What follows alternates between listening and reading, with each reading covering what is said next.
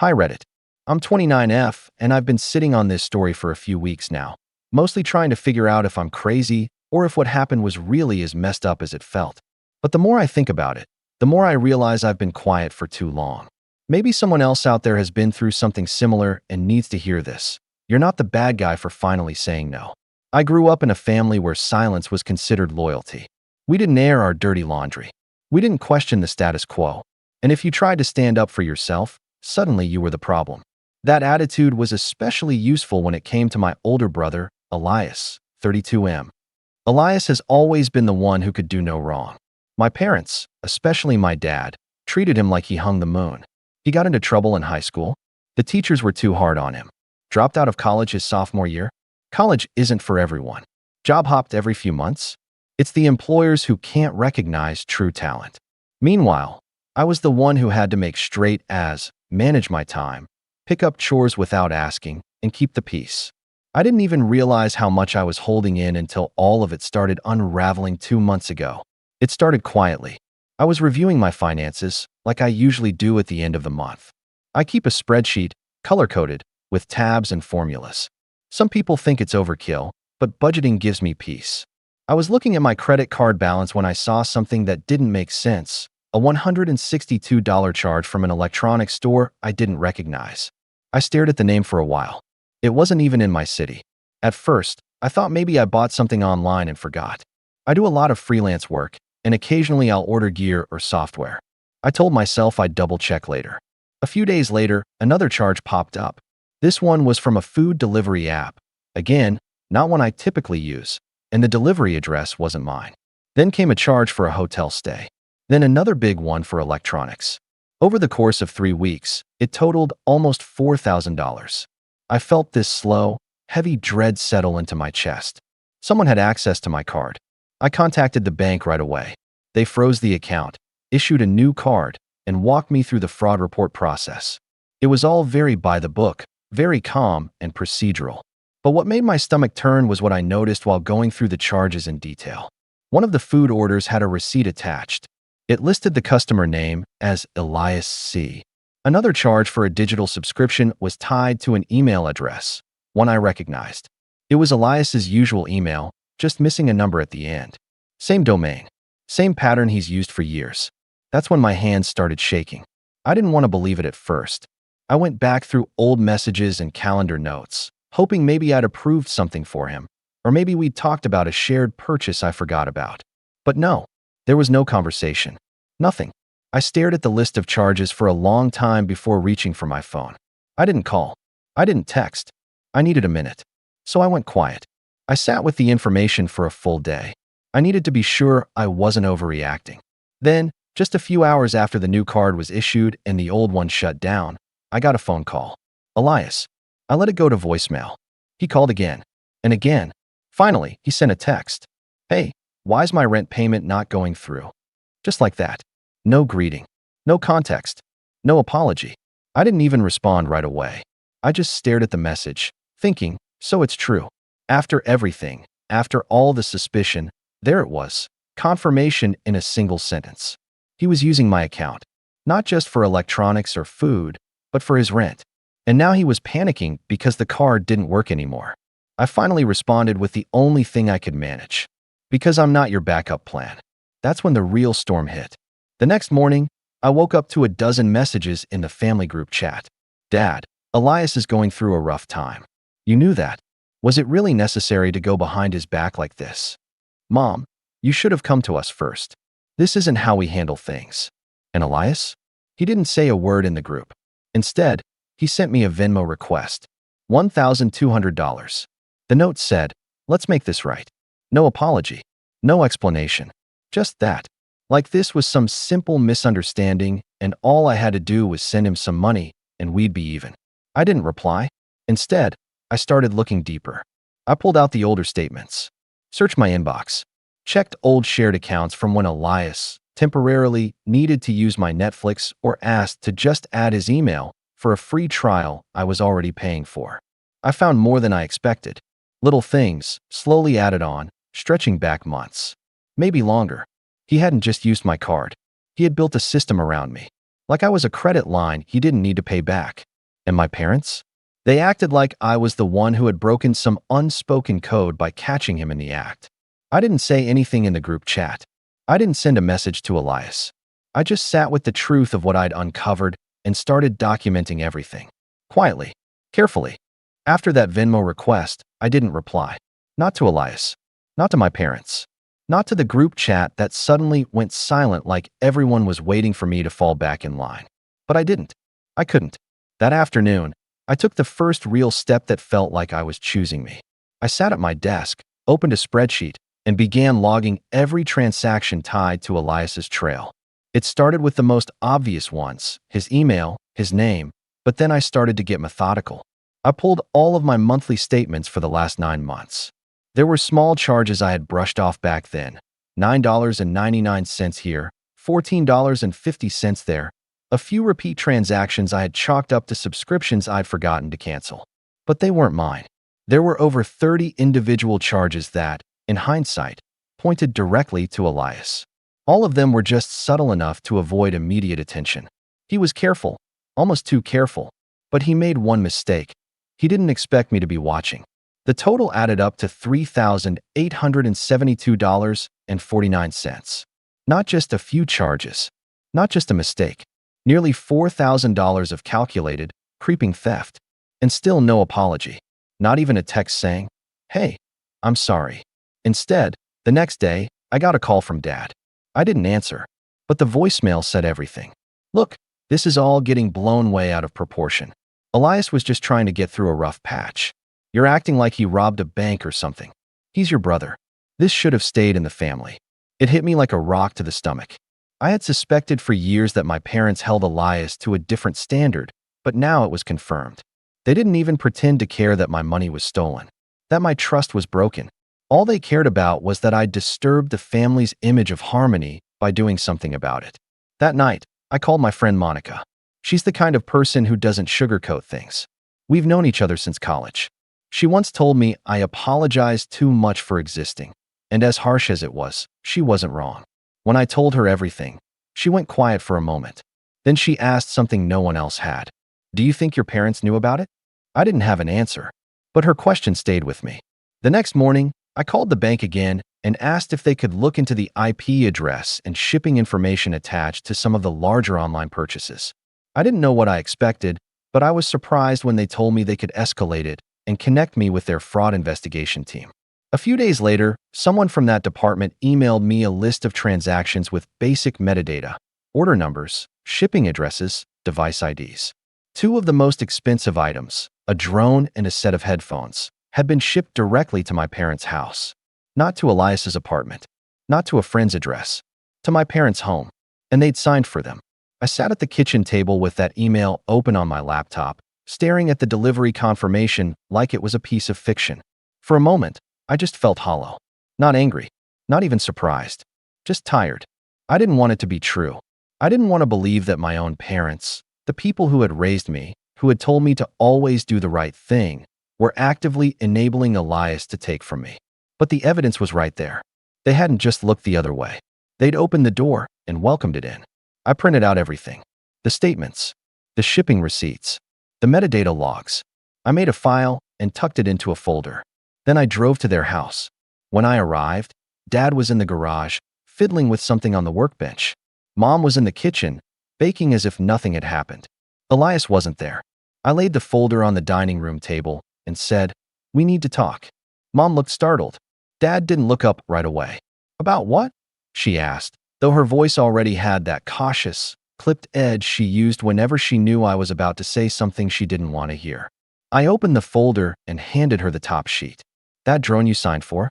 That wasn't a gift. It was bought with my card." She blinked. "What are you talking about?" Dad finally turned around, wiping his hands with an old rag. "If this is about Elias again, we already said." "No, you didn't say anything. You deflected. You tried to make this about loyalty. But this," I pointed to the paper, "this is theft. Almost $4,000. Dad frowned. "You really went and gathered all this? Over a few purchases?" I just stared at him. Mom looked down at the paper in her hand. She didn't say a word. I wasn't sure what I expected. Shock, guilt, denial, maybe even a quiet apology. But instead, She just set the paper down and turned toward the oven like I hadn't said anything at all. "Dinner will be ready in 20 minutes, she said. That's when I realized this wasn't just about Elias. This was about the entire dynamic. They weren't just excusing his behavior. They were participating in it. I left without another word. Later that night, Elias texted again. "I didn't mean for it to go this far. I thought you wouldn't notice. You always have savings. I needed help. That's what stuck with me the most. You always have savings." As if that made it okay. As if I worked hard, budgeted, planned, so that he could coast. The next day, I started taking steps. I met with a legal advisor. I opened a new account at a different bank. I froze my credit. I added fraud alerts. I started removing them, my parents, Elias, from every system where they could access me. I didn't make a big show of it. No announcement. No confrontation. Just quiet, deliberate untangling. I thought maybe that would be the end of it. But then I got another message. From Monica. "Hey, random question. Did you co-sign something for Elias a while back? Like a phone contract or a lease?" My blood ran cold. Because I had. And I had completely forgotten. It was 3 years ago. He was between jobs, and he swore it was temporary. He just needed someone with a good credit score to help him get approved for a phone plan. I didn't think much of it at the time. But now I wasn't so sure it had ended there. That night, I pulled out old emails and contracts, trying to trace everything back. What I found wasn't conclusive. Not yet. But there were enough red flags to make my heart pound. There were unpaid bills tied to my name. And they weren't small. I felt the room tilt slightly as I realized this rabbit hole was deeper than I thought. Elias hadn't just taken money. He had taken my credit, my trust, my name, and used it like it belonged to him. And my parents? They were still silent. But not for much longer.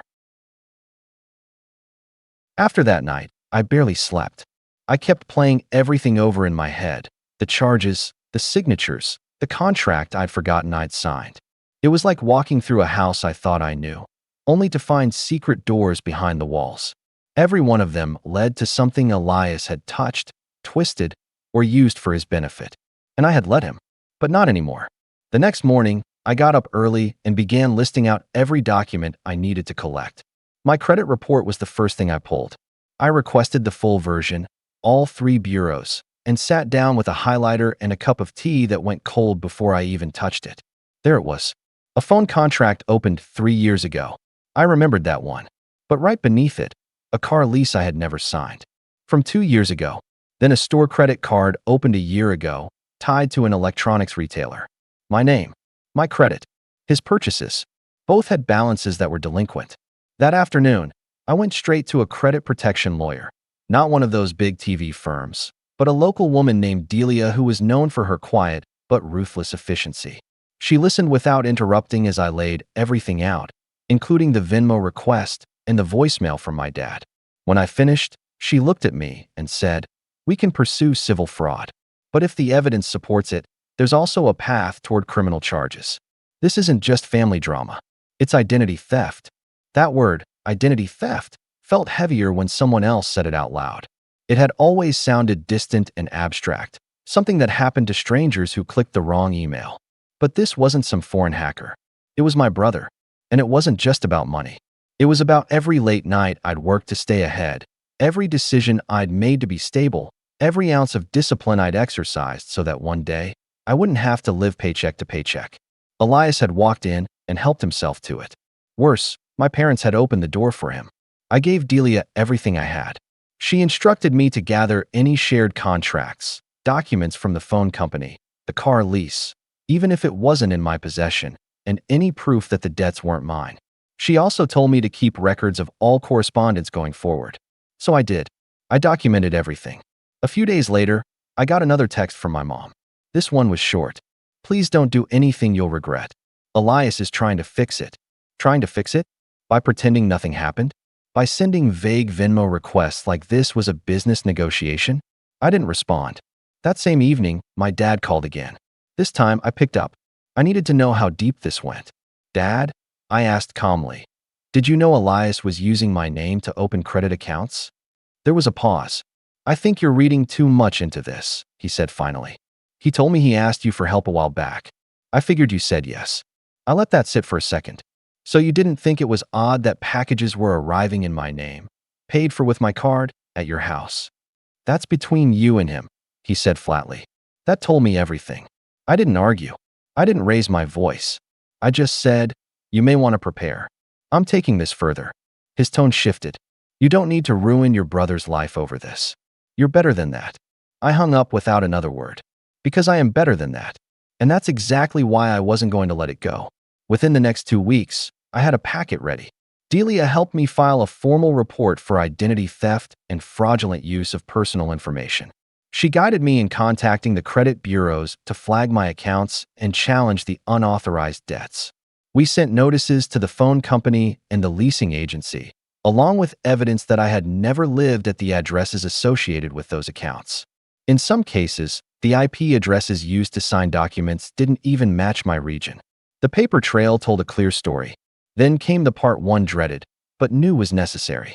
Delia suggested that we send a formal notice to Elias, outlining what had been discovered, the steps I was taking, and giving him the option to respond. It wasn't legally required, but it was part of building a fair case. I agreed. She drafted the letter. It was calm, clear, and detailed. When Elias received it, he didn't call me. Instead, he forwarded it to our parents. That same night, the family group chat came alive again. Mom, this is going to destroy your brother. Dad, you're tearing the family apart. Elias, finally, you could have just talked to me. Why are you doing this? It was like watching a magician drop all their tricks at once. They had nothing left to spin it with. No excuses, no distractions, just raw panic. I didn't reply in the group chat. Instead, I messaged Elias privately. I did talk to you. You stole from me, and you lied. This is me protecting myself. He didn't respond. The silence was louder than anything he could have said. A week later, I was preparing for a meeting with Delia when I got a knock at my apartment door. It was my mother. She stood there holding a pie, one of her olive branch gestures from my childhood. Back then, it meant she wanted peace. But now it felt like a bribe. Something to place on my counter so she could feel like she'd done her part. Can I come in? She asked. I didn't want to, but I stepped aside. We sat in my small kitchen, and she looked around like she hadn't really seen my life before. Then she said, You're really going through with this? Yes. She exhaled. You don't understand how hard things have been for Elias. He's been trying to get his business off the ground. He's just not like you. He doesn't have your sense of order. We didn't know how else to help. I stared at her. So you helped him steal? Her jaw tightened. We didn't think of it like that. But that's what it was, I said, more softly than I expected. And you knew? She looked away. I stood. I'm not doing this to hurt him. I'm doing this to stop the damage. And to make sure it never happens again. She didn't argue. She just nodded slowly, left the pie on the counter, and walked out.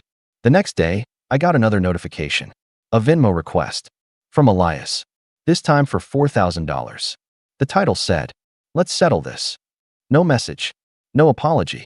Just that. Like this was something we could bury under a dollar amount. I stared at it for a long time. Then I took a screenshot and forwarded it to Delia. After I sent that final screenshot to Delia, I sat back in my chair and let myself breathe. Not the shallow, careful breath I'd grown used to during these past few weeks, but a full, deep breath that felt like the first one in years. It's strange how long you can live in a storm without realizing how soaked you are, until you finally step out of it. Delia responded within the hour. The Venmo request, along with all the previous documentation, was compiled into the growing file she had already built. We were no longer just talking about identity theft. The pattern of manipulation, financial abuse, and family involvement made the case more layered and more serious. She asked if I wanted to proceed with a civil suit or escalate to pressing criminal charges. It was a difficult question, not because I felt conflicted about Elias. I didn't. But because deep down, I still felt that old guilt, the kind that had been planted when I was young. The voice that whispered, if you do this, you're tearing the family apart. But by now, I understood something clearly. They tore it apart the moment they decided that Elias's convenience was worth more than my safety. I told Delia to move forward with both options. If the DA chose to pursue criminal charges, so be it. I wasn't going to stand in the way.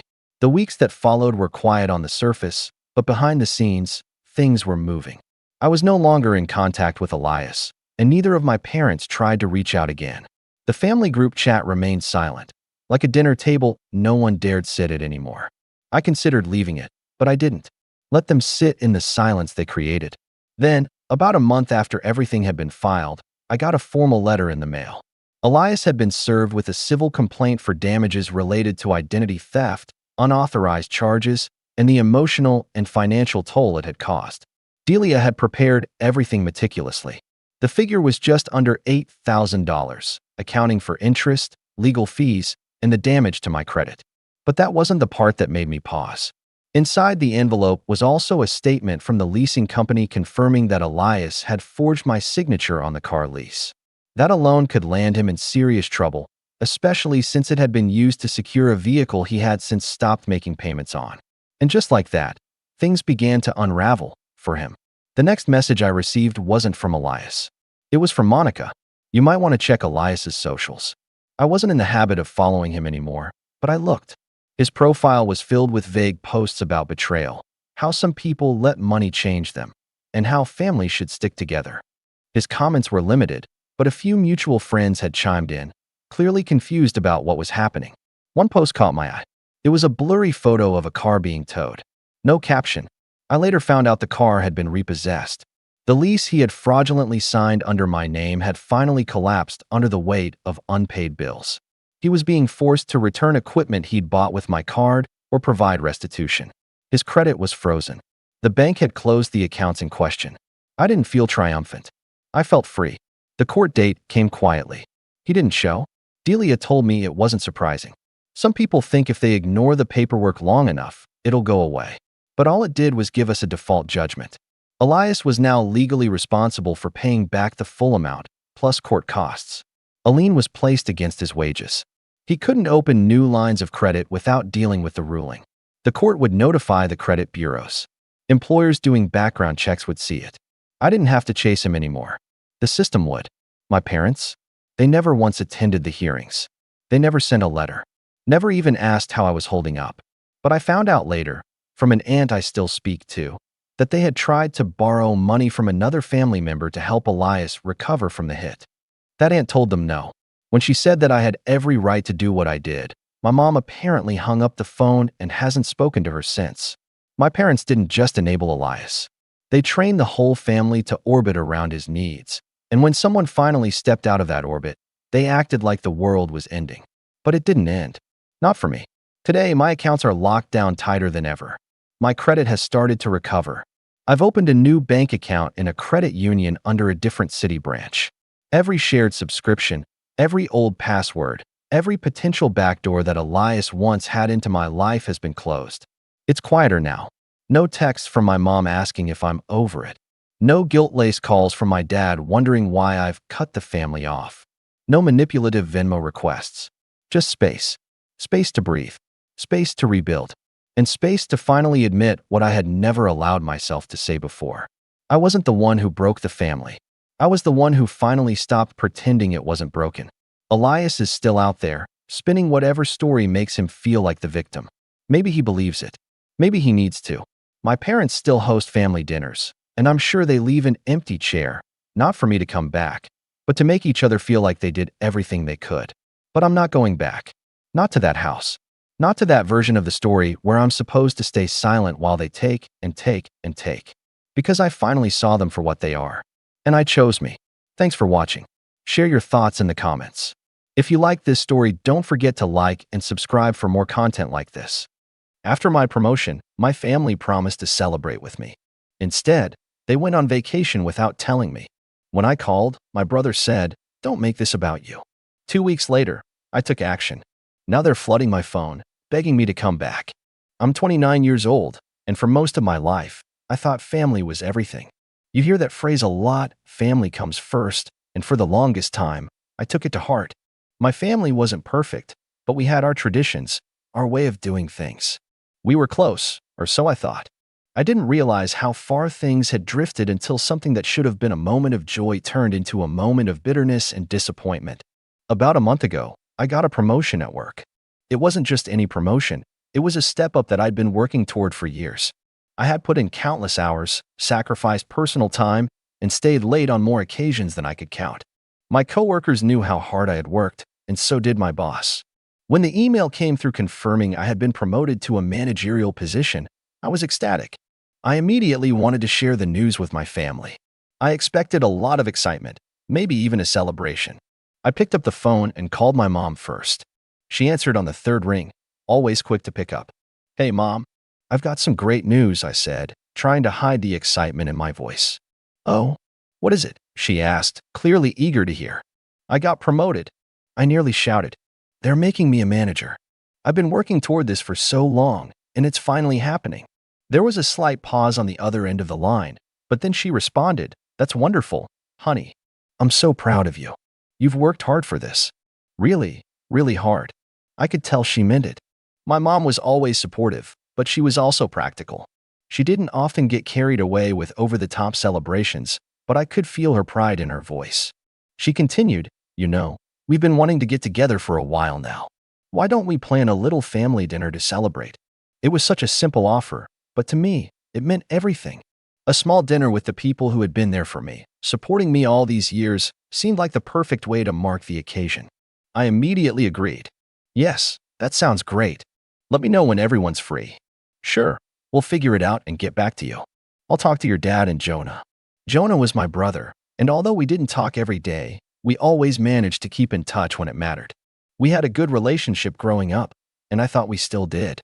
He was always busy with his own life, but I didn't think he'd mind taking some time to celebrate with me.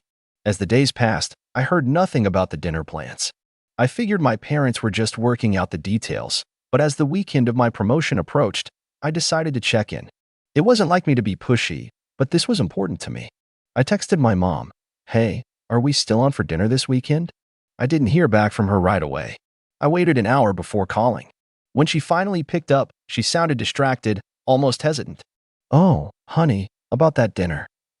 We actually had to adjust some plans," she said, her voice sounding softer than usual.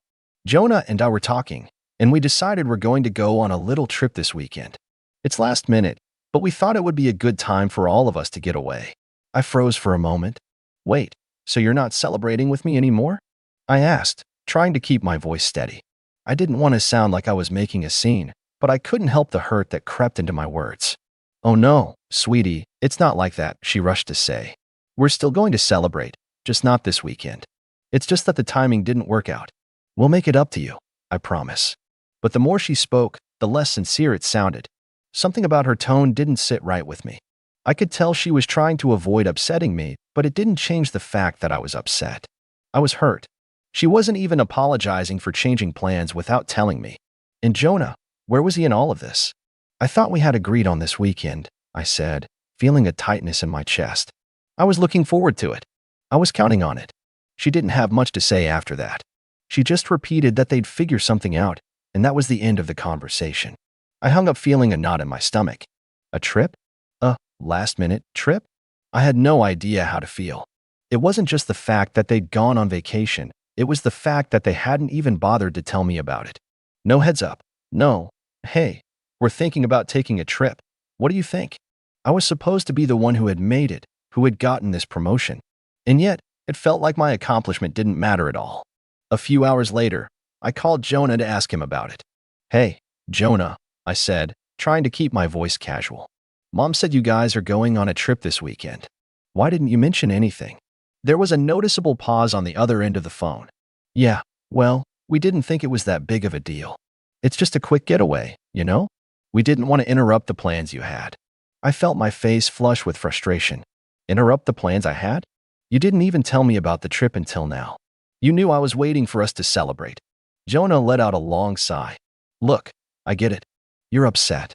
But honestly, don't make this about you. It's just a dinner. We're still family." Those words, the way he said it, so dismissive, as if my promotion wasn't worth celebrating, made my blood run cold. I could feel the anger bubbling up inside me, but I kept my voice steady. "I've been working hard for this, Jonah. It's not just a dinner to me."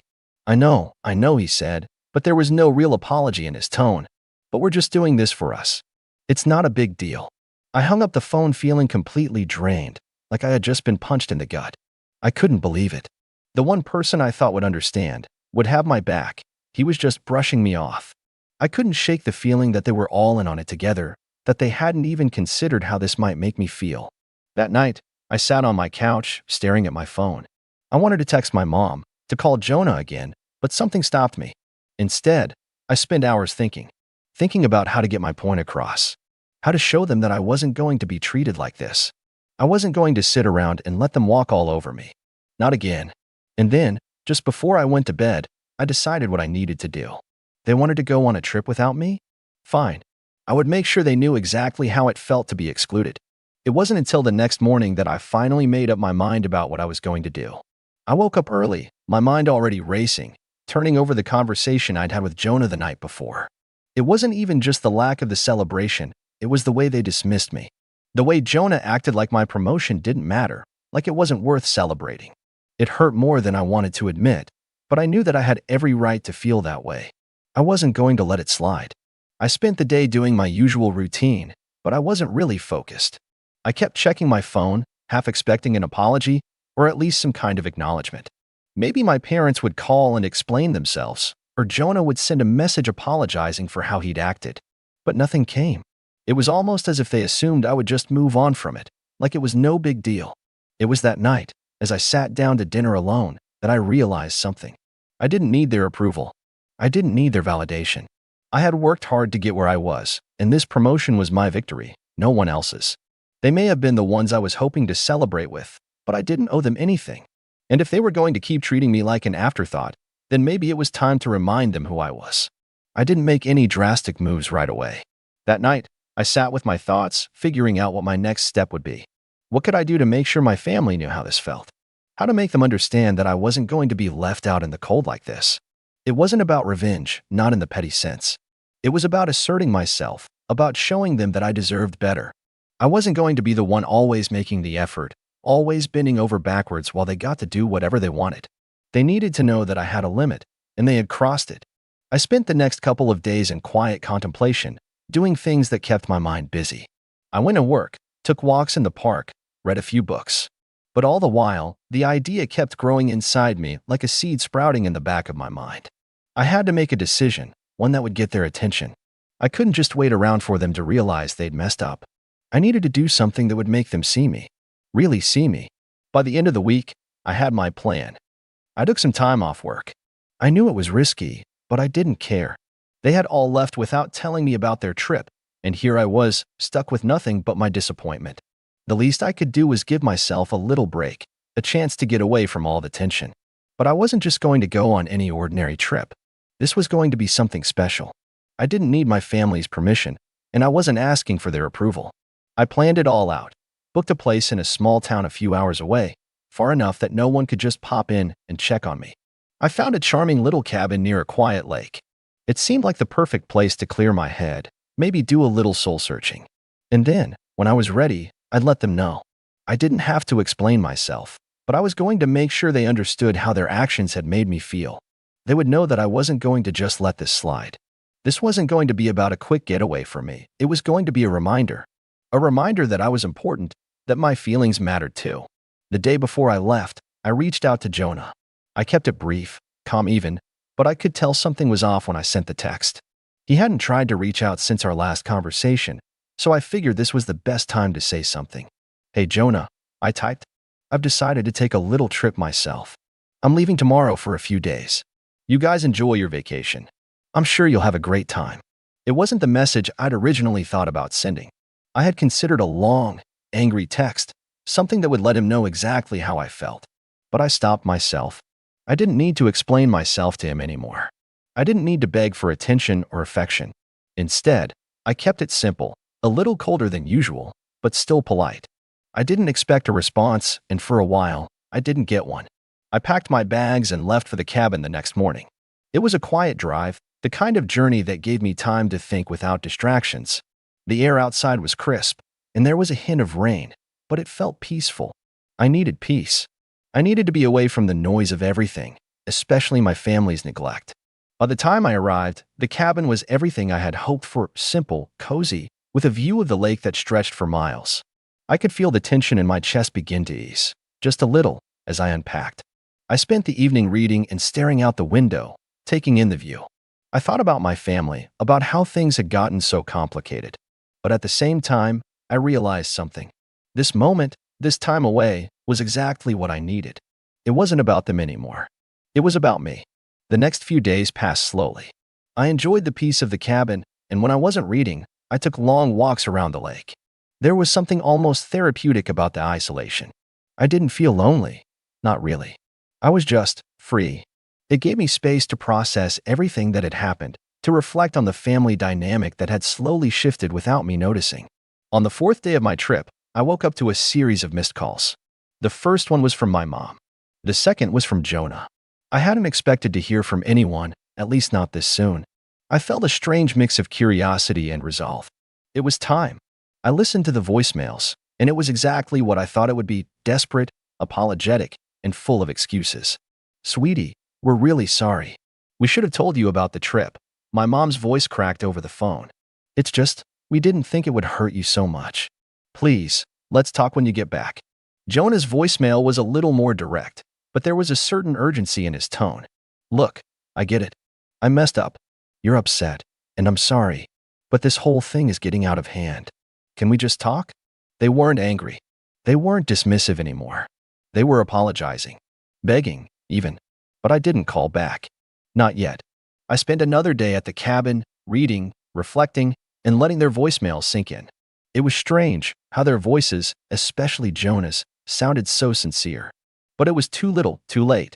They had made me feel like I wasn't worth their time, and now they were scrambling to make it right. But it wasn't about apologies anymore. It wasn't just about being excluded from their little vacation. It was about the principle. They thought they could do whatever they wanted, leave me out in the cold, and then expect everything to go back to normal when they came crawling back. But I wasn't going to let them off that easy. I didn't call them back, not at first. I needed them to stew a little, to realize the weight of what they had done. I wanted them to feel the absence, the silence, and wonder if they had really lost me. The more I thought about it, the more I realized that this wasn't just about one missed celebration. It was about a pattern, a history of them prioritizing their own needs and desires over mine. I had spent so many years trying to be the dutiful daughter, always there when they needed me, and for what? So they could take me for granted? No more. I wanted them to understand the cost of their actions. I wanted them to feel the sting of exclusion the same way I did. So, I began to plan, carefully, methodically. I spent the next few days making sure my family knew that I wasn't coming back anytime soon. I didn't respond to any of their calls or texts. But I did send one message to Jonah, just one. "I've been thinking a lot, and I've realized that I don't need to keep trying to earn your approval. I've spent years trying to make you all proud, but it's clear to me now that none of you really care about what I've accomplished. So I'm going to focus on myself for a while." I didn't expect him to respond immediately, but I knew he would. And when he did, I was ready. He sent a simple text. "What do you mean?" "I'm sorry. We all want you to be happy. Don't be like this." I didn't answer for hours. I was in no rush. Eventually, I responded, "I'm done chasing. I've worked hard to get where I am, and I'm done being the one who makes all the efforts. If you really cared, you would have shown up when it mattered." That was it. The message was delivered, and there was nothing more to say. I could feel the tension building in me, the satisfaction of finally standing up for myself, but it wasn't enough yet. Not by a long shot. The following week, I returned home, but I wasn't in any hurry to get back to normal. I didn't call anyone. I stayed quiet, keeping my distance. It was time for them to sweat a little. I decided to show up at the family's usual dinner gathering a few days later, unannounced. I didn't tell them I was coming. I wanted to see their faces when they realized that I wasn't just going to come running back into their arms. They had to learn that things wouldn't just go back to the way they were. Not this time. I arrived right as they were sitting down to eat, the table filled with the usual suspects: my parents, my brother Jonah, and a couple of distant relatives who I hadn't seen in years. They all looked up in shock when I walked through the door.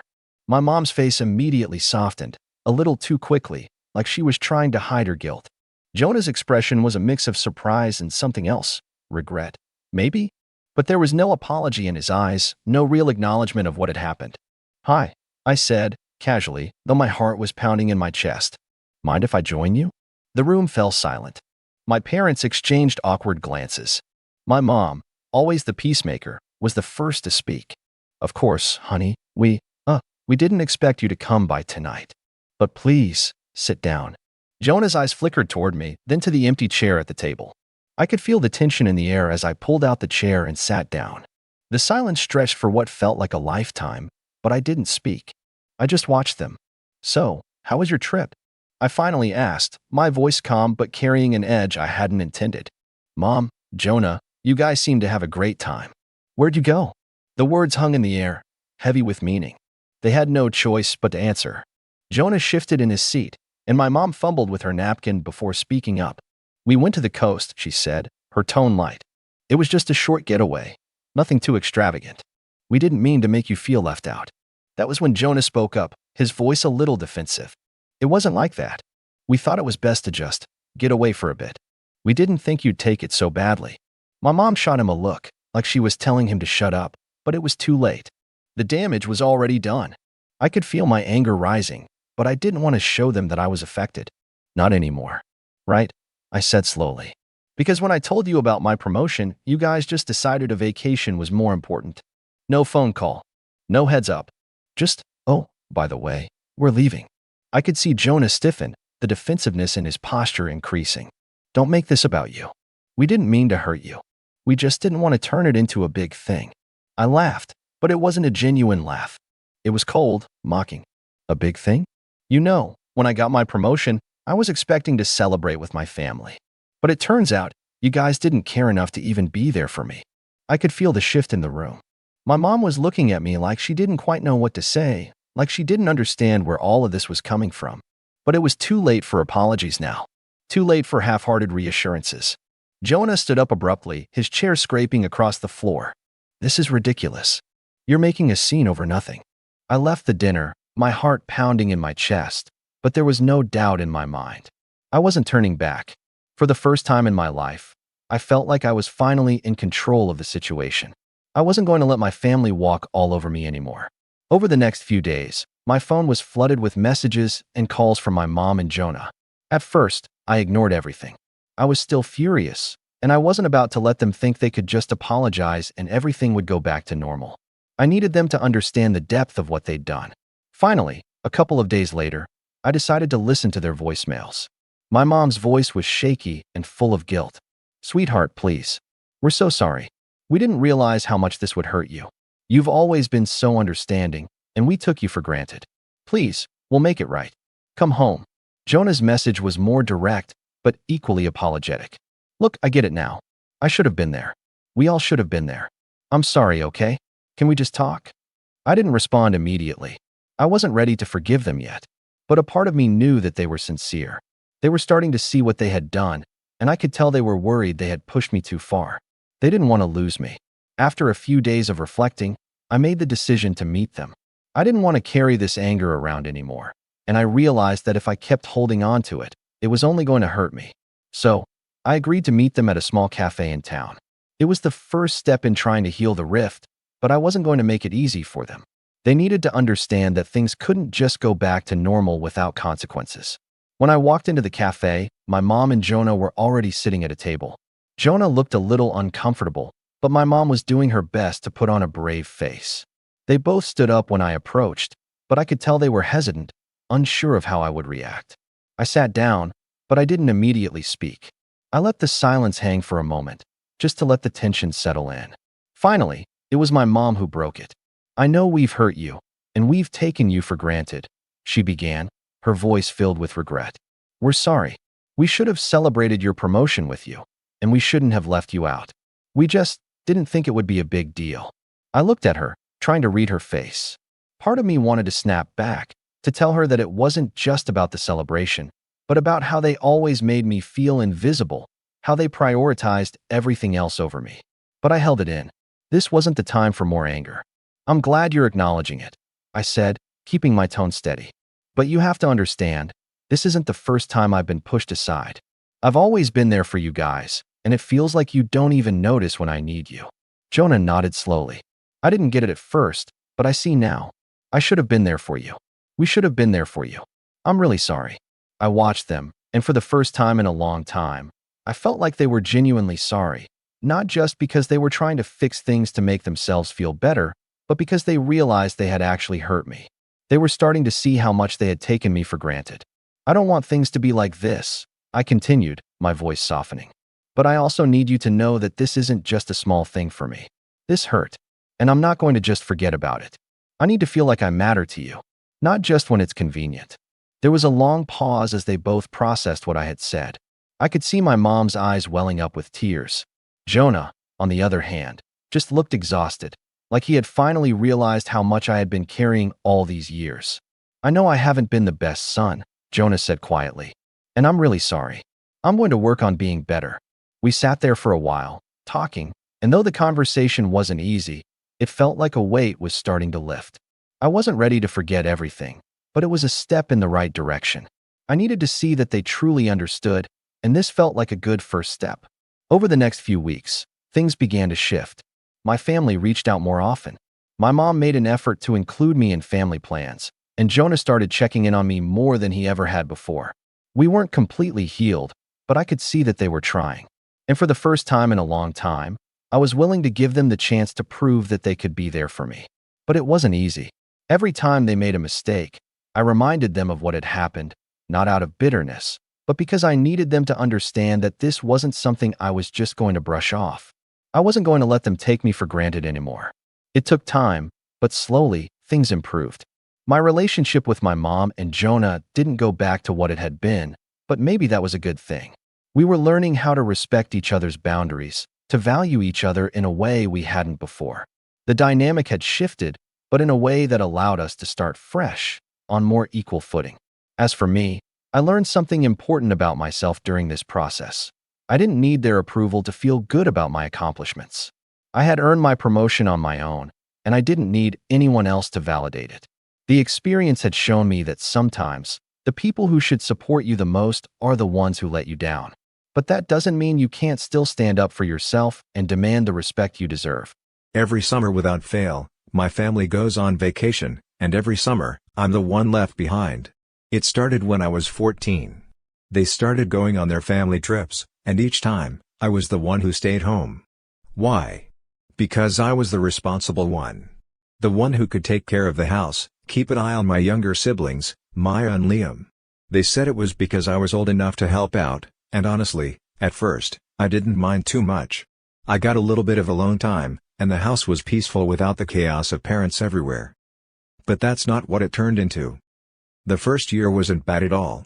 Maya and Liam were still young, so they were pretty easy to manage.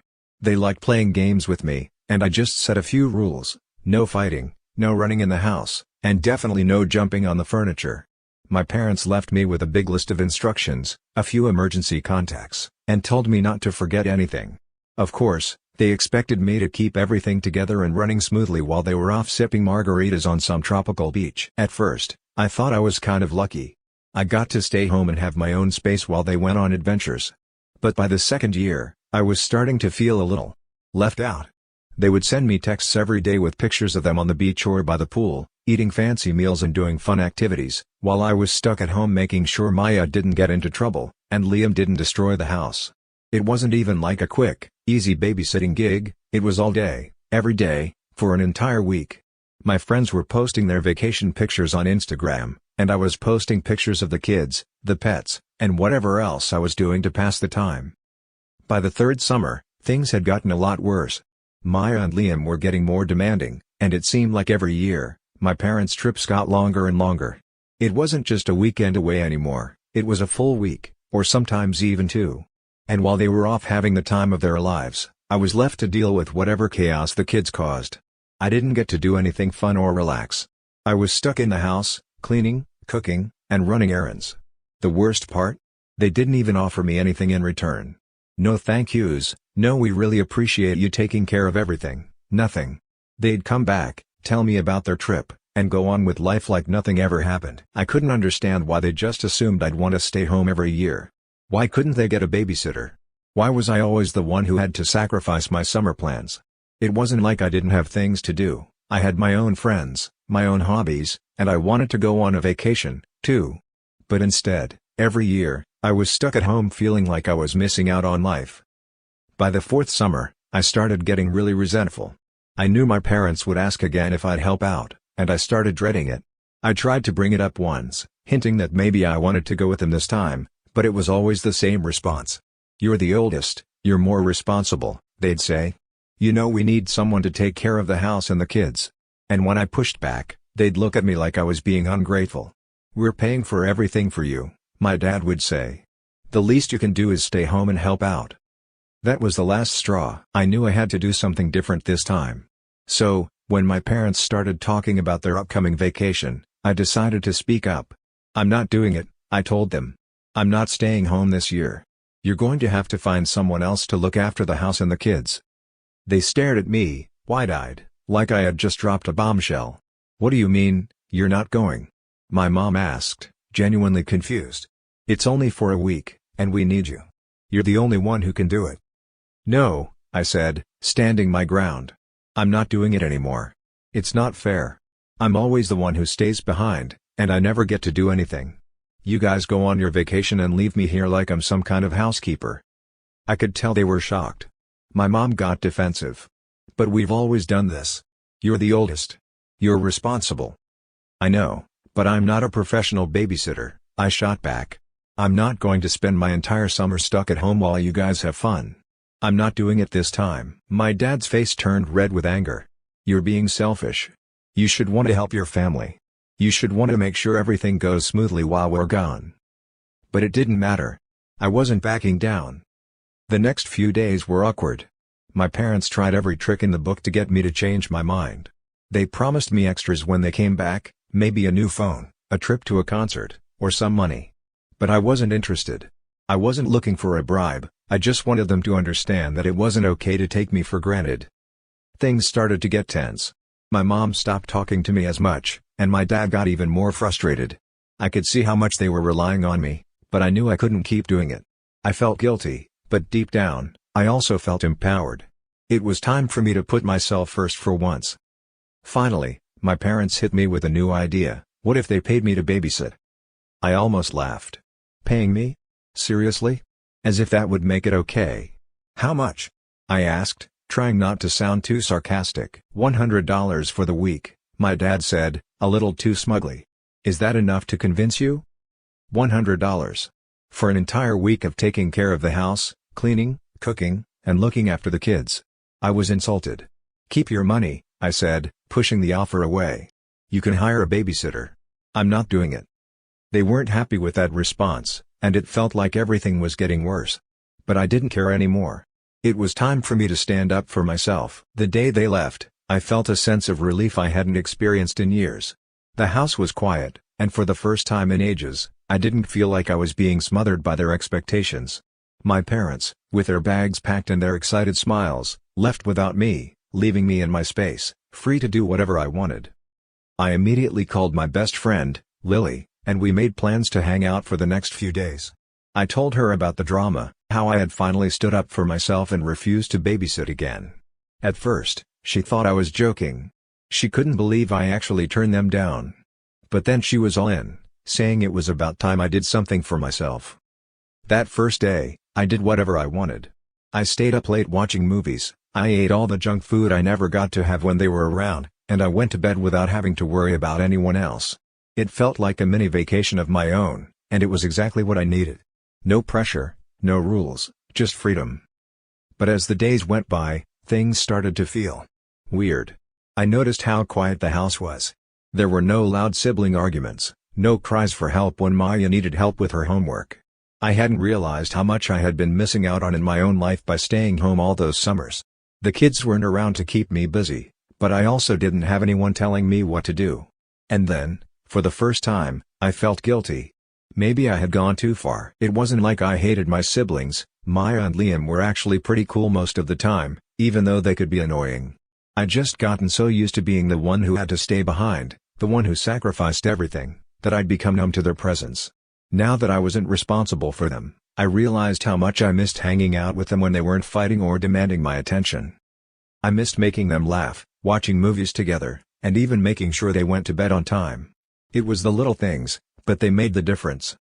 But I couldn't go back. Not now, not after everything I had said to my parents. So, I kept to my plan, taking advantage of my week of freedom, doing things I never had the chance to before. However, by the 5th day, I started hearing rumors around school. Apparently, my parents had told some of my relatives about what happened, about how I had refused to babysit and how I was being ungrateful. My aunt, who had always been on my side, Sent me a text saying that my mom was really upset and that I should apologize. But I wasn't ready to apologize. I was tired of apologizing for putting myself last. I wasn't a doormat, and I wasn't going to pretend like everything was fine when it wasn't. One night, my mom called me to check in. At first, it felt awkward. She asked me how everything was going, and I told her things were good. I didn't mention that I was a little bored or that I was starting to miss the usual chaos, but I could tell she wasn't buying my forced enthusiasm. "Why aren't you answering my texts?" she asked. "And don't you think you should be spending this time thinking about what you've done?" "I don't think I've done anything wrong," I replied, trying to keep my voice steady. "I didn't want to babysit this year. And you can't just expect me to give up my entire summer every year. I have my own life too, you know?" There was a long pause. I could hear her sigh from the other end of the line. I don't understand why you're making this so difficult. We're a family." "I know we're a family, but that's why I'm telling you the truth. I'm not happy. I haven't been for a while." There was another pause, and then she said something that took me by surprise. "I didn't know you felt that way. We just assumed you were okay with it all." I blinked in shock. Well, I wasn't. I'm not okay with it anymore. She didn't respond for a while, and I wasn't sure if she was upset or just trying to figure out what to say next. Finally, she said, "We'll talk more when we get back." That was the end of the conversation, and I felt a mixture of relief and frustration. On one hand, she'd heard me out, but on the other, I knew this wasn't going to be the end of it. She would expect me to go back to babysitting next summer, and I had no idea how to stop that cycle. The days passed, and I spent the rest of the week in a mix of freedom and contemplation. My parents were still gone, and everything was quiet in the house. I spent time with my friends, went to the movies, and did everything I had been putting off for years. And then, on the final day before they came home, I made a decision. It was time to have one final conversation with my parents, to set the record straight once and for all. I wasn't going to be their free babysitter anymore. The night before my parents returned, I stayed up late thinking about what I was going to say. I was nervous, but at the same time, I knew I couldn't go back on my decision. I'd been living in their shadow for too long, and it was time to speak up. The next morning, I heard their car pull into the driveway, and the familiar sound of their luggage being unloaded filled the air. I felt my stomach twist. I couldn't put this off any longer. They were back, and it was time for us to have the conversation I'd been dreading. When they came inside, my mom seemed unusually cheerful. She must have missed the kids more than she let on. My dad was just his usual self, joking around like nothing had happened. They didn't know what was about to hit them. "Hey, sweetheart, how was your week?" my mom asked, trying to sound casual. "It was good," I replied, my voice shaking a little. "But I need to talk to you both about something." My mom paused, her smile fading slightly. "What's going on?" I took a deep breath. "I'm not going to babysit anymore. Not next summer, not any summer. I can't keep putting my life on hold for you guys." There it was. The truth, plain and simple. It was out in the open, and there was no taking it back. My dad blinked, clearly taken aback. "What do you mean? You always help us out with the kids. It's part of being a family." "I know," I said, my voice getting a little firmer. "But it's not fair. You've been asking me to give up my entire summer for years, and I've been doing it because I felt like I had to. But I don't want to anymore. I have my own plans, my own life." My mom looked at me, her expression softening. "I didn't realize you felt that way. I just thought you enjoyed spending time with your siblings." "I do, but I need time for myself too," I replied. "I want to go out with my friends, go to the beach, or even just relax in peace. I shouldn't have to feel guilty for wanting that." My dad crossed his arms, clearly not pleased. "You're being selfish. Don't you care about your family?" "I do care," I said, fighting back the tears that threatened to spill. "But I also need to care about myself. You guys go on vacations, spend time together, and I get stuck at home taking care of everything. I can't do that anymore." The silence between us was heavy. I could tell they were both processing everything I'd just said. I felt like I had just dropped a bombshell on them. For a long time, I thought my parents would never understand. But somehow, it felt good to finally stand my ground. After what felt like an eternity, my mom sighed. "I get it," she said quietly. "But we need to find a solution. We can't just leave the kids with no one." "I'm not saying you should leave them with no one," I replied. "Just not with me. I've told you how I feel, and I need you to respect that." Maybe we can find someone else, or you guys can hire a babysitter. I'm not saying you can't go on your trips, but I can't keep doing this." My dad opened his mouth to argue, but my mom stopped him with a raised hand. "I think we need some time to think about this," she said softly. "But I hear you. We'll figure something out." That conversation didn't end with all the answers, but at least it was a start. I felt lighter, like a weight had been lifted off my shoulders. For the first time in a long time, I felt like I was finally being heard. Over the next few days, things between us were still a little tense, but they did start respecting my decision. My mom and dad agreed to look into finding someone else to help with the kids during their vacations. They weren't thrilled about it, but they knew they had to compromise if they wanted to keep the peace. As for me, I spent the rest of the summer doing exactly what I wanted. I hung out with my friends, went to the beach, and finally caught up on all the things I had missed out on while babysitting every year. It felt like a victory, not just because I had finally said no, but because I was taking control of my life and my time. That summer was a turning point for me. It wasn't easy standing up to my parents, and there were moments when I felt guilty. But looking back, I know it was the right thing to do. I wasn't going to let my family's expectations control my life anymore.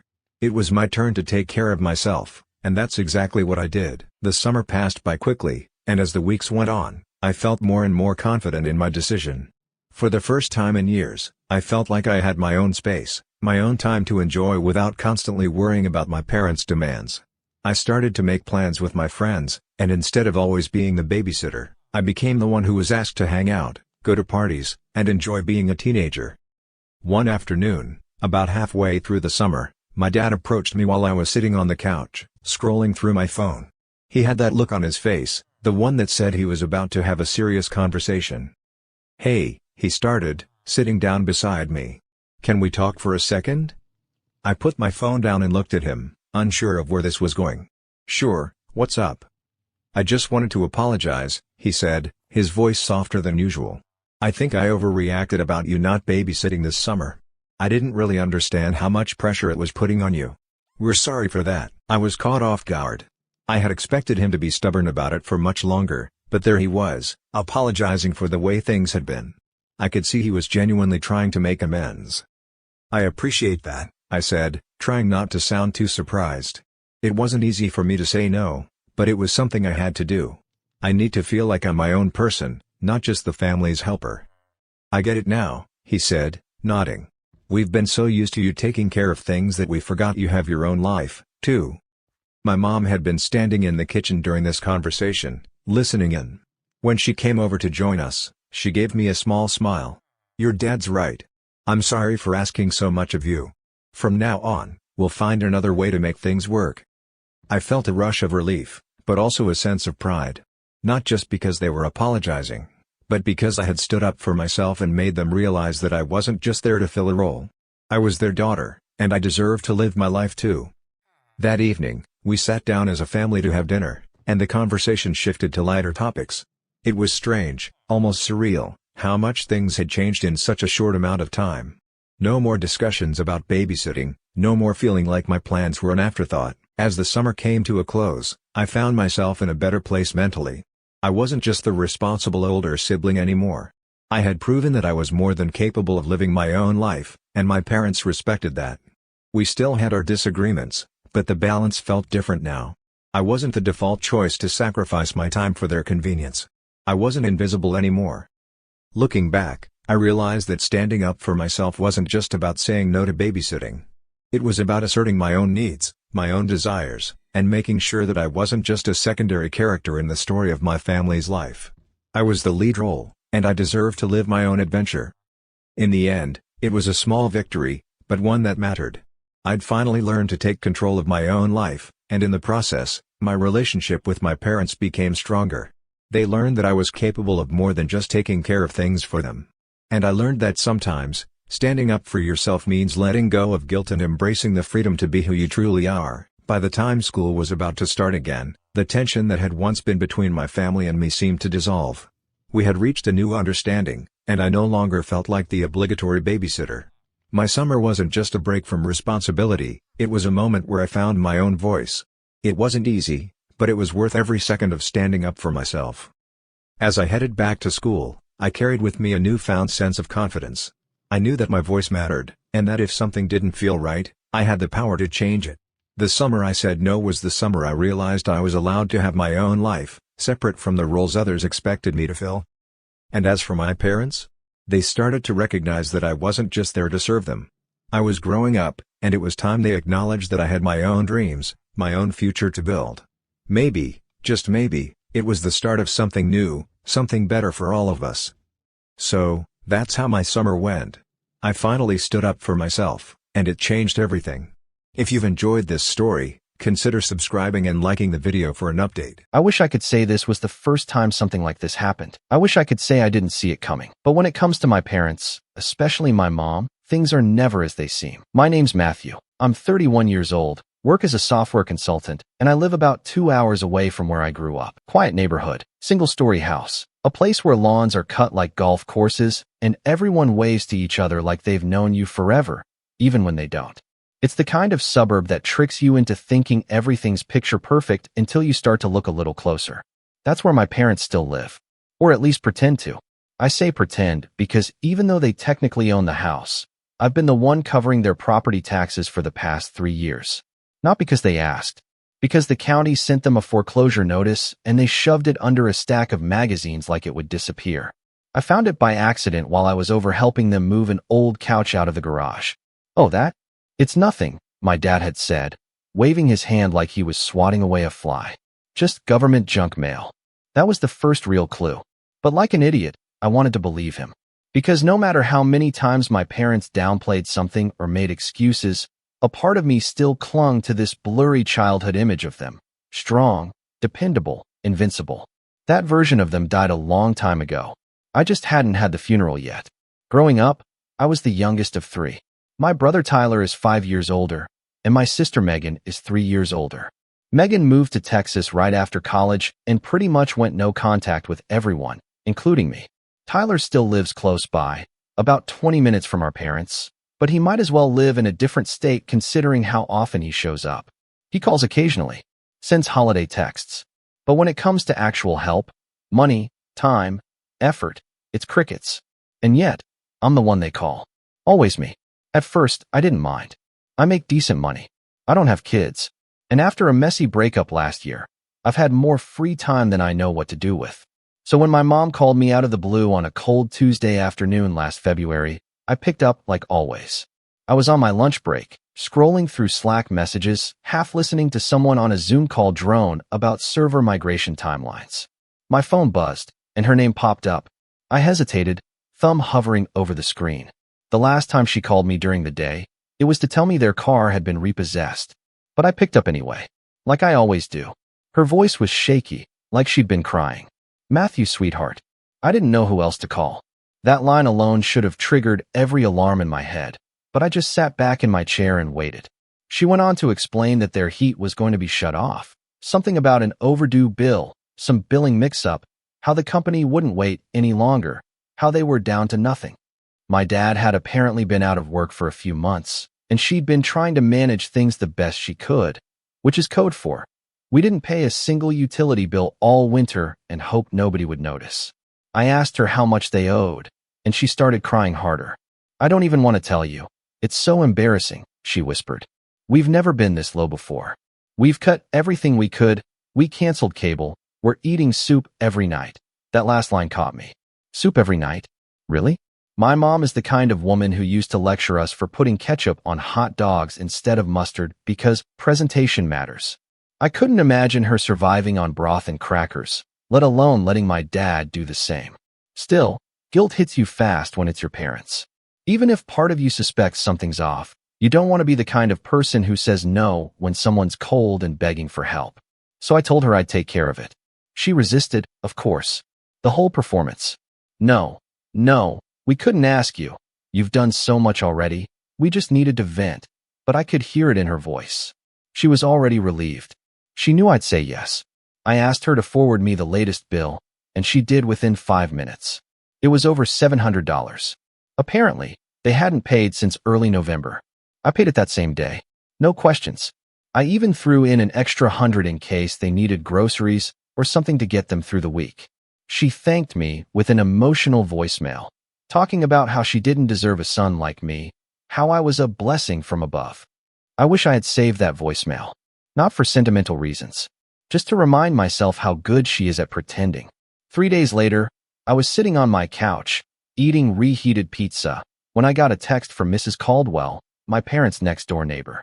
We're not exactly close, but we exchanged numbers after I helped her set up her Wi-Fi router a few months back. She's one of those sweet older ladies who keeps tabs on everything happening in the neighborhood, partly out of concern, mostly out of boredom. The text said, "Hey Matthew, just thought you might want to see this. I hope everything's okay." Attached was a video. At first, I didn't even recognize the backyard. But then I saw the white trellis my dad built 2 summers ago, and the fake stone fountain they installed with a Home Depot gift card I gave them for Christmas. The video showed their backyard, decorated with string lights, linen-covered tables, people laughing, mingling. A man in a white chef's coat was flipping skewers over a grill, and a woman with a headset was guiding a 5-piece jazz band through sound check. I sat there, frozen, watching my parents, who were supposedly broke and freezing, laughing with guests, sipping wine, smiling like they hadn't just begged me for heating money 3 days ago. The video was less than a minute long, but I must have watched it 10 times. Every time I thought maybe I was misunderstanding something, a new detail would jump out. My dad was wearing a new button-down. My mom had her hair professionally styled. At one point, I even saw Tyler in the background, holding a plate piled high with food, laughing at something someone said. Tyler, who hadn't chipped in a cent to help them. Tyler, who never returned my calls when I told him they were struggling. I didn't say anything. Not at first. I didn't call. I didn't text. I didn't even reply to Mrs. Caldwell's message. I just sat there for hours, phone in my hand, trying to figure out what I was supposed to feel. Angry? Hurt? Betrayed? All of it hit me at once, and then none of it did. It was like my brain refused to process it. So I didn't confront them. I didn't want to give them the satisfaction of knowing they got under my skin. I just quietly decided that this was the last time. No more surprise bills. No more guilt-tripping voicemails. No more games. But then, almost exactly 1 week later, I got another text from my mom. This one said, "Hey honey, sorry to bother you. We're short on cash again. Can you spot us something to get through the month?" No details. No explanation.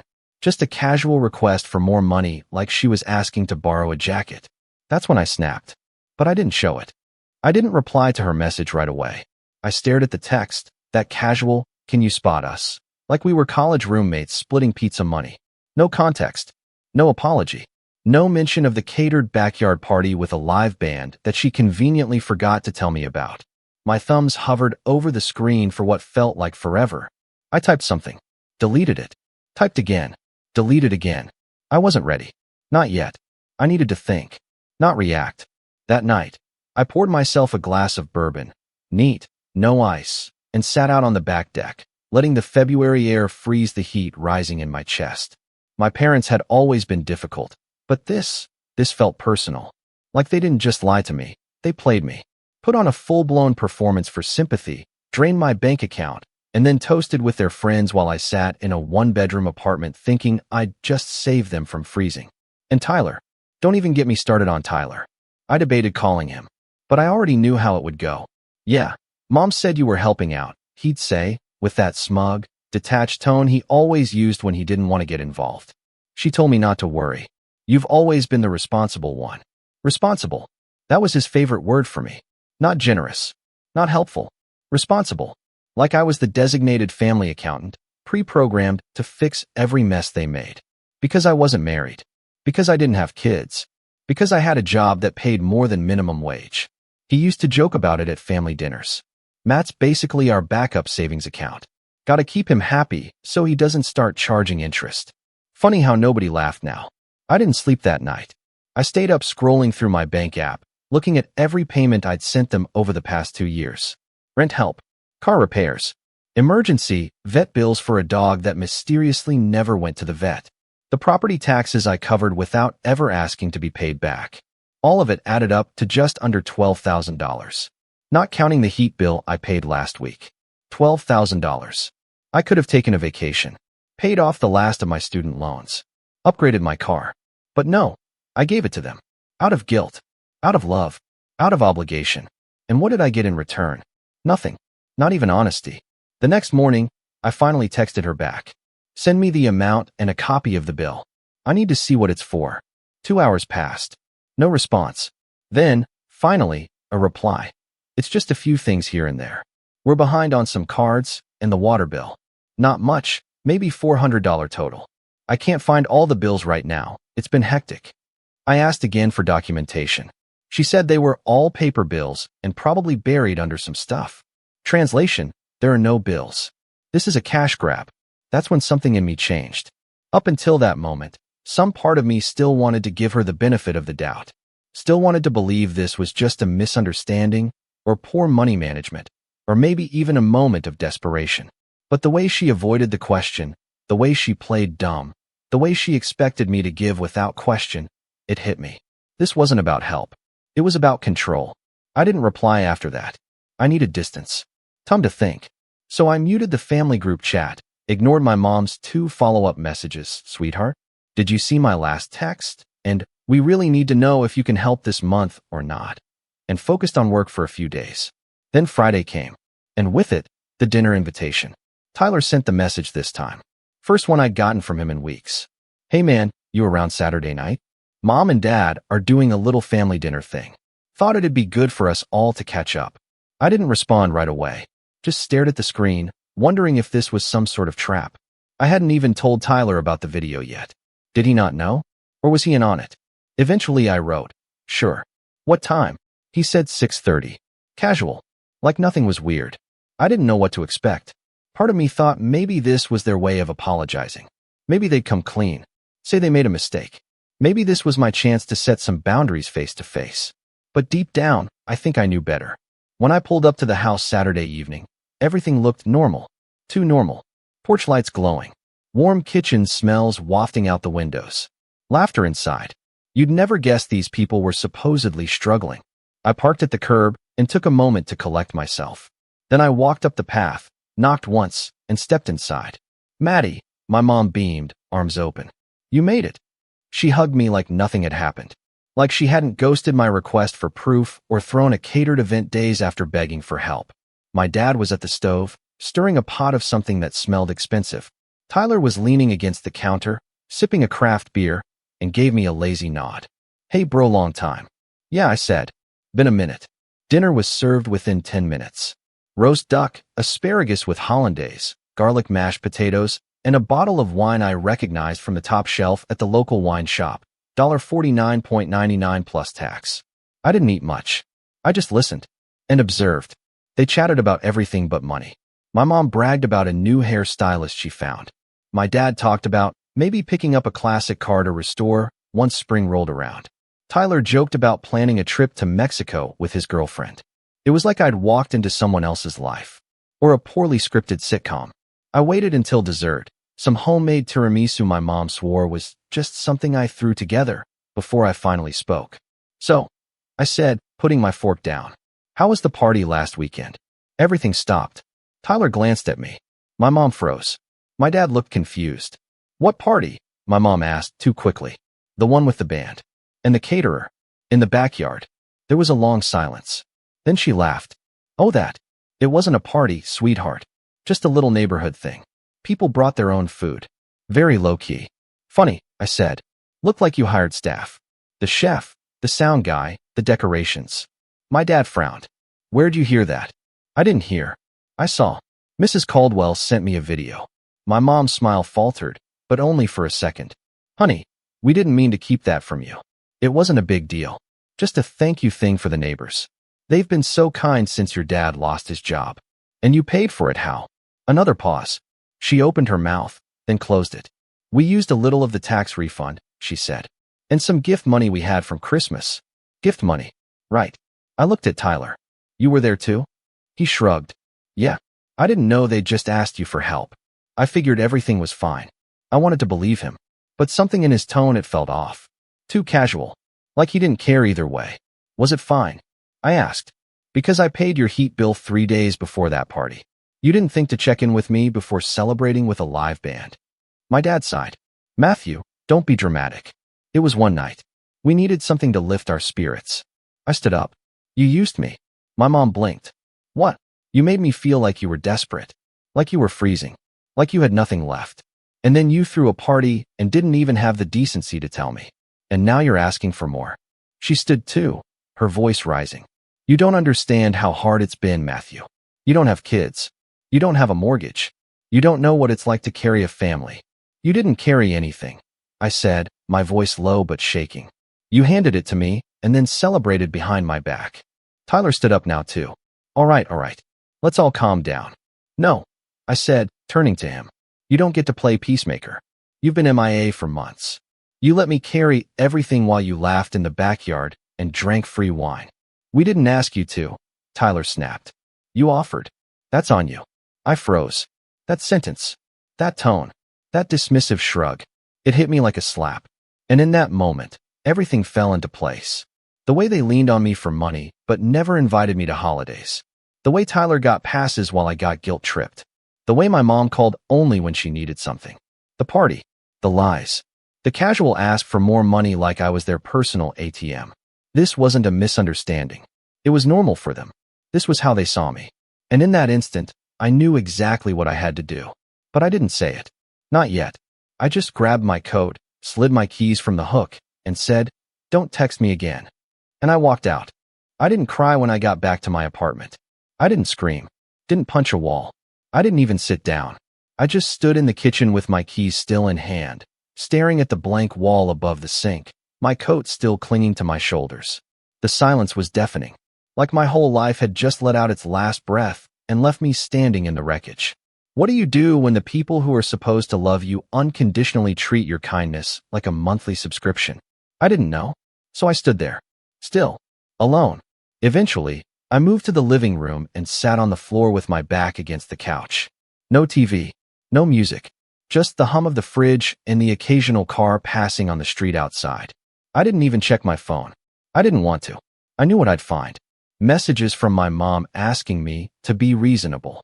Maybe one from Tyler pretending he hadn't said what he said. And I knew if I saw any of that too soon, I'd crumble. And I didn't want to give them that satisfaction. But the truth was, I was crumbling anyway. I called out sick from work the next day. Told my manager I had a stomach bug. She was kind about it. Said to take the time I needed. I don't think she realized I wasn't talking about a virus. I was talking about a hole. A yawning, gnawing, soul-deep hole that felt like it had opened up beneath me. I'd built my entire adult life around the idea that I was the good son, the responsible one, the one they could count on. And somewhere along the line, that became who I was. Not just to them, but to myself. Without that, who was I? The next few weeks passed in a fog. I still worked, still showered, still cooked. But it was like watching myself live from outside my own body. I went through the motions, but none of it felt real. I didn't talk to my parents. I didn't talk to Tyler. I didn't even reach out to Megan, though I thought about it more than once. We hadn't spoken in almost 2 years. Her leaving the family had always seemed harsh to me growing up, but now, it felt almost prophetic. Like she saw what I didn't. Maybe that's why she left. Maybe she just got tired of playing a game where the rules changed every time the wind blew. One night, about 3 weeks after the dinner, I found myself scrolling through old texts with my mom. Messages from birthdays. Random thinking of you notes. Pictures of our family dog. In the earlier ones, she used hearts. Emojis. Long sentences. Then, slowly, over the years, her tone shifted. Colder. Shorter. More transactional. Can you help us with the rent this month? Your dad's car needs repairs. We're short. Hey, any chance you could cover the insurance again? Reading them all in a row, it felt like watching a slow leak drain everything good out of our relationship. I hadn't even noticed the water rising until I was drowning in it. That night, I did something I hadn't done in a long time. I opened a blank document. See, before the software job, before all of this, I used to write. Not code. Stories. Fiction. I even got a few short pieces published in small journals back in college. But after graduation, life got loud. Bills. Work. Family. And slowly, writing slipped through the cracks. But sitting there, in the dark, with the only light coming from my laptop screen, I started typing. I didn't write about my parents, not directly.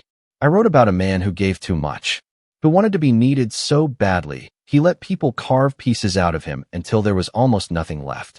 I wrote until my fingers hurt, until the ache in my chest loosened just a little. And then I slept, For the first time in days, I really slept. The next morning, I made a promise to myself. I wasn't going to be their safety net anymore.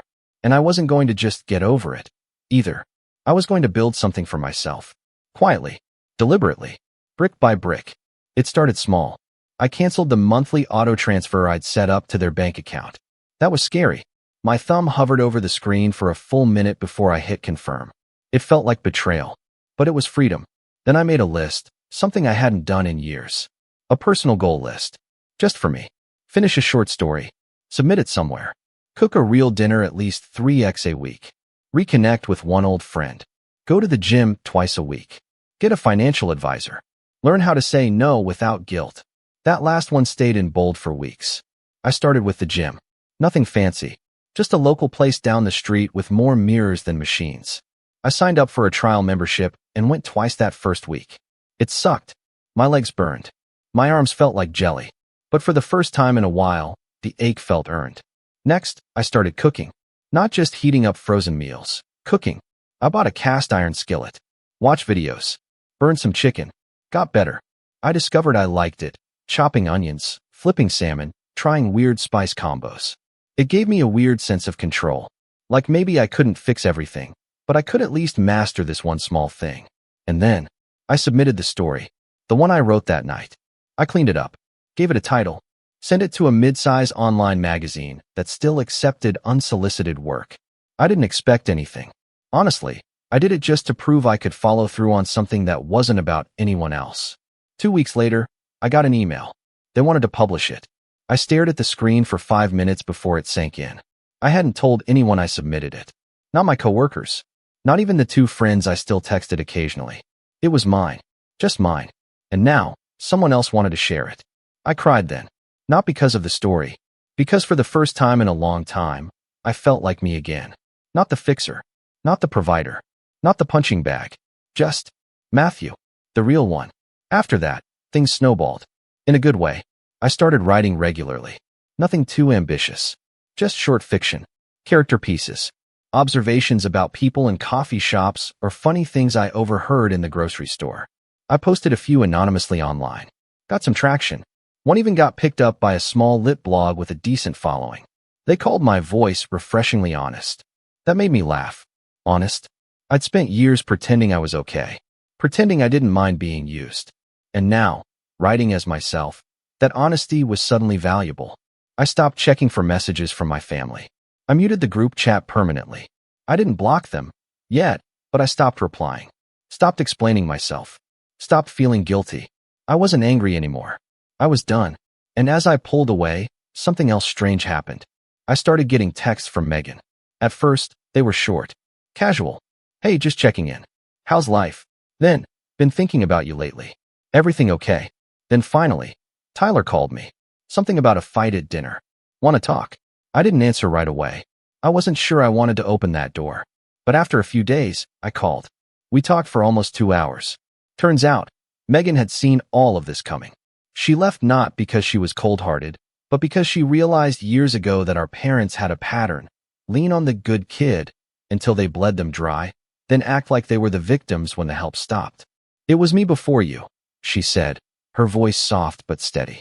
You just didn't know it. They used to ask me for rent money back when I was in college. I almost dropped out my junior year because I was covering their bills and my tuition at the same time. And when I said no, finally said no, they stopped talking to me. I didn't know what to say. It felt like someone had pulled the curtain back on a play I thought I knew by heart and showed me the strings. But you know what? She said. I'm proud of you. For walking away. For finding yourself. You deserve to have a life that's about you. We started talking more regularly after that. Not every day, but often enough to feel like we were building something new. Something real. By the time spring rolled around, I had 4 stories published, 10 more drafted, and a small but growing following online. I'd even started outlining a novel. I wasn't sure if it would go anywhere, but that wasn't the point. The point was, I was living. Not surviving. Not sacrificing. Living. And that's when the letter came. A plain envelope. No return address. Just my name, handwritten in blocky letters, and a postmark from my hometown. Inside was a typed letter. 2 pages. From my parents. It started polite. Then it turned emotional. Then it turned desperate. They were sorry for any misunderstanding. They'd never intended to hurt me. They missed their son. But most of all, they were in a tough spot again. Something about a new medical bill. Something about the house falling behind again. Something about needing just one more favor. And at the bottom, scrawled in my mom's handwriting, "We know you've always been our rock, Matthew. Please don't abandon us now. We're your family." I sat on the edge of my bed, holding that letter. I didn't cry. I didn't rage. I just felt still. Because in that moment, I understood something they never would. Being family doesn't mean being a fool. And being a rock doesn't mean letting people climb on you until you're dust. I folded the letter, set it aside, and picked up my pen. When I say I planned this carefully, I mean every word, every silence, every step was deliberate. I didn't rush. I didn't let emotion cloud it. I gave myself time, not just to heal, but to sharpen. Because for the first time in my life, I wasn't trying to make peace. I was building a reckoning. The letter from my parents sat unopened on the kitchen counter for days after I read it. I didn't throw it away. I didn't respond. I didn't even move it. I wanted to see it every morning, every time I walked past it. Not as a reminder of their desperation, but as a symbol of my resolve. They'd call me their rock. That used to be a compliment. Now it felt like a leash. Please don't abandon us now. I think that line broke something in me for good. Because abandonment? That's what they did every time I asked for basic respect. Every time I set a boundary, they ignored it. Every time I tried to talk about how their actions hurt me, they brushed it off as being sensitive. They were never interested in a relationship unless I was opening my wallet or swallowing my pride. They thought the letter would pull me back in, guilt me into submission. But all it did was prove they hadn't changed. Not even a little. That's when I started planning. I wasn't going to scream. I wasn't going to fight. I was going to show them who I really was, who I'd become, and what it meant to lose someone like me. The first piece of the plan? Megan. We'd been talking almost weekly by then. Sometimes longer calls, sometimes short voice messages with jokes or old memories. Rebuilding trust takes time, but with her, it felt natural. She was the only one who never asked me for a thing. She didn't pretend to be perfect. She just showed up. That meant everything. So one night, while we were on a video call and I was eating one of my sad bachelor salads, I brought it up. I got a letter from them. She leaned back, eyes narrowing. Let me guess. Lots of "we miss you and we need you"? Basically, I said. They're behind again. Medical bills. Megan rolled her eyes. Medical bills, my foot. They said that exact same thing when I moved to Austin. Then I found out they were helping Tyler finance his second car. The sports one. I stared at her. Wait. The red Audi. Yup. I blinked. They told me Tyler bought that with a bonus. He didn't even have a job that year. Something cold settled in my chest. They lied to both of us. Played us against each other. That's what they do, she said. Divide and conquer. Not anymore, I said quietly. She paused, then leaned closer.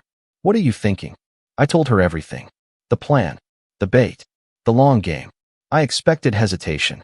Worry. Maybe even disapproval. Instead, Megan grinned. Matt, she said. Let's burn the stage while they're still performing. And just like that, I had my first ally. Next was research. You'd be amazed how much financial information is available if you know where to look. Public records, tax filings, property liens, court notices. I wasn't trying to destroy them yet, but I wanted leverage. I needed to understand exactly how deep the rabbit hole went. Turns out, it went deeper than I thought. The house was on its third mortgage refinance. They'd drained equity more than once. The car wasn't fully paid off. There were at least 2 credit cards in collections. And worst of all, they'd opened a joint card in my name 6 years ago. I felt my stomach drop when I saw it. I had no idea. I'd always had good credit, so I never really checked obsessively. But somehow, somewhere along the line, they'd forged my information. Probably with my old social from a college FAFSA form or tax return. The balance wasn't massive, under $4,000, but it was the principle. They hadn't just used me. They'd stolen from me. I could have gone nuclear right then, but I didn't. I filed a fraud claim, froze my credit, documented everything, because I wasn't ready for revenge yet. First, I had to let them dig the hole deeper. So I replied to the letter. Polite, reserved, but strategic. Thanks for the update. Sorry to hear about the medical stuff. I hope you're okay. Things have been tight on my end too, but I might be able to help. Just need some details first. Can you send me a breakdown of the bills you mentioned? exact amounts, due dates, and provider info. Also, I'm working with a financial advisor now, so any help I give has to go through documentation. Hope you understand. It was bait, and they took it. Within 24 hours, my mom sent a long email listing 5 separate urgent bills: medical copays, utility back pay, even car registration fees. Most of it looked thrown together, with fuzzy math and no proof. I asked again, this time firmly, for itemized statements. She sent blurry photos of envelopes and hand-scribbled notes with amounts circled in red pen. None of it looked real. One was even a screenshot of a payment portal that clearly still had my dad's email visible in the top corner, with the date edited using a phone markup tool. They were trying to scam me again. After everything. That's when the anger came back. But this time, I didn't bury it. I channeled it. I needed them to feel safe, comfortable, entitled again, just long enough for the hammer to fall. I emailed back 2 days later. Okay, let me talk to my advisor and see what we can do. I might be able to front some of this, but I'll need to write it up as a formal loan agreement. No interest, just documentation. Legal formality. Hope that's okay. My mom replied within 7 minutes. Of course, sweetheart. We trust you completely. Anything you need us to sign is fine. We're just so grateful. I created a fake loan contract template. Nothing binding, just something to make it feel real. I even sent it to them for review. They signed it, returned it. I hadn't sent a cent. Megan and I were tracking everything now. Dates, emails, texts. She even offered to pose as a potential investor in their home remodeling business, which I had no idea existed until my dad casually mentioned it in one of his emails. Apparently, they'd been exploring opportunities and pitching friends on a venture to flip homes. They'd even used my name, in conversations with others. Claimed I was backing them. That was the final straw. It wasn't enough that they lied, stole, and guilted me. Now they were using my identity to build their delusions. And it gave me the perfect setup. Because if they wanted to claim me as an investor, fine, let's make it official. The next step was Tyler. I hadn't spoken to him since the dinner. He hadn't reached out either. But I knew from Megan, and from social media, that he was still tight with our parents. Still dropping by. Still soaking in whatever benefits he could without getting his hands dirty. So I baited him too. Sent a simple message. Hey, just wanted to check in. Mom and Dad mentioned you might be helping them with that real estate idea. I've got some contacts in the city who might be interested. Let me know if you want to meet. He replied an hour later. Oh yeah, it's still in early stages. Nothing serious yet. But if you've got people who might fund it, that could help them a lot. They're kind of depending on you again, TBH. Depending on me. Like I was a resource, not a person. Perfect. I looped Megan in. We created a fake email address using a generic name, Sarah C. Holdings. I drafted a message pitching interest in investing in small family-owned real estate ventures, especially ones with existing capital partners. I CC'd Tyler and copied a few vague, professional-sounding phrases I'd seen in pitch decks over the years. They replied within a day. My parents. With an entire pitch document attached, complete with my name in the previous funding support section. I stared at that PDF for a long time. They'd used me as collateral. They were trying to build a lie on the back of a lie. Using me. And now, I had everything I needed. Proof of fraud. Identity theft. Lies in writing. A paper trail connecting every desperate plea to every manipulative tactic. But the best part? They had no idea what was coming. I wasn't going to just expose them. I was going to let them expose themselves. And then, when the time was right, I'd pull the curtain. Because sometimes, the best revenge isn't fire and fury. It's truth. Cold. Undeniable. Inescapable. But first, I had to wait. Just a little longer. I waited exactly 32 days. Long enough for the documents to pile up. Long enough for my parents to sink deeper into their fantasy. Long enough for them to get comfortable, tossing around my name like a business asset, pitching their imaginary remodeling company to neighbors, friends, even a retired couple Megan found through a Facebook group, posing as another investor contact. They were careless, bold, even proud. My mom forwarded me an email chain with the subject line, pitch follow-up, potential $50,000 backer. I wasn't copied on the thread, but they name-dropped me 5 times. Said I was handling the numbers. Said I was our primary angel investor. Said I'd approved the direction of the project. I hadn't responded in weeks. I let them think I was just working on logistics. That I was the same old Matthew, slow to reply, too nice to push back, too passive to question. They still thought I was theirs. But they had no idea what I'd built. Step 1. The letter. I hired a lawyer, not for lawsuits, yet, but for language. I wanted every word to land with weight. We drafted a single-page letter. No accusations. No rage. Just facts. Dear Mom and Dad, after reviewing your recent correspondence, I feel it's necessary to clarify that I am not, nor have I ever been, an investor, representative, or financial partner in your remodeling business or any related ventures. Any use of my name, credentials, or financial contributions in these contexts is unauthorized and must cease immediately. Furthermore, recent discoveries regarding a fraudulent credit account opened in my name have prompted me to take formal legal action, including credit repair measures and fraud documentation filings. These records may include any relevant family members who had access to my personal information. I strongly encourage you to cease all misrepresentation involving my name, to inform all parties you've contacted of the correction, and to expect no further financial assistance. This is not a negotiation. Matthew. I printed it on thick paper, mailed it certified. The tracking confirmation hit their inbox on a Thursday morning. By Friday, my phone had 12 missed calls. I didn't answer. They tried email next.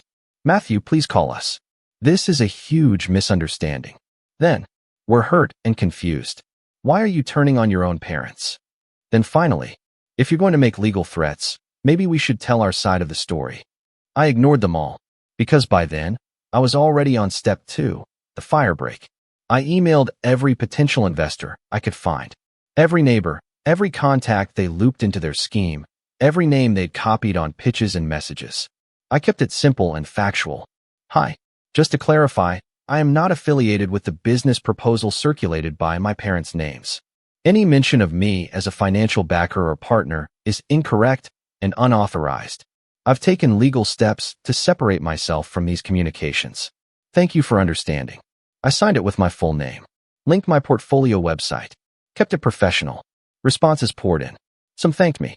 Some apologized. One retired man, Roger, called me to say he'd been considering a $20,000 investment but had a weird gut feeling. When he heard from me, he canceled immediately. They're not just irresponsible, he said. They're dangerous. But I wasn't done. Step 3, the audit. Megan, clever, no-nonsense Megan, reached out to the county tax office.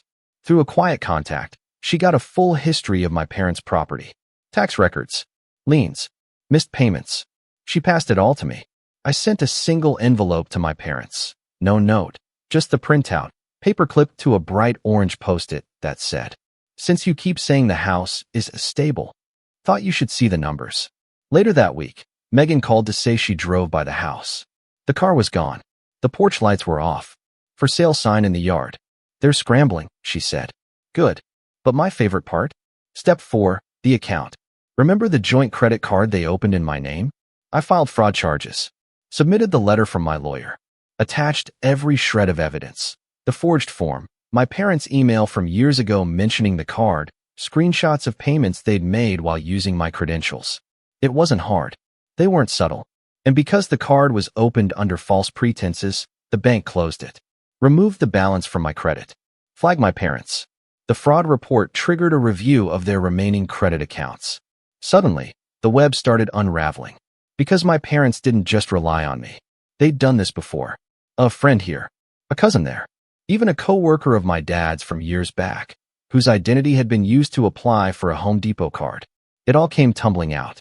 I didn't report any of the rest. I didn't need to. The system was already awake. Step 5, the reveal. And then came the moment I'd been waiting for. I hosted a small dinner at my apartment. Just me, Megan, and a few friends who had stuck by me through the months of silence. We cooked. We laughed. We toasted to freedom. And for dessert, I handed Megan a manila folder. Inside, everything. The letter. The fake investor email chains. Screenshots of messages. Printouts of the joint card fraud. The fake contracts. The pitches with my name forged in bold. She leafed through it in silence. Then she looked up, smiled, and said, "You're not just a writer, Matt. You're a tactician." I smiled back. But I wasn't smiling because I'd won. I was smiling because I was done. Done pretending. Done helping people who saw me as a tool. Done explaining my worth to people who only saw dollar signs when they looked at me. Fallout came fast. The house sold at a loss. They moved into a cramped rental on the other side of town. Word got around. A neighbor from the old block reached out and said, "I heard about the fallout. Sounds like you did the right thing."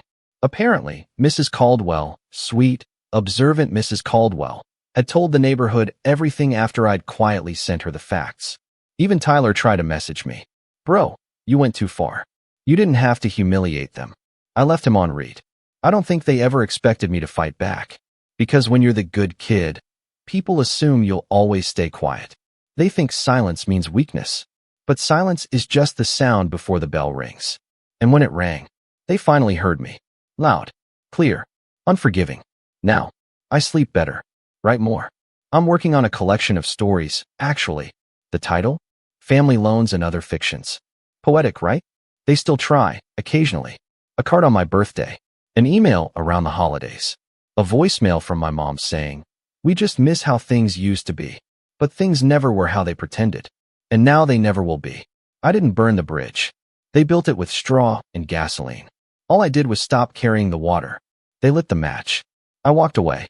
And as the flames rose behind me, I smiled for the first time in a long time. Because I wasn't their rock anymore. I was the fire they never saw coming. You're about to hear a story about a young woman who had to make a tough choice between family obligations and her own needs. Trust me, you don't want to miss how it unfolds. And if you enjoy these kinds of stories, make sure to subscribe. I, 17F, have two younger siblings, 8M and 5F. My parents recently dropped a bombshell on me. They're planning a month-long trip abroad and expect me to babysit my siblings full-time while they're gone. No discussion, no asking if I was okay with it. Just, "You'll be in charge." At first, I thought they were joking. A whole month? I have school, extracurriculars, a part-time job, and, a life. But they were dead serious. They told me it would be a good experience, and that they were trusting me because I'm mature. I told them no. They freaked out. My mom started guilt-tripping me, saying, "We raised you for 17 years, and you can't do this one thing for us?" My dad said I was being selfish and that family takes care of family. I asked why they couldn't get a babysitter or leave my siblings with our grandparents. They said babysitters were too expensive and that our grandparents were too old to handle young kids. So, apparently, I'm the free alternative? They kept pushing, saying I just have to make a few sacrifices. When I pointed out that a few sacrifices equals my entire life for a month, my mom rolled her eyes and told me to stop being dramatic. Now they're giving me the silent treatment and making me feel like a terrible daughter. My younger siblings don't understand what's going on, but they keep asking me if I'm excited to spend time with them, which makes me feel even worse. I feel like I'm being backed into a corner. But am I actually in the wrong here? But then things took a turn, and now I don't even know what to do. The next day, my mom came into my room all calm, like nothing had happened. She sat on my bed and said, "Let's be reasonable. We'll pay you." I asked how much, thinking maybe they were finally taking this seriously. She smiled and said, "We were thinking $100. $100. For an entire month of raising two kids by myself. That's barely over $3 a day." I laughed because I thought she was joking. She wasn't. She actually thought I'd drop my entire life for that. I told her, "You'd pay a babysitter at least $15 an hour, but I'm worth $3 a day?" She got annoyed and said, "You live here for free, don't you?" That's when I lost it. I reminded her that I'm still a minor and that it's literally their responsibility to take care of their kids. She scoffed and walked out, muttering about how she thought she raised a good daughter. Then my dad got involved. That night, he sat me down and laid out an ultimatum. "If you don't do this, don't expect any more help from us. No rides, no allowance, no paying for your phone." I was shocked. They were basically threatening me into doing it. I told them I wouldn't be bullied into being a full-time parent for them. He just shook his head and said, "You'll regret this when we're gone." And guess what? They actually booked the tickets anyway, checked my mom's email when she left it open on the computer, and their flights are confirmed for next week. They're acting like I already said yes. I don't even know what to do now. Do I try to stand my ground? Do I warn someone? Because if they actually leave, I'll be stuck in a situation I never agreed to. But then I found out something that made this so much worse. A couple of days later, I overheard my mom on the phone with her friend. I wasn't eavesdropping on purpose. I had just walked past her room when I heard her say my name. Yeah, she's being difficult about it. But don't worry. Once we're gone, she won't have a choice. I froze. They were seriously planning to just leave me here with the kids, whether I agreed or not. No backup plan, no safety net, just assuming that once they were on that plane, I'd be forced to step up. I felt sick that I knew I had to do something. So I called my aunt, my dad's sister. She's the only reasonable adult in the family, and I told her everything. How they were trying to force me into this, how they were literally planning to abandon their kids here, how I had no idea what to do. She was furious. She told me that what they were doing was completely irresponsible and even borderline illegal. She said if they actually left me alone with my siblings, that could be considered child abandonment and CPS would get involved. That scared me because I hadn't even thought about that before. But at the same time, it made me feel validated, like I wasn't just being selfish, I was being put in an impossible situation. Then she said something that changed everything. Pack a bag. If they try to leave, you come stay with me. And now, I actually have an escape plan. But the question is, do I tell my parents, or just leave and let them deal with the consequences? I decided to keep quiet. If I told my parents about my plan, they'd just find a way to guilt trip or trap me. So I started secretly packing, just the essentials, enough to last me a few weeks at my aunt's place. Meanwhile, my parents were acting like everything was fine. They even started being extra nice to me, probably thinking that if they buttered me up enough, I'd just go along with it. My mom made my favorite dinner one night and said, "See? It won't be so bad. You'll get to bond with your siblings." I wanted to scream. Then, 2 nights before their flight, my dad pulled me aside and gave me a list of instructions. Times to wake the kids up, what to cook for them, their bedtime routine. He even included emergency numbers, which was basically just a list of his friends. I stared at him and said, "So you're really going to do this? Just leave us here and hope for the best?" He looked annoyed and said, "You're acting like we're leaving you in the woods. You're 17. You'll be fine." That's when I snapped that I laughed in his face and said, "Good luck with that." I walked away before he could respond, and that was the moment I knew for sure I was leaving. The night before their flight, I waited until everyone was asleep, grabbed my bag, and left for my aunt's house. I sent my parents a simple text, "Since you're so sure I'll be fine taking care of the kids alone, I'm sure you'll be fine too. Good luck." Then I turned my phone off. What happened next? Let's just say it didn't take long for chaos to hit. The next morning, I woke up to a flood of texts and missed calls from my parents. I'd left my phone on silent, so I didn't see any of them until around noon. My mom's texts were filled with panic and anger, while my dad's were more like empty threats. They were both furious, accusing me of abandoning my siblings and breaking their trust. I didn't reply right away. I needed time to process what I had done, but part of me felt relieved, like I had finally taken control of my life. My aunt made me breakfast, and I spent the day with her, enjoying a sense of freedom I hadn't felt in weeks. But of course, that was short-lived. By that afternoon, I couldn't ignore it anymore. My mom's calls kept coming in, each one more desperate than the last. She was worried about my siblings, saying they were asking for me and didn't understand why I wasn't there. That's when the guilt started creeping in. I never wanted to hurt my siblings. They were just caught in the middle of all this. But I couldn't let that stop me from standing up for myself. I finally decided to respond, but I didn't give them the satisfaction of apologizing. Instead, I said, "You made it clear that this wasn't a choice for me, so I'm making one for myself. I'm staying with Aunt Katie. Please figure it out with the kids. I'm not coming back." The silence on the other end was almost deafening. My mom tried calling me back, but I couldn't bring myself to answer. I was too scared of what she might say, or worse, what she might do. A couple of hours later, I got a message from my aunt. Apparently, my dad had shown up at her house looking for me. He was demanding I return home, but my aunt stood her ground and told him she wasn't letting me go back until we had a serious conversation about the whole situation. She told him that what they were doing was unacceptable, and that if they tried to leave me in charge of my siblings without my consent, She would have no choice but to get child services involved. I knew my dad was furious, but hearing that my aunt was ready to stand up for me made me feel like I wasn't as alone as I had thought. Still, I could tell my parents were getting desperate. That night, my mom sent me a long, emotional text. It was filled with guilt. She said things like, "How could you do this to us?" And, "We've always been there for you.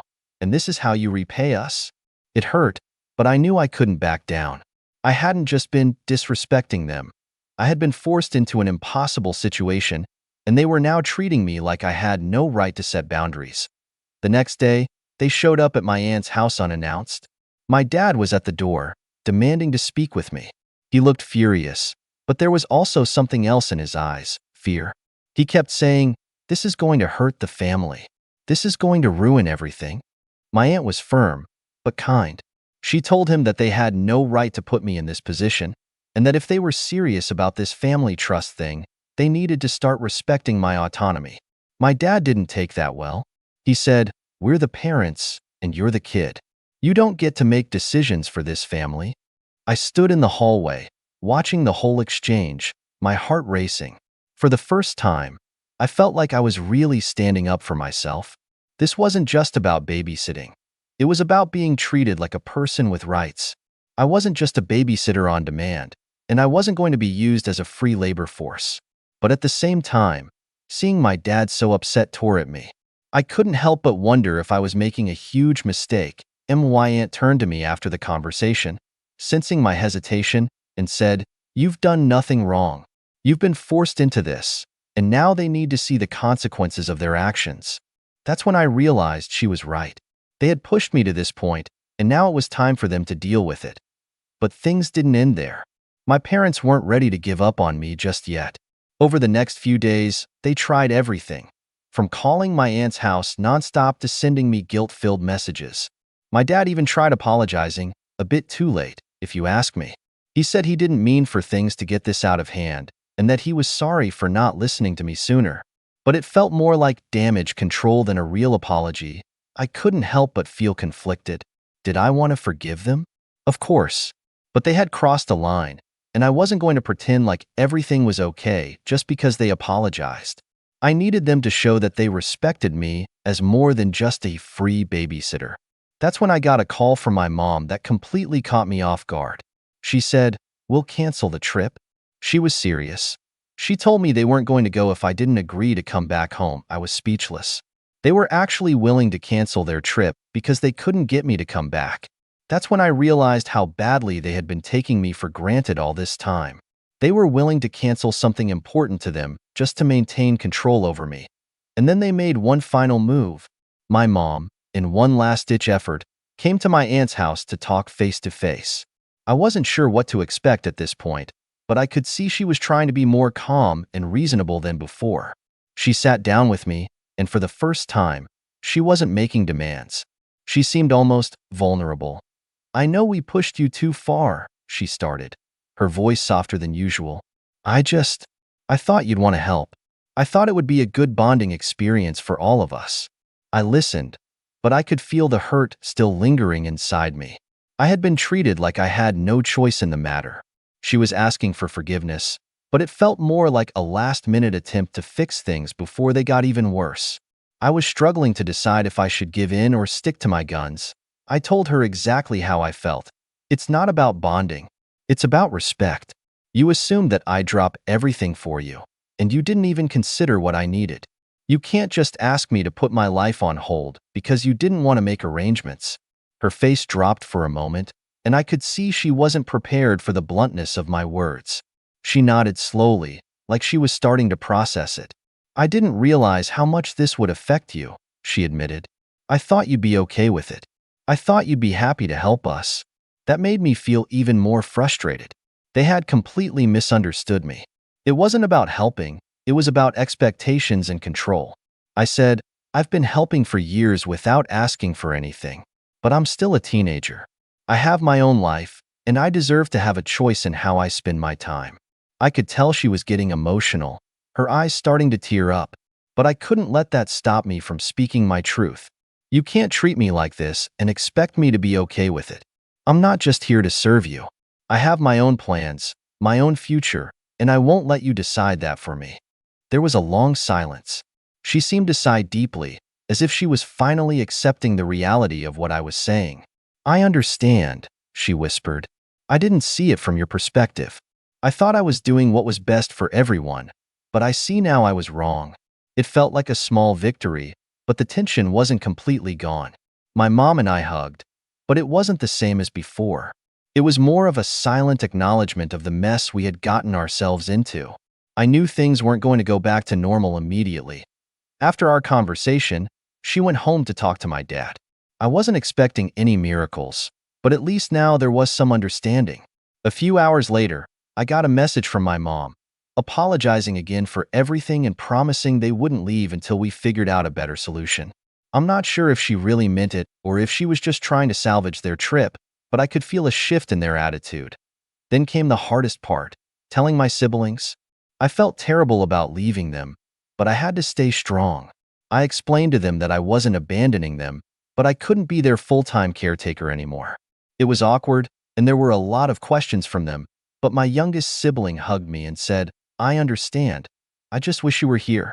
I realized that my siblings didn't know the full extent of everything that had been going on. They didn't understand how hard it had been for me. They saw me as just their big sister, but not the person who had been stuck in the middle of all the family drama at so. After a few more back-and-forth messages and calls, my parents finally agreed to cancel the trip and rearrange their plans. They would stay home and figure out a better arrangement for the kids. It wasn't perfect, but it was progress. But now I'm left with this feeling. Did I make the right decision? I stood up for myself, but the fallout was harder than I thought it would be. My parents seem to be taking this much harder than I expected, and I'm starting to wonder if I'll ever really get the same relationship back with them after all this. And now, there's one more thing I have to face: why Dad has been acting distant. It's like he's treating me differently now. The distance from my dad was noticeable. He would barely make eye contact with me whenever we were in the same room. He would only speak to me when absolutely necessary, and even then, his tone was curt, almost like he was still holding on to the anger. It was as though the apology he'd given didn't actually mean anything to him, and the entire situation was just a way for him to cover his pride. First, I tried to push it aside. I thought it might just be a phase, or that he would come around eventually. But the days dragged on, and his coldness only seemed to grow. One evening, I decided to confront him about it. I couldn't continue living under this unspoken tension. I waited until we were alone, sitting at the kitchen table. "Dad," I began, my voice shaky, "is everything okay? You've been acting different." He didn't look at me right away. There was a long pause. His fingers tapped nervously against the side of his mug, and I could tell he was trying to figure out how to respond. Finally, he spoke, but his words were laced with disappointment. "I just didn't think you'd make such a big deal out of it," he said quietly. "We asked for your help, and you couldn't even do that for us. It's hard for me to accept." It felt like a slap in the face. I tried to stay calm, but the hurt was almost unbearable. "I didn't make a big deal out of it, Dad. I just asked to be treated like an adult. You didn't even give me a choice. I felt like you used me, and you just expected me to drop everything to help out, no questions asked." He stared at me for a while, the anger flickering in his eyes, but there was something else there too: regret. Finally, he let out a long sigh. "Maybe I was wrong to push you like that, but I still feel like you should have stepped up. You're the oldest. You should have known that family comes first." I felt my heart race. Family does come first, Dad, but so do my own plans and my own life. I'm not a child anymore, and I shouldn't be forced into making decisions that don't feel right just because you want me to. The silence between us stretched on, thick and uncomfortable. I could feel him processing what I said, but at the same time, I could see that he didn't fully understand. He wasn't ready to admit that he had made a mistake. "I guess we both need to learn to respect each other's boundaries better," he muttered after a long pause. It wasn't exactly an apology, but it was something.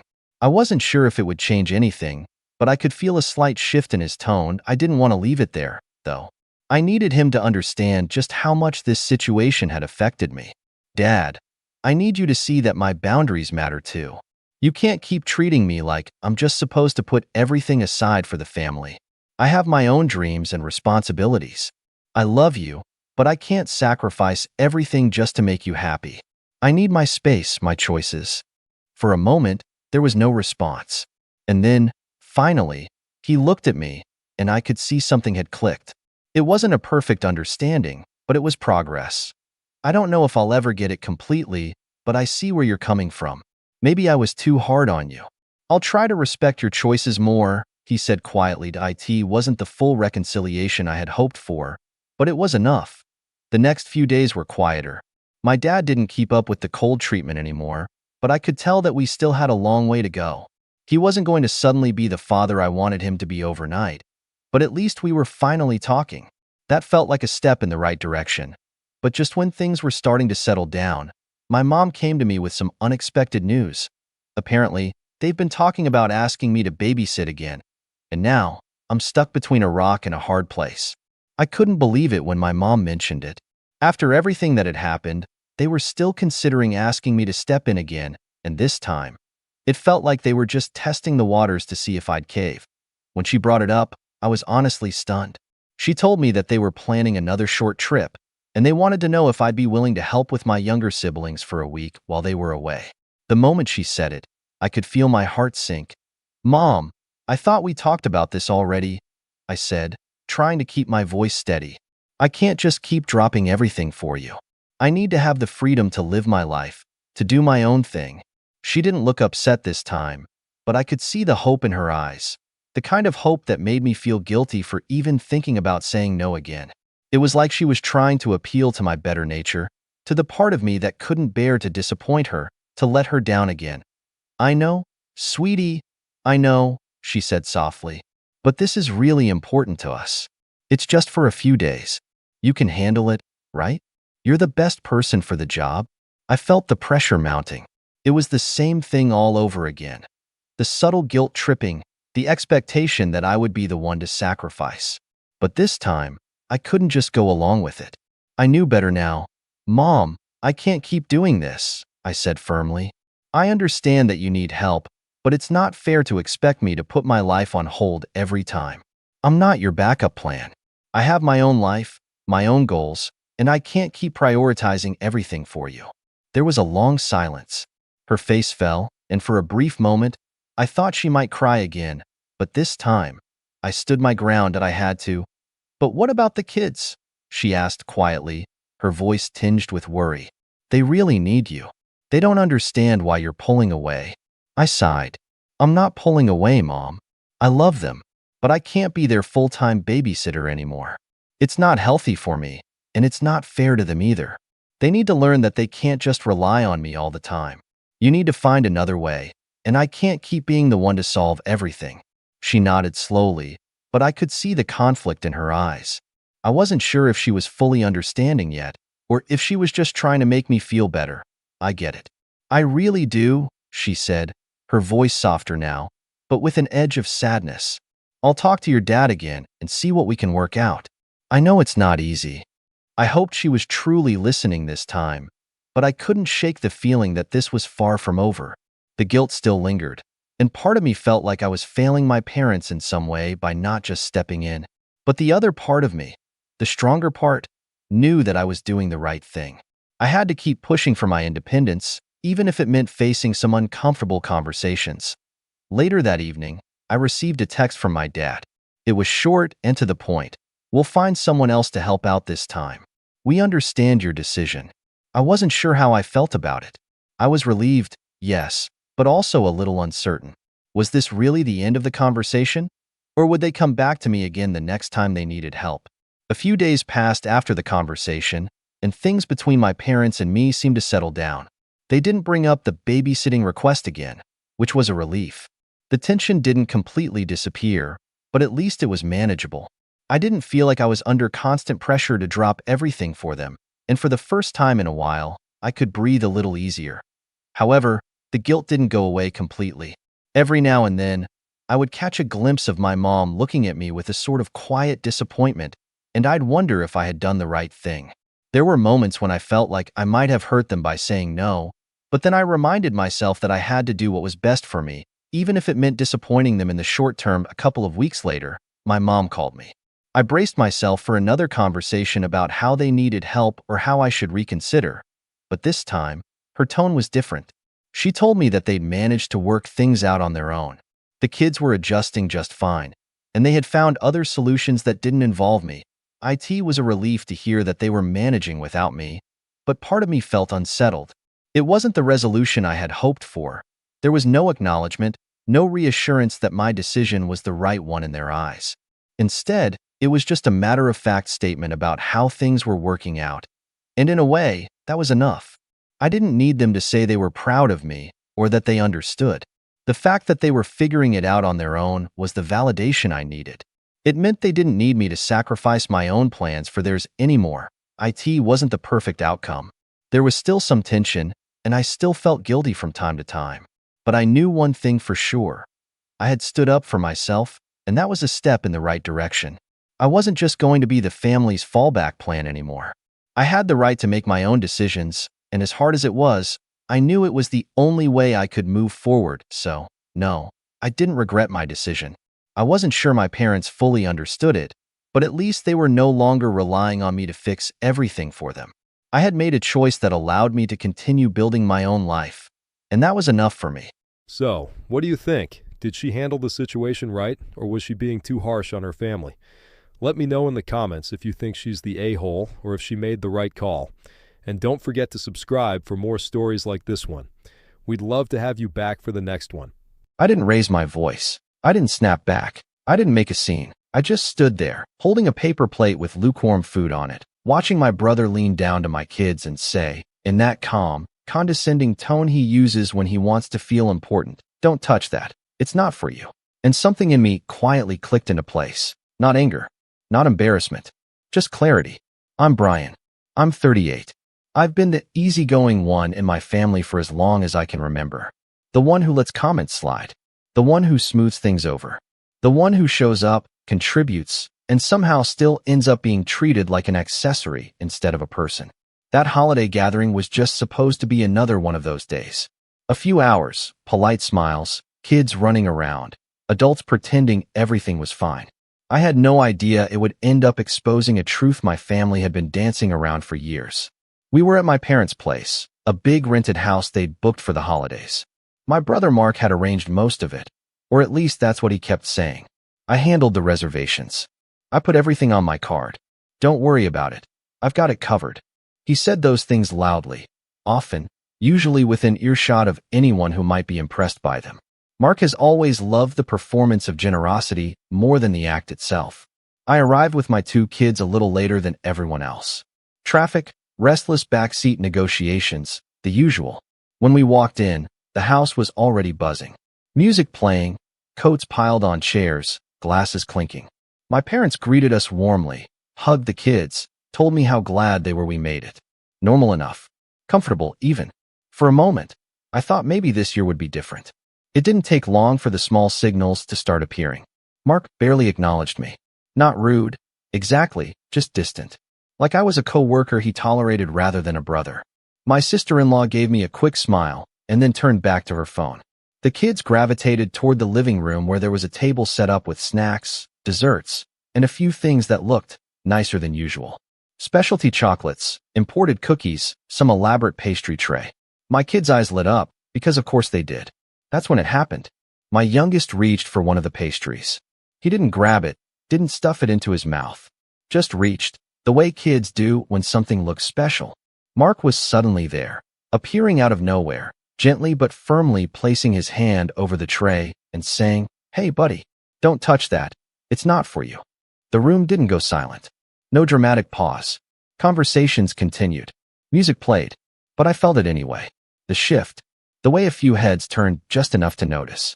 The way my kid froze, confused, hand hovering in the air, looking back at me like he'd done something wrong. "For who?" my son asked, genuinely puzzled. Mark smiled. Not a cruel smile. Worse, a patient one. "Those are for later. For the adults." I could have corrected him right there. Could have said, calmly, that we were all family, that it was just food, that my kids didn't need to feel singled out. I could have made it awkward. I could have made it obvious. Instead, I put my hand on my son's shoulder and said, "Hey, it's okay. Let's grab something else. And that was that. Or at least, that's what everyone else thought. Inside, something old stirred. A memory, maybe. A familiar feeling I hadn't let myself name in a long time. This wasn't about pastries. It never is. It was about who was seen as belonging and who was treated like a guest who should be grateful just to be there. This wasn't new. It just hadn't been this obvious in front of my kids before.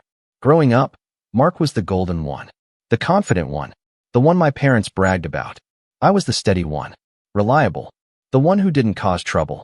That dynamic followed us into adulthood in ways I didn't fully appreciate until much later. Mark got praise for big gestures. I got silence for quiet consistency. Mark liked to take charge. I liked to avoid conflict. It worked, in a lopsided way, as long as I didn't look too closely. Over the years, I'd chipped in for family trips, group gifts, emergencies. Sometimes directly, sometimes quietly covering gaps when someone else forgot. I never announced it. Never needed credit. I just wanted things to run smoothly. I wanted my kids to grow up around family, not tension. After the pastry incident, I kept my distance. Played with the kids. Helped in the kitchen. Listened more than I talked. And the more I listened, the more little comments stacked up. Mark talking about costs. About how expensive everything was. About how stressful it had been to front all this money. He wasn't asking for anything outright, but the implication hung in the air like a price tag. At one point, my mom pulled me aside and thanked me for coming anyway. The wording struck me. Coming anyway. As if there had been a question about whether we belonged. I smiled. Said of course. We wouldn't miss it. Later that night, after the kids were asleep on a borrowed couch, I stood alone in the hallway and stared at my phone. There was a notification there. One I'd seen earlier and ignored. A quiet confirmation email. Nothing dramatic. Just a reminder of something I'd handled weeks ago, without fanfare, without telling anyone. I slipped the phone back into my pocket as Mark laughed loudly from the other room, telling a story about how he put everything on his card and hoped the bank wouldn't complain. I didn't interrupt him. I didn't correct the story, because I knew something he didn't. And the next day, when my phone rang and his name lit up the screen, I already knew the tone he was going to use before he even spoke. When Mark called the next morning, I was sitting at the small kitchen table by the window, nursing a cup of coffee that had already gone cold. The kids were still asleep, tangled in blankets on the pull-out couch, their quiet breathing the only steady thing in the house. I watched my phone buzz with his name on the screen and felt that strange calm again. The kind that comes when something you've been carrying for a long time finally starts to show its shape. Hey, I answered, keeping my voice neutral. Brian, Mark said, not bothering with a greeting. There was an edge in his tone, sharp but controlled, like he was already annoyed and trying to pretend he wasn't. We need to talk. Okay. There was a pause, like he expected me to ask what about. When I didn't, he cleared his throat. My card isn't working. Anywhere. Gas station, grocery store, even the hotel desk downstairs. Declined. I called the bank, and they said there's an issue. I let the silence stretch just a little. That's rough. Yeah, well, he snapped, then caught himself. I'm sure it's just a temporary hold or something. But it's kind of a problem, considering I put everything on it for this trip. I pictured him pacing, phone pressed to his ear, already irritated by the inconvenience, already framing it as something happening to him rather than something he might need to deal with. What do you need from me? I asked. Another pause. I might need you to cover a few things today, just until this gets sorted. I mean, you know how much I've already spent. Flights, the house, food. It adds up. There it was. The ask, wrapped in entitlement, dressed up as a favor. Like it was obvious I would say yes. Like I always did. I'll see what I can do, I said. That seemed to satisfy him, at least for the moment.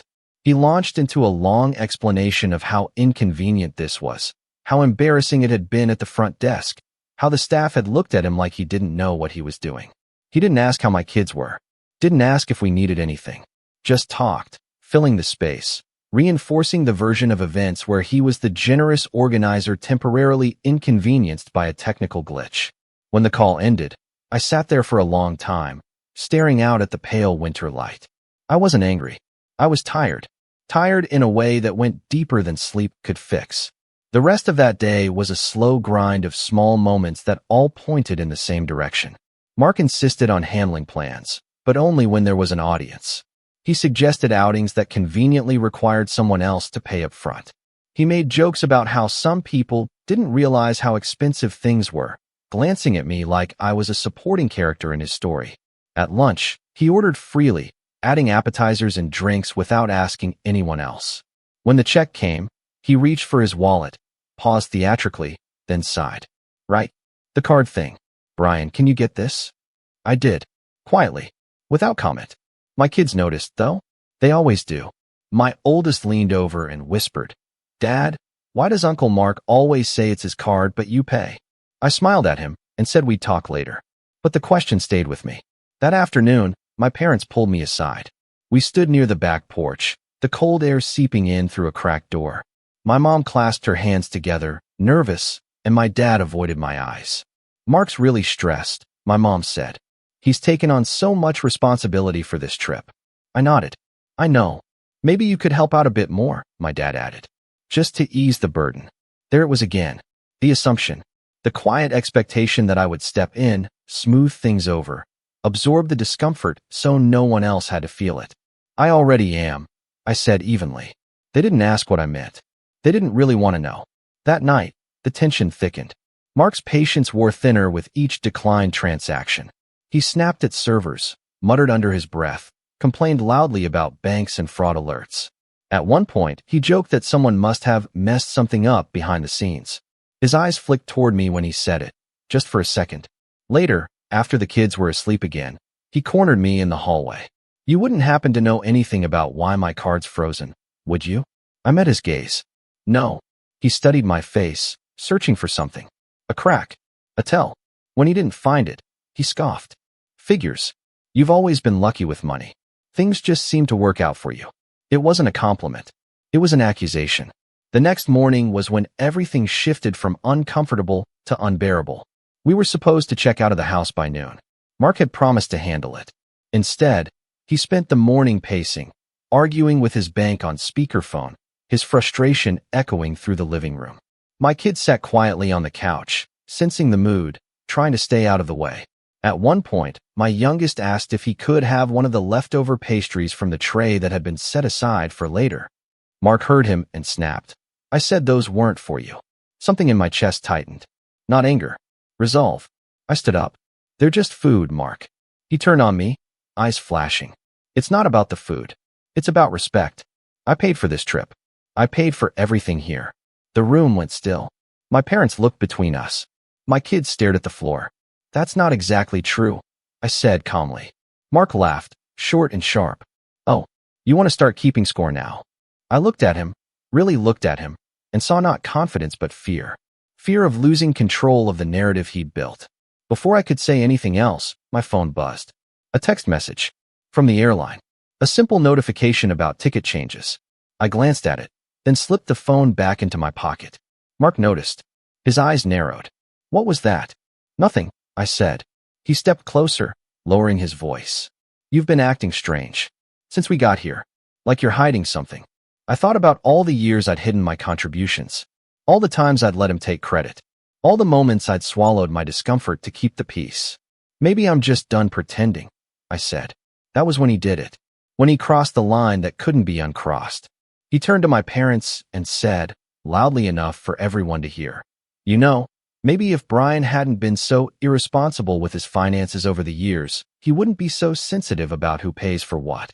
I mean, we all remember how he needed help after that mess he got himself into. The room spun. I felt heat rush to my face, not because of the accusation itself, but because of where he was aiming it. At my kids. At their ears. At their understanding of who their father was. That's not fair, my mom said weakly, but she didn't stop him. Mark kept going. I'm just saying, there's a reason I handle the money stuff. Some people aren't built for it. My oldest looked up at me then. Confusion and hurt etched across his face. Dad, I took a breath. Slow. Measured. We're leaving, I said. What? Mark scoffed. Don't be dramatic. I'm not, I said, already gathering our things.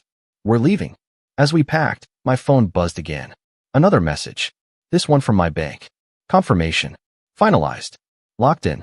Mark watched me, suspicion turning into something else.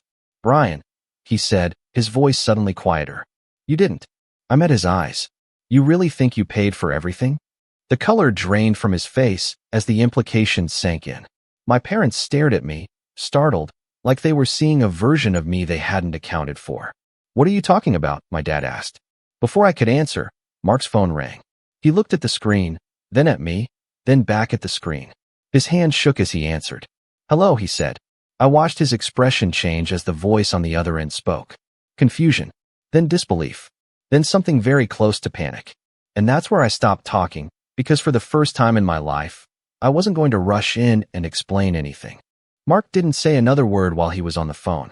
He just stood there, shoulders stiff, eyes locked on some invisible point on the wall as the person on the other end explained something he very clearly had not been prepared to hear. I couldn't make out the words, but I didn't need to.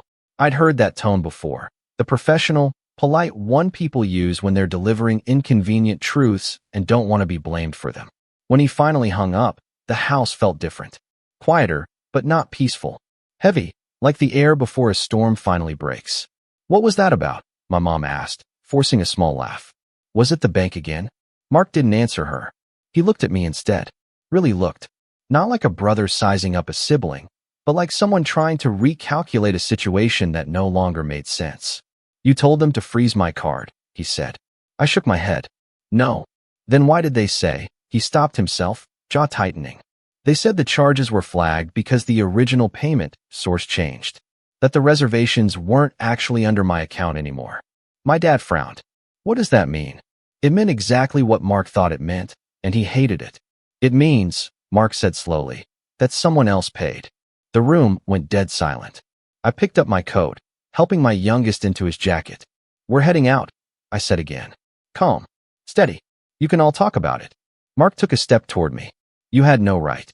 I met his gaze. "I didn't take anything from you. I just stopped letting you take credit for it." That was the last thing I said before we walked out. The drive home was quiet. Not awkward quiet, thoughtful quiet. The kind where your mind finally has space to catch up with your heart. The kids watched the scenery blur past the windows, tired and overstimulated. About halfway through the drive, my oldest broke the silence. "Dad," he said carefully, "did Uncle Mark lie?" I took a breath. "Yes." "About the money?" "Yes." "Why?" I thought about that question for a long time before answering. Because sometimes people like being seen a certain way more than they like being honest. He nodded, processing that, then leaned his head against the window. That was it. No more questions. Kids have a way of accepting truths adults spend years avoiding. When we got home, the crash came. Not dramatic, not explosive, just empty. The adrenaline drained out of me, and suddenly I felt every bit of exhaustion I'd been carrying for years. I sat on the edge of my bed long after the kids were asleep, staring at the wall, replaying moments I'd brushed aside for the sake of peace. Little humiliations, quiet assumptions, all the times I'd told myself it wasn't worth addressing. For the first time, I wondered what it would look like if I stopped trying to be easy. The next few weeks were rough. Mark didn't apologize. He didn't explain. He went quiet, which for him was worse than yelling. My parents called a few times, their tone cautious, like they were stepping around a cracked floor. They asked if I was doing okay. They asked if I meant to embarrass Mark. They never asked why he'd spoken about me that way in front of my kids. At one point, my mom said, "You know how your brother is." He didn't mean it. I almost laughed. "Instead," I said, "intent doesn't erase impact." She didn't have a response to that. The holidays passed without another gathering. No group chats. No photos. No forced cheer. It felt strange at first, like something essential was missing. Then it felt lighter. But the fall wasn't just emotional. It was practical too. Without the constant distraction of family obligations, I started noticing how much of myself I'd been pouring into places that never really gave back. I was good at my job, had been for years, but I kept myself small there too. Took on extra work without asking for recognition. Let others speak over me in meetings. Told myself stability was enough. One night, long after the kids were asleep, I opened my laptop and pulled up an old document I hadn't touched in years. A proposal, a plan, something I'd once been excited about before life, and responsibility, and self-doubt had pushed it aside. I started revising it. Slowly, carefully. No big declarations. No announcements. Just quiet work. Weeks turned into months. I stopped waiting for my family to validate me. Stopped explaining myself. When Mark texted, once, late at night, something vague about how things had gotten out of hand, I didn't respond. Not out of spite. Out of clarity. I didn't owe him reassurance anymore. I focused on my kids. On showing up for them in ways that didn't involve swallowing disrespect. On teaching them, by example, that boundaries weren't punishments. They were protections. The proposal turned into meetings. The meetings turned into contracts. Nothing flashy. Nothing overnight. Just steady progress built on competence instead of performance. For the first time in my life, I wasn't trying to prove anything to anyone in my family. I was building something because it made sense, because I was good at it, because it felt like mine. One afternoon, months later, I got a call from my dad. His voice sounded older. "Mark's having a hard time," he said. I waited. "He's in some debt. More than we realized." I nodded, even though he couldn't see it. "I'm not surprised. He says you blindsided him." That one stung, but not the way it used to. "He blindsided himself," I said quietly. There was a long silence. Then my dad sighed. "You've changed." "Yes," I said. "I have." After that call, I sat in my car for a long time, hands resting on the steering wheel, thinking about how strange it was to feel grounded in the middle of disappointment. I wasn't angry anymore. I wasn't even hurt. I was solid. The rise wasn't loud. It didn't come with announcements or dramatic reveals. It came with early mornings, late nights, and a growing sense of self-respect I hadn't realized I'd been missing. It came with watching my kids see me differently, not as the guy who always gave in, but as the one who stood firm without cruelty. And then, just as things started to feel stable, the past reached out again. It was an email this time. Not from Mark. Not from my parents. It was from someone I didn't expect. Someone connected to the tickets. To the payments. To the part of the story Mark had never bothered to understand because he'd assumed it would always work out in his favor. I stared at the screen, heart thudding, as I read the subject line twice. Because whatever was coming next wasn't just about family anymore. And I knew, with a certainty that surprised me, that this time I wasn't going to step aside quietly. I didn't open the email right away. I stared at the subject line, then locked my phone and set it face down on the desk like it might buzz on its own and make the decision for me. I'd spent months rebuilding my footing, learning how to stand without constantly bracing for someone else's reaction. Part of me wanted to ignore it, to keep moving forward and let the past stay where it belonged. Another part of me knew that pretending something doesn't exist doesn't make it powerless. It just makes it patient. When I finally opened it, the message was polite, almost clinical. It was from an account manager at the travel company that had handled the holiday reservations. They were conducting a routine audit and had noticed a discrepancy between the individual who had been presenting himself as the primary purchaser and the actual payment source. They wanted to confirm details. They wanted documentation. They wanted to make sure their records were accurate. I exhaled slowly. Of course they did. For years, Mark had been riding on assumptions. On the idea that no one would look too closely as long as things seemed fine on the surface. He liked the image of control, not the mechanics of it. I'd been the opposite. I liked the mechanics. I liked systems. I liked knowing exactly how things worked. That was why, months earlier, when he'd asked me to just handle the flights real quick, because he was busy, I'd done it properly. In my name. With my account. Clean, documented, traceable. I replied to the email with the requested confirmations and attached the receipts. I didn't editorialize. Didn't explain context. I let the facts speak for themselves. That was the moment I stopped reacting and started planning. I didn't want chaos. I didn't want a dramatic explosion. I wanted accountability. And if I was honest with myself, I wanted something else too. I wanted my family to finally see the version of me they'd overlooked for decades. Not the quiet helper. Not the backup plan. The one who understood the whole board. Over the next few weeks, information started coming to me without much effort. When you stop covering for someone, the gaps become visible. A mutual acquaintance mentioned Mark had been tight lately. A cousin let slip that he'd asked to borrow money for something vague and urgent. My mom called one afternoon, voice tense, asking if I knew anything about some letters Mark had received. I don't, I said honestly. What kind of letters? She hesitated. Official ones. I didn't ask more. I didn't need to. Instead, I focused on strengthening my own position. I finalized contracts. Set up proper boundaries at work. Put systems in place so nothing I'd built could be casually undermined. I spoke with a financial advisor, not because I was in trouble, but because I'd learned the cost of assuming things would just work out. One evening, after the kids were asleep, I laid everything out on the dining table. Not in a dramatic way, just documents, timelines, receipts, emails, a quiet map of how things had actually happened, stripped of the stories Mark liked to tell. Looking at it all together, I felt something unexpected, relief. The truth was clean, simple. It didn't need defending.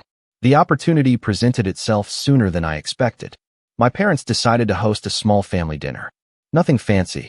Just to clear the air, my mom said when she called. Her voice had that careful tone again, like she was arranging fragile objects on a shelf. Mark will be there, she added. I figured, I said. You don't have to come if you're uncomfortable. I looked at the stack of documents on the table, at the quiet confidence I'd been carrying lately. I'll be there. The night of the dinner, I arrived alone. The kids were with a friend, intentionally. This wasn't something they needed to witness. When I walked into my parents' house, the atmosphere was tight. Mark sat on one end of the couch, arms crossed, jaw clenched. He looked tired, smaller somehow, not defeated, but no longer towering. We exchanged polite greetings. Nothing more. Dinner was awkward but civil. Small talk, clinking cutlery, long pauses. Everyone avoiding the obvious. Halfway through, my dad cleared his throat. So, he said, I think we should talk about what happened over the holidays. Mark scoffed. You mean when Brian decided to make me look like an idiot? I didn't react. I took a sip of water and waited. My mom turned to me. We were surprised, she said.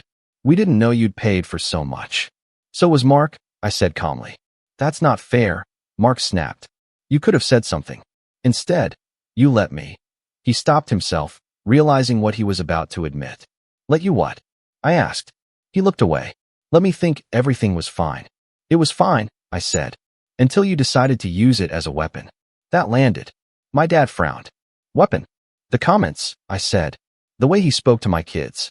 The way he talked about me. About my finances. That wasn't stress. That was a pattern. Mark leaned forward. You've always been jealous. I almost smiled. Of what? He opened his mouth, then closed it. I reached into my bag and placed a slim folder on the coffee table. Not dramatically. Just there.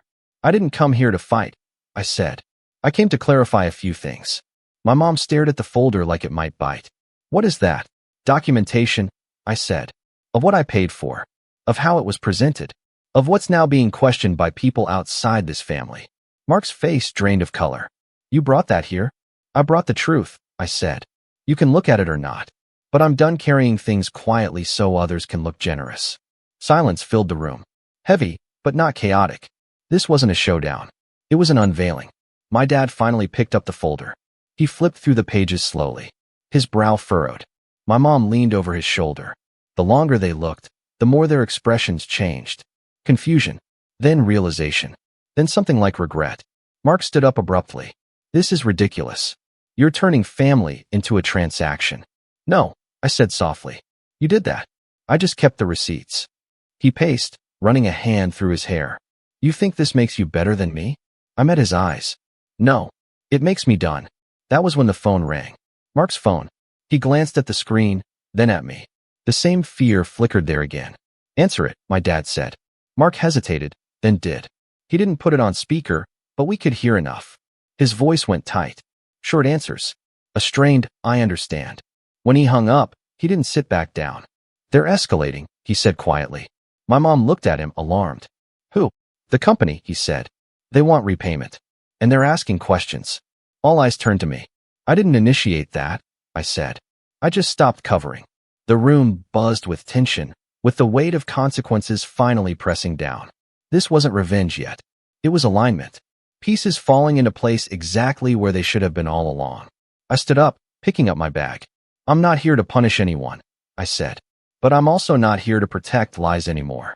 My dad opened his mouth, then closed it. He looked tired, older than I remembered. As I walked toward the door, Mark said my name. Not sharp this time. Almost pleading. Brian, he said. We can fix this. I paused, hand on the doorknob, and turned back just enough to meet his gaze. You had years to fix it. Then I left. Outside, the night air was cold and clear. I sat in my car for a long moment, hands steady on the wheel, heart pounding but controlled. I knew what came next wouldn't be clean or comfortable. But for the first time, I wasn't bracing for impact. I was ready. And somewhere behind me, inside that house, the version of the story Mark had been telling was finally starting to collapse. The escalation didn't come with shouting or slammed doors. It came quietly, methodically, the way consequences usually do when they're no longer being held back by someone else's restraint. 2 weeks after that dinner, the travel company followed up. Not with me, with Mark. They'd completed their audit. The findings were simple and damning. He had presented himself, verbally and in writing, as the purchaser and organizer of the trip while knowingly allowing another party to pay. He had signed confirmations using language that implied ownership of the charges. That crossed a line from exaggeration into misrepresentation. I didn't need to lift a finger.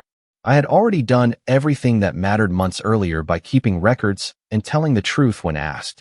Mark called me late one night. Not angry this time. Frantic. "They're threatening legal action," he said, voice tight. "They say I'm responsible for the balance because I claimed the benefits. They're freezing future bookings. Brian, you have to help me straighten this out." I listened. I let him talk. I heard something I'd never heard from him before.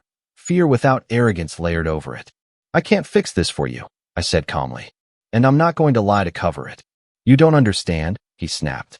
"This could ruin me." I thought of my kids' faces when he'd dismissed them, of the way he'd talked about me in front of them, of all the years I'd quietly absorbed things so he could stand taller. "I understand perfectly," I said. "This is what happens when stories meet records." He went quiet. Then his voice dropped. "So that's it. You're just going to let me fall." I closed my eyes. "I'm not pushing you. I'm just not holding you anymore." That was the last real conversation we had. What followed was swift and uncomfortable. The travel company demanded repayment for benefits Mark had claimed, credits, loyalty points, compensations issued in his name. The bank reviewed his account activity and flagged inconsistencies. His credit took a hit. Then another. Suddenly, the man who had always loved saying, "I've got it covered," didn't. My parents were forced to confront what they'd avoided for decades. When my dad came to me, it wasn't to ask for help. It was to apologize. "I didn't see it," he said, sitting across from me at my kitchen table weeks later. His hands trembled slightly as he held his coffee. "I didn't want to see it. You were always so capable, and Mark was always so loud." I confused the two. My mom cried. Not dramatically, quietly. The kind of crying that comes when denial finally runs out. "We leaned on you because you didn't complain," she said. "That wasn't fair." "No," I said gently. "It wasn't. They didn't ask me to fix Mark's situation. Not this time." They'd finally understood that asking me to absorb consequences for someone else was part of the problem. Mark tried once more, months later. He showed up unannounced, thinner, eyes tired, pride stripped down to something raw and unpleasant. "I need a loan," he said, straight to the point. No performance left. I shook my head. "No. You have the money," he said bitterly. "Yes," I replied. "And I also have boundaries." He laughed then. A hollow sound. "So you win." I met his gaze, steady. "This was never a competition. You just turned it into one." He left without another word. The fallout wasn't explosive. It was quiet. Mark faded from the center of family gatherings. He stopped being the authority on plans, on money, on who belonged where. The silence around him was loud, and for once, it wasn't mine to fill. As for me, the rise continued. The business I'd built grew steadily. I didn't chase status or applause. I focused on sustainability, on showing my kids what consistency looked like when it wasn't paired with self-erasure. We took trips, modest ones, planned carefully, paid for transparently. My kids touched the pastries wherever we went. At the next holiday gathering, hosted at my place, there were no speeches, no declarations, just food on the table and the simple understanding that everyone there was welcome. Mark didn't come. No one commented on it. Late that night, after the house had quieted and the kids were asleep, I stood in the kitchen and thought about how strange it was that revenge hadn't felt like fire or triumph. It felt like alignment, like putting something heavy down after carrying it for too long. I didn't take anything from my brother. I just stopped letting him take from me. And that, it turned out, was enough. My name's Miles, I'm 31, and for most of my life, I thought keeping the peace was more important than standing up for myself. That belief worked fine, until the day my brother's wife looked me straight in the eye, smirked, and said, You're just bitter because you'll never be as successful as us," while accepting a vacation I'd paid for. Everyone laughed. Everyone except me. I didn't say much, just smiled and replied, "We'll see." That moment, quiet as it was, ended up changing everything. To understand why that sentence hit as hard as it did, you have to know my family. My brother, Aaron, is 2 years older than me and was always the golden one in my parents' eyes. Driven, ambitious, charming in that practiced way people in sales learn to be. He could sell you your own shoes and make you thank him for it. Growing up, Aaron was praised for every small thing he did, while I was the responsible one, code for the person who quietly made sure things didn't fall apart. I was the one who remembered mom's medication refills, who helped dad with the mortgage paperwork when he forgot, who picked up Aaron from parties when he got too drunk to drive. None of that ever made it into family conversations. To them, I was dependable, but forgettable. Aaron met his wife, Jenna, about 5 years ago. She's the kind of person who introduces herself by mentioning her Instagram following before her actual job. Everything about her screamed status. Designer purses, filtered smiles, and constant comparisons. From day one, she made it clear she thought I was beneath them. I worked in IT, freelance mostly, and while I made decent money, it didn't look flashy. Aaron and Jenna, on the other hand, loved appearances. They'd started a small marketing firm and posted constantly about their entrepreneurial lifestyle. What they didn't post was that I was the one who built their company's website, handled all their cybersecurity, and helped them recover from a near-disastrous data breach, for free. I used to tell myself I didn't mind helping. They were family, after all. But somewhere along the line, that goodwill turned into expectation. Every time Aaron's laptop froze, I got a call.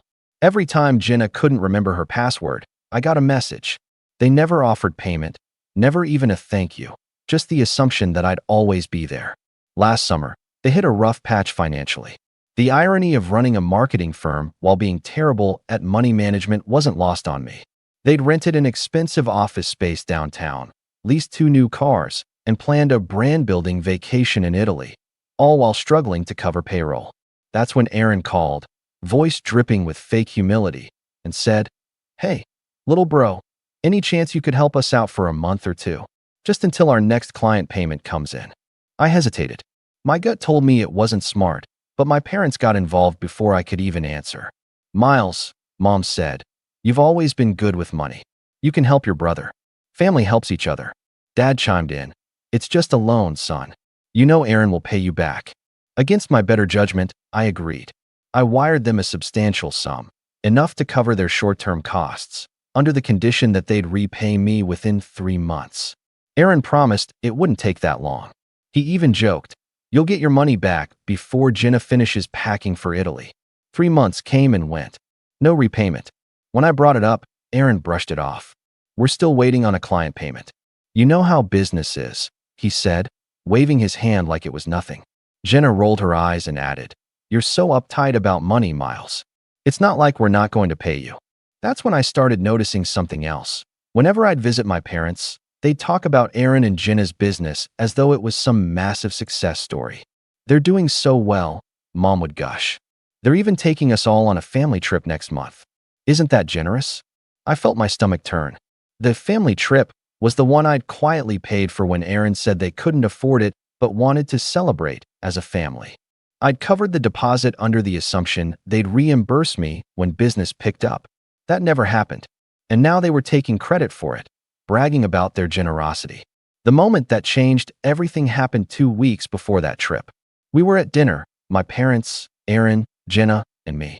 Jenna had just finished talking about how exhausting it was managing multiple income streams when Mom brought up the vacation again.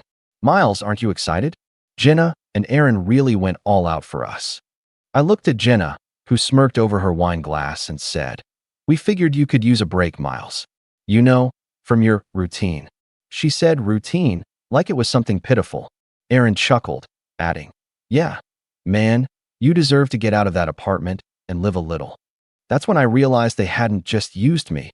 They were laughing about it. I wanted to call them out right there, tell my parents the truth, but I didn't. I just stared at Jenna as she leaned over and whispered, loud enough for everyone to hear, "You're just bitter because you'll never be as successful as us." Everyone laughed, even my parents. Something in me clicked. I didn't argue. I didn't defend myself. I just smiled and said, "We'll see." They thought I was backing down. What I was really doing was taking mental notes. After dinner, I went home and opened my laptop. I started going through every piece of work I'd ever done for their company. Every email, every line of code, every unpaid invoice. I'd built their website from scratch, maintained their servers, even set up their client portals. All without official contracts because, again, they were family. My name wasn't on the paperwork, but my fingerprints were everywhere. I started realizing how vulnerable their setup actually was. Aaron and Jenna had been sloppy with their business records. They'd mixed personal and company finances, ignored compliance regulations, and used software licenses tied to my personal accounts. I hadn't noticed before because I wasn't looking for it. But now, every oversight stood out like a neon sign. That night, I barely slept. Not out of anger, but because my mind was racing. I wasn't planning revenge, not yet. I just wanted to understand how deep this went. And the deeper I looked, the more I saw how much control I unknowingly had over their company's operations. The next week, Aaron called again, this time asking if I could help fix a little tech issue. Apparently, one of their major clients couldn't access a deliverable. Jenna chimed in from the background, her tone sharp. "Can you please just handle it? We have a meeting in an hour." I logged in remotely, fixed their mistake, and watched as their smug faces appeared on the conference call screen. They didn't even say thank you. When I reminded Aaron about the money he owed me, he sighed dramatically and said, "You really need to let this go, Miles. It's not a good look." That was the moment the switch flipped. From then on, I started documenting everything. Every message, every call, every favor I'd done. I kept it quiet, polite, even helpful. But underneath that calm, I was preparing. I didn't tell anyone, not even my parents. They were too far gone in their belief that Aaron and Jenna were flawless. When I mentioned my frustrations to Mom one evening, she simply said, "Miles, they're family. You can't expect them to be perfect." But I wasn't expecting perfection. I was expecting decency. As the trip approached, Aaron and Jenna started posting countdowns online, thanking our hard work and perseverance for making it possible. I'd scroll past their posts, a mixture of disbelief and clarity settling in. They had no idea I was watching everything unravel quietly in the background. 2 weeks later, we were supposed to meet to finalize some family plans. I showed up, calm as ever, while Aaron and Jenna laughed about new business ventures. At one point, Jenna said something that stuck with me. "You know, Miles, you're a nice guy, but not everyone's meant to lead. Some people are just better as background players." I smiled again. "Maybe," I said, "but sometimes the background changes the whole picture." Aaron laughed, not realizing that within days, that picture would look very different. After that dinner, something in me changed. I stopped trying to justify their behavior to myself. I stopped telling myself, that's just how they are. Instead, I began watching them, not out of bitterness, but clarity. The more I observed, the more I realized just how deep the manipulation ran. My parents had always treated Aaron like a star they needed to keep shining, and I was the dependable satellite that orbited around him, expected to be grateful for the scraps of warmth he occasionally threw my way. The weeks leading up to the family trip were a blur of tension disguised as small talk. Aaron called me constantly, but not to repay what he owed. He'd call asking for just a quick favor. It started with minor tech requests, then turned into bigger things. Handling their client databases, editing marketing materials, even designing a new campaign because our designer flaked, and you're just better at this stuff anyway. Each time, I reminded him I had my own clients, deadlines, and an actual life. Each time, he brushed it off with that same patronizing tone he'd perfected. "Come on, bro, don't be so rigid. You're good at this, and family helps family." I'd heard that phrase too many times.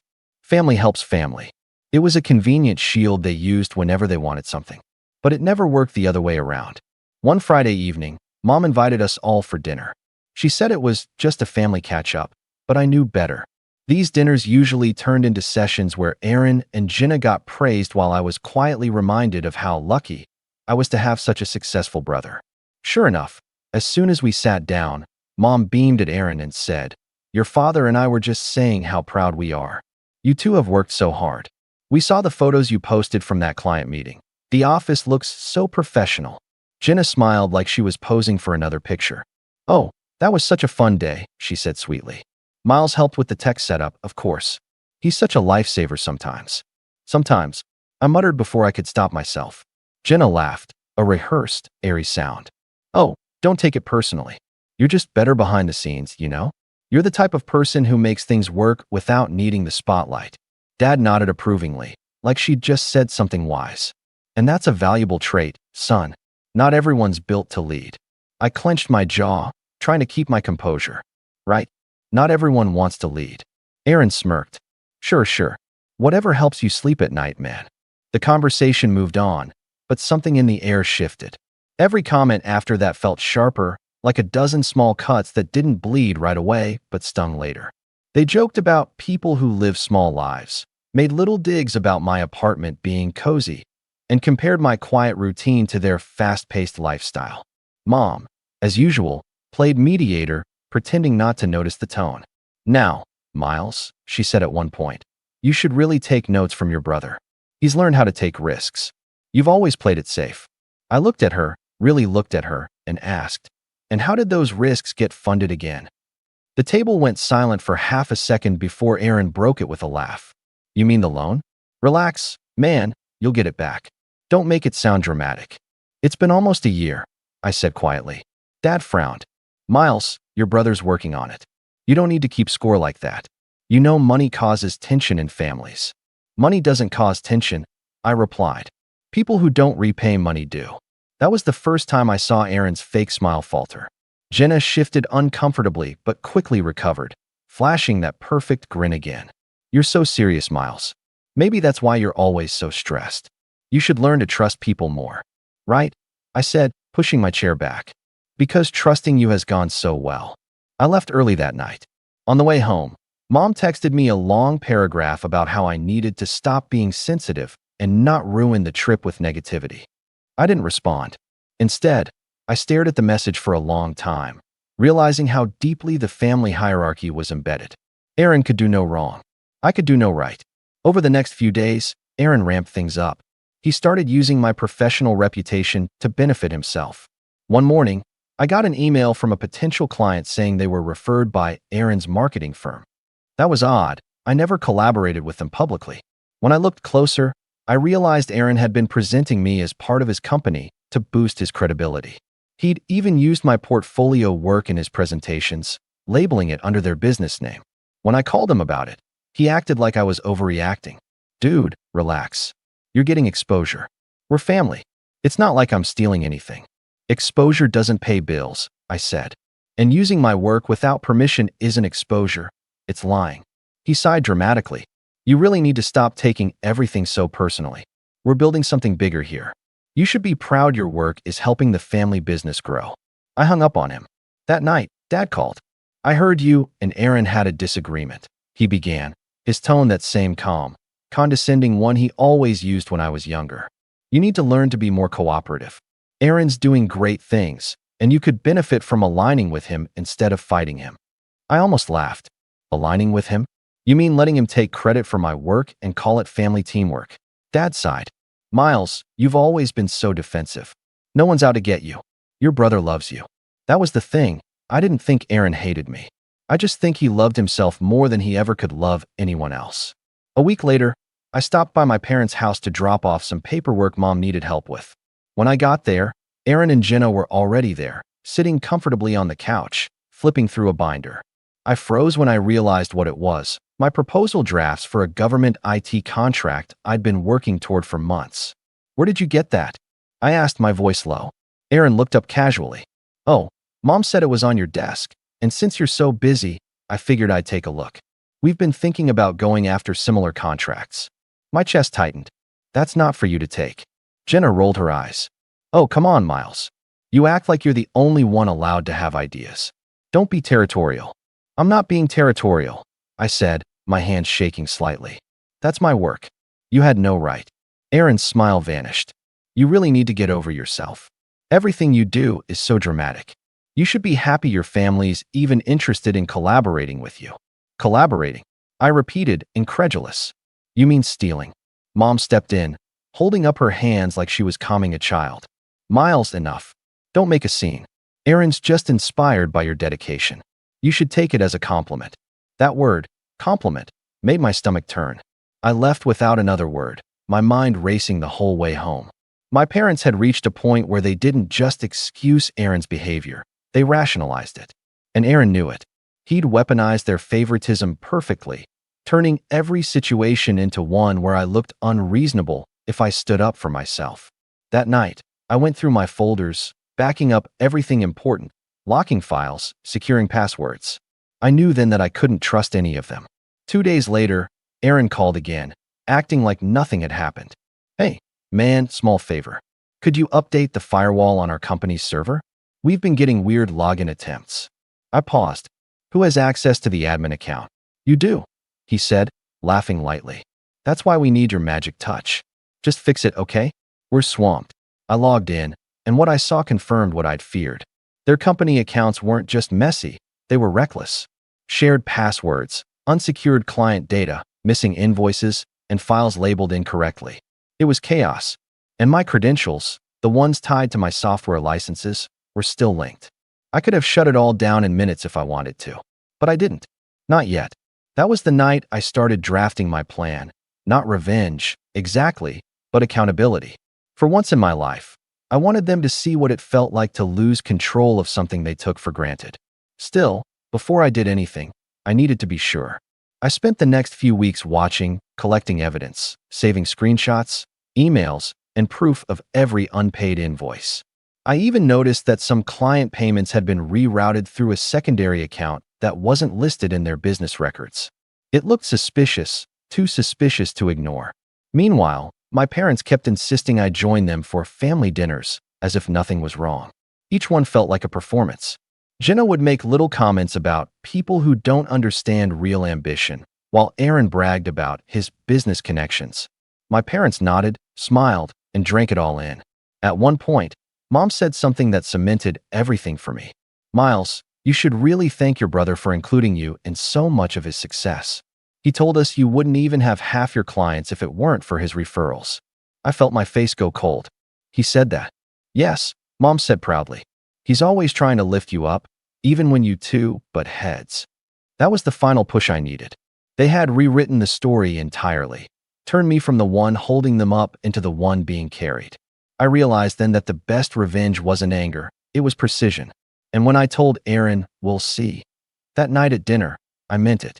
He just didn't know how soon he'd find out what I meant. After weeks of careful observation, I realized that waiting for them to trip up wasn't enough. I needed a catalyst, a moment that would show them, without a doubt, that I wasn't someone they could manipulate or ignore. I was always the silent observer, the invisible support, the family tool. But that night, I decided it was time to push past observation and step into action. It started innocuously enough. Aaron called, that familiar drawl in his voice, asking me to review an urgent proposal for a new client. "Hey, Miles," he said casually, as if we'd shared coffee just yesterday. "Can you take a look at the Harper file? Jen is swamped and could really use your expertise. Shouldn't take long." I let him ramble while I opened the file on my laptop. As I skimmed through it, my heart sank. They'd once again made modifications without consulting me, messing with numbers I had meticulously calculated for months. And worse, they had listed my past work as theirs in the cover sheet. They were essentially presenting my intellectual labor as their own. I replied slowly, deliberately. "Aaron, this isn't just a quick fix. You can't just insert your name over my work and call it a proposal. You know that." He chuckled, that familiar laugh that somehow disguised arrogance as charm. "Come on, Miles. Don't be dramatic. This is business, not school. Just make it look good. It's what we've always done." That "we've always done" line hit me like a punch. My blood ran cold, but I didn't show it. Instead, I shut my laptop, stood up, and said, "You know what? No, I'm done." Aaron froze. "Done? What do you mean?" "I mean, I won't be your unpaid consultant anymore. I won't bail you out every time you mismanage funds, mislead clients, or take credit for my work." I let the words hang in the air, letting them resonate with the weight they deserved. "You've used me for years, and now you're trying to rewrite history." Aaron laughed nervously, clearly thinking I was bluffing. "Miles, don't be ridiculous. You're family. Family sticks together." I smiled. Not warmly, not gently, but with a cold, hard edge. Family doesn't steal from family. And yes, I've got a history of keeping the peace. But I'm not that person anymore. That night, I made the first move. I transferred all of the intellectual property I had contributed to their business into a secure account under my control. Every line of code, every marketing asset, every client contact list, they were mine now. I didn't delete anything. I just made it untouchable without my permission. The betrayal was silent but complete. I knew Aaron and Jenna would panic the second they tried to access their files, but I didn't want to be hasty. I wanted to savor the moment, to let the tension build until it was unbearable. 3 days later, I got my first taste of the fallout. Aaron called me at noon, his voice uncharacteristically sharp. "Miles, what did you do?" "I did what I should have done years ago," I replied calmly. "I secured what's rightfully mine. You've had access to my work for long enough without proper acknowledgement or payment. That ends now." He sputtered, fumbling over words. "You can't do this. You know how much clients rely on these materials. You can't just take it away." "I can." And I did. That's exactly what I did. Jenna got on the line, her voice shrill. "Miles, this isn't fair. You're jeopardizing everything we've built." "Not everything," I said. "Just what you were never entitled to. The rest is yours, minus my labor." That was the first moment I saw real panic in them. Aaron's voice shook, something I'd never heard before. "You're being petty. This is ridiculous. You're ruining us." I let him stew. I didn't respond further. Instead, I started documenting every call, every protest, every angry text they sent. For the first time in years, I felt empowered, not vengeful, not malicious, just in control. The real betrayal, though, didn't hit with Aaron or Jenna. It hit with my parents. That same evening, Mom called, her voice tight with anxiety. "Miles, honey, I don't understand. Aaron says you locked all the files, that you're trying to destroy the family business." "I didn't destroy anything," I said. "I simply removed unauthorized access. Every line of work I've created belongs to me until it's properly acknowledged and paid for." Mom gasped. "Miles, this isn't how families behave. You're supposed to be helping, supporting. We thought you were the dependable one." I couldn't stop the anger I felt from boiling over. "Dependable doesn't mean a doormat, Mom. I'm done being the family scapegoat while you all cheer on people who use me for personal gain." The silence that followed was deafening. I could almost hear the gears turning in her mind as she tried to rationalize it. Dad chimed in, his tone measured, but I could hear the judgment underlining every word. "Miles, this is extreme. Family doesn't act like this. You're being heartless." I paused before replying. "Heartless? I think using me for years without acknowledgement, then mocking me at family gatherings, qualifies as a lot worse. I'm finally being accountable, something I wish the rest of you were." I hung up before they could respond. That night, I barely slept, but for the first time, it was peaceful. I didn't feel guilty. I didn't feel nervous. I felt liberated. The next morning, my phone exploded. 46 missed calls. Emails from Mom, Dad, Aaron, and even Jenna. Texts flooded in. "Why would you do this? We're ruined. You're destroying everything. How could you betray us like this?" I ignored them all. I let it build. I knew their desperation would only intensify. By mid-afternoon, Aaron's panic escalated into threats. "If you don't restore access, Miles will." I laughed quietly, shaking my head. "You'll what? Sue me? Try to get revenge? That's rich, considering how much you've stolen from me over the years." Jenna's voice joined the call, trembling. "Miles, please, this isn't necessary. You're crossing a line." "No, Jenna," I said, calm as a lake before a storm. "You crossed a line years ago. I'm simply responding in kind." Throughout the day, my parents called and texted repeatedly, trying to guilt me, pleading, even cajoling. "Family sticks together," Mom wrote. "You're heartless," Dad texted. Aaron's messages veered into full-blown panic. "Miles, you have no idea what this will do to us." But I stayed silent. I didn't reply to a single one. I didn't argue. I didn't justify. I let them stew in the consequences of their own actions. By evening, I realized something that made my chest tighten, not in fear, but in affirmation. The family that had always treated me as a secondary character, the people who had used me, mocked me, and manipulated me into submission, were now completely dependent on me. I had never felt such control over the narrative of my own life. Aaron called again, voice cracking with frustration and disbelief. "Miles, you can't do this. You're making us look like fools." I didn't respond. I was upstairs in my apartment, making a pot of tea, listening to the chaos unfold through texts and missed calls. It was like watching a storm from a safe distance. The energy was wild, untamed, and yet I was untouchable. It was the first time in years that I realized how completely I had been underestimated. Not just by Aaron and Jenna, but by my parents too. They had all assumed I'd continue to serve their interests silently, without question. And now, I finally understood the power of refusing to be invisible. That night, as I scrolled through the mounting messages, I knew this was just the beginning. They had no idea how far I could go. I had made them panic, but I hadn't even begun to leverage everything I had quietly built, documented, and secured over the years. For the first time, I felt something I hadn't in a long time: anticipation. Not fear, not anger, anticipation. Because I knew the family that had once controlled me, mocked me, and ignored me was about to experience the same helplessness they had forced me to feel. And this time, I wouldn't hold back. After that first day of chaos, I thought the storm would die down, but it didn't. If anything, it got worse. For the first time in years, my family was openly hostile toward me.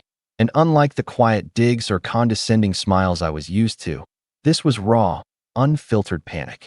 Aaron's texts kept coming, each one more desperate than the last. "Miles, you're ruining us. I'll fix it. Just give me access back. You don't understand the consequences." Meanwhile, Jenna's messages veered from pleading to condescending, trying to guilt me while acting like I was overreacting. My parents, true to form, alternated between panic and passive-aggressive scolding.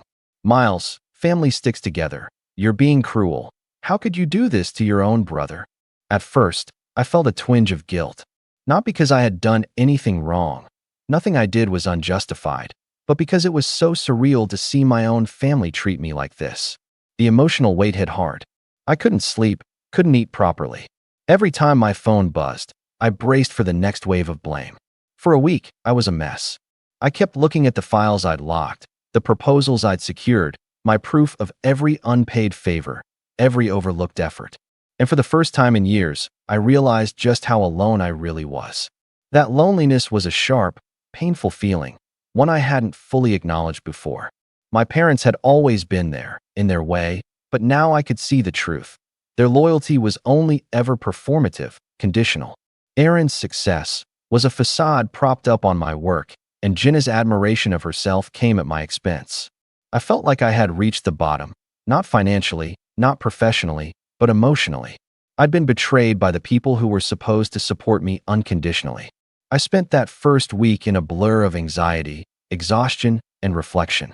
I considered giving in, unlocking the files, letting them off the hook. The rational voice in my head whispered, "It's your family.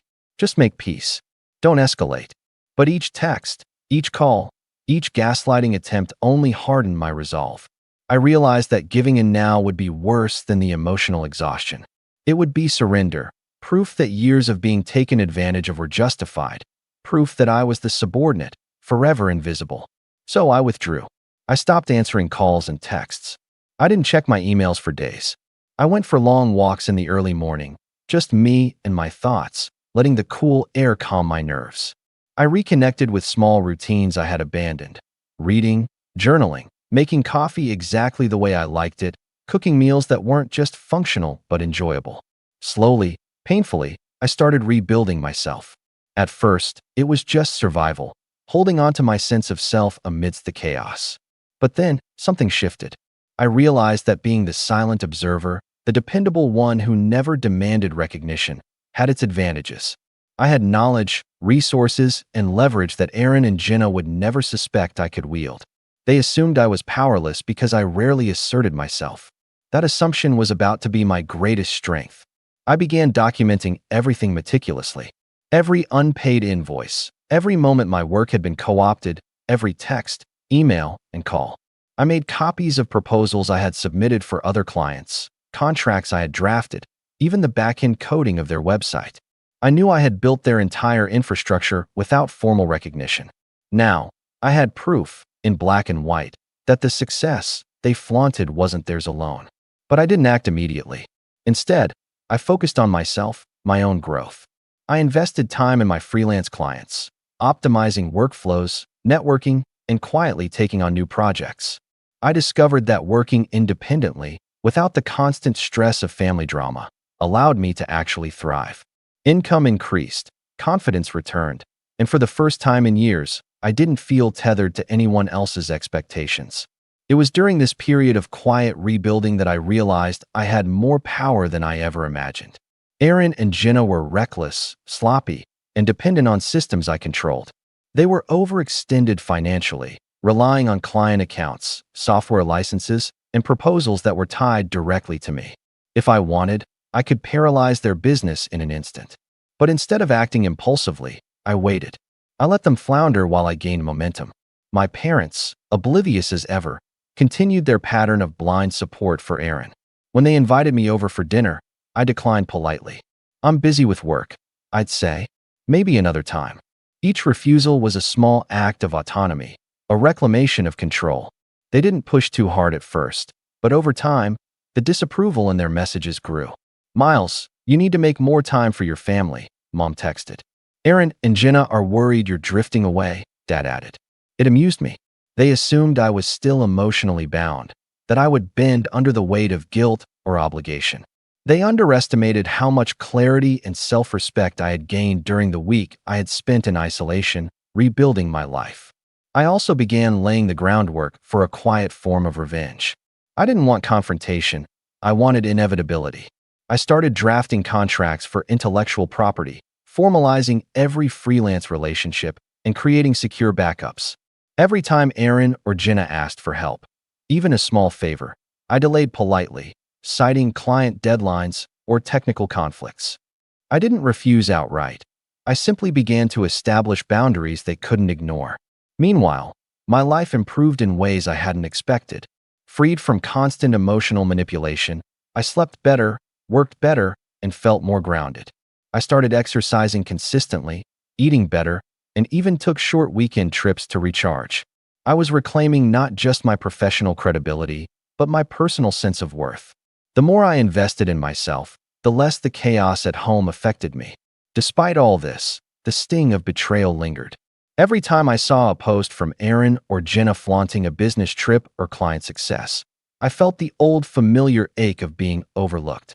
But I no longer let it control me. I documented it, noted patterns, and prepared. If they wanted to flaunt success built on my work, I would let them, until the moment when their carefully constructed facade became irrelevant. By the end of the month, I had built something stronger than resentment, a plan. Not one fueled by rage, but by precision and strategy. I would not react impulsively. I would not escalate without reason. Instead, I would allow their overconfidence, their entitlement, and their recklessness to become the very tools of their undoing. Every unpaid invoice, every stolen idea, every dismissive comment, they were all assets in my quiet ledger of accountability. And in the process, I discovered something remarkable. Independence is power. The very thing my family had mocked me for, the quiet, dependable, behind-the-scenes diligence, was the foundation of control. Aaron and Jenna had assumed that because I had always been nice, I would never act decisively. They had no idea how much they had underestimated me. One night, I sat at my kitchen table with a cup of tea, reviewing the secure backups and the documents I had compiled. My phone sat quietly in the corner, the unread messages from Aaron, Jenna, and my parents blinking like distant thunder. I smiled, not with malice, but with calm certainty. I had reached rock bottom, emotionally exhausted, isolated, and unrecognized, but I had also risen. I was stronger, more self-reliant, and fully aware of the leverage I now held. The realization hit me like a wave. I didn't need their acknowledgement. I didn't need their approval. I didn't need their money or their praise. All I needed was patience and precision. The tools, the knowledge, the leverage, they were mine and mine alone. And that's when I made the decision. I wouldn't just walk away from my family. I would rise above them, quietly, deliberately, ensuring that when the moment came, they would finally understand what it meant to take someone like me for granted. I didn't know exactly when the moment would come, but I knew it would. After a few weeks of watching them flail and savoring the quiet confidence that comes from knowing you're not the only one who can hold the map, I realized I needed more than leverage. I needed legitimacy. Locking the files and documenting everything had rattled them, but if I wanted the outcome to be permanent, I couldn't rely on panic alone. I needed a position that would make the rest of the world recognize what I already knew. The success Aaron and Jenna plastered across Instagram was propped up by other people's work and a surprising amount of bad bookkeeping. So I set out to make my quiet authority official. The first break came unexpectedly. A government contractor I'd previously pitched to, someone I'd helped once with a minor security audit years ago, reached out after seeing a thread where I'd explained data privacy best practices. The message was polite and short. "Are you available for a consult on a major bid?" It was the exact kind of work I'd been aiming for, legitimate, well-funded, and importantly, public-facing in a way Aaron's little firm never was. I accepted the call. On the phone, their project manager spoke with the calm efficiency of someone who deals in clear contracts and clean deliverables. "We need an independent verification of all back-end code and intellectual property ownership tied to subcontractors," she said. "We've uncovered some messy attributions in the docs, and we need a trusted third party." I didn't need to pretend surprise.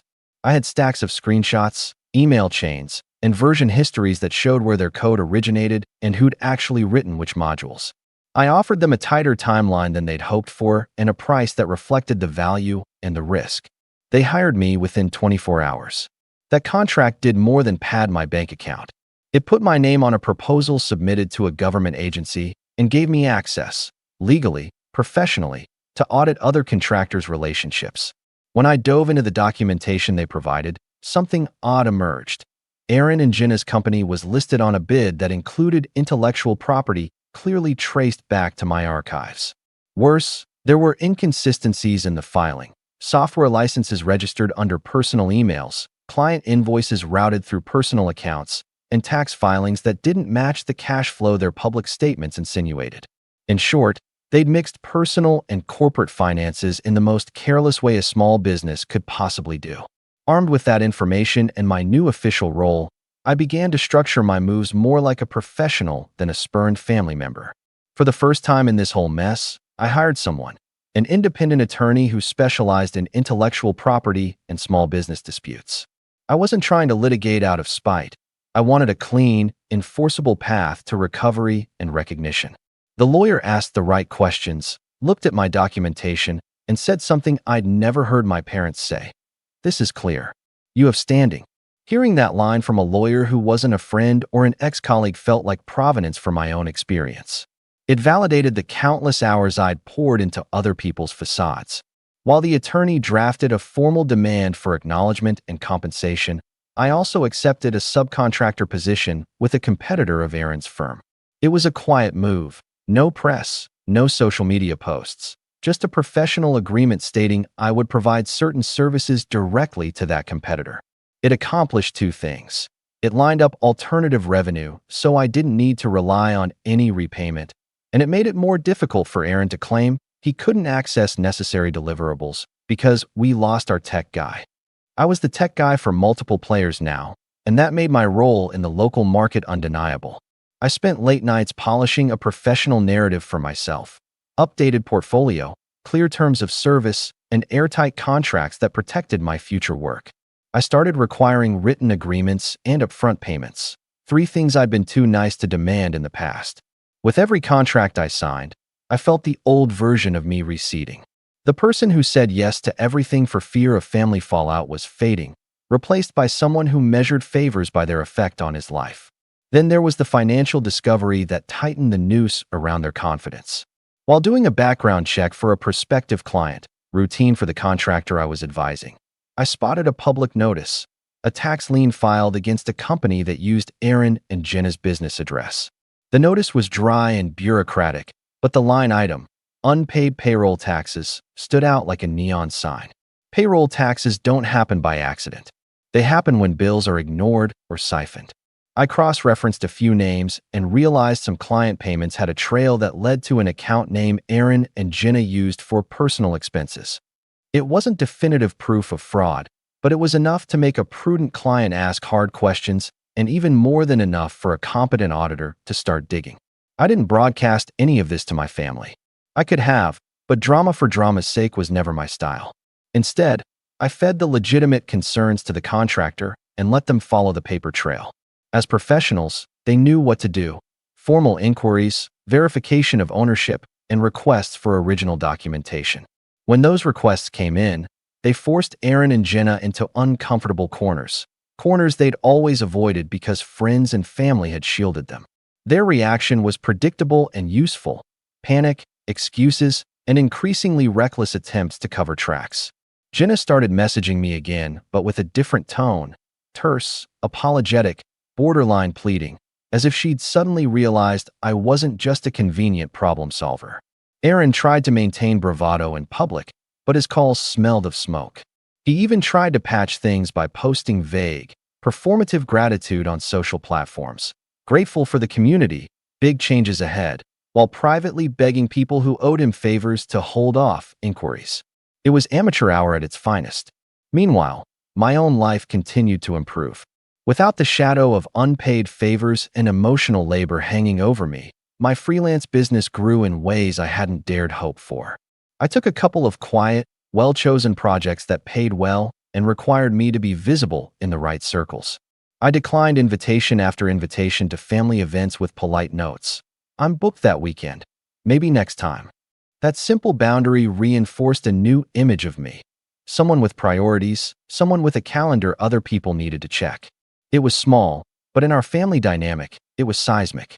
The last thing I did before making my next move was perhaps the bravest.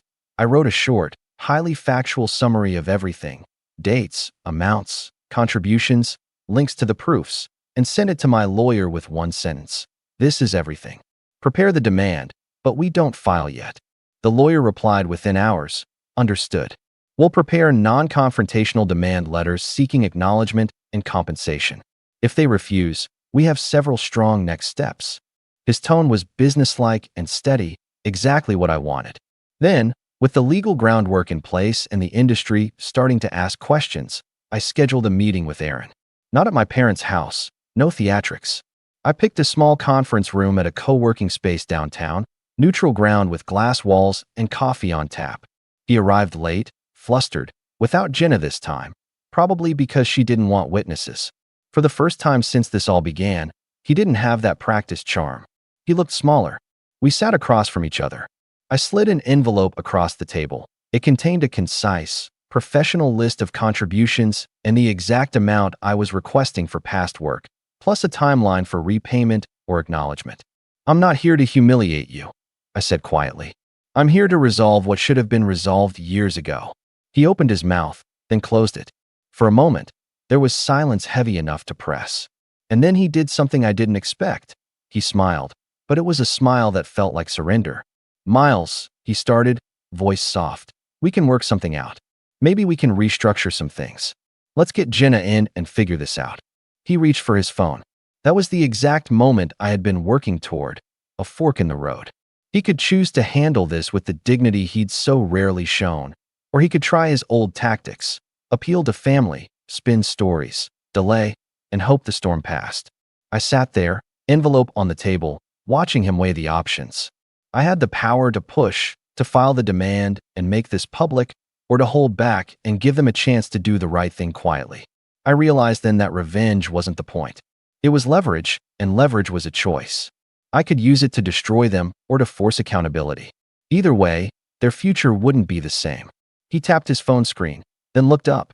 "Give me a few days," he said. "Talk to Jenna. We'll get back to you."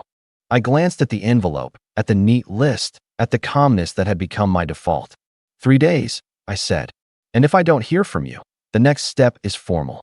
I didn't say what that step was. I didn't need to. My silence carried the rest. We left the co-working space separately. I walked out into the autumn air and felt the city press around me, loud, indifferent, alive. My phone buzzed almost immediately with a new message: a forwarded email from a client asking for verification of ownership on a recent deliverable. In the end, the process had already started without me moving another piece. That night, as I reviewed the email and the list I'd given Aaron, a strange calm settled over me. I wasn't angry anymore, not entirely. I was focused. The stage was set. The pieces were in motion.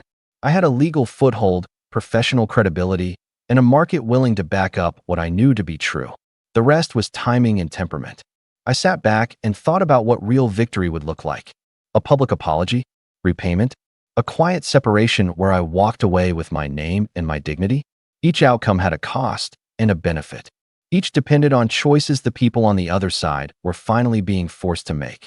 And then my phone lit up with a notification, one that sent a cold little thrill through me. It was from an unknown number, a terse voicemail transcription. "You can't just do that, Miles.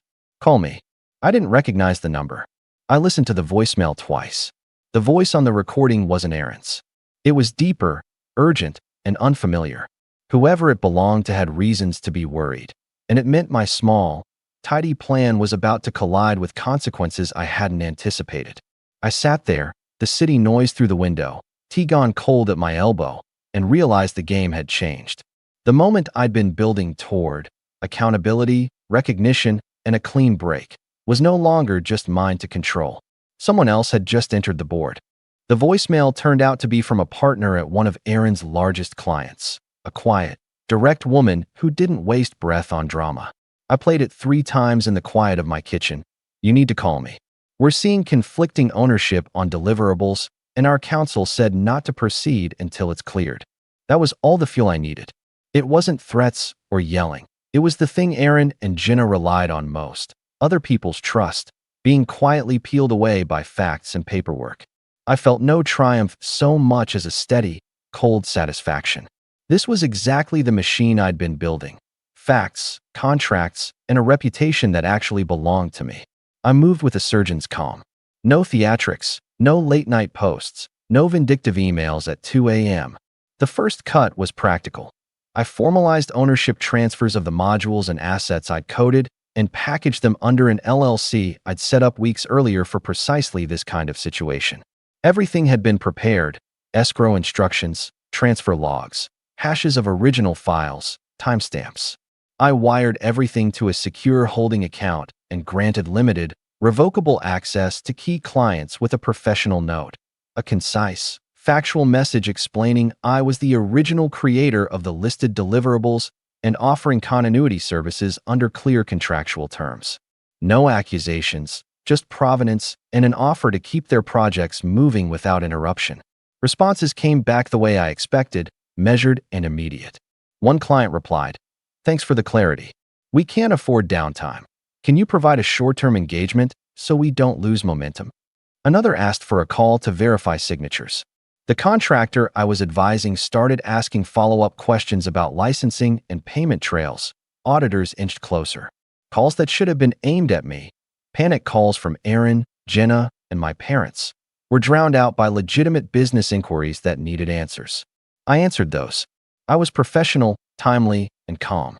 I stayed on the offensive by providing solutions, not insults. I also let the legal engine I'd set up do its slow, inexorable work. My lawyer sent the demand letter: concise, unemotional, and firm.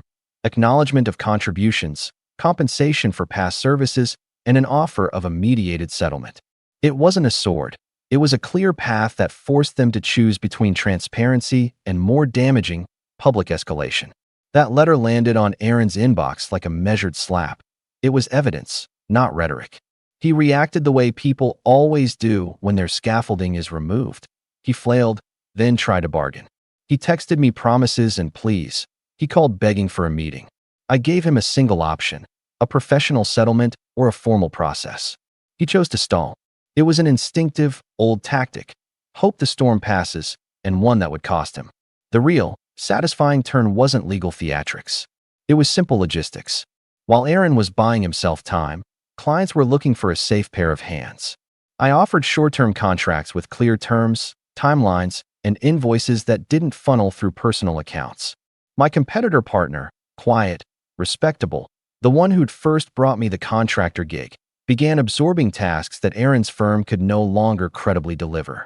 Within days, deliverables that Aaron had been scheduling started showing up under my oversight. It wasn't dramatic. No shouting, no public shaming posts. Just reliability where there had been chaos. Contracts moved. Payroll kept its date. The difference in professionalism was stark. Financial pressure followed. A client put a hold on payments pending ownership verification. Another requested audits that found the mixed account breadcrumbs I'd already documented. Payment processors sent notices. Vendors asked for cleared funds. Aaron's small company couldn't operate on reputation alone once the receipts and signatures were questioned. Their line of credit flagged unusual activity. The offices they rented, an indulgence they'd always touted as a sign of status, suddenly mattered less than the cash flow that paid for them.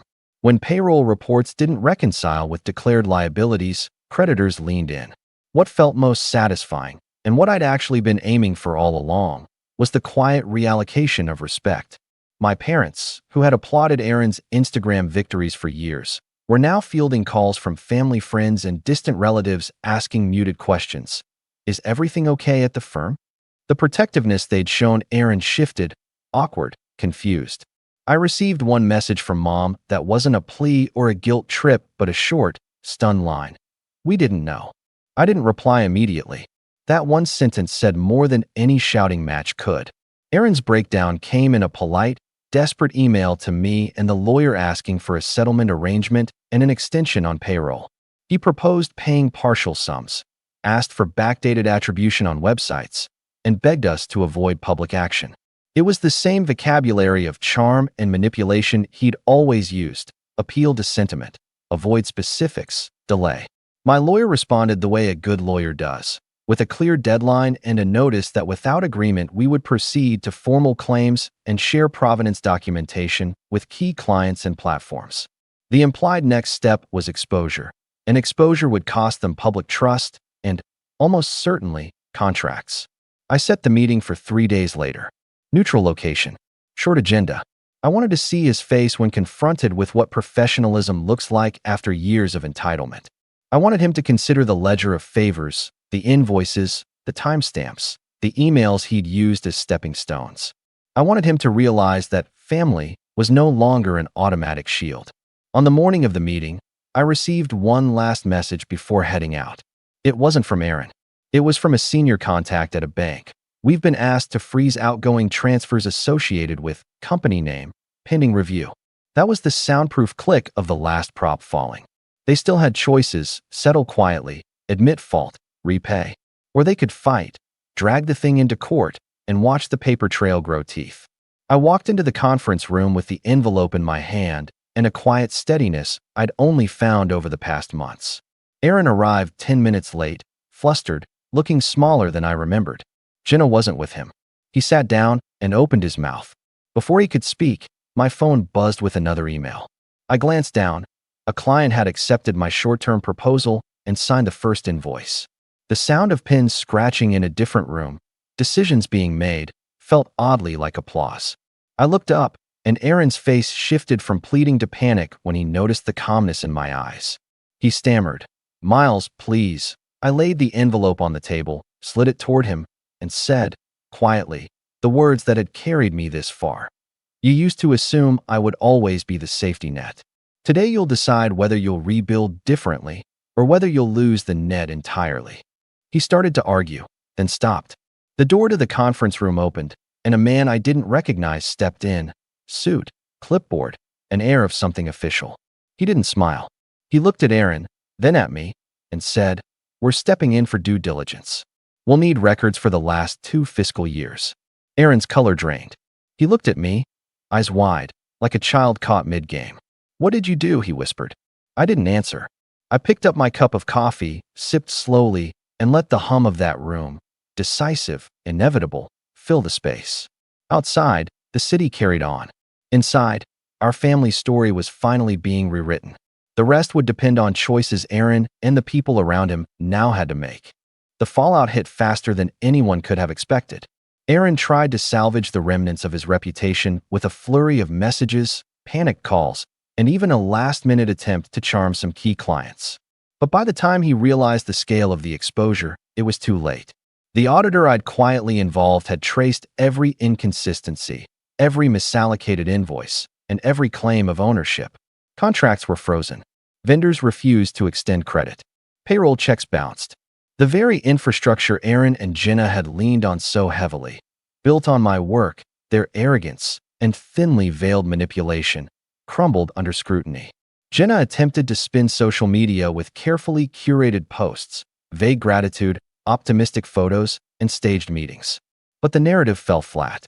Clients shared their confusion and doubt, and industry insiders began to notice the pattern of instability. Her tone, once condescending, now sounded hollow. Every post she thought would restore their image only highlighted how unprepared and overextended they were. The emails from my parents came next. Mom's initial attempts at guilt-tripping were replaced by forced acknowledgement. Short, clipped messages that stopped asking me to forgive, pleading instead for clarification and resolution. Dad's texts were terse and calculated. He never admitted wrongdoing, but the shift was obvious. Their smug certainty that they knew the family dynamics, that Aaron's charm could smooth over anything, had evaporated. Aaron tried to corner me privately, insisting on a face-to-face, family resolution. I agreed, but I set the terms: neutral location, professional demeanor, and no theatrics. In that room, his veneer of confidence finally cracked. He was sweating, fumbling through explanations and excuses, trying to negotiate deadlines and partial repayments. I laid the facts calmly before him. Timestamps, documented work, emails showing credit misappropriation, and the legal channels now aligned with my position. There was no yelling, no vindictive speeches, just clarity and inevitability. "You underestimated me," I said, not as a threat, but as a statement of fact. "And now, you're paying for it in the only currency that matters: accountability." He looked at me, pale, realizing that the only thing I had ever lacked was leverage, and now I had it in spades. "Please, we can," he started. "No," I interrupted. "You can accept the settlement or face public and legal exposure. I've done everything to make this fair, professional, and resolvable. The choice isn't mine anymore. It's yours." The weight of inevitability hit him then. He slumped back in his chair, utterly silent. His empire of illusion, the one propped up on my work and the family's naive support, was crumbling, and there was nothing he could do to stop it. The reality was clear.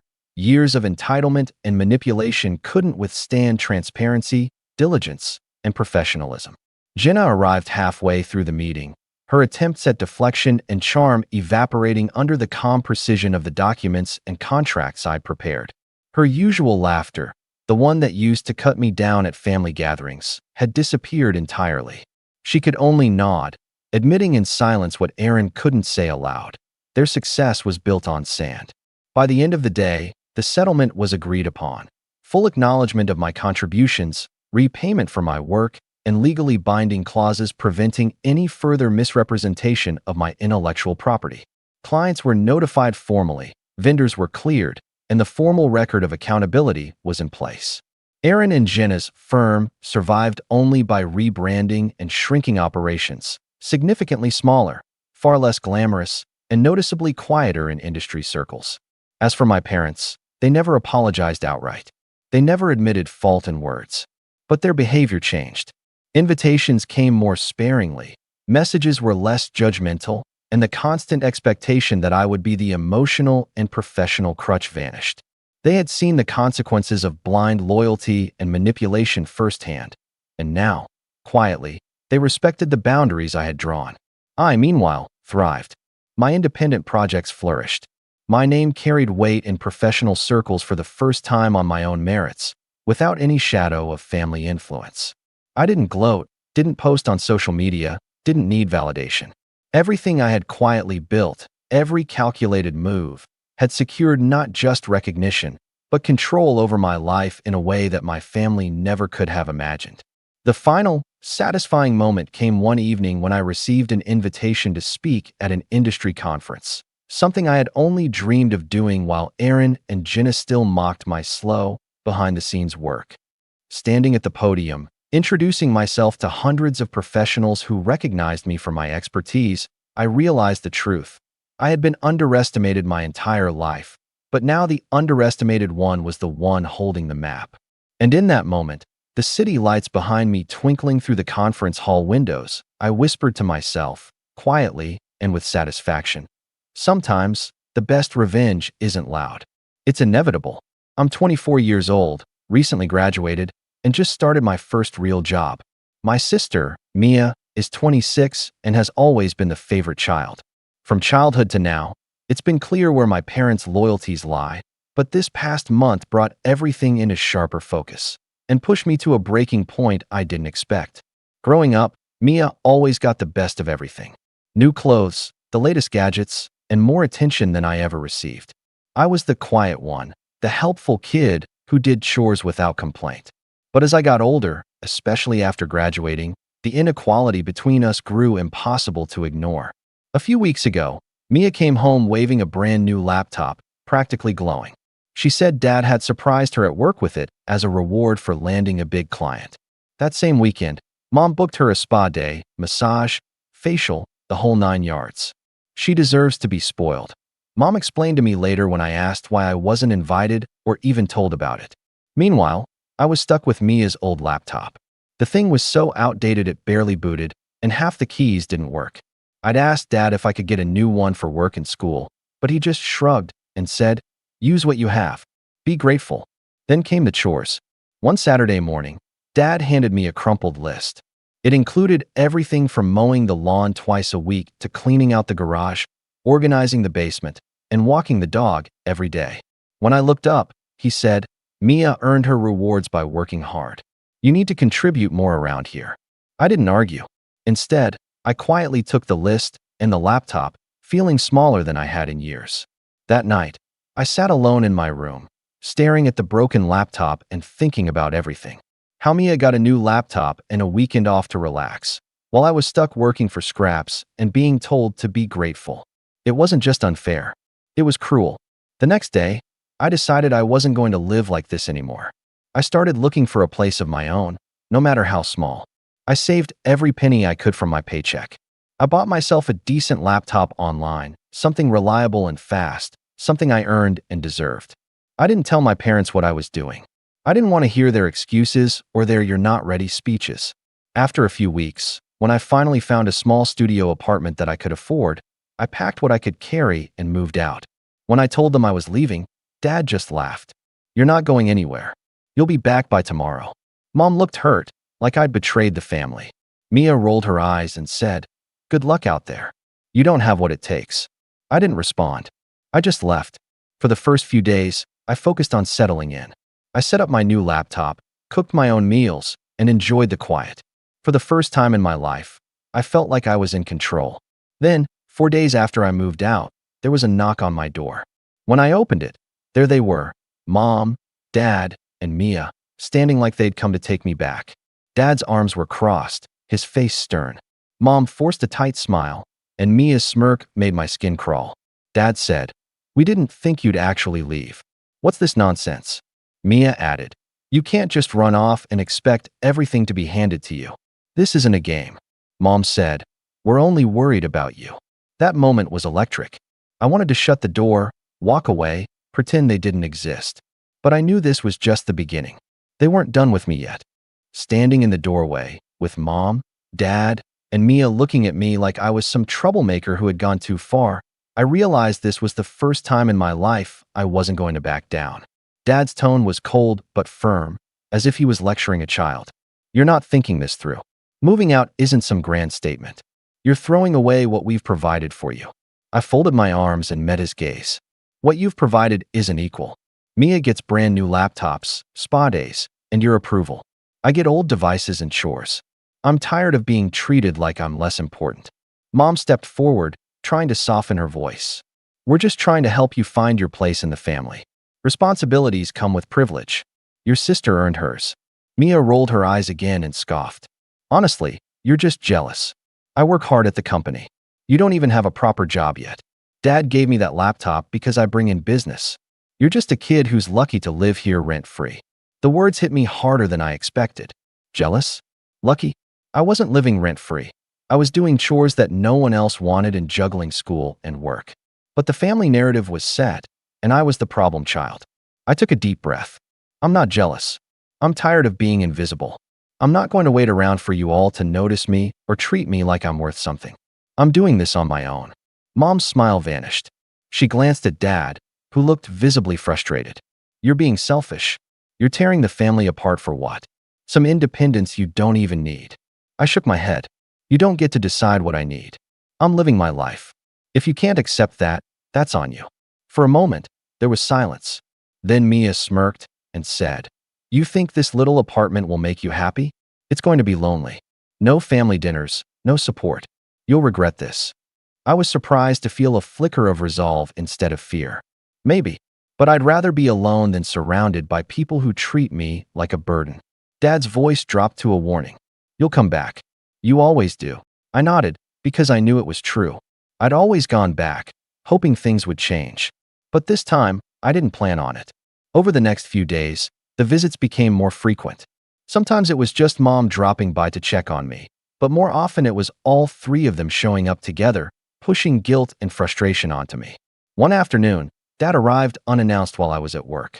When I came home, I found a stack of bills on my kitchen counter, all addressed to me, with notes in Dad's handwriting. "You need to take responsibility for your expenses, pay your share of utilities, and don't expect handouts." It felt like a slap in the face. They were trying to make me fail, making sure I'd struggle enough to come crawling back. The worst was Mia's texts. They started polite but quickly turned passive-aggressive. "Hope you're not overworking yourself with those chores. Don't forget to clean the basement this weekend." It must be hard living alone. I ignored most of it, but sometimes the words stung. Then came the ultimatum. Dad sent me a formal letter. Yes, a letter, demanding I pay a family contribution for living under their roof, retroactive for the months I'd been there, and threatening that if I didn't, they would cut off any support completely. They made it clear. I was either their obedient child who stayed in line, or I was cut off and left to fend for myself, with no safety net.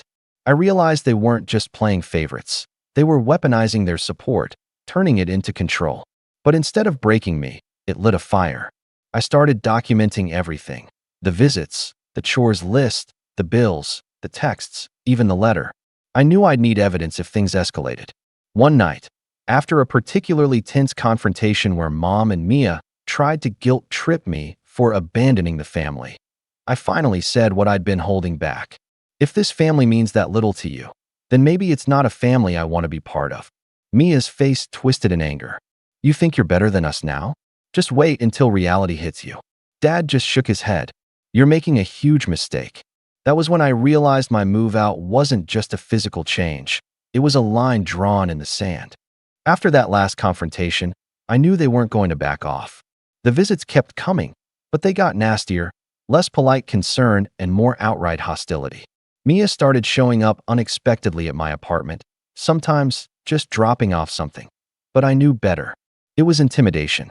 Mom sent messages complaining about how I wasn't acting like family and how Mia was sacrificing so much to keep the peace at home. Dad, meanwhile, kept his distance but made sure to remind me through calls and texts that without their help, I'd be struggling to survive. His tone was almost smug, like he was waiting for me to fail so he could say, "I told you so." I refused to give them the satisfaction. Instead, I began quietly building a life that was mine, free from their control. I worked extra hours, saving every penny, making connections with coworkers, and focusing on my job. The new laptop I bought wasn't just a tool for work. It was a symbol of independence. But the real turning point came when I realized that they had left a lot of personal stuff at the house, some of which I could access.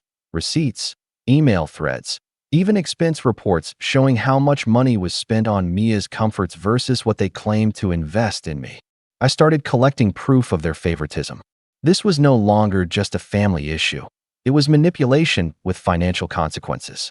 I saved every email and screenshot and made a detailed spreadsheet comparing what each of us was given. At the same time, I began posting anonymously on family forums and local social media, subtly sharing my story without naming names, but highlighting toxic family dynamics and how parents can weaponize love to control their kids. It felt like therapy and preparation all at once. Then came the day when my persistence paid off. Mia showed up at my apartment unexpectedly, furious after finding out I'd been reaching out to Dad's colleagues and clients to build my own network. She was livid that I was stepping on her turf, even though I had zero intention of working there. To her, the fact I was doing something without their blessing was an act of rebellion that had to be punished. She stormed into my tiny kitchen, dragging a bag filled with some of the chores lists the outdated laptop I had refused to use, and a few old family photos she'd snatched from the house. "Look at this," she spat, waving the papers. "You're embarrassing us. Acting like you're better than us when you're nothing without us." I looked her in the eye. "I'm better than the person who lets you walk all over me and calls it earning it. I'm done pretending this is okay." The shouting match ended with her storming out, but I knew this was far from over. That night, I got a call from Dad, calm but icy. "You need to stop this before it gets worse. We won't let you ruin the family's reputation." I laughed softly. "Family reputation? The family that treats me like a servant in a charity case? I'm not ruining anything. I'm just finally living my truth."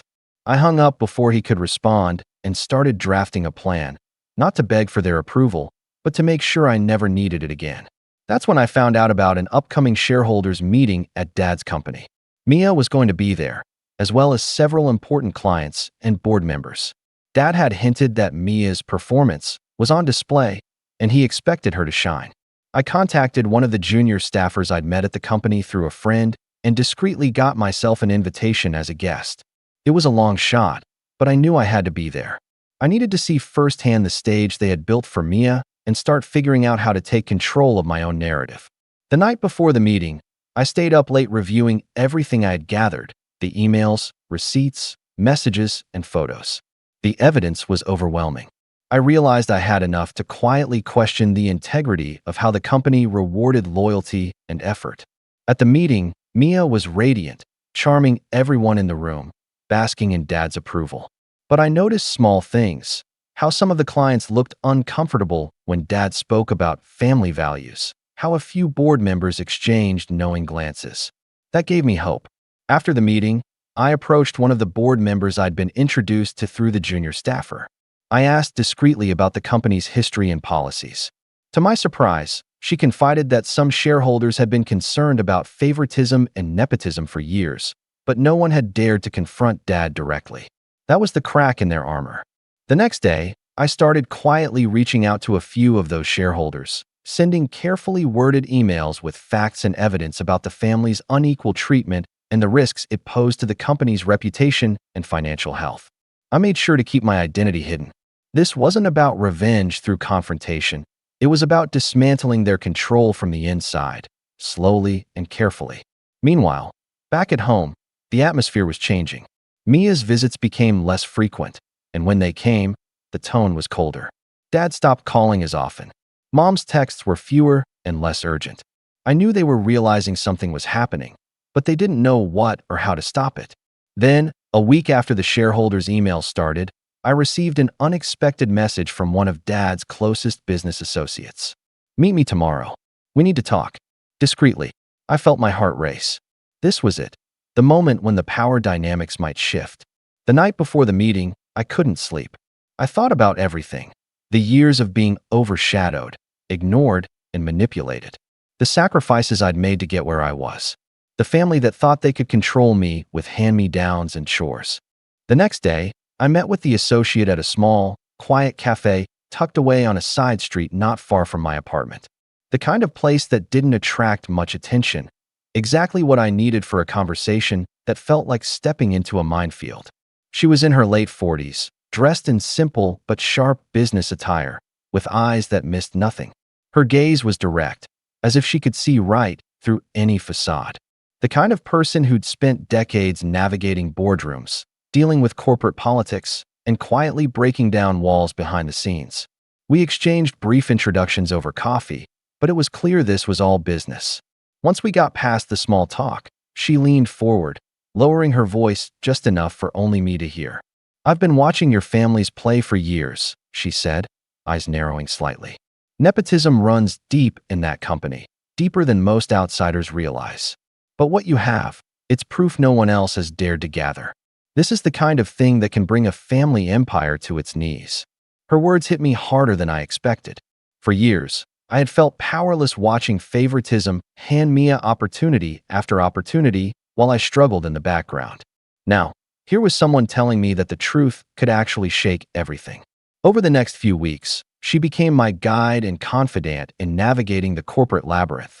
We spent hours organizing the piles of emails, receipts, messages, and financial documents I'd collected. Every little bit of favoritism, every unjust bonus, every perk handed to Mia, it all went into a detailed dossier. We also mapped out how the toxic family dynamics weren't just personal grievances, but bleeding directly into the business's decisions and reputation. We drafted a formal request for an independent audit of the company's management practices, specifically highlighting Dad's blatant preferential treatment of Mia. I remember the moment we hit send on the email to the entire board of shareholders. It was like releasing a caged storm. The fallout was immediate and brutal. Dad's phone calls came first, relentless and insistent. His tone shifted between anger and desperation as he demanded I stop this nonsense. He tried to convince me I was making a mistake, that I was damaging the family and the company. But I refused to engage beyond telling him I was standing up for myself and the truth. Mom's texts arrived shortly after, pleading messages about family unity and how we were supposed to support each other, no matter the disagreements. But underneath her words was a clear warning: fall back in line or be cast out completely. Mia took a different approach. Instead of calls or texts, she launched passive-aggressive attacks on social media, subtly undermining my character with half-truths and veiled insults. She painted me as ungrateful, reckless, and unstable. Friends and colleagues started asking questions, but I stayed silent, letting the facts speak for themselves. None of their attempts to intimidate me worked. The independent audit dug deep and uncovered several questionable expenses: luxury bonuses that didn't match actual performance, travel costs inflated to cover personal vacations, and instances where Mia's role was heavily exaggerated to justify perks and raises. Shareholders were outraged. The audit report called out Dad's leadership for mixing family favoritism with corporate governance, putting the company at financial and reputational risk. Pressure mounted quickly. Board members who had been silent for years started demanding accountability. Shareholder meetings turned tense, with calls for Dad's removal growing louder. At the next shareholders' meeting, Dad was forced to face the storm. His usual unshakable confidence faltered under the scrutiny. Questions came fast and sharp. For the first time, his authority was publicly questioned. The board voted to remove him as CEO pending further investigation, effectively ending his decades-long reign. Mia, the once untouchable golden child, found herself quietly sidelined. Projects she had been poised to lead were reassigned. Her reputation within the company took a hit, as whispers about favoritism and incompetence spread. It was a harsh fall from grace, one she didn't expect. Meanwhile, I was quietly building my own career outside the family shadow. With the new professional network I had started forming during this period, I gained respect on my own merits. My work spoke louder than any family name ever could. At home, the atmosphere changed almost overnight. Dad and Mom stopped calling, their messages drying up into silence. Mia's social media attacks ceased, replaced by cold avoidance when we crossed paths. Months later, I agreed to attend a family gathering, but only on my terms. I wanted to see for myself how things had shifted. Walking into the house, I was met with icy stares and clipped greetings. The warmth I had once hoped for was gone, replaced by an unmistakable coldness. They didn't apologize. They didn't explain. Their silence was an admission of defeat and bitterness. In that moment, I understood the truth I had been too blind to accept before. This family was never going to be the safe, supportive place I longed for. They thrived on control, entitlement, and favoritism. Their love came with conditions, and when those were broken, they became strangers. But I was free. I was no longer a pawn in their game. I had reclaimed my dignity, my independence, and my future. The victories weren't just professional, they were deeply personal. Standing there, surrounded by the people who had tried to keep me down, I felt a quiet, powerful satisfaction. I had won, and that was the real victory. Thanks for watching. Share your thoughts in the comments. If you like this story, don't forget to like and subscribe for more content like this. I'm Tommy, 28, and last month I finally drove back home after being away for almost a full year. It was the longest I'd ever gone without visiting, and honestly, the peace had been addictive. No arguments, no fake smiles, no backhanded comments about how successful my brother was compared to me. I'd been renting a small place in another city, working steadily, saving money, and rebuilding myself after years of being the family's emotional punching bag. But when I decided to visit for a weekend, to check on my mom, maybe grab dinner with everyone. I thought, foolishly, that time away might have softened things. It didn't. The first sign was how quiet the house was when I pulled up. I'd texted my mom earlier that morning, told her I was coming. No reply, but I figured she was busy. I parked outside the driveway, heart thudding a bit faster than I'd like to admit. The curtains were open, lights on, and I could clearly see silhouettes moving inside. My brother's car was there too, same shiny SUV he got after mom and dad helped him with the down payment. I stood outside for a moment, gathering myself, and then walked up to the front door. Knocked. Waited. Nothing. I knocked again. Still nothing. Then I saw it. My mom peeking through the living room curtain, eyes meeting mine for just a split second before she turned away. I stood there, frozen, like my brain was buffering. Then I saw my brother, Liam, walk across the hallway with a plate of food in his hand, glance toward the door, and just keep walking. That was it. No one came to the door. No, oh my God, you're here. Or Tommy, come in. Nothing. It was like I didn't exist. I wish I could say I got angry right away, but I didn't. I just stood there, hands still on the doorknob, trying to process the fact that my own family was pretending they didn't see me. After a few minutes, I turned around, walked back to my car, and sat there with my keys in my hand. I watched through the window as my mom and Liam sat down at the dining table. I could see them talking, eating. They looked comfortable, happy even. My stomach turned. I started the car, but for a moment I couldn't move. The air felt heavy, like I'd just walked into a nightmare I'd already lived through too many times before. The drive back to my rental felt longer than the drive there. I remember gripping the steering wheel until my knuckles went white. Every thought that passed through my head just made me feel smaller. How mom always said I was too sensitive. How Liam could do no wrong even when he wrecked dad's car. How every holiday ended with me feeling like an outsider at my own family's table. This time, though, the rejection was quieter. No yelling, no argument, just silence. 2 days passed. I didn't reach out, and neither did they. I told myself I was done caring, but the truth is, I still checked my phone every morning. There was this stupid, hopeful part of me that thought maybe mom would text an apology, or at least an excuse. I thought maybe she'd say something like, "Sorry, sweetie, we didn't hear you at the door," even though I knew she had. But then, on the third morning, I woke up to a message from her. It said, "Your brother's housewarming party is this weekend. It's $400 per person, and you'll pay first since Liam already spent so much organizing everything. I'll send you his account number." No, how are you? No acknowledgement that they'd ignored me 2 days earlier. Just that. I stared at my phone for a solid minute, reread the message, then laughed. An actual laugh, the kind that comes out more like disbelief than amusement. I texted back, "For 100? For a housewarming?" And she replied instantly, like she'd been waiting for me to respond. Yes. Everyone's contributing. It's the least you can do since you missed so many family events lately. That last part got me. The least you can do. I hadn't missed family events by choice. I'd stopped going because every time I did, I ended up humiliated, pushed aside, or made to feel like a guest in my own family. But apparently, my absence was now something I needed to atone for, with money. I didn't answer. Not right away. I took a shower, made coffee, and sat on my couch trying to calm down. My hands were trembling, not from anger, but from this deep, simmering disbelief. $400 for a housewarming I wasn't even invited to. My brother had just bought a new house with his fiancée, a 2-story suburban showpiece that my parents wouldn't stop bragging about on Facebook. They'd called it a family achievement. I guess that family didn't include me. A few hours later, mom texted again, "Send it today, please. Liam needs to finalize catering." I didn't even open it right away. I just stared at the notification bubble until it faded. Then, something in me shifted. I wasn't angry anymore. I was done.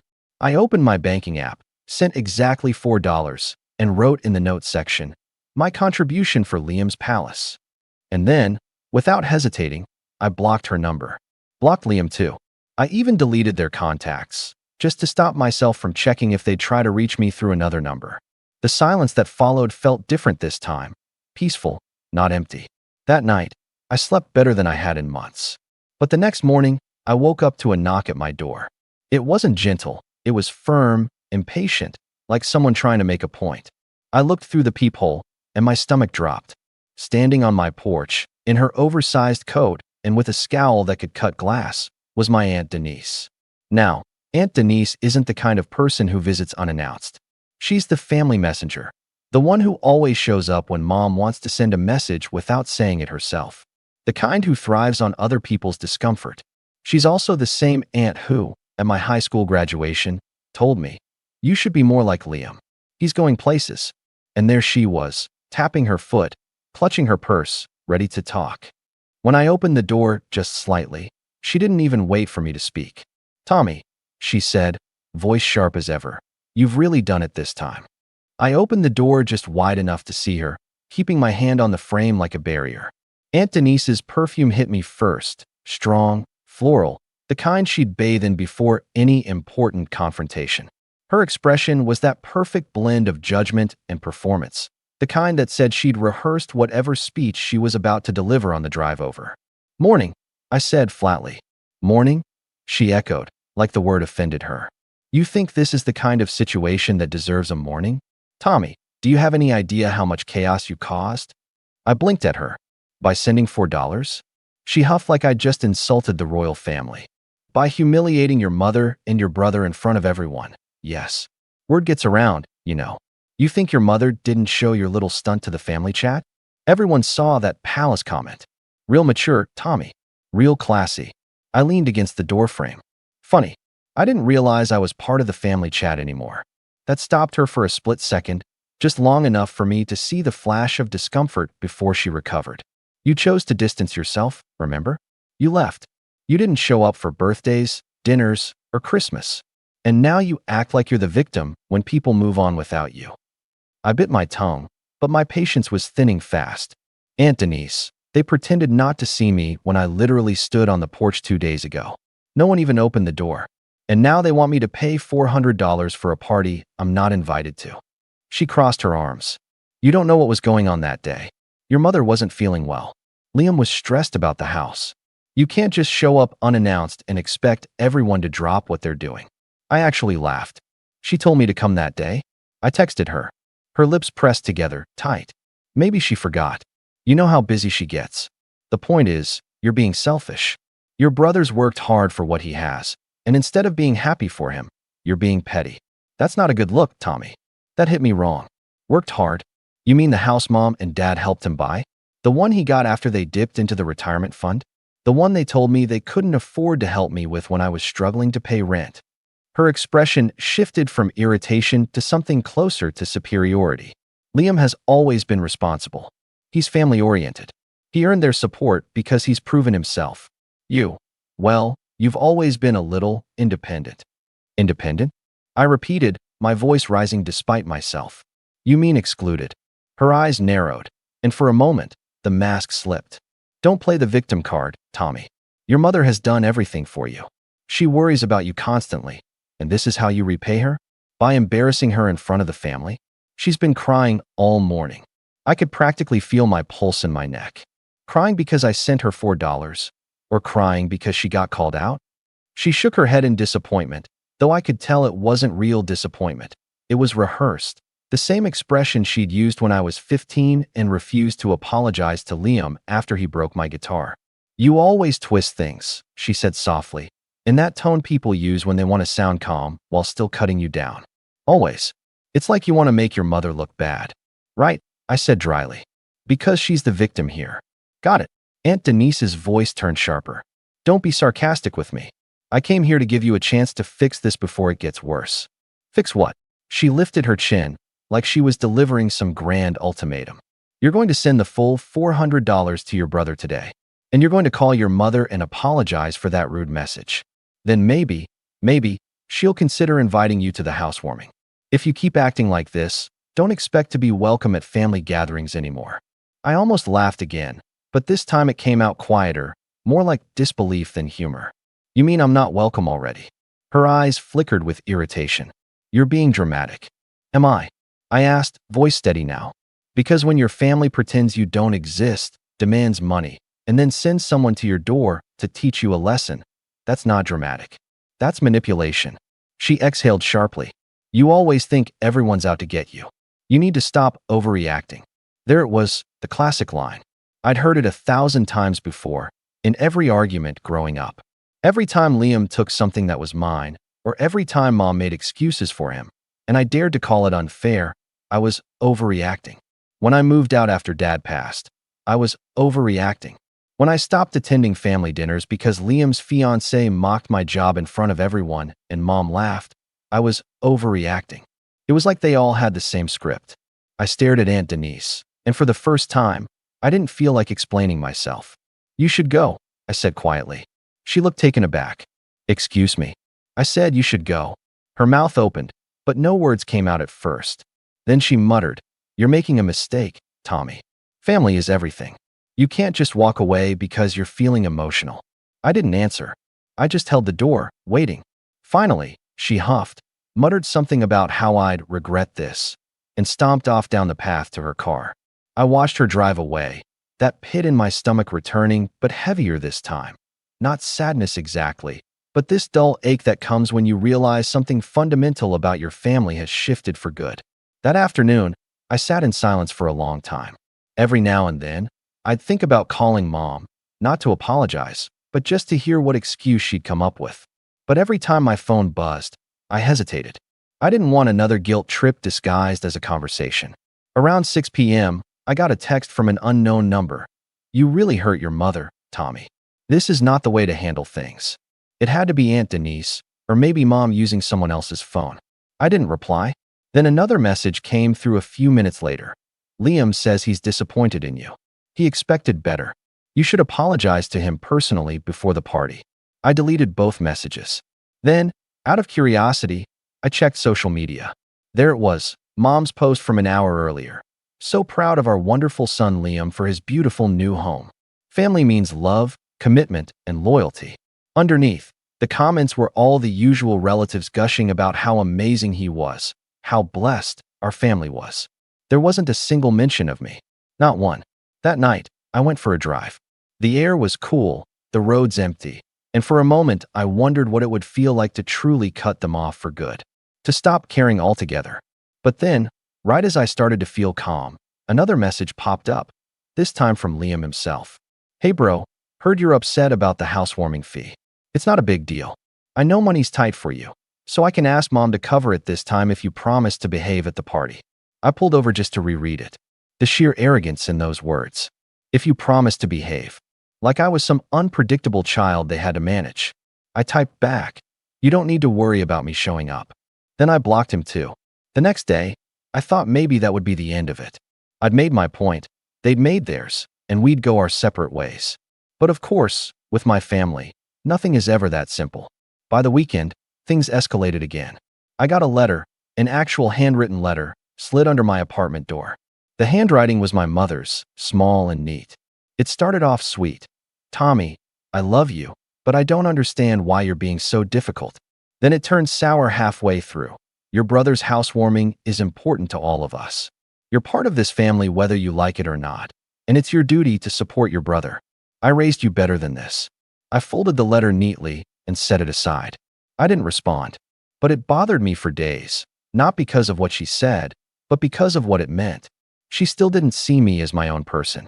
I was just a prop in their family narrative, useful only when I played the role she wanted. A few days later, my coworker, Anna, noticed I was distracted at work. I told her a bit about what happened, and she shook her head. "That's not family, Tommy. That's control. They're testing how far they can push you before you give in." She was right. I could feel it. Every demand, every guilt trip, it was never about the $400. It was about obedience, about proving that I still played by their rules. That night, just when I started to think maybe they'd give up, there was another knock on my door. This time softer, slower. I hesitated before opening it, half expecting Aunt Denise again. But it wasn't her. It was Liam, and he wasn't smiling. When I opened the door and saw Liam standing there, I actually froze for a moment. He looked different. Not angry, exactly, but composed in that smug, self-assured way that always made my skin crawl. He was wearing a crisp shirt like he'd just come from work, hands tucked in his pockets, casual but deliberate. That same air of superiority he'd had since we were kids was still there, just older now, polished, more practiced. "Hey," he said, like nothing had happened. "Mind if I come in?" I didn't answer right away. Part of me wanted to slam the door. The other part, the part that had always given him the benefit of the doubt, hesitated. You can say whatever you need to from there, I said finally. He smirked. You're really going to make me stand in the hallway? Seems fair. You made me stand on the porch. His smirk faded, just slightly. You're still holding on to that. Still pretending it didn't happen? He sighed, glancing down the hall before meeting my eyes again. Fine. Look, I didn't come here to argue. I came to fix things.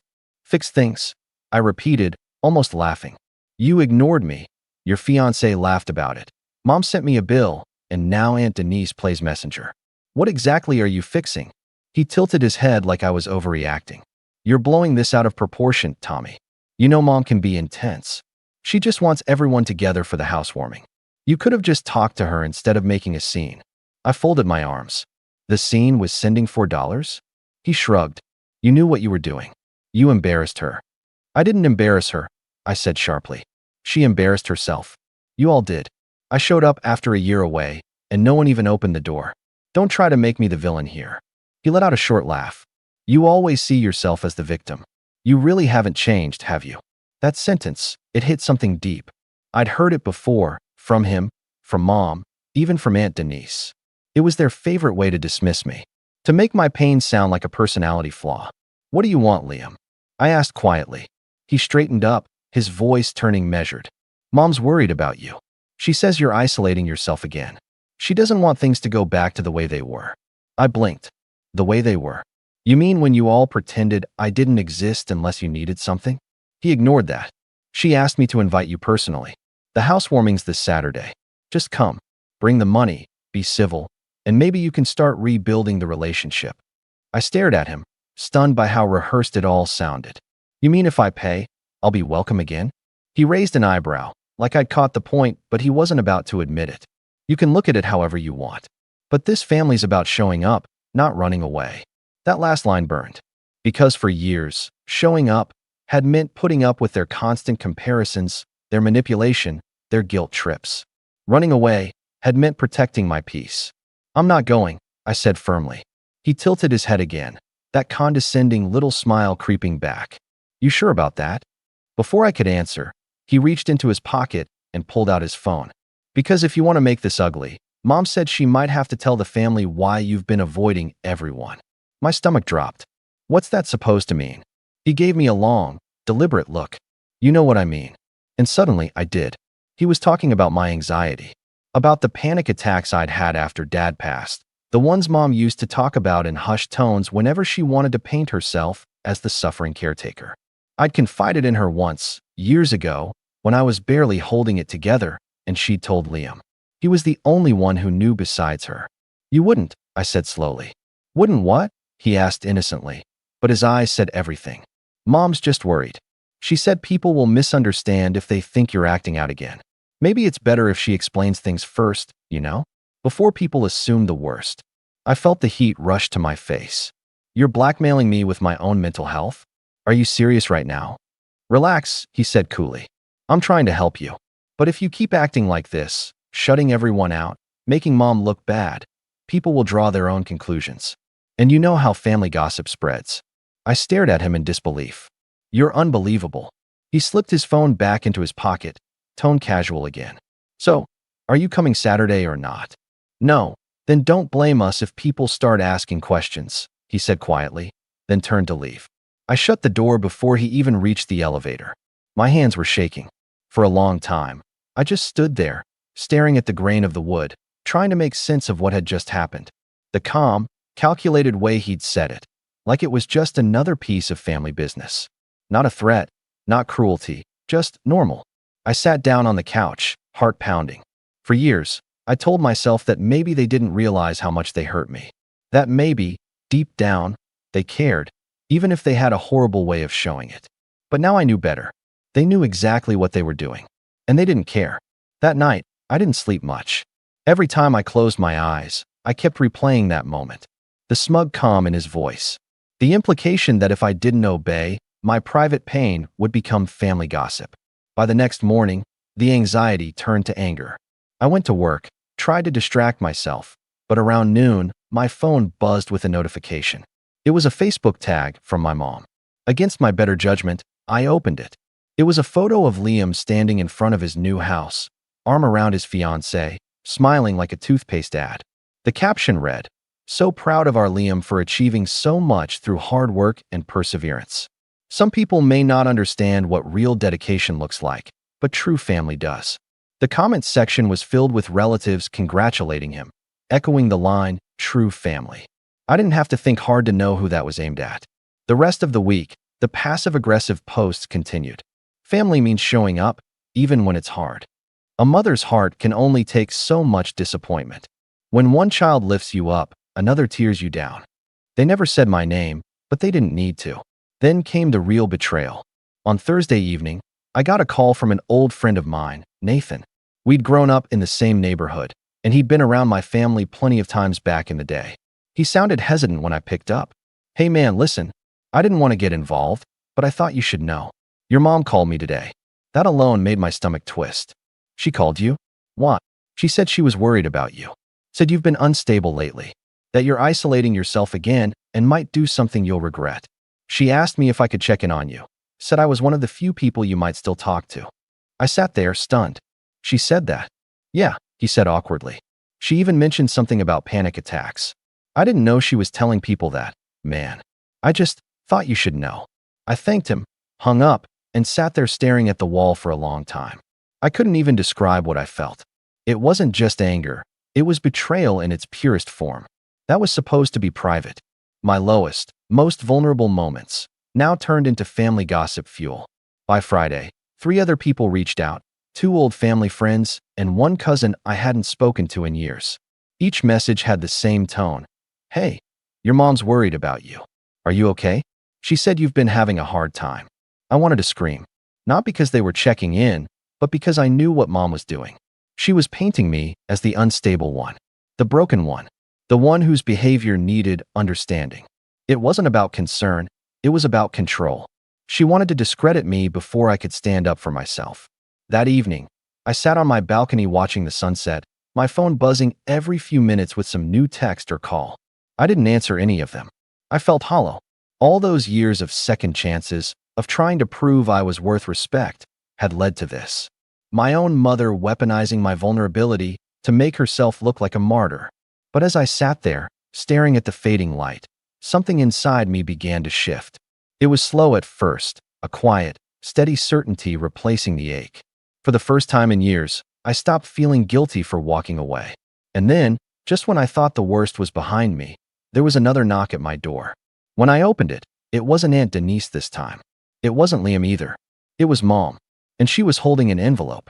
The envelope in Mom's hand was thick, cream-colored, with my name scrawled across the front in her familiar neat handwriting. Her eyes were wide, glossy even, and for a second I thought she might cry or beg. "Tommy," she said, voice trembling. I didn't mean to. I closed the door before she could finish. The envelope thudded against the doorframe, and I left it there for now, staring at the wall like if I didn't open it, it couldn't hurt me. I spent the next few days in a blur of exhaustion, irritation, and disbelief. Every knock at the door, every ping of my phone, felt like an intrusion, a reminder of how thoroughly my family had weaponized every ounce of trust I'd ever given them. I stopped answering calls completely. I let voicemail fill up. I stopped reading my texts immediately. I avoided social media, even work messages, if I could. For a while, I felt like I was under siege in my own apartment. Nights were the worst. Every creak of the floor, every passing car, made me flinch. I'd been trained my whole life to brace for emotional punches from people who were supposed to love me, and now that reflex was all I had. For the first few nights, I barely slept. I'd lie awake, staring at the ceiling, imagining every conversation with Mom, Liam, and Aunt Denise, replaying all the insults, the demands, the manipulations. And yet, amid the swirl of anger and betrayal, something else started to stir, a quiet, simmering determination. I realized that I had been doing this wrong my whole life, trying to prove my worth to people who would never see it, trying to gain their approval, which was conditional, fleeting, and toxic. I didn't need them. I didn't need anyone. But I wanted something else entirely: freedom, autonomy, control over my own life. I started small. I took stock of everything I had, My apartment, my savings, my job. Not much, but enough. More than enough to start building a life on my own terms. For the first time in years, I allowed myself to imagine a future where I wasn't constantly manipulated, where my efforts were recognized by me and me alone. I began pouring energy into projects I'd neglected. I'd been teaching myself graphic design on the side for months, mostly as a distraction, but now I dedicated real time to it. Hours at my computer turned into freelance gigs. Small ones at first, logos for local businesses, banners for events, minor website graphics. Then bigger ones, contracts that paid significantly more than I'd expected. Each completed project felt like a personal victory, a reclaiming of something that had always been denied to me, recognition. At the same time, I started setting boundaries in my life that had nothing to do with family. I spent evenings walking through the city, observing the world outside my apartment. I signed up for a night photography course. I joined a local running group. Simple things that made me feel alive again. Things that weren't dictated by anyone else's expectations. It was as if the walls I had built around myself over years of neglect and abuse were slowly expanding, letting in light I didn't even know I was missing. One afternoon, I opened the cream-colored envelope Mom had left. Inside was a handwritten letter, folded neatly, accompanied by a check for $400. The letter was dripping with guilt and condescension, full of lines about family unity and how I was endangering relationships by being stubborn. I laughed bitterly as I read it. This was her ultimate attempt to manipulate me. Guilt, money, and the illusion of reconciliation, all wrapped into one neat package. I stared at the check for a long time, feeling a strange mixture of satisfaction and pity. Then I shredded it. Every piece fell into the bin like fragments of my old life, pieces I didn't need anymore. From that moment on, I stopped looking back. I still got the occasional passive-aggressive message from Aunt Denise, or the occasional thinly veiled remark from Liam on social media, but it was like background noise. It didn't reach me. I had built walls, and for the first time, they were mine to control. As months passed, my life transformed quietly but powerfully. I rented a slightly larger apartment, upgraded my workspace, and started landing contracts that paid more than I'd ever dreamed. I invested time into networking, building a small but solid circle of professional connections who respected me, not because of family name or money, but because of skill and dedication. Every client who trusted me, every project completed successfully, added another brick to my confidence. And slowly, almost imperceptibly at first, I started to feel a sense of control I'd never had. I could make choices without fear of judgment or retaliation. I could celebrate small victories without someone twisting them into a lecture about humility or indebtedness. The feeling was intoxicating. I didn't just survive anymore. I thrived. Meanwhile, the family chaos continued in the background, a distant echo I could now observe without being dragged into it. Social media posts, Aunt Denise's commentary, Mom's passive-aggressive messages. All of it became material I could watch objectively. I noticed patterns, how they manipulated each other, how they leaned on guilt and superiority to maintain control. And I realized something important. Knowledge is power. I had a map of their tactics now, and I was outside of them. I began keeping records, screenshots of messages, photos of posts, notes on dates and events. Not for revenge just yet, but as preparation. I wanted to be ready for the moment when I finally chose to act. And more importantly, I wanted to be strong enough not to be rattled again. Through all of this, I also started noticing small personal joys I'd long ignored. Cooking became a ritual instead of a chore. I experimented with new recipes, built a collection of favorite meals. I took long walks without purpose other than to enjoy the city and think. I started saving aggressively, not for approval or debt, but to create security. Every deposit into my savings felt like reclaiming autonomy. Then, as my freelance business grew, I got a tip about a small but struggling boutique design agency downtown looking for part-time talent. I reached out, portfolio ready, and within weeks I was working with them, contributing to larger projects than I'd ever imagined handling alone. My reputation grew. My confidence soared. I wasn't just surviving. I was becoming someone who could stand firmly on her own, someone my family could no longer control with a text, a guilt trip, or a passive-aggressive visit. And through it all, I noticed something else. People started noticing me. Not for my family, Not for drama, not for what I owed anyone, but for me. My work, my skill, my calm decisiveness. Invitations came for collaborations, events, small social gatherings. I had a circle that valued me for me, and every interaction reinforced that I had worth beyond the toxic validation I'd spent decades chasing. Late one night, sitting in my apartment with the city lights spread out below me, I realized how far I'd come. Just months ago, I was curled up, exhausted, panicking at every knock, every buzz of my phone. Now I had peace, control, influence. I was building a life not dictated by anyone else's sense of entitlement or superiority. And for the first time, I felt untouchable, not in arrogance, but in clarity. Yet, even as I reveled in my quiet victories, I knew the family storm was still out there. I could feel it in the background, a low hum of entitlement and expectation that hadn't gone away. Mom's letters, Aunt Denise's messages, Liam's social media digs. They were small, but persistent, like embers in a fire. I couldn't ignore that this wasn't over. Not yet. But for the first time, I was no longer afraid. I was ready. And as the weeks passed, I quietly began planning. Not recklessly, not in anger, but with strategy. Every post, every message, every interaction they threw my way was being cataloged, logged, remembered. I started envisioning the moment when I could step back in, not as the broken, disregarded sibling, but as someone with the leverage, the confidence, and the control to finally reclaim the respect I'd been denied my whole life. It was slow, deliberate, and it was intoxicating. For now, I didn't respond to anyone, didn't pay another dime, and didn't let them touch my life. My days became about building, creating, strengthening myself, and with each passing week, I could feel the balance of power subtly shifting. I wasn't just surviving anymore. I was preparing to take command. And somewhere deep down, I knew it was going to be spectacular. Months passed, and my life continued its upward trajectory. Freelance projects kept rolling in, and my confidence grew with every successful completion.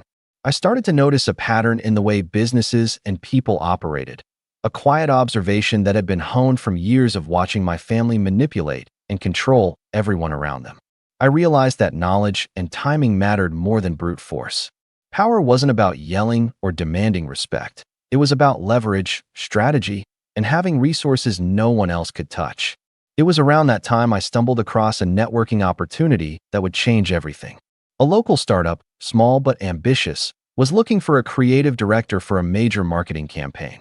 Most applicants were fresh out of college or people with limited experience. I had freelance experience, a solid portfolio, and, more importantly, a growing reputation for reliability and professionalism. I threw my hat in, not expecting much, but the interview process surprised me. The founders weren't just interested in skills. They wanted someone who could see the bigger picture, someone strategic and calm under pressure. I nailed it. They offered me the position immediately after the second interview. I would lead a team of designers, control budgets, and manage campaigns for high-profile clients. The pay was generous, the benefits substantial, and, most importantly, I had authority. For the first time, I wasn't just someone working quietly behind the scenes. I had influence, power, and a role that commanded respect. That first week on the job, I spent hours learning the company's structure, understanding client dynamics, and observing the way my new colleagues communicated. I realized that the leverage I now held wasn't just financial. It was informational. I knew where decisions were made, who held influence, and how to use insight to my advantage without ever stepping out of bounds. And the more I learned, the more I thought about my family. Because while my professional life was taking off, the family chaos didn't stop. Aunt Denise's calls had slowed, but social media still buzzed with Mom's passive-aggressive posts, Liam's humble brags, and those subtle digs meant to make me feel guilty. Yet now, I had perspective, tools, and resources that I hadn't had before. I could act without emotion clouding my judgment. I could watch, wait, and prepare. I also started noticing something about Liam. He was overly confident online, flaunting his new home, the expensive parties, and his perfect family image. He shared updates that revealed a lot about the inner workings of his life, schedules, expenditures, even who he relied on for financial or logistical support. The more he shared, the more ammunition I had, not in a spiteful way, but as knowledge I could use when the timing was right. Meanwhile, I continued building my personal life quietly. I upgraded my apartment, invested in equipment for my design projects, and even started mentoring younger designers at the startup. Every decision I made was about consolidating control over my own life. Every dollar I saved, every connection I made, and every skill I refined became a piece of armor against the family chaos I had endured for so long. I began keeping meticulous records of everything my family had done over the past year. Text messages, social media posts, old letters, even memories that had been burned into my mind over years of manipulation. I cataloged their behavior, the times they tried to shame me, the ways they had weaponized my vulnerability, and the constant favoritism toward Liam. It wasn't just therapy, it was preparation. I was mapping out their weaknesses, documenting patterns, and quietly amassing leverage I could use when the moment came. And then, I learned something that would push everything into motion. One of my clients, a successful entrepreneur, casually mentioned that he'd recently invested in a startup that was struggling financially. He noted, offhand, that the owners were highly protective of their assets and sensitive to any mismanagement being public. The gears immediately started turning in my head. If I could combine my knowledge, professional standing, and meticulous documentation with a plan that was smart, calculated, and above board, I could reclaim control in a way that my family wouldn't see coming. It wasn't about revenge in a rash, emotional sense. It was about balance, about showing them that I was no longer powerless, no longer the disposable sibling, no longer someone they could guilt or manipulate into submission. I began formulating scenarios, thinking about timing, and testing the waters subtly without revealing my intent. And through all of this, a quiet satisfaction grew within me. Every email I sent professionally, every successful project, every dollar saved, every connection made, it was a step closer to the day I could finally level the playing field. My confidence was no longer fragile. It was measured, deliberate, and strategic. By the time Liam posted his next extravagant update, another party, another lavish dinner, another boast about how supportive mom and the family were, I didn't flinch. I smiled, internally noting every detail. Who was in the photo, who was conspicuously absent, who had been relied on to set things up. Every seemingly harmless social media post was now a thread I could pull on when the time came. I had reached the point where I no longer feared them. I no longer reacted impulsively to their manipulation. I had power, insight, and leverage. And for the first time, I knew exactly what I wanted to do next. I would wait. I would plan. I would execute. But when I finally did, it wouldn't be messy. It wouldn't be emotional. It would be smart, calm, and irreversible. The foundations were set. The pieces were in place. And Liam, and the rest of them, had no idea what was coming. I didn't want a tantrum or a public screaming match. I wanted something that would cut through their storybook image of family unity and show everyone exactly how it had been manufactured. I wanted witnesses. I wanted facts. I wanted people to see the truth without me having to beg anyone to believe me. The plan was simple on paper, elaborate in practice, and entirely legal. I waited for the housewarming invite. They'd try to make me look good by having me there as the family member who finally came around, or they'd pressure me into showing up to avoid more awkwardness. Instead, what actually happened was a passive-aggressive group text from mom that read like an RSVP demand. Liam's fiancé reached out personally and, in that condescending fixer tone she uses, asked if I could come early to take a few photos so everything looks perfect for social. I said yes. I didn't tell them why. I said yes because the ask fit my plan. Get me inside, give me plausible access to their morning prep and the playlist, and guarantee a moment when everyone would be focused on us and not scanning for trouble. I told exactly two people what I was doing: a friend who DJs events and another friend who manages AV at venues. Both owed me favors. Both liked the idea of a tidy, theatrical reveal. I did not tell a soul in my family. What I brought with me was nothing flashy: a camera, a plain USB, and the composure of someone who had practiced staying silent for months. What I had spent the last weeks doing was cataloging screenshots, old group chats, my mom's messages demanding money and calling it duty, Aunt Denise's thinly veiled threats, Liam's blackmail about my anxiety. A letter slid under my door that read like a guilt manual. I also had receipts and photos that didn't come from wild fabrications. They were small, mundane things they'd boasted about online and through mutual friends.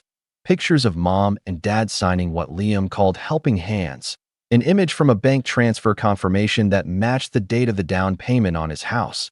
It had been posted by his fiancée with the caption "blessed," then later deleted, and a screenshot of a private message where mom told a cousin to make sure Tommy understands how lucky he is. I turned all of that into a short, tightly edited slideshow, neutral background, concise captions, and timestamps. No rants, no ugly language, just documents and posts that, when lined up, told their own story. I kept it under 2 minutes, enough to be undeniable, not enough to be melodramatic. The DJ I'd recruited agreed to play a special video after the toasts, under the guise of showing a highlights reel for the new house. The plan hinged on timing. The moment everyone was smiling and clapping, the room's attention would be on the screen and not on me.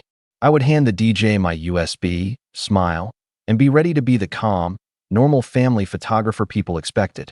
Saturday arrived and the house was, predictably, immaculate. People filtered in, neighbors, co-workers, distant relatives. The room smelled like flowers and expensive candles. Liam moved through the crowd like a man who owned not just the house, but the very air inside it. Mom was glowing. Aunt Denise looked satisfied. And there were 3 or 4 people I recognized as our family's PR, friends who always showed up to validate their narrative. I mingled, took a few photos, made small talk. Nobody asked questions beyond the usual. Nobody suspected. After dinner, after the toast where everyone gushed about hard work and family sacrifices, the DJ dimmed the lights and announced the surprise video. People clapped. I handed over the USB with a steady voice and sat near the back, trying to look like an unremarkable, relieved photographer. The screen came alive with the first slide, a time-stamped message from mom demanding $400 per person. Quiet rustles. The caption beneath said exactly what it had said in the text. Your brother's housewarming is $400 each. You'll pay first. The room shifted. The next slide showed my reply, the $4, the no reply receipt, and then Aunt Denise's "You embarrassed the family" messages. The slideshow moved on. Liam's message about me behaving or mom will explain, followed by the group posts claiming true family. Then the deletion-proof slide. A photo of the bank transfer confirmation with a note that matched the down payment date on Liam's house. Pulled from a pay-stub screenshot Liam's fiancée had used to celebrate their blessing. I'd saved it before she scrubbed her account. The slides were unemotional, factual, time-stamped. Each one landed like a quiet, firm statement. I watched the room. At first, there was bewilderment, people whispering, half smiles freezing into frowns. Then a ripple, someone muttered, "Wait, what?" A neighbor I'd known since childhood, Mrs. Klein, put her hand to her mouth. Liam's fiancée's laughter died midair. Her face emptied of color. My mom's expression crumpled in a way I'd never seen. No performance, just an instant of exposure. Aunt Denise's jaw tightened so much I feared it might click. What was most satisfying was how quickly the narrative the family had practiced for years disintegrated. There, "We are sacrificing for Liam" story could not withstand the black and white record of what they'd written and posted. They had always relied on social performance, phrases, sob stories, the way they framed themselves as victims of my sensitivity. On that screen, their words were repurposed into evidence. Liam stood up abruptly. He tried to reach the DJ, but the DJ kept the video playing through the last slide. A plain line of text that read, "I came home. You pretended not to see me. You asked me to pay for the party you were hosting. I sent $4. Short. Quiet. The room was heavy. Aunt Denise started shouting, sharp, theatrical, accusing me of grandstanding, of embarrassing them. Someone near the front hissed, "This is private." Another voice, one I recognized as one of Mom's friends, said, "Tommy, you shouldn't do this in front of people." I didn't say anything. My hands were folded in my lap. I let them speak. Then Liam lunged toward me. I didn't flinch. He grabbed my shoulder and hissed, "How could you? How dare you?" His mouth moved fast. He looked like someone betrayed, or like someone who'd been taught he could control the room by volume. Guests parted like a scene in slow motion. My mom started crying, low and dramatic, the kind that usually demanded people rally to her side. Aunt Denise steamed. The cousin who always defended Liam began pacing. And then something unexpected happened, a man I'd seen at the party, A neighbor whose daughter Liam had once kicked out of the graduation photo for not looking presentable stood up. He looked at the slides, looked at my family, and said quietly, "Those are receipts. You can't just ask for money and pretend it's not money." His voice was small, but it landed like a stone. Silence followed. The kind of silence that holds 100 shifting glances. People were recalibrating their impressions in real time. Some of the guests' faces moved from discomfort to something like understanding. Others clutched their drinks as if they could hide behind them. Then Aunt Denise, red-faced and furious, barreled out of the room in a storm of accusations, and the cousin shouted for her to control herself. Liam, still shaking, leaned so close to my face I could see the whites of his eyes and whispered, "You'll regret this, Tommy." His voice was hoarse, but oddly small now, like a man who'd lost the stage. I met his whisper with a calm I hadn't felt in years. "No," I said. "I won't. I don't want to overstate what happened next. An exposure like that doesn't end families' problems overnight." There were furious phone calls, private texts, and a half-hour where it felt like we were all caught in a storm. People took sides. Some left the party, others stayed, stunned. My heart hammered, but not in panic. It was the sound of something starting to break, and for once, the breaking wasn't happening to me. Just as I began to think this might be enough, the guests murmuring, the family scrambling to do damage control, two people I hadn't counted on stepped forward, Liam's fiancée and my mother. They moved together, as if rehearsed, and approached me with smiles that had lost their warmth. Mom's hand reached out as if to touch my arm, and she said in a voice that sounded practiced and restrained, "Tommy, please, let's talk in private." I looked at them. I could have let them. I could have followed, apologized, or agreed to clear the air in some closed room where their narrative could be rebuilt away from witnesses. The strategy that had carried them this long depended on closed doors and whispered explanations. I had promised myself months ago not to hand them that power. But before I answered, Aunt Denise returned, her face a mask of brittle fury, and behind her, two of the family's old friends were already making calls. The room was a mess of shifting alliances and whispered strategies. The DJ idled. The slideshow had ended. The house hummed with awkwardness. Liam's hand hovered near my shoulder. Mom's eyes were glossy with both anger and a pleading I recognized as a performance. And in that precise, suspended moment, when I could choose to step into a private conversation and be swallowed by the old patterns or stand my ground where everyone could see me, I felt something I'd not felt since Dad's funeral: absolute clarity. The moment stretched, thick with tension, as I held my ground in front of the remaining guests. Everyone was watching, the air heavy with anticipation. Mom's hand was frozen mid-reach. Liam's glare was sharp but desperate, and Aunt Denise had retreated slightly, like a cat ready to pounce, but wary of the crowd. I took a deep breath, letting the silence carry my authority. I didn't need to shout. I didn't need to explain. I simply spoke, calmly, clearly, and deliberately. "I'm done being used," I said. "I'm done being shamed, manipulated, and guilt-tripped for money I didn't know, for events I didn't want to attend, for years of being treated like I was less than. This," I gestured to the slides on the screen, now replaying silently in everyone's minds, "is the record of how you treated me. Not opinion. Fact. Dates. Screenshots. Messages. Everything you've tried to hide." The room felt even quieter. Liam's face twitched, and Mom's lips pressed together so tightly it almost looked painful. Aunt Denise's eyes darted around, calculating, but she had nothing left to say. The slides had done their work. Witnesses, proof, and undeniable clarity. Then the fallout began. Liam's fiancée whispered to him frantically. He leaned in, whispered something, then turned pale. People who had always deferred to my family's narrative, family friends, neighbors, distant cousins, began exchanging looks. Whispers floated through the room. "Did you see the dates?" All of that was documented. This isn't interpretation, it's proof. Mom's usual tactic of dramatic tears and victimhood fell flat. Her voice, which had commanded attention for decades, sounded hollow and rehearsed. "Tommy, you don't understand," she started, but I cut her off, my tone quiet but unyielding. "I understand perfectly.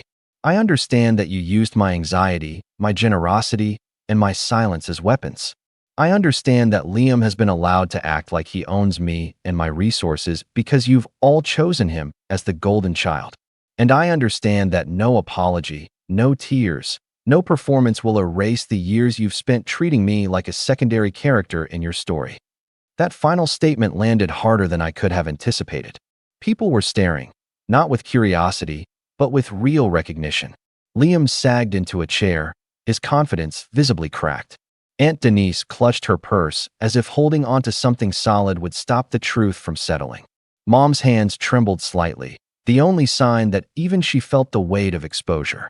By the next day, the consequences began to unfold. News of what had happened at the housewarming spread quietly among family circles.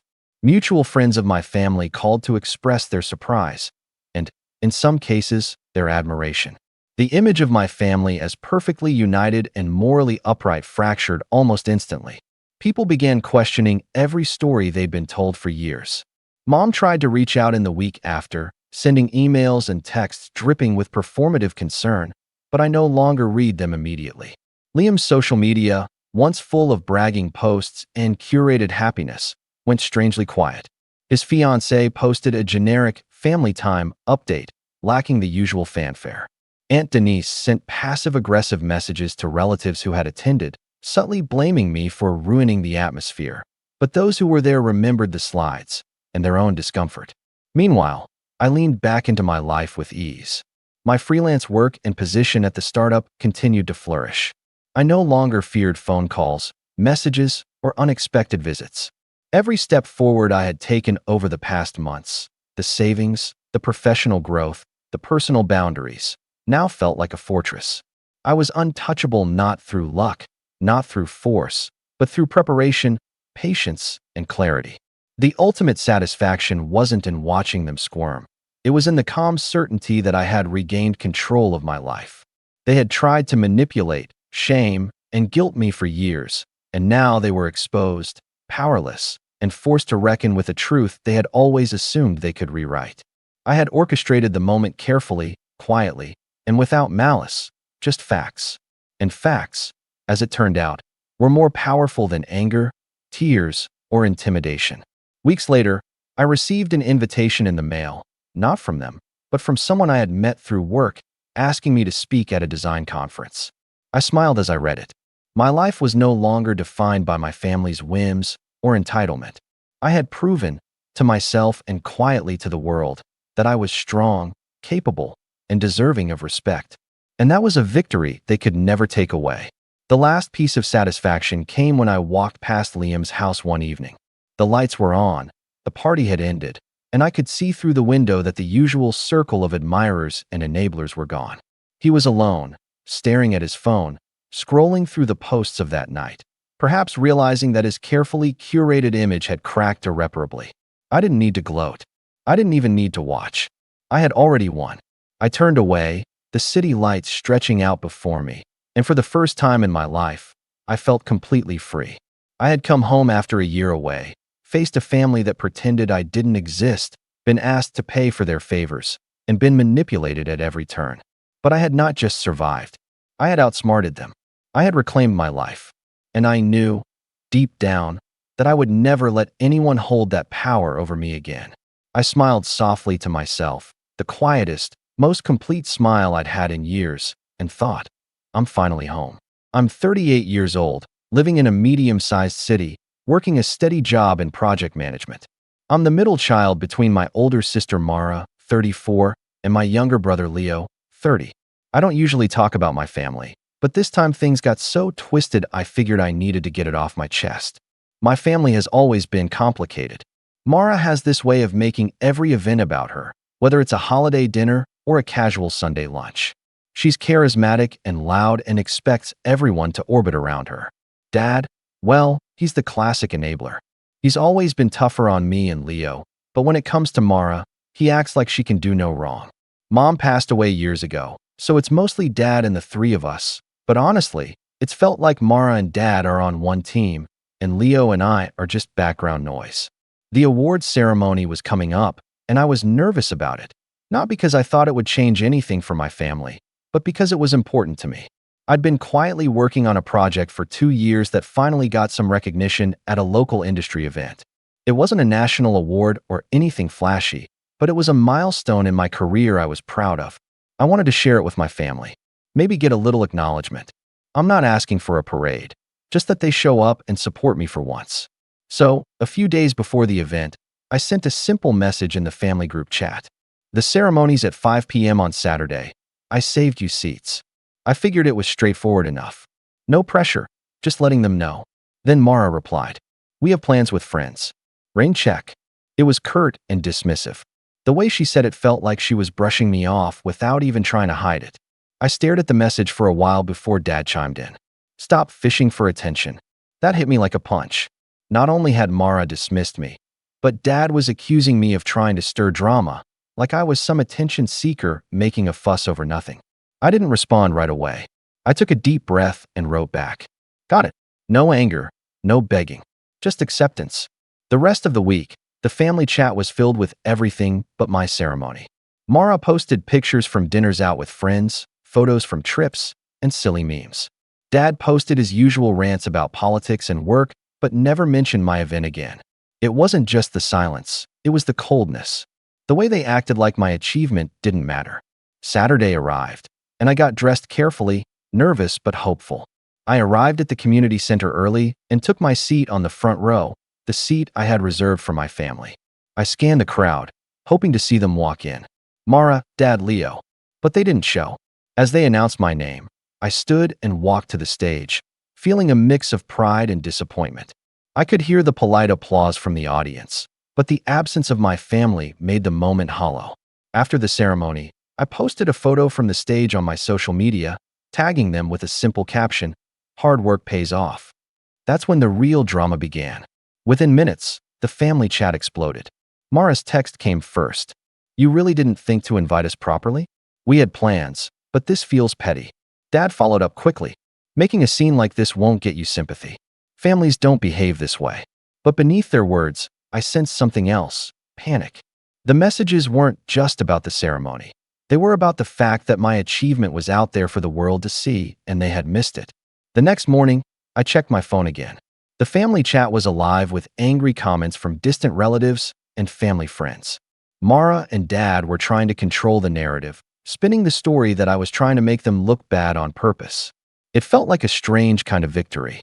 They wanted me to disappear, but by ignoring me, they only made me louder in their circles. The days after the ceremony felt strange. Like I was living in a bubble where everything I had been working towards suddenly collided with the family I'd always known or thought I knew. At work, I was still riding the high from the recognition.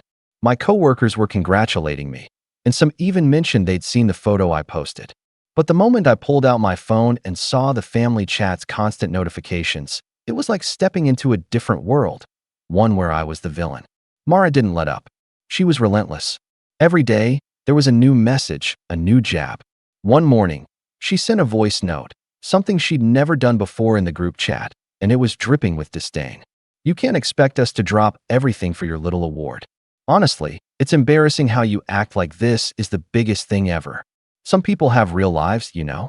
The way she said it, it wasn't just dismissive. It was cruel and calculated. I debated replying, but held back. I wanted to stay above it, not give her the satisfaction. Dad, on the other hand, was more subtle. He didn't post in the chat as much after that initial "stop fishing for attention" comment, but I caught him in passing at family dinners sneering or rolling his eyes when I was in the room. It was like he was silently punishing me for daring to be proud of myself. Leo, my younger brother, stayed mostly silent.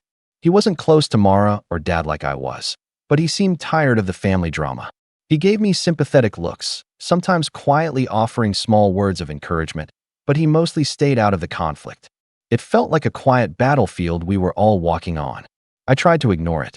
I focused on my work, on friends who celebrated my success, and on building a life that didn't revolve around approval from Mara or Dad.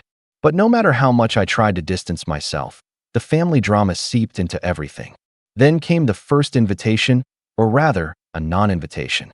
Mara's birthday was coming up, a big deal as she turned 35, and it was the talk of the family for weeks.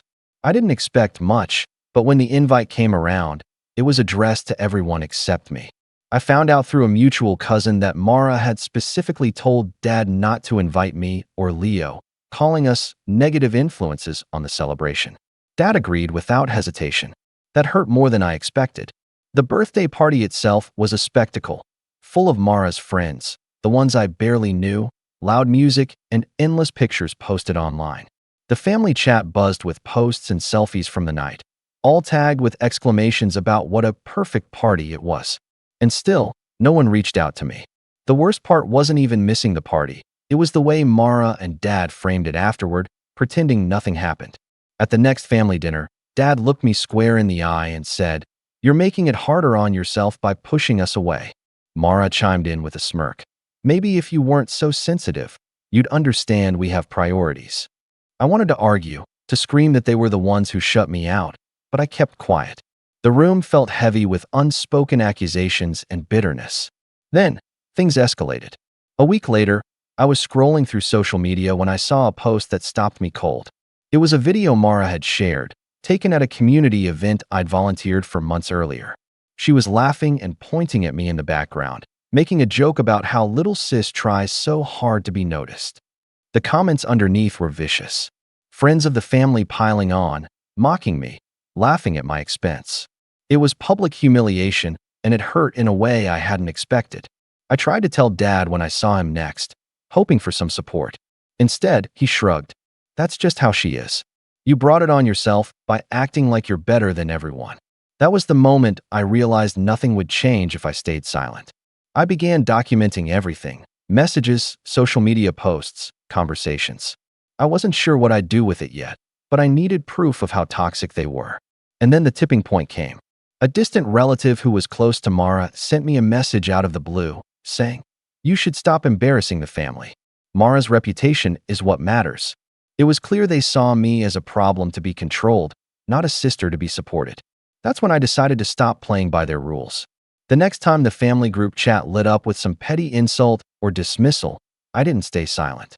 I responded with facts, calmly pointing out their behavior and how it had affected me. I wasn't attacking, I was holding up a mirror. The reaction was immediate and brutal. Mara accused me of being dramatic and unable to take a joke. Dad lectured me about respect and family loyalty. Leo tried to mediate, but was quickly drowned out. In the middle of that storm, I sent a message to the whole chat. "If you can't be there to support me at one of the most important moments in my life, don't expect me to pretend everything's fine." Silence followed for hours, then Dad replied, "You're making this harder than it needs to be. Maybe therapy would help." Mara added, "Everyone's tired of your negativity. It's exhausting." I realized then I wasn't going to get the family I dreamed of. They were too invested in keeping me small, quiet, invisible. But I was done shrinking myself to fit their mold. That night, I started planning my next move. I knew I had to find a way to hold them accountable, to make them see that their actions had consequences. For days after that message, the family chat went dark. No new insults, no passive-aggressive jabs, just silence.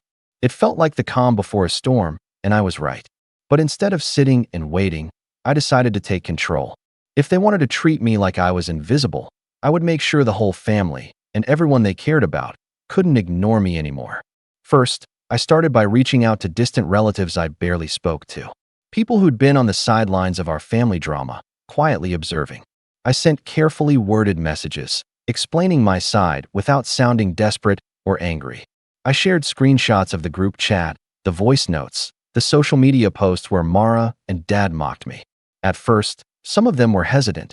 Family loyalty runs deep, and many didn't want to take sides. But as I sent more proof, I noticed a shift. A few started messaging me back, quietly sympathizing. Some told me things I'd never heard before, stories about Mara's manipulations, Dad's favoritism, the way they'd isolated me over the years. Slowly, I was building a quiet alliance. Meanwhile, Mara and Dad kept acting like nothing was wrong. Mara continued posting on social media, flaunting her perfect life, her perfect parties, her perfect friends. Dad kept up the act of the stern, no-nonsense patriarch, pretending my success was a blip he could easily ignore. Then I got an idea. If they wouldn't come to me, I'd bring the family to me. Publicly, I contacted the local newspaper's community section. I explained about the award ceremony, my project, and the lack of family support. I framed it carefully, not as a pity story, but as a piece about perseverance in the face of personal challenges. To my surprise, they were interested. They sent a photographer and a reporter to my office. The article came out a week later, complete with photos of me holding the award and quotes about what the recognition meant. That's when the real ripple started. Suddenly, Mara's friends were tagging her in the article. Her social media circles were buzzing about my sudden fame, and I could almost feel the tension rise. Then the messages came. From Mara, first. This isn't how we do things in this family. You're embarrassing us all. Dad followed with his usual cold lecture. Pride comes before a fall. Don't let this recognition go to your head. But their words felt hollow, like echoes in an empty room. Behind the scenes, I knew they were scrambling. Friends of theirs who had previously ignored me were now asking questions. Family members who had stayed quiet were starting to take sides. A few days later, I received a call from my cousin Emma, who had always been close to Mara. I don't know what's gotten into her, but this family drama is out of control. Mara's really angry that people are talking about you now. Dad's stressed, too. I smiled, feeling the first real sense of satisfaction. But I wasn't done. Using the momentum from the article, I organized a small gathering at a local venue, an event to celebrate my award with colleagues, friends, and the relatives who had reached out to me quietly over the past weeks. Then, I sent another message to the family chat. Saturday at 6 p.m., Community Center. I'm hosting a celebration for the award. Hope you can make it. Silence. Hours passed. Then Mara responded. Sorry, still have plans. Again, Dad wrote. Stop trying to guilt us. We have other commitments. I didn't reply. On the night of the event, I arrived early, setting up tables, arranging seats, and welcoming guests. It was a warm, low-key gathering. Nothing extravagant, just people who genuinely cared. And then I opened the doors. Inside were distant relatives, friends from work, neighbors, even a few family friends Mara didn't know well. They filled the room with laughter and congratulations. Outside, I knew Mara and Dad were seething. I heard from a few guests later that they showed up at the community center, not to celebrate, but to cause a scene. They were turned away politely by the event staff. The next day, I posted photos from the event on social media, tagging everyone who came, including the family members who stayed away. That's when things got personal. Dad called me later that night, voice low and sharp. You're making this family look like fools. You need to stop this. I didn't let him finish. Maybe it's time the family learned what it's like to be on the outside for once. The line went silent. I knew that was the start of something bigger. In the following weeks, Mara escalated her attacks. She posted stories that twisted my words, painting me as selfish and ungrateful. Dad spread rumors at work, subtly undermining my reputation. Even Leo started to distance himself, caught between loyalty and exhaustion. But I had the upper hand. I had proof. I had support. And I was no longer afraid to use them. One afternoon, Mara sent me a message I never expected. You think you've won? This isn't over. I smiled and replied. It's just getting started. The weeks following Mara's ominous message were, without a doubt, some of the most intense and emotionally exhausting I'd ever experienced. The tension inside my family, which had always lurked beneath the surface like a barely contained fire, was no longer just simmering. It was roaring, uncontrollable, and threatening to engulf everything. But this time, unlike before when I felt powerless and sidelined, I had the tools I needed to turn that volatile energy into something decisive, something I could control. I realized that if I wanted to protect myself, to stand up for myself, I had to stop letting Mara and Dad's toxic behavior hide behind the curtains of family loyalty and appearances. They had spent years weaving this intricate web of manipulation, carefully managing who saw what, controlling the narrative, and painting me and Leo as the troublemakers whenever we dared to challenge the status quo. Mara was the shining star in their eyes, loud, charming, and effortlessly able to twist every situation to her favor. Dad was the unshakable enforcer, the man who wielded his authority with a cold hand, refusing to acknowledge the emotional damage his favoritism caused. I knew then that if I wanted any chance at freedom, I had to shatter that illusion entirely. So I began gathering evidence. It was painstaking work. I scoured our family group chats and social media, collecting every cruel and dismissive message Mara had sent, the voice notes dripping with mockery, the snide remarks from Dad that were often masked as tough love, but felt like sharp barbs. I saved screenshots of the posts where they publicly humiliated me, deliberately excluding me from family gatherings or celebrations. Beyond digital messages, I reached out quietly to distant relatives and family friends who had witnessed their toxic behavior firsthand but had kept silent. Their testimonies, sometimes reluctant and guarded, added a chilling dimension to the story, a pattern of manipulation and cruelty that went far deeper than I had imagined. Then came the photos and videos, tangible proof of exclusion. Pictures from events I was never invited to, where Mara and Dad smiled for the cameras with the rest of the family, while Leo and I were nowhere to be seen. Moments that had been intentionally erased from the family's public image. It was clear they had not only ignored me, but had actively tried to erase me from the narrative. I spent hours compiling everything into a comprehensive presentation, a digital album, and a carefully constructed timeline that laid out the entire saga, from the earliest signs of favoritism to the most recent slights. I was meticulous, ensuring every claim was backed up by facts and their own words. There was no exaggeration, no emotional outburst, just a cold, clear documentation of the truth. Once it was ready, I sent it out, not just to Mara and Dad, but to every member of our extended family, to mutual friends who had often been a part of the background gossip, and to those I knew had been quietly watching the family dynamics from afar. Along with the presentation, I included a message explaining that this was not an attack designed to humiliate, but a necessary unveiling of the truth that had been buried beneath years of silence and avoidance. The reaction was swift and devastating, mostly from Mara and Dad. Messages began flooding in, not just questions or expressions of shock, but direct confrontations. People who had for years turned a blind eye were suddenly forced to pick a side, and many chose to stand with me. Distant relatives who once admired Mara's charisma admitted privately they had always suspected the family wasn't as perfect as it seemed.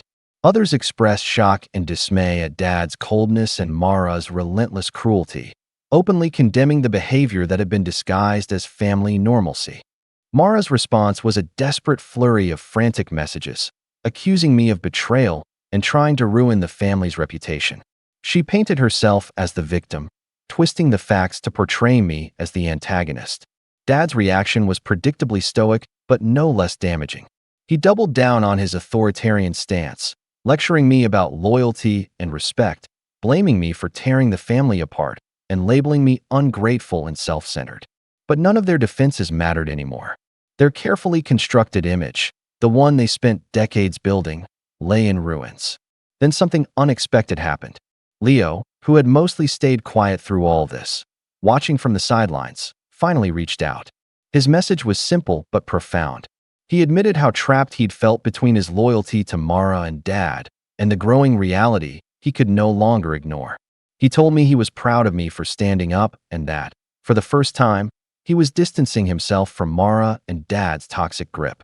In private messages, he shared his own frustrations about their behavior, giving me a glimpse of a brother I hadn't really known until now.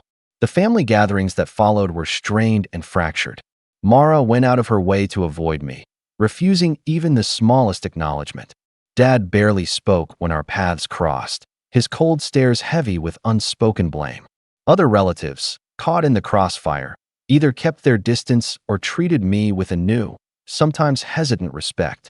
Several even confided in me privately, commending my courage and hinting at their own relief that the truth was finally out. And then the dominoes started to fall in Mara and Dad's social circles. People who once flocked to Mara's events began avoiding her. Invitations stopped coming. The whispers about Dad's favoritism and his cold demeanor spread quietly but effectively through the community. The social support they had long relied on started slipping through their fingers. As for me, I felt something I hadn't in years: freedom. Free from the invisible chains of family expectations, the weight of unearned guilt, and the crushing pressure to be someone I wasn't.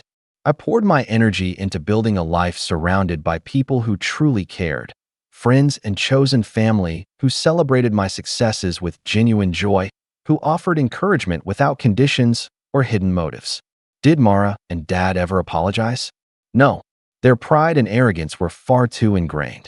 They never showed remorse or even the slightest hint of self-awareness. But that was no longer my concern. I didn't need their forgiveness. I had reclaimed my voice, my dignity, and my rightful place in the world. In the end, I was no longer the quiet one. I was the one who refused to be silenced, who stood firm in the face of cruelty and manipulation. I proved that sometimes the strongest revenge isn't in retaliation, but in refusing to disappear, in standing tall and letting the truth speak louder than any lie. The family I had hoped for never materialized. But in its place, I built something far more valuable, a family of my own making, grounded in honesty, respect, and real support. And that made all the difference. Thanks for watching. Share your thoughts in the comments. If you like this story, don't forget to like and subscribe for more content like this. I was never the kind of guy to raise my voice. Not in arguments, not in meetings, not even when someone cut me off in traffic. I always figured silence was its own kind of power, more unnerving than yelling, more enduring than a lecture. My name's Jeremy, I'm 34, and for most of my life, I've been the easy son, the reliable one, the one who gets the call when someone's moving, or needs help fixing a roof, or can't quite cover the mortgage this month. I'd always been that guy, until recently. I was born and raised in a middle-class neighborhood just outside of Austin, Texas. My dad was a mechanic and my mom worked part-time at a dental office, though she treated her unpaid role as household general manager like a full-time position. My younger brother, Kyle, is 31 and married with 2 kids. Kyle's always been, well, Kyle, charming, funny, a little impulsive, and, if I'm being honest, used to getting away with stuff. Ever since we were kids, he had this uncanny ability to duck out of consequences. Break something? Jeremy will fix it. Forget a birthday? Jeremy will cover. Get a girl pregnant? Jeremy will help you figure out the paperwork. And I did. For years. I don't say all that to sound noble. It's just what I was taught, by example mostly. My parents, especially my mom, had this way of making Kyle's problems feel like family problems. We all need to support each other, she'd say. Which really meant, you need to support Kyle. I can't count the number of times I gave up weekends, paid off late bills, or stayed up fixing something Kyle messed up because he has so much on his plate. And you're single. You have the time. For a while, I didn't mind. I made decent money in IT. I wasn't married, didn't have kids, and I've always been the type who finds peace in being useful. But something started shifting after my dad retired. He got crankier, less patient, more vocal about things that used to be said in polite tones. And my mom, she doubled down on her role as martyr and family strategist. Suddenly, every dinner conversation became about Kyle's kids, Kyle's job, Kyle's stress levels. I try to bring up a new project at work or something I was excited about, and I'd get a polite nod before she circled back to how little Emma had a fever last week. Poor thing. One night about 6 months ago, we were all at my parents' place for Sunday dinner, a tradition that used to be cozy but had recently turned into a weekly obligation. Kyle was complaining about daycare costs, again. His wife, Marissa, was scrolling on her phone while their toddler screamed over a YouTube video that was too loud on the iPad. My dad had tuned out with the TV, but my mom was laser-focused on Kyle like he was confessing to a crime and she was the priest. Meanwhile, I was sitting there, having spent my Saturday helping my dad install new gutters, free labor, of course, and no one had even bothered to say thanks. I asked, casually, have you thought about part-time daycare or maybe a nanny share? There are some affordable options if you do a little research. The room went quiet. Kyle looked at me like I'd just suggested they sell the baby. Marissa rolled her eyes. Not everyone has time to scroll Reddit for parenting hacks, Jeremy. My mom jumped in before I could respond. Jeremy, sweetie, you wouldn't understand. You don't have children. I laughed, not because it was funny, but because it was so predictable. I'm just saying, maybe there's a middle ground between struggling and dropping 5 figures on a daycare center, I said. My mom's voice shifted into that soft but condescending tone she reserves for when she's about to say something she knows is going to sting. Your brother's family comes first. You should be used to that by now. My dad, without looking away from the TV, mumbled, she's right. I remember the moment so vividly. The way everyone kept eating like nothing had happened. Like that sentence was normal. Like I was some second-tier family member who just existed to hold things up when they fell. I didn't get angry. I didn't slam my fork or storm out. I just smiled and said, sure. That night, I drove home in silence. No music, no podcasts. Just the soft hum of my engine and a sharp, growing clarity in my chest. I replayed the moment over and over. You should be used to that by now. The words hit differently each time, like a door slowly creaking open in my head, revealing a room I'd never dared to enter, the one where I stopped carrying their weight. It didn't happen all at once, but that dinner lit the fuse. And once it started burning, I began noticing every little imbalance, every tiny insult I'd let slide, every assumption they made about my time, my money, my role in the family. I realized I had let it happen, enabled it, even by never pushing back. The first real test came a few weeks later when my dad called me on a Thursday evening. "Hey, Joe," he said, sounding casual. "You busy this weekend?" "Kind of," I said, even though I wasn't. "Why?" "Got a bit of an issue with the plumbing out back. Thought maybe you could take a look. Kyle's working all weekend." There it was again. That invisible equation where Kyle's unavailability somehow equaled my responsibility. I paused. "I can send you the number of a great plumber I've used. Fair rates. Does good work." Silence. My dad cleared his throat. "Figured you could save us some money." "I've got plans," I said. "But seriously, this guy's solid. I'll text you." We exchanged a few more words, none of them meaningful, and hung up. 10 minutes later, my mom texted me. "Is everything okay? You've been distant." I didn't answer. That weekend, I went hiking. No cell service. No guilt. It started with a voicemail from my mom. Not a text. Not a casual call. A 3-minute voicemail. An unusual thing in a world where people barely leave 10-second ones. I'd just gotten back from the gym, my shirt still damp, water bottle clutched in one hand, when I saw the red notification blinking on my phone. "Jeremy, honey, please call me back when you get this. It's about Kyle and Marissa. They're in a difficult situation and, well, your father and I are trying to help, but we don't have the means right now. I know you've been distant lately, but this is really serious. It's family." I didn't respond right away.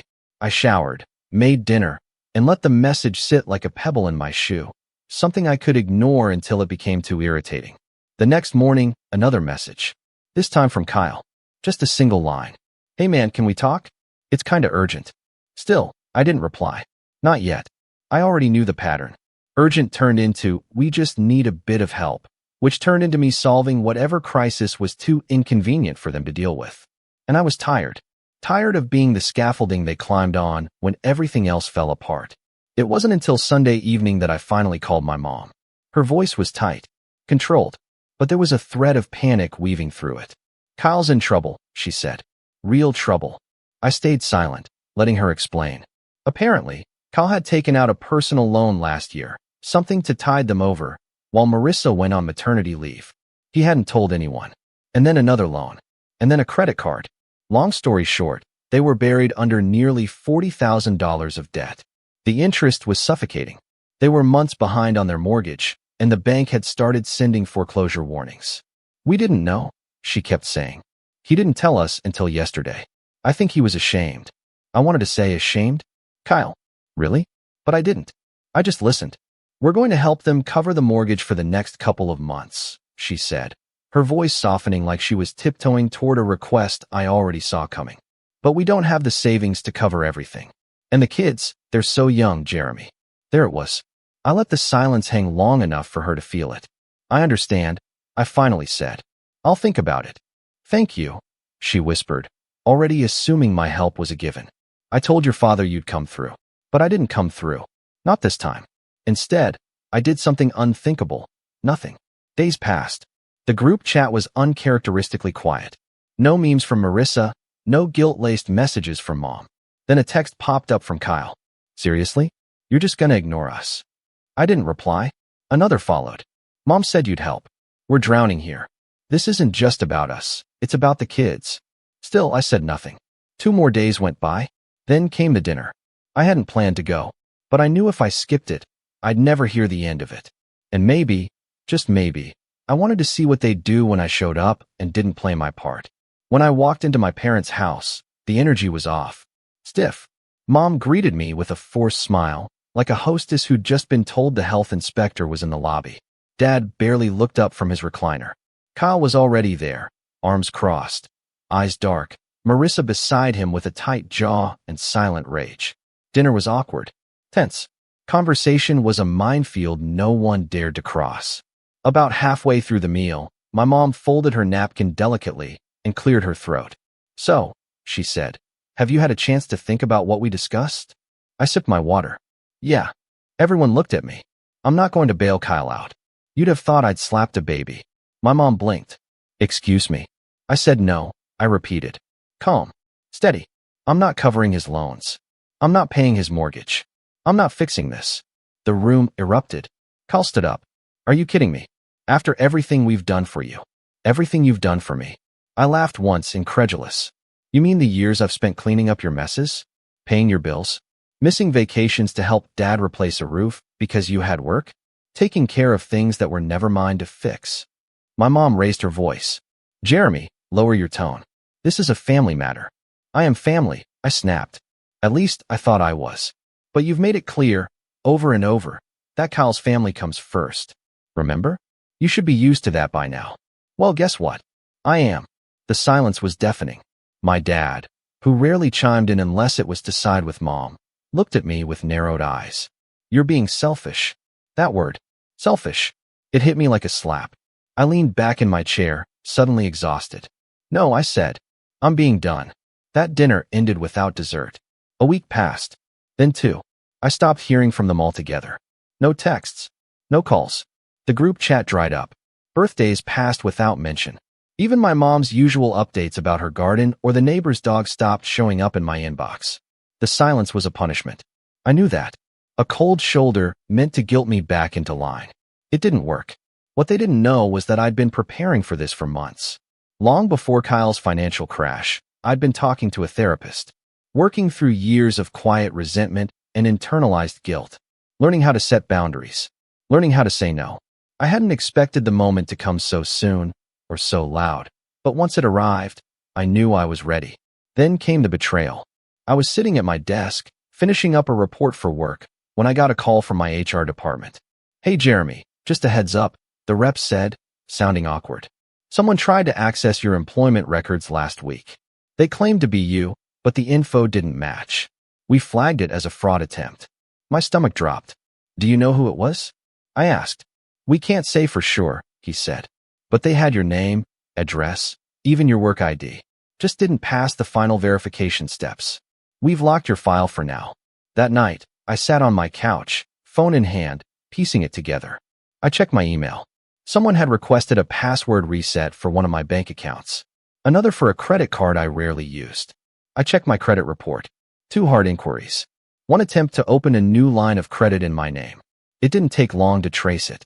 The IP address linked back to an account that had once been associated with my parents' home Wi-Fi. Kyle. I felt my hands go cold. The next morning, I drove to the bank, froze all my accounts, updated passwords, placed fraud alerts. I filed a police report, not because I expected them to knock down doors, but because I needed a record. I needed to draw a line in ink, not just words. Still, I said nothing to my family. Not yet. I waited. A week passed. Then Kyle called. I didn't answer. He left a voicemail, his voice shaking. I messed up," he said. "Look, I didn't mean to cause any harm. We were desperate, okay? I thought if I could just get a loan in your name, just temporarily, we could catch up and pay it back. No one would have known." I sat on my couch, staring at the wall, listening to him justify identity theft like it was borrowing a shirt without asking. The next day, I got a call from my mom. Her voice was tight, defensive. "Kyle told me everything," she said. "He was just trying to protect his family. You can't blame him for that." I nearly laughed. "Protect them? By stealing from me?" "It wasn't stealing," she snapped. "He didn't go through with it. Nothing happened. And now you're dragging the police into it." I didn't respond. Not to her. Not anymore. I hung up. And I finally knew. This wasn't about money. Or family. Or helping someone through a hard time. This was about loyalty. And they had never been loyal to me. So when the fallout came, when everything came crashing down and they realized I wasn't just setting boundaries but shutting doors, I made a choice that would change everything. And I did it without raising my voice. The hardest part wasn't Kyle trying to steal my identity. It wasn't even my mother defending him after the fact, or my father's deafening silence. It was the quiet realization, creeping in like fog under the door, that I had never really been part of the family I thought I belonged to. I was a convenience. A safety net. A spare tire they kept in the trunk, forgotten until the wheels came off. After I filed the police report, everything went still. The silence that followed wasn't like the one after a fight. It wasn't dramatic or stormy. It was sterile, hollow, like walking through a house that used to feel warm but now echoed with every footstep. I had blocked Kyle, stopped responding to Mom's texts. And Dad, I don't think he ever reached out again. Not once. I'd always imagined that drawing a line would feel empowering. Like in the movies, when someone finally breaks free and walks off into the sunset. But in real life, the sunsets take their time. The sky turns gray first. For the first time in years, my Sundays were free. No more being summoned to fix the garage, or help move furniture, or babysit Kyle's kids while he ran errands that somehow always took 4 hours. But instead of feeling relieved, I felt off balance. Like I'd just stepped off a boat and the ground was still swaying. I didn't know what to do with the quiet. At first, I filled the silence with work. I took on more projects at the firm, stayed late, volunteered for the tasks no one wanted. I told myself it was productivity. In reality, it was avoidance. Avoiding the loneliness that came from removing an entire branch of your life. Avoiding the gnawing question in the back of my mind. Had I overreacted? But every time I thought about that voicemail, Kyle's panicked rationalizations, my mom's quiet manipulations, I felt the answer settle in my chest. No, I hadn't overreacted. I'd let it go too long. Still, the doubt lingered. About 3 weeks after the identity theft incident, I came home from work and found a handwritten letter in my mailbox. No stamp, just tucked inside the box. I recognized my mom's cursive immediately. I stood on my porch for a full minute before opening it. Inside were 3 pages, carefully worded, painfully passive-aggressive, and utterly devoid of apology. She wrote about how families are meant to forgive, how everyone makes mistakes, and how some people have trouble asking for help the right way. She never mentioned what Kyle did. Never once used the word wrong. The letter ended with, "We're always here if you decide to come home. The kids miss their uncle." I read it twice. Then I folded it neatly, walked inside, and dropped it into the shredder. That night, something broke. Not dramatically, not with tears or yelling, just a quiet snap. A release of tension I didn't even know I was holding. I stood in my living room and looked around at the space that was mine, truly mine, and realized I didn't owe anyone anything. I had spent years trying to earn love that came with conditions. It was time to stop. The shift didn't happen overnight, but it started with small decisions. I stopped waiting for their messages. I deleted the old family group chat from my phone. I took the photos of Kyle's kids off my fridge, not out of spite, but because I didn't want to feel guilt every time I reached for milk. And slowly, I started building something new. I went back to therapy, more regularly this time. At first, it was just to unload, to process. But soon, the sessions turned into something deeper. We talked about self-worth, about the difference between obligation and love. My therapist, a calm, steady guy named Marcus, helped me recognize patterns I hadn't seen before, how I'd always been the fixer in every relationship, romantic or otherwise. How I'd learned early on that love was earned by being useful. People like you, he said one afternoon, tend to confuse loyalty with self-sacrifice. But loyalty without reciprocity is servitude. That hit me hard. So I started experimenting with saying no in other parts of my life. At work, I stopped picking up the slack for that one coworker who always forgot deadlines. I took a real vacation, solo trip to Seattle, where I hiked and read and didn't check email once. I signed up for a cooking class, of all things. I'd always told myself I didn't have time. Turns out, I just didn't have permission. And then something unexpected happened. I started to feel good. Like, genuinely good. Not just not stressed, or less anxious, but clear, light. I laughed more. Slept better. My apartment felt more like home. I even reconnected with a few old college friends, people I'd drifted away from when families started consuming my weekends. We met for drinks, caught up, made plans without needing anyone's permission. Around that time, something shifted at work too. One of the VPs noticed my recent projects. Apparently, my increased focus hadn't gone unnoticed and invited me to lead a new tech initiative. It was a big deal. Bigger salary, more visibility, my own team. I accepted without hesitation. The raise was substantial. I used some of the extra income to do something I'd been putting off for years. I bought a condo. Nothing huge, but modern, bright, with big windows and a balcony that overlooked the city skyline. I furnished it slowly, carefully, choosing pieces that made me feel calm. I even splurged on a ridiculous espresso machine that made me feel like a barista every morning. I wasn't just surviving anymore. I was living. Then, one morning about 6 months after the fallout, I got a message on LinkedIn. It was from Marissa. Not a message, exactly. A connection request. No note. Just a request. I stared at it for a long time. Then I clicked ignore. That same week, I got another letter in the mail. This time from my parents. Handwritten again, but shorter. It read, "We heard about your promotion. Your father and I are proud of you. The family's going through a rough time right now. If you're open to it, we'd love to sit down and talk things through. Maybe dinner?" No apology. No acknowledgement of what had been done. No mention of the police report. The identity theft. The fact that I had every legal and moral right to cut them off for good. I folded the letter and set it aside. I didn't shred this one. Not yet. I wasn't angry anymore. Not in the white-hot way I'd been that night after dinner. Not even in the bitter, simmering way I'd felt in the months that followed. I was just done. Not with life. Not with growth. But with them. With people who saw my value only when they needed something. Who mistook silence for agreement and love for obligation. The truth was, I was rising. And they didn't know how to handle that. Still, I knew this wasn't over. Not yet. Because families like mine, they don't go quietly. Revenge wasn't something I fantasized about. Not at first. When everything fell apart with my family, I wasn't thinking about payback. I was thinking about survival. About keeping my sanity intact.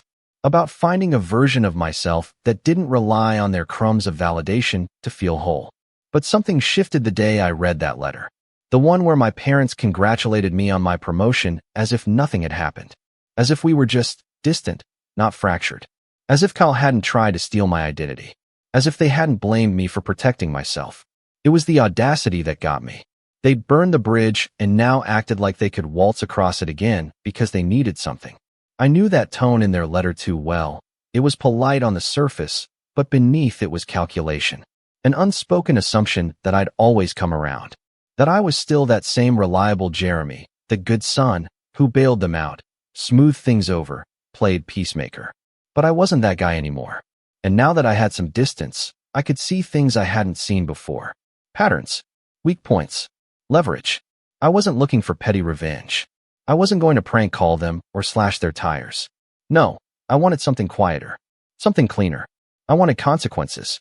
Not just for Kyle, but for everyone who helped him stay the golden child while I played the family mule. So I started planning. It began with information. I still had access to a lot more than they realized. Old emails.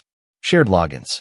Dropbox folders from when I used to help manage Kyle's freelance work during his startup phase, which, in hindsight, was mostly him pitching bad ideas and me doing the spreadsheets. One afternoon, I logged into a cloud drive he hadn't used in years and found receipts. Literal receipts. Invoices. Bank transfers. Venmo screenshots. He had funded parts of his parenting expenses with small business grants meant for first-time entrepreneurs. Problem was, Kyle hadn't launched anything.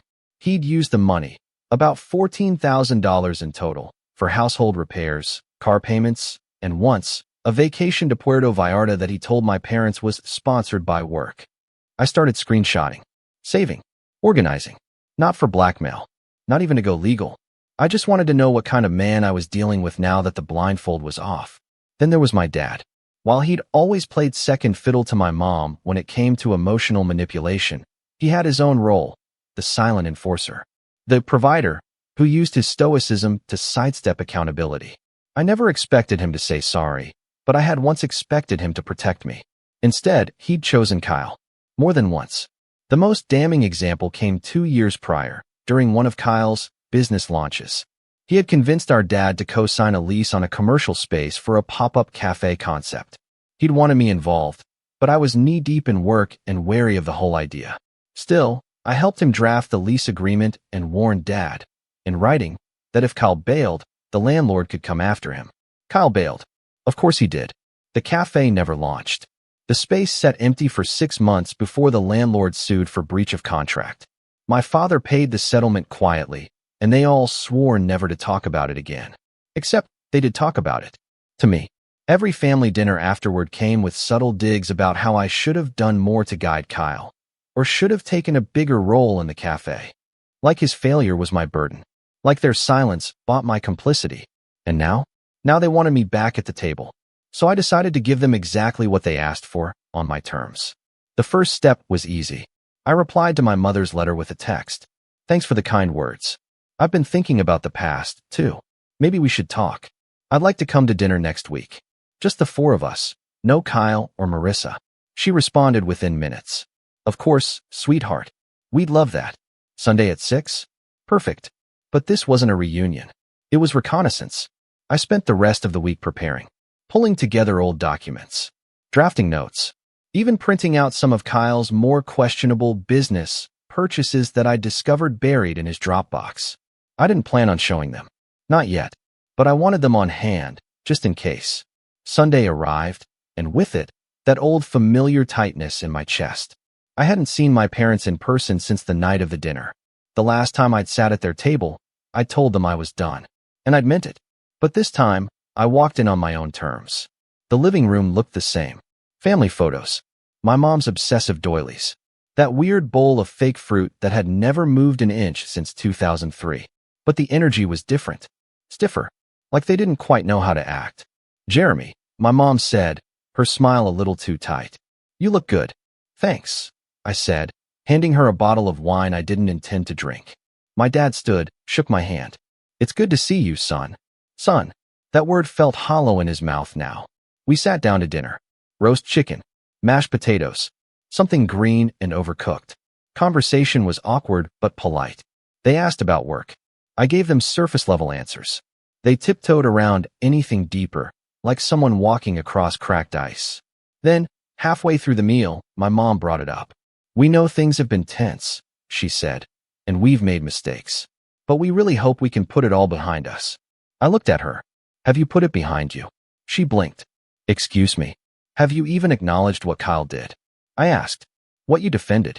Because I haven't heard a single word of accountability. My dad stiffened. Jeremy. No, I said. I'm not here to argue.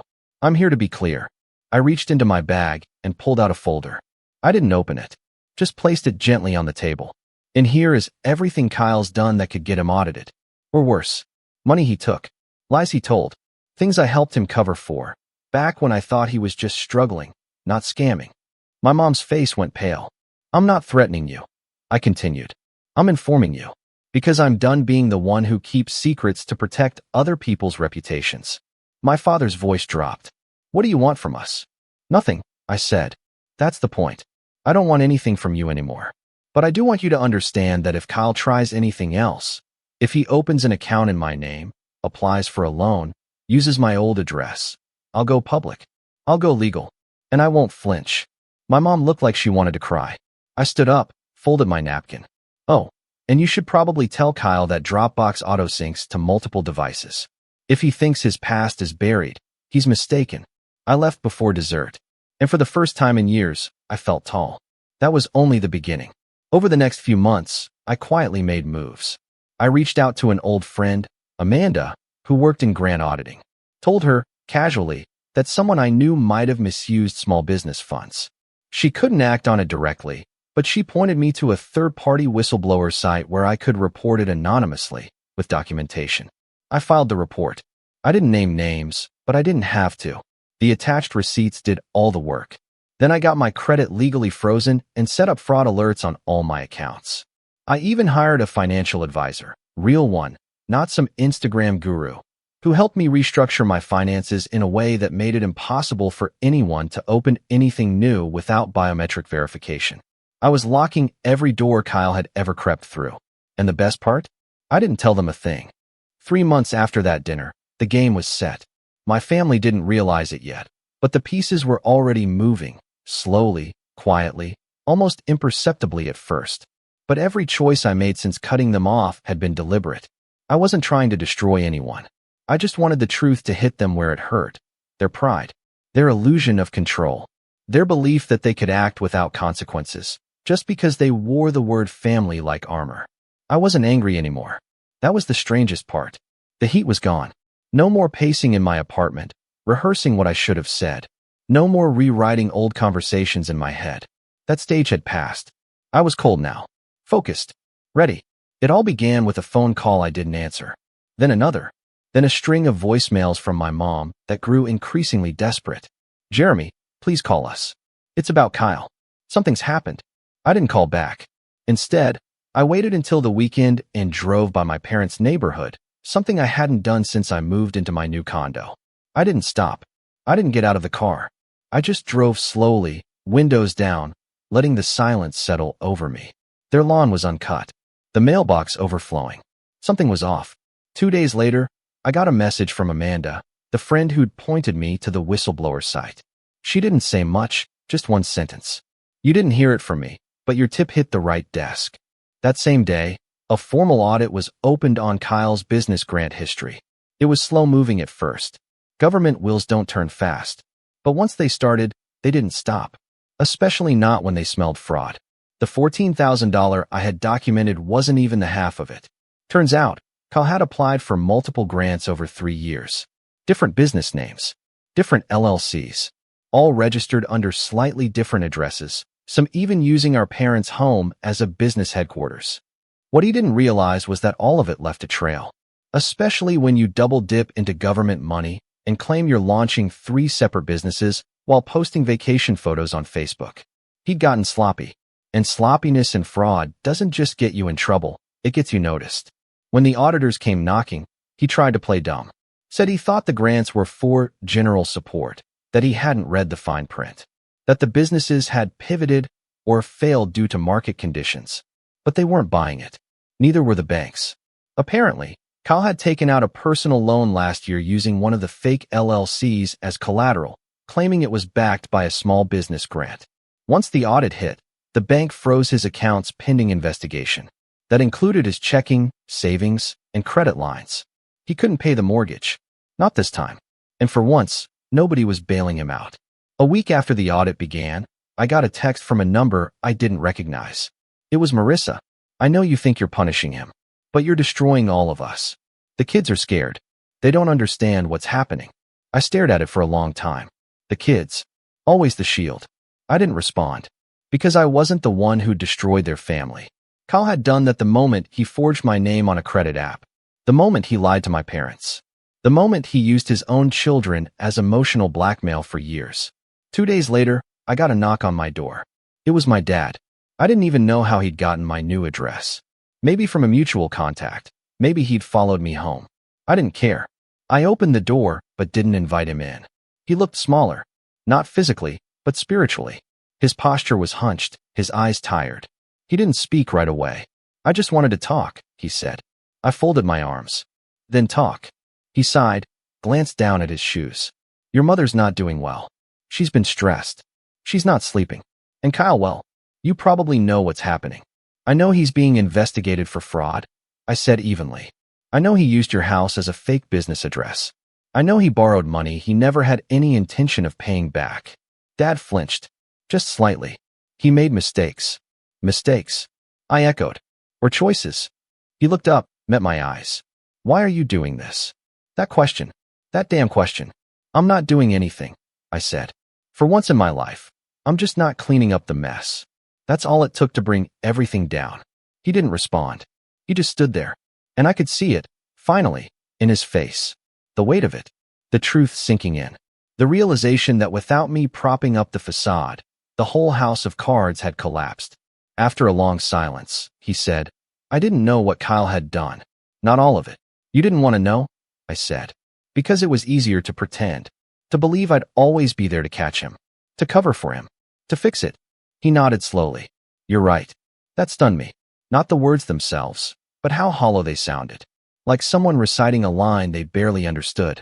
Tell your wife, I said. I hope she gets some rest. But don't come here again. Then I closed the door. No slamming. No anger. Just done. In the weeks that followed, the fallout grew. Kyle's audit escalated into a full investigation. He was charged with misuse of government funds, which meant potential jail time. But he took a plea deal that required full repayment and 5 years of probation. The money? Gone. He'd spent it. Every last dollar. They had to sell their car. Then the house. Marissa's parents took her and the kids in. Kyle moved into a small apartment on the edge of town. My mom called once more. I didn't answer. Instead, I sent her one message. I'm not angry anymore, but I'm not coming back. Then I blocked her. They weren't used to consequences. Not real ones. Not ones that couldn't be guilt away with a pot roast and a hug.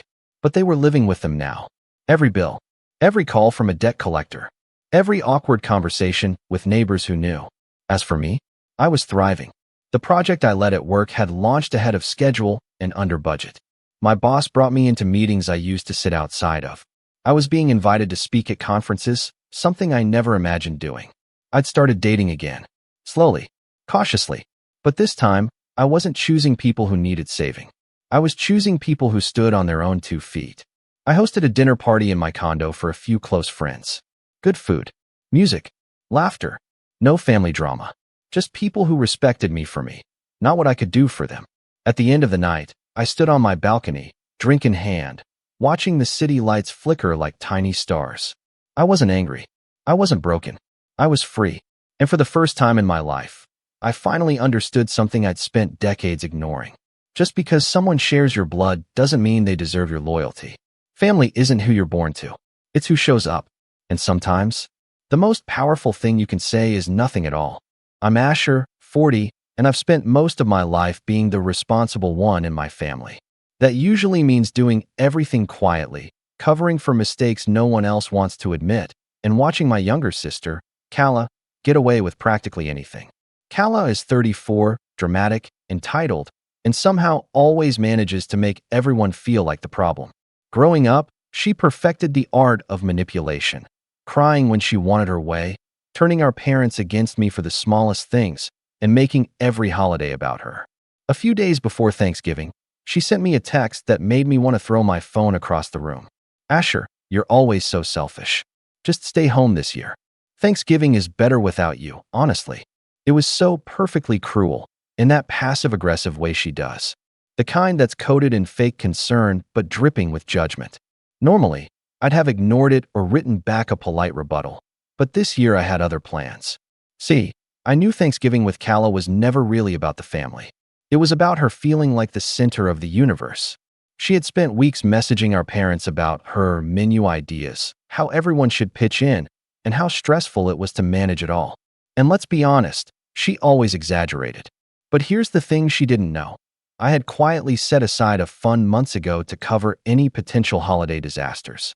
It wasn't much anyone knew about. $5,000 sitting in a separate account, just in case. Kala had no idea it existed, let alone that I could move it around at will. When she sent that text telling me to stay home, I smiled. I didn't reply. I just quietly reversed the transfer I'd made earlier that week to her account. $5,000 vanished. Not missing because of a mistake, not delayed. Vanished. And she had no idea. Thanksgiving morning started like any other. I made myself coffee, settled into the armchair by the window, and watched the day unfold. From afar, I could almost see her racing through the kitchen, checking the account on her phone, muttering under her breath about how incompetent the delivery services had become. By 10 a.m., the first text arrived. Asher, why is my account negative? Did you see this? I need to go shopping now. This is impossible. I didn't respond. I just leaned back and listened as the chaos started to build in her world. Kala had planned to handle the entire Thanksgiving herself this year. Turkey, pies, sides, even a few fancy dishes she read about online. She wanted full control, and I let her have it. All I had to do was watch the panic set in. By 11 a.m., she was sending frantic voice messages. Asher, please, tell me you didn't do this on purpose. I don't know how to fix this. The stores are packed. The turkey, the sides, everything. It wasn't just the money. It was the timing. The delivery service she relied on couldn't just show up with fresh produce at the last minute. Pies couldn't magically bake themselves. And yet, she had convinced herself she had everything under control until she realized she didn't. Around noon, I started getting updates from our parents. They were trying to remain calm, but even they could see her unraveling. She was running from the kitchen to the living room, phone in hand, making frantic calls to anyone who might be able to help her. The usually composed planner was now flustered, apologetic, and, best of all, completely exposed. By the time the first cousin arrived, the kitchen was chaos. A pot of soup boiled over, a few pans were scattered across the counter, and somehow a bag of cranberries had ended up spilled on the floor. She was muttering to herself, blaming everything on the unreliable stores and bad timing, while still insisting she had everything under control. And then the voicemail came through, the one that made me laugh so hard I almost choked on my coffee. Asher, please, I need you.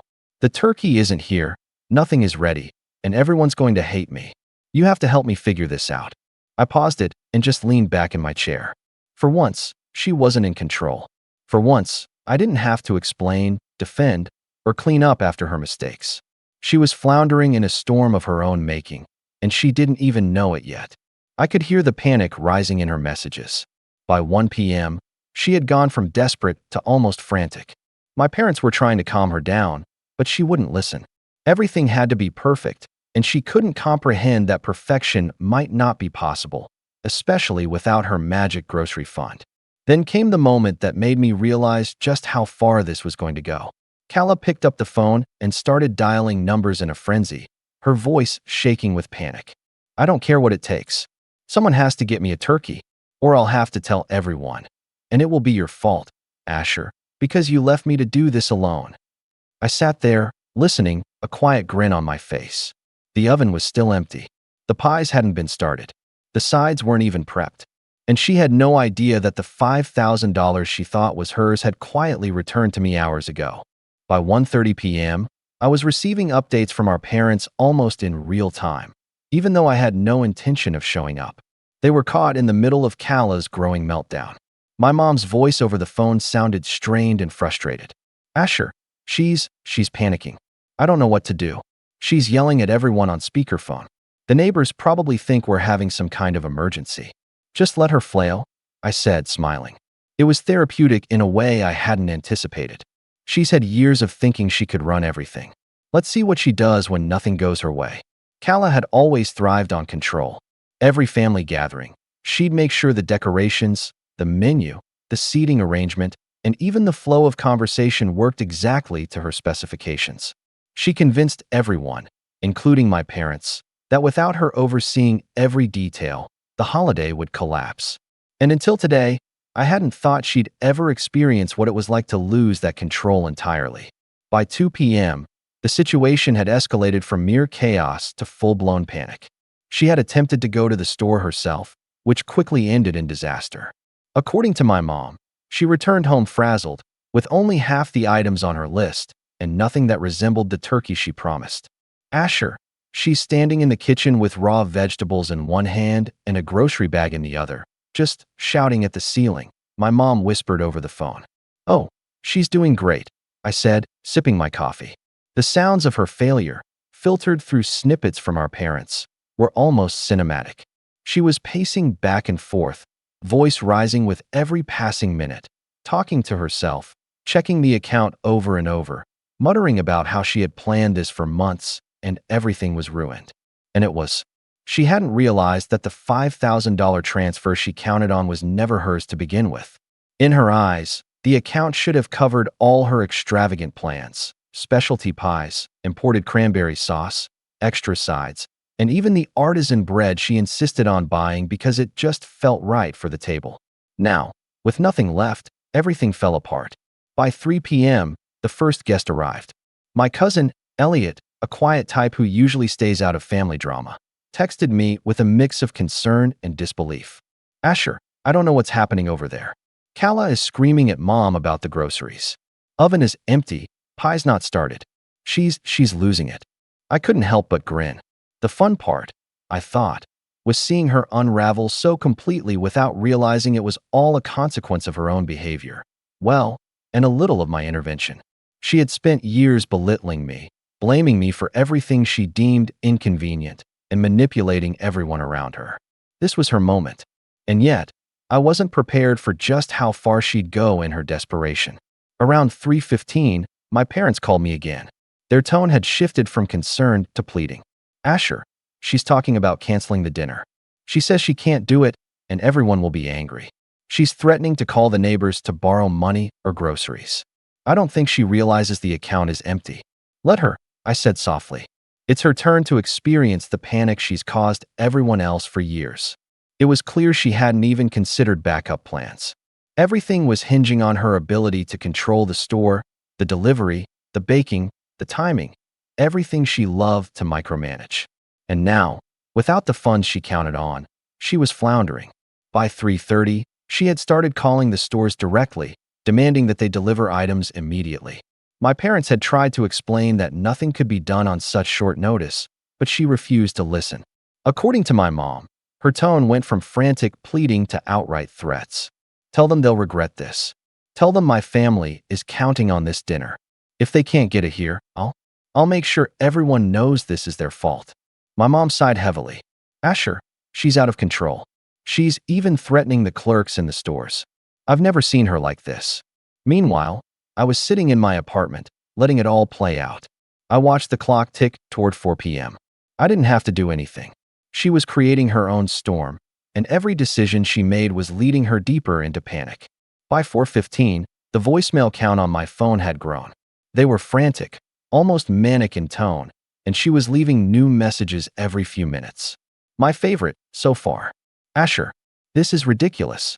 The store says the turkey's gone, the pies aren't available, and the deliveries won't arrive for hours. You have to fix this. If I can't get everything, everyone's going to hate me. It wasn't just about the food. It was about her ego. Thanksgiving, in Kala's mind, was a performance, a demonstration that she could orchestrate perfection. The idea that the day might go wrong, and that she might be powerless to prevent it, was unbearable. And because I had quietly reversed the funds, she had no safety net. Then came the tipping point. At around 4:30, my mom called again, sounding more frantic than I had ever heard her. Asher, she's threatening to leave the house and come to you to get the money. She says she can't handle this and that you're the reason it's all falling apart. She's yelling at the dog now. I almost laughed aloud. The picture in my head was perfect. Kala, hair slightly disheveled, standing in the middle of the kitchen, yelling at anyone, or anything, that dared to exist while her dinner plans were unraveling. And that's when I realized something even better. She wasn't just panicking. She was going to try to escalate this in ways I hadn't fully anticipated. My parents were trying to calm her, but she refused to hear reason. The house was tense, the oven was empty, and the aroma of holiday cooking, so central to her elaborate plans, was missing entirely. Then, at exactly 4:45, my phone buzzed with another voicemail. I opened it with a mixture of curiosity and anticipation. Her voice was shaking, almost hysterical. Asher, I don't care what it takes. I need the money, or the food, or someone help me, please. I can't host this dinner like this. Everyone's going to be disappointed. This is all your fault. I stopped it and just sat back, thinking. For years, she had pushed, manipulated, and controlled. For years, she had blamed me for imagined slights and inconveniences. And now, finally, she was facing the consequences of her own entitlement. I was about to learn, though, that her desperation had limits I hadn't predicted. What she did next changed everything, and it wasn't subtle. It wasn't minor. And it forced everyone in the house, including my parents, to confront just how far Kala would go to maintain control, even if it meant creating chaos for everyone around her. By 5 p.m., it was clear that Kala had crossed the point of mere panic. Now, she was operating on pure desperation, lashing out at anyone who stood in her way. My parents were trapped in a cycle of appeasement and bewilderment, trying to calm her while also managing the mounting chaos in the kitchen. I was far away, watching from my own quiet sanctuary, enjoying the fruits of a carefully laid plan. The first wave of disaster hit when she realized the turkey, the centerpiece of her carefully curated table, was no longer obtainable at any of the nearby stores. She had called every single place she could think of, speaking in increasingly sharp tones, shifting from pleading to veiled threats. According to my mom, she even tried to convince a delivery service to make an exception, insisting that the family would be furious if they failed. The delivery service, of course, politely declined. Asher, my mom whispered in despair during one of her calls to me. She's crying, she's yelling, she's pacing and screaming at the counters like they can do magic. Let her, I said, taking a sip of coffee. She spent decades thinking she could control everything. Now she's learning the hard way. By 5:30, She had moved beyond panic calls and was taking matters into her own hands, or at least attempting to. My mom described a scene that was equal parts tragic and absurd. Kala standing in the driveway, flustered and red-faced, juggling grocery bags, muttering about how this would ruin everything. Then, she started calling neighbors, demanding to borrow turkeys, pies, ingredients. My parents tried to explain that it wasn't appropriate to involve others in her meltdown, but she ignored them entirely. "She's threatening to just leave the house and come to you, Asher," my dad said over the phone, voice tight. "She says she'll get the money herself if she has to, and she's accusing you of deliberately sabotaging her." I let that sink in. Perfect. The beauty of this plan wasn't just about removing her control over the day. It was about letting her panic escalate, forcing her to confront the consequences of her own behavior. She had spent years manipulating everyone in the family, turning holidays into competitions for attention and dominance. Now, she was flailing in the spotlight she'd demanded. By 6 p.m., she realized that even the neighbors couldn't save her. No one could provide enough groceries or the turkey she wanted at that hour. The oven was empty, counters were scattered with half-prepared sides, and her signature pies remained unbaked. She had not anticipated any of this. She had assumed her money would always cover everything, that her charm and threats would always get results. Now, she was completely exposed. I could hear the desperation creeping into her voicemails. One of them, left just after 6, was almost comical in its panic. "Asher, please, you can't just let this happen. I need this dinner, the turkey, the pies, the sides. If I can't pull this together, everyone's going to think I'm incompetent. You have to fix this." I didn't reply. I didn't need to. The beauty of it was that she had no idea I had engineered this entire situation. The $5,000 she thought she could spend at Will was long gone, quietly returned to my account. Every frantic call, every frantic purchase attempt, every meltdown in the driveway, it was all part of the plan. At 6:30, she made the first move that showed just how far she would go to maintain appearances. According to my parents, she was attempting to salvage the dinner herself. But in her panic, she had made an almost comical series of mistakes. The sides she tried to cook were under-seasoned or burnt. The pie dough she attempted to roll out had stuck to the counter in one solid sheet. She had forgotten to thaw one of the key items, which now sat frozen and unusable. And yet, she refused to admit defeat. She called neighbors again, trying to commandeer ingredients, insisting that they would owe her if they helped. She even tried to convince a family friend, a retired chef, to come over and save the dinner at the last minute. No one could. By this point, the clock was well past 7, and dinner was scheduled for 7:30. I sat quietly in my apartment, listening to the updates from my parents. The scene at home was pure chaos. Kala, red-faced and frantic, was flinging ingredients around the kitchen, trying to multitask in ways that made no sense. She was arguing with the delivery drivers who had arrived too late, blaming them for her own lack of planning. She was threatening to cancel the dinner outright, insisting everyone should stay home and go hungry, rather than let the event be imperfect. Then, at 7 p.m., she crossed a line. My parents called me, voice shaking. "Asher, she's screaming at the family now. She's accusing you of sabotaging her, of trying to ruin Thanksgiving, and she's telling everyone not to eat until she fixes it. She's actually standing on a chair and pointing at everyone like she's in charge of some army." I leaned back, suppressing a laugh. The situation was surreal. Kala, who had spent years positioning herself as the ultimate authority in our family, was now reduced to chaos incarnate, desperate to enforce control she had lost hours ago.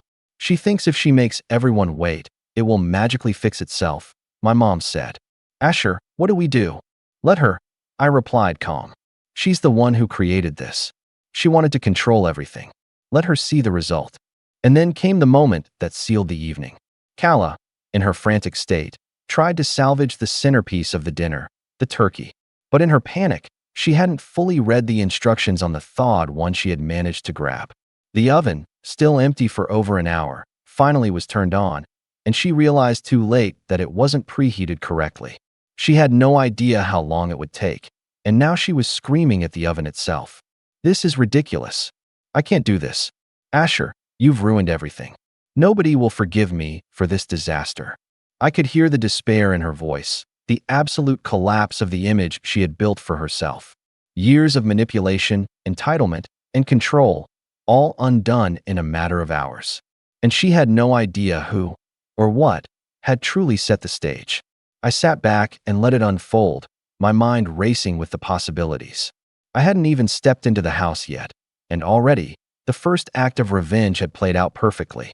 Kala's frantic energy, the incomplete dinner, the empty oven, and the frustrated family. They were all living proof that entitlement has consequences, even if the person experiencing them refuses to see it. By 7:15, my parents were doing their best to salvage what remained of the dinner. Kala was arguing over trivial details, the placement of napkins, the temperature of the pies, the timing of the stuffing. She was so absorbed in her own panic that she didn't notice the utter collapse of her carefully orchestrated event. And that's when I realized she was about to do something drastic, something that would completely expose her, and in a way she could never recover from. What she did next wasn't just panic. It was full-blown desperation, a combination of manipulation and recklessness that would bring the entire night to a breaking point. By 7:20 p.m., the situation in my parents' house had reached a level of chaos that was almost cinematic. Kala, frantic beyond reason, had taken over every available surface in the kitchen. Pots and pans were precariously stacked on the counters, ingredients spilled across the marble, and utensils lay abandoned in half-prepped dishes. She moved between tasks like a whirlwind, muttering to herself about how everyone would judge her if anything went wrong. Her voice carried the sharp edge of desperation, punctuated by muttered threats and exclamations that seemed meant for no one in particular. My parents were attempting to mediate, hovering behind her, trying to gently suggest compromises, rearranging items, or offering minor solutions. Every time they spoke, Kala twisted their words into accusations. "You're siding with him. You're trying to undermine me. Stop interfering with my dinner," she shouted, swiping at a pile of flour that had accidentally spilled onto the counter. The kitchen had become a storm zone. The scent of burnt bread and half-cooked vegetables mixed with the sharp tang of raw onions. My mom tried to step in, carefully, but Kala barely noticed her, too consumed by her imagined catastrophes. She seemed convinced that if she didn't maintain complete control, the holiday would collapse entirely, and that every family member would judge her mercilessly. It was then, as if the final thread of her composure snapped, that she made the decision that would tip the scales completely. Grabbing her phone like it was a lifeline, she darted toward the front door. She didn't just walk. She practically flung herself into the driveway, yelling over her shoulder. According to my mom, she was nearly vibrating with panic. "Asher, you have to fix this right now. I can't do it. If dinner isn't perfect, it's your fault. I don't care if it's too late. I need you to." And then she stopped mid-sentence, confusion replacing the panic as she realized the driveway was empty. She had assumed, as she always did, that I would answer immediately, that I would swoop in and rescue her like I had countless times before. But I hadn't. I wasn't going to. I sent a single text. "Check your account balance." There was a long silence, then the frantic scrolling, the tapping and swiping as she tried to reconcile the numbers on her screen with the expectations she had built for the day. Within moments, the reality hit her like a freight train. The $5,000 she had assumed would cover every extravagant detail. The turkey, the sides, the pies, even the specialty bread she insisted on, was gone. Returned quietly, secretly, to me.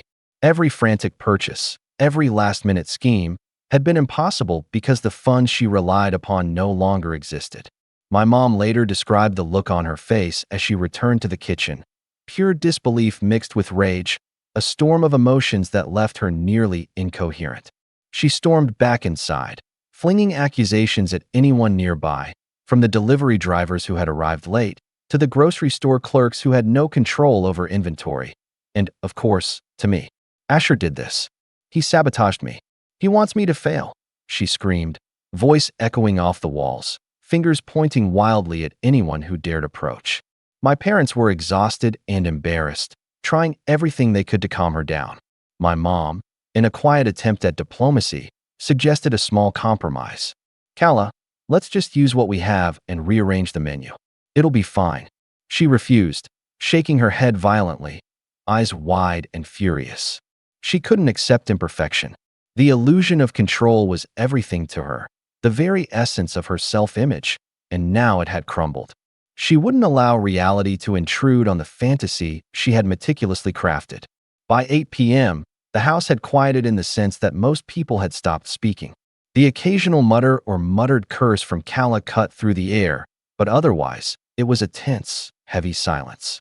She scoured the kitchen relentlessly, tossing aside anything she deemed substandard, inspecting every pan, dish, and ingredient as if one minor imperfection would spell catastrophe. The oven, long forgotten in the rush, had cooled down, and the pies that had never been started remained in their doughy form on the counter. The turkey, the centerpiece of her meticulously imagined table, was nowhere in sight. My parents quietly set a few simple sides on the table: bread, butter, some canned vegetables, and a couple of store-bought pies. The grandeur Kala had promised, the table set like a magazine spread, with each dish perfectly executed, was gone. Completely gone.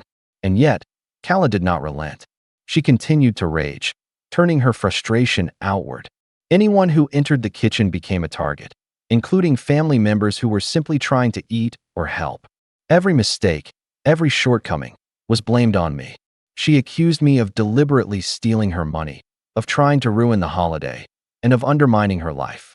She never paused to consider that her frantic overplanning, entitlement, and refusal to adapt had created this mess entirely on her own. I didn't show up. I didn't reply to a single message. I let her unravel fully. She paced the kitchen, throwing down utensils, alternating between shouting and crying, lashing out at anyone within reach.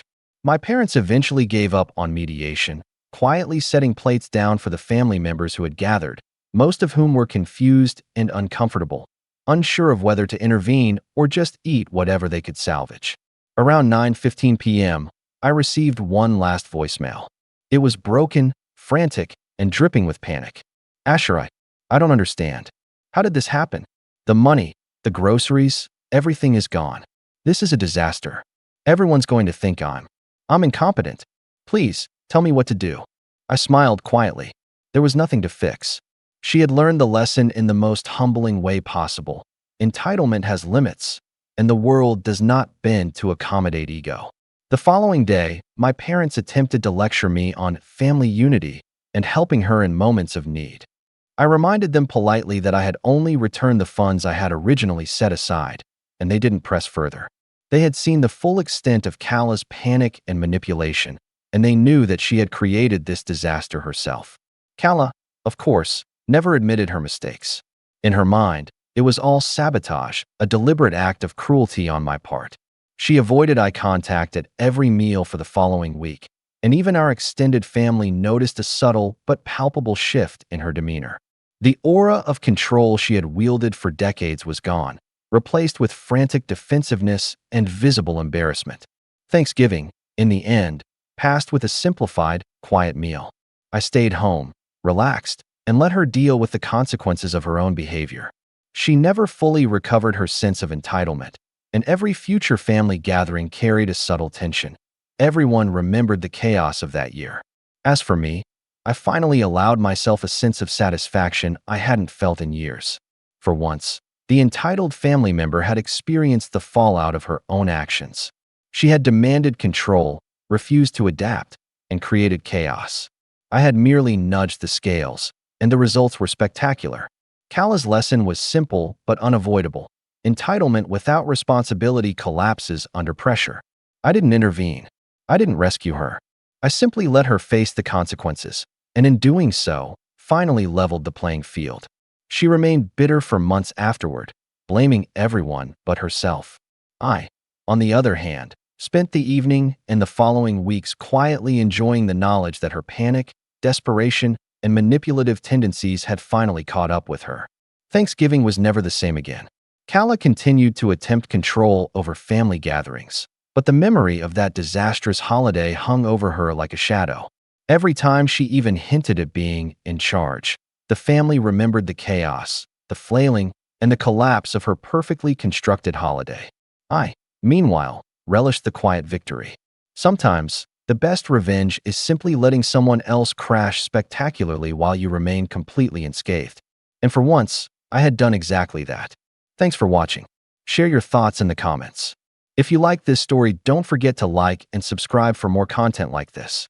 My name is Evan, and if you'd asked me a year ago how my relationship with my family was, I probably would have said it was complicated. That's the polite word, right? Complicated. Not good, not terrible, just tangled. I've always been the one in the family who gets brushed aside. My cousin Ezra, for example, could show up late to every holiday dinner, and my parents would still treat him like he was some kind of star guest. Me? I could get straight A's, land scholarships, work 2 part-time jobs, and somehow my parents would find a way to criticize me for not making time for family. Graduation was supposed to be different. It felt like a milestone I had earned. For years of grinding, late nights in the library, balancing classes and work, and putting myself through it without leaning on anyone, I thought, maybe just maybe, they'd finally look at me with something other than that disappointed squint they always seemed to have ready. A month before the ceremony, my mom started dropping hints. She'd say things like, "Oh, Evan, you have no idea what's waiting for you after you walk across that stage." My dad, who usually never gets involved in anything that isn't about him, actually smiled at me once and said, "It's going to be the kind of celebration you'll never forget." And then there was my partner, Lila. She would squeeze my hand whenever I asked about it and whisper, "It's perfect. You'll see." The way she said it, soft, secretive, almost rehearsed, should have set off alarms in my head. But I wanted to believe it. I wanted to believe that for once, they were all on my side. So, I didn't push too hard. I told myself, stop being suspicious, stop expecting the worst. Maybe they're actually proud of you this time. Maybe the years of feeling like you didn't belong in your own family are finally over. The night before graduation, I barely slept. My roommate joked that I was like a kid before Christmas. I laughed it off, but he wasn't entirely wrong. I woke up buzzing with nervous energy, straightened my gown 3 times, made sure my cap was pinned perfectly, and walked out the door feeling lighter than I had in years. The ceremony itself was everything I dreamed. Hearing my name called, walking across that stage, shaking hands, it was surreal. I scanned the audience, and I swear I saw them. My mom, dad, Lila, my cousins, even Aunt Muriel, who usually finds some excuse to skip anything that doesn't revolve around her son. They were all there, clapping and smiling. My chest tightened with something that felt dangerously close to pride. Afterward, my parents hugged me, took pictures, and said, "We'll meet you at the hall. You'll love what we've done." The hall. That's what they kept calling it. I remember standing outside the building, my heart racing, telling myself, this is it. This is where it all changes. I opened the door and stepped inside. And froze. The room was empty. No decorations. No music. No tables. Not even a chair out of place. Just rows of plain walls and silence. At first, I thought maybe I was early. I checked my phone, but the time matched exactly what my mom had told me. I waited. 10 minutes. 30. An hour. I kept pacing, refreshing my messages, expecting someone to pop out yelling surprise. But nothing happened. It was only after 2 hours of sitting alone in that empty hall that I got the first notification. Then another. And another. Curious, and honestly, desperate, I opened Instagram. And there they were. My entire family. My partner.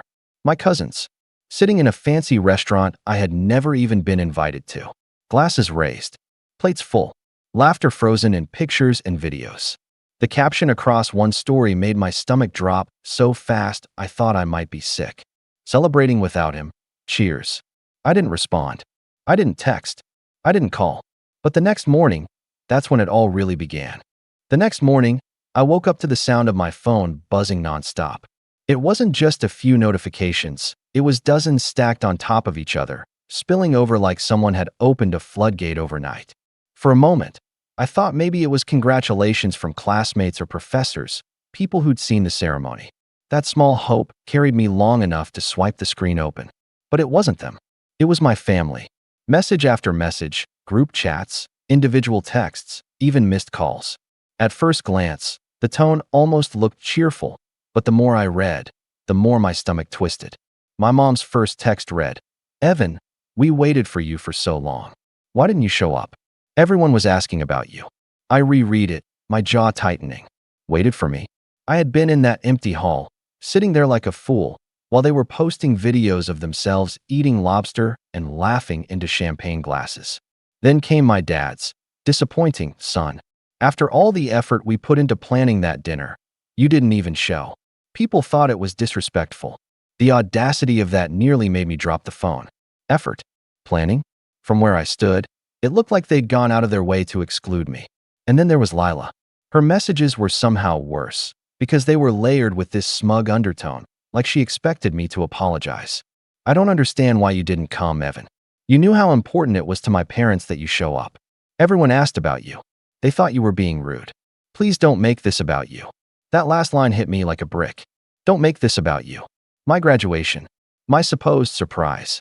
Yet somehow, according to her, I was selfish for not magically appearing at a dinner I hadn't even been invited to.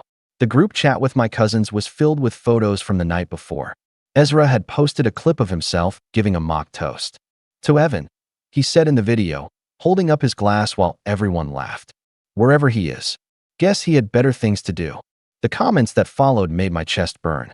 Maybe he got lost on the way to his own party. Classic Evan. He's probably sulking somewhere. Each word stung more than the last.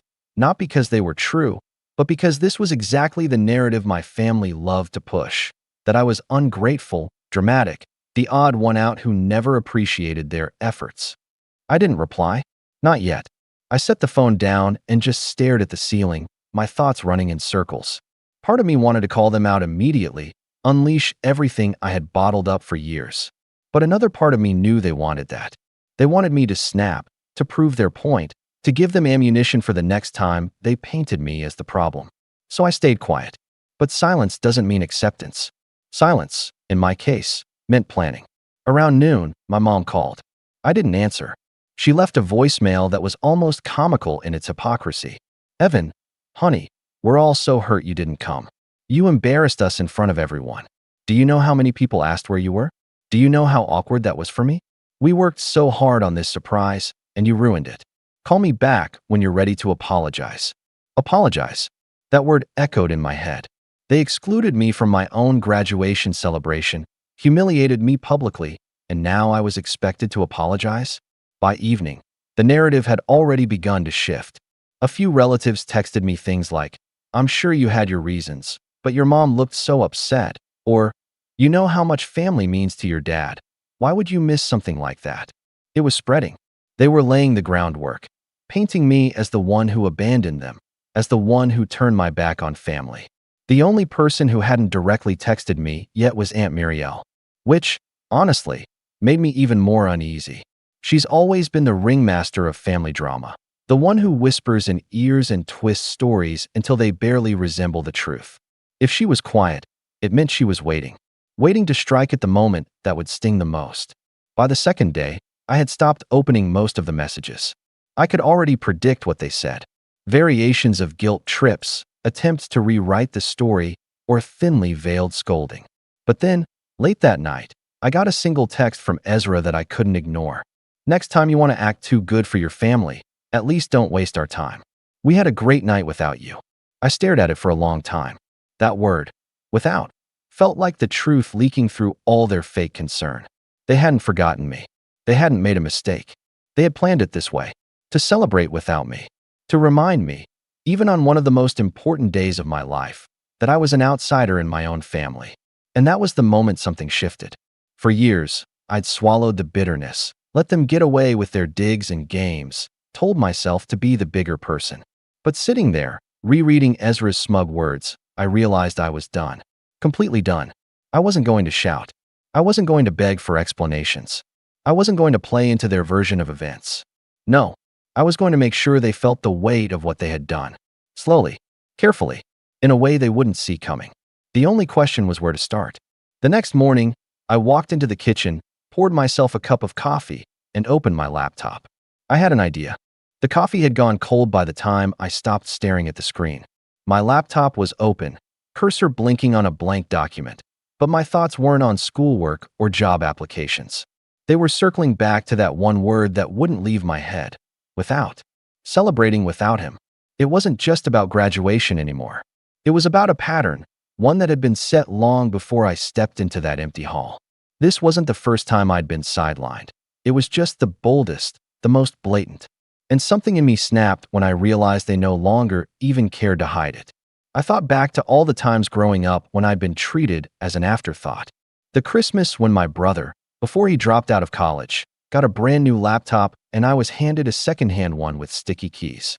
The birthday dinners where my parents forgot to invite any of my friends but went all out for Ezra's with balloons, speeches, and rented space at the country club.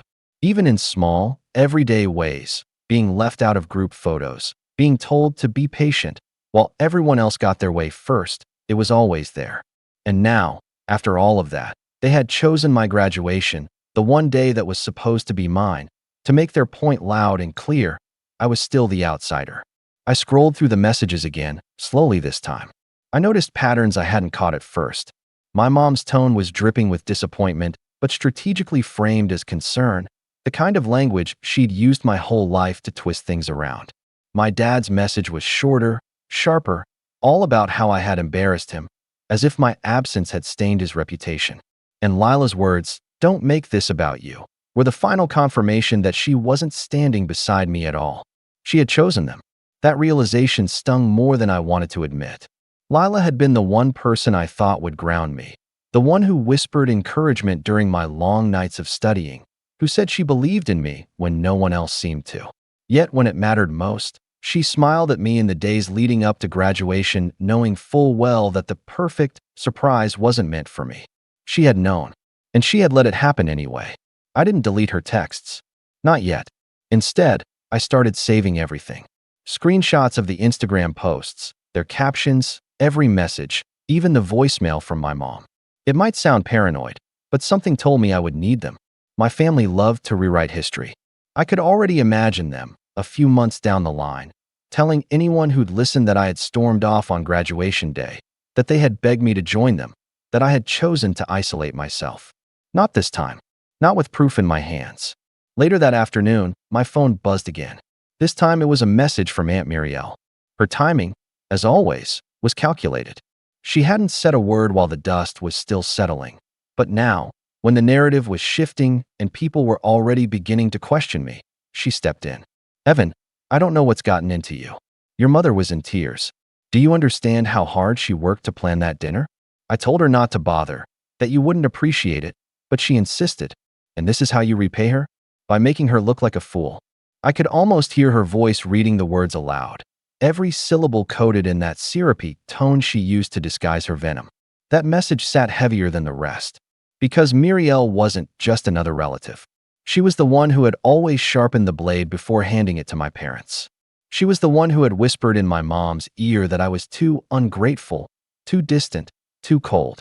She had compared me to Ezra for as long as I could remember, praising him for his charm, while reminding me that I lacked it. And now here she was again, making sure the story spread just the way she wanted. I didn't reply, but inside, I felt something solidify. For the rest of that week, I kept to myself. I went to work, smiled politely at coworkers who asked about my graduation, and lied through my teeth. Oh, it was nice, just a quiet family dinner. The truth was too humiliating to share. But every night, when I got home, I opened that folder on my laptop and added more. Screenshots, notes, dates, times, anything I could collect. It might sound obsessive, but I wasn't just documenting what happened. I was building a foundation. Because for once, I wasn't going to let them erase me from my own story. By the fourth day, the messages started to thin out. The group chat grew quieter, as if they had grown tired of pretending to be outraged. But that didn't mean the pressure was gone. It had simply shifted. Lila showed up at my apartment. I almost didn't answer the door when I saw her through the peephole. She looked nervous, clutching her phone in one hand and smoothing down her hair with the other. But curiosity got the better of me, and I opened it. "Evan," she said softly, almost rehearsed, like she was already slipping into a script. "Can we talk?" I stepped aside, and she walked in, her perfume filling the space like it always did. She sat on the edge of my couch, staring at her hands. "I don't understand why you're shutting everyone out," she began. "It wasn't supposed to be like this. Your mom just wanted to do something special. She didn't mean to hurt you." I sat across from her, silent. I wanted to see how far she would go without me interrupting. "Everyone's talking about how upset she is," she continued, glancing at me for the first time. And honestly, Evan, you disappearing only makes it worse. If you would just apologize. I held up a hand. Apologize. The word hung in the air between us, heavy. Lila hesitated. I know it sounds unfair, but sometimes it's better to smooth things over, even if it wasn't your fault. You know how your mom is. She won't let this go until you make the first move. That was the moment I realized Lila wasn't on my side. Not really. She wasn't here to understand, to listen. She was here to convince me to fold, to go back to playing the role my family needed me to play. I leaned back, studying her. For years, I had thought she was different from them. But now I could see the same patterns in her words, the same subtle shifts in blame. I'm not apologizing, I said quietly. She frowned. Evan. No. I cut in, my voice steadier now. Not this time. For the first time in days, I felt something close to clarity. Lila sighed, stood, and looked down at me with an expression that made my stomach twist. Half disappointment, half pity. You're making a mistake. Don't say I didn't warn you. And with that, she left. I sat in the silence of the apartment long after the door clicked shut. My chest felt tight, not from sadness but from something else. Something sharper. They thought they could rewrite this. They thought they could guilt me into silence. They thought I would fold, like always. But not this time. That night, I opened my laptop again. Not to save screenshots this time, but to start writing. Plans. Names. Every single way I could turn their own games back on them. And I knew exactly where I was going to start. With Ezra. I started with Ezra because he was the one who had made the toast, the one who'd filmed the whole thing like it was some kind of prank, the one who'd loved every second of turning my humiliation into entertainment. He was loud, careless, and predictable. Three things that make people easy to manipulate if you pay attention. First, I spent a lot more time than I care to admit watching him. Not in a creepy way, just enough to notice his patterns. He posted a lot on social media. Brunches, gym check-ins, late-night bars, the occasional blurry selfie with friends. He liked showing off when he had money, even though he was always between jobs. He was proud of his image, and that meant public opinion mattered to him more than his actual behavior. He was allergic to anything that might chip that image. Second, he had a job he loved to brag about, sales at a regional startup that prided itself on networking culture. He'd told me once, pretty drunk, that if you had the right reputation you could get away with pretty much anything. Reputation, I realized, was his Achilles heel. It was how he kept his temporary lifestyle afloat. So I began quietly. No grand schemes, no big reveals, just small, accurate nudges aimed at the places that would hurt most. The first move was purely social. I created an anonymous account, no fake name, just a clean handle, 0 followers, and started following the people in Ezra's circles. I watched who commented on his posts, who attended his networking nights, who always laughed at his jokes. I found a few people who seemed fed up with him behind closed doors. That gave me leverage I didn't have to force. The information was already there, the exasperation already simmering. I didn't have to invent enemies for him. He made them himself. I also dug into the restaurant where they'd been celebrating. It turned out Ezra had a favorite waiter, a kid named Marco who always worked the back tables and had the kind of memory that made gossip dangerous. Marco was the sort of person who knew who came in on Thursday nights and who was on a first-name basis with the manager. I slid Marco a message, light, friendly, curious. I hinted that I'd been left on my own at the hall and that I was trying to piece together what had happened that night. I didn't have to lie. I asked questions and let Marco fill in gaps with his own impressionable candor. Marco told me small things at first, that Ezra had arrived late, that he'd insisted the table be moved to a corner so they could get more privacy, that someone, probably Ezra, had asked the manager not to let that guy in. Marco used hands to describe the motion, and I could hear the shrug even through the text. He didn't know the whole story, but he knew enough to make me realize they'd plotted to exclude me in person, not by accident. Armed with that, I changed gears. I started using my screenshots and saved messages more deliberately. I created a folder labeled Timeline and began combining trusted witness notes, screenshots of their stories, timestamps, anything that could show a pattern. Their posts that night, my time-stamped arrival at the hall, the empty room photos I'd taken, Marco's messages about their table, the voicemail from my mother. The goal was simple: create a single, undeniable timeline that contradicted their version. Not to shout about it immediately, but to have a weapon that could not be shrugged off as misunderstanding later. While I was building the timeline, I also started reestablishing my own social footing. For too long, I'd let family narratives define me to our wider circle. I reached out to a few classmates whom I trusted, people who'd actually seen me walk the stage, and shared the bare bones of what happened. I didn't go into revenge talk, I just asked them one favor. If anyone asked, would they confirm where they'd seen me that day? Their texts came back quick, supportive, and oddly relieving. They hadn't known what to say when random relatives texted them about Evan not showing up. Most people assumed the family knew best. Getting those confirmations felt like the first bricks in rebuilding my truth. Then I started the slow, deliberate part that required patience and nerves, undermining Ezra's reputation in small, surgical ways that felt proportionate rather than vindictive. I found a forum where local startups shared leads and networking tips. People in sales posted job openings and client leads there, and reputation mattered. I made a quiet post, anonymous, factual, asking if anyone had experience working with the sales rep named Ezra at Company X. The post was neutral on face value, just a question. Within hours, a few replies trickled in. One said he'd had a strange experience with Ezra where terms of a deal were misrepresented. Another mentioned Ezra promising guarantees he couldn't actually deliver. The thread was not dramatic, but it planted a seed. No lies, just honest recollections. At the same time, I reached out to someone important, a recruiter who'd hired a mutual contact a while back. I phrased my questions carefully, never accusing, always curious, as if I was trying to understand whether certain behaviors were career-limiting. The recruiter, bless them, was blunt but helpful. If a candidate is flashy and unreliable, they wrote, we see it quickly.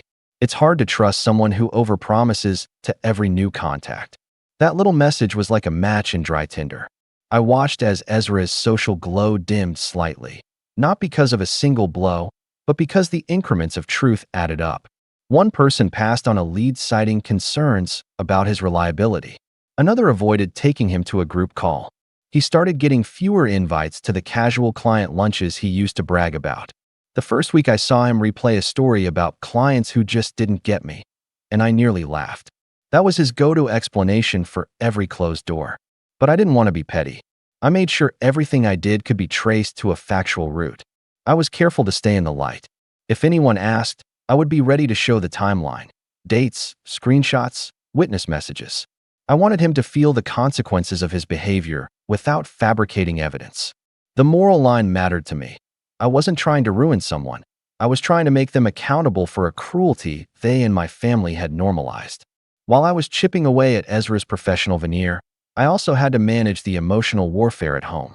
My mother called less, but when she did, it was to ask things that were almost apologetic yet coded in manipulation. Do you really want to make a scene? She asked once, in that voice that always sounded like concern. I played it cool and asked one question back. Why did you lie about the dinner? Why did you go without me? She faltered when I asked it directly. It's easy to keep a lie afloat when no one presses, but even easier to topple when you ask the same question the same way too many times. But the moment I had been planning toward wasn't about social ruin or making apologies happen. It was about forcing a confrontation that my family couldn't spin into victimhood. I wanted a setting where the timeline, the witnesses, and the truth would be visible to people who mattered. People outside our immediate family who could not be swayed by Muriel's whispering or my mother's crocodile tears. That's where the College Alumni Association came in. They'd sent me a list of people who were conglomerates of different industries and, crucially, a few names of alumni who'd been friends with my parents for decades. If I could get a few of those people to look at the timeline, it would be harder for my parents to gaslight the narrative. They had always relied on social proof to validate their version of reality. If I could infiltrate their circle on neutral grounds, the rug might slip from under them. So I did something I hadn't imagined doing a month before. I invited a handful of alumni to a casual post-graduation meetup at a cafe downtown. I framed it as a celebration of my class. I emailed the alumni board, copied in a couple of professors I liked, and chose a date that I knew would ensure my parents had to choose whether to show up publicly or hide behind their private dinner. Then, under the invitation list, I made sure to include one person whose opinion mattered to my parents, Mrs. Albright, a longtime family friend who was known in our social circle for being practical and level-headed. It was risky. If my parents ignored the invitation and claimed ignorance, that would be one thing. If they showed up and tried to disrupt it, that would be another. I had to build contingency plans. I also made sure a few of my classmates, those who had seen me at the ceremony, would be there. I wasn't calling them as witnesses in front of my family so much as making the atmosphere one where their corroboration was natural and immediate. In the week leading up to the meetup, my nerves were all over the place. I rehearsed conversations, made sure the printed timeline was organized and readable, and kept my messages and social probes on hold so nothing accidental would surface. I told myself the meetup was about truth, not revenge, because it had to be. Revenge looks like a tantrum without a plan. What I was building was intention wrapped in restraint. On the day, I arrived early. The cafe smelled of roasted beans and fresh pastries. I felt ridiculous being nervous in a place that served oat milk lattes, but nerves do what nerves do.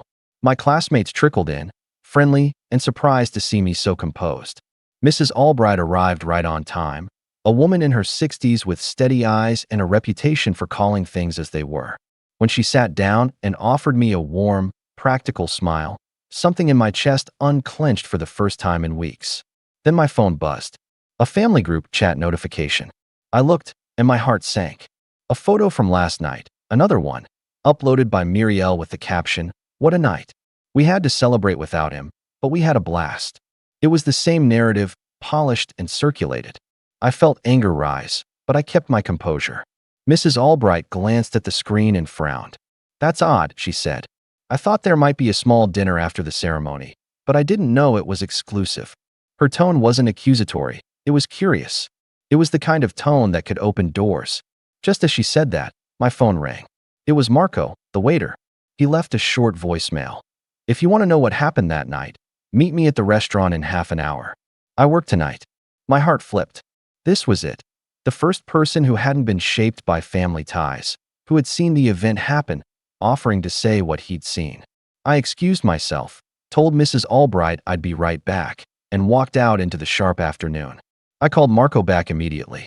He gave me a time to meet and said he had a little more than he'd texted. "I don't want any trouble," he said quietly. "Just want to tell the truth."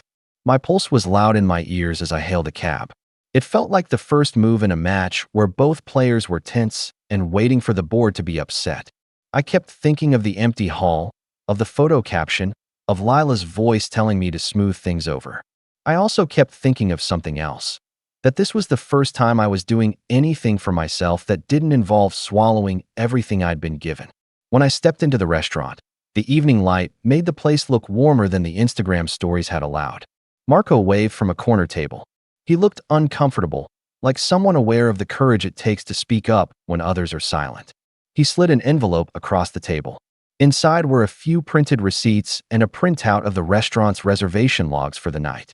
The table reservation was under Ezra's name. There was a note from the manager confirming that the party had requested privacy and that one guest had been asked not to be seated. Marco's voice was low when he said it. "They told me not to seat you."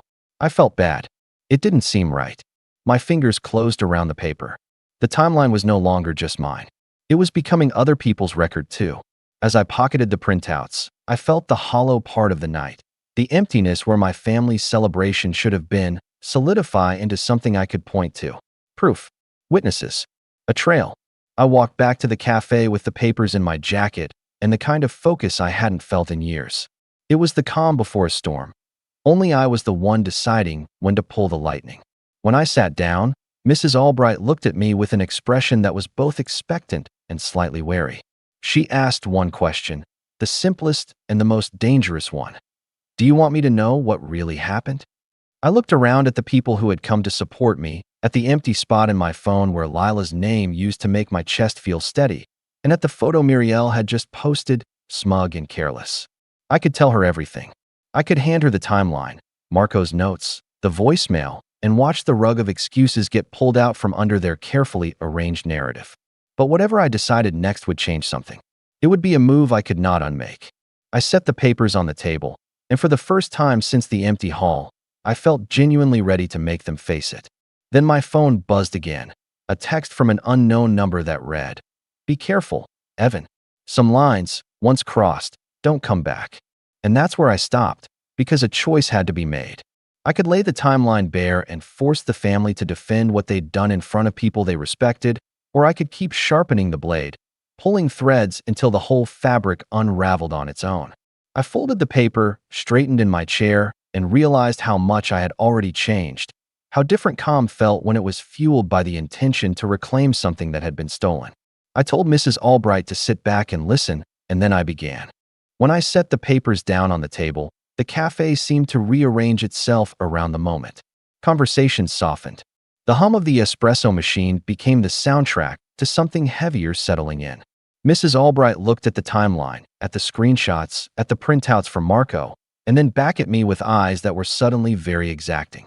The classmates I'd invited shifted in their seats like people waking up. "Read it," I said.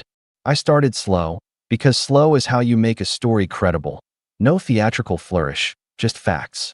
I had the ceremony time-stamped photographs, the empty hall photos I'd taken that evening, the voicemail from my mother saying they were waiting, Marco's reservation documents with Ezra's name on them, and screenshots of the Instagram stories with the captions.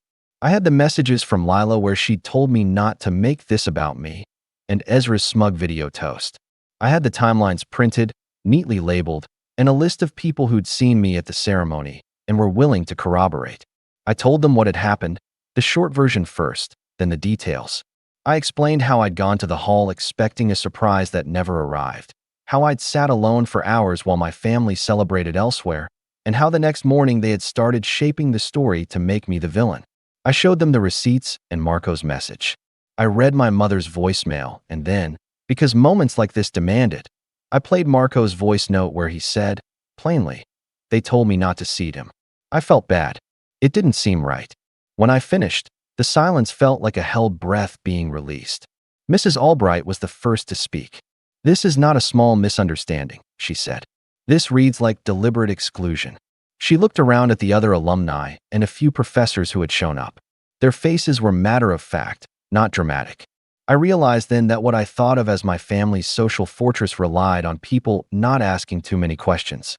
That afternoon, I posted a concise, factual account on the alumni board and a private message thread for a few trusted professors.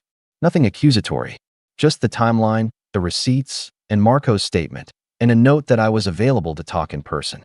I was careful, no grand proclamations, just evidence and witnesses. Within 24 hours, the narrative had shifted outward. Alumni I'd only met once sent messages of support and expressions of dismay. A professor I respected forwarded my post to someone on the alumni board with the comment, "This deserves an airing."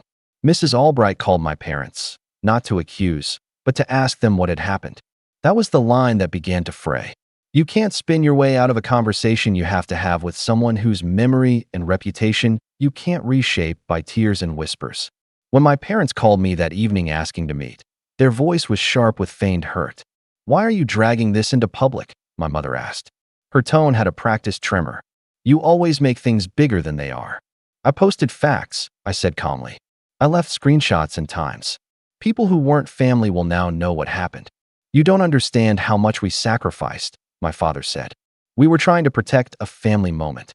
"Protect a family moment by excluding me?" I said. "That's not protection. That's control."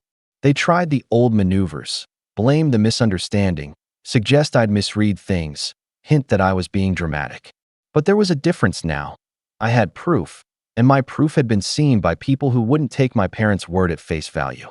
Muriel called me the next day, her voice syrupy and infuriating, trying to turn concern into weaponry. I let her talk until she grew tired. Then I told her exactly what Marco had said.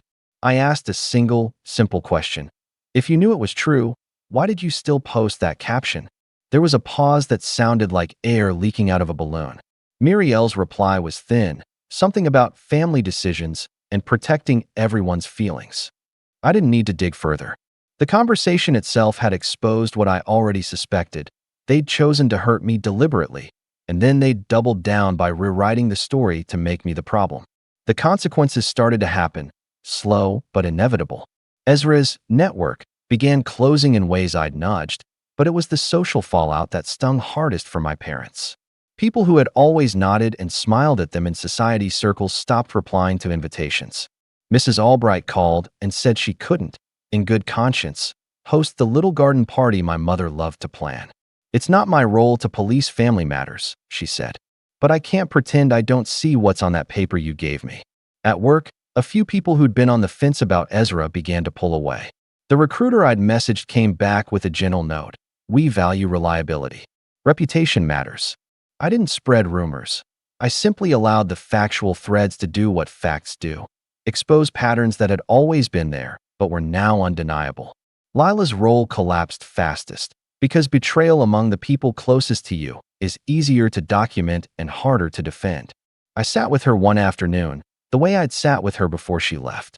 She tried to explain, said she had been caught up in the family's version of events, that she hadn't known they'd exclude me. I played her voice messages back to her. The words, "Don't make this about you," landed on the table like a physical object. When she saw it in print, the color drained from her face. I thought apologizing would fix it, she said finally, pleading.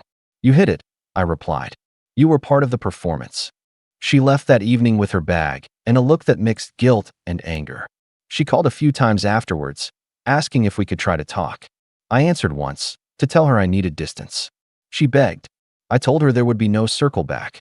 That was both the cruelest thing I'd ever said and the clearest truth I'd ever spoken. I wasn't interested in being soothed back into a life where my feelings were optional. My parents tried damage control in other ways. My father called longtime family friends asking for favors. My mother wrote carefully worded letters apologizing to anyone who felt offended, while avoiding admitting exclusion. Muriel kept posting pictures, but the captions grew defensive and then sparse as fewer people liked and commented. Social proof, once fragile, had become brittle. Then came the moment I'd been preparing for, the fulcrum of everything. A small, civil meeting with Mrs. Albright, a couple of the alumni, and my parents at a neutral venue. I asked for it quietly. I wanted a space where facts could be laid out and witnesses could speak without the private theatrics my family relied on. I brought the timeline and Marco. I asked my professors to be there. It was not a courtroom. It was not a spectacle. It was an opportunity for truth to be heard where it mattered. When they arrived, my parents tried to charm. Muriel tried to direct the conversation towards forgiveness. But I had witnesses. Two of my classmates confirmed seeing me at the ceremony. Marco corroborated the reservation and the request that I not be seated. Mrs. Albright, kindly and steady, looked at my parents and said, in a tone that carried both disappointment and clarity, "Why? In your words, was this necessary?" My mother's answer unraveled. She mumbled something about wanting to keep things intimate. My father's mouth moved, but no words came that made sense. People who had once reflexively defended them watched as their rhetoric failed. The alumni were quiet but clearly uncomfortable. Muriel, who had always been adept at turning the tide with a whispered half-truth, found herself outnumbered by paper and witnesses. After that meeting, the family's social calendar shrank. Invitations that used to come in predictable monthly cycles didn't arrive anymore. People who used to solicit my mother's opinions started to avoid her name.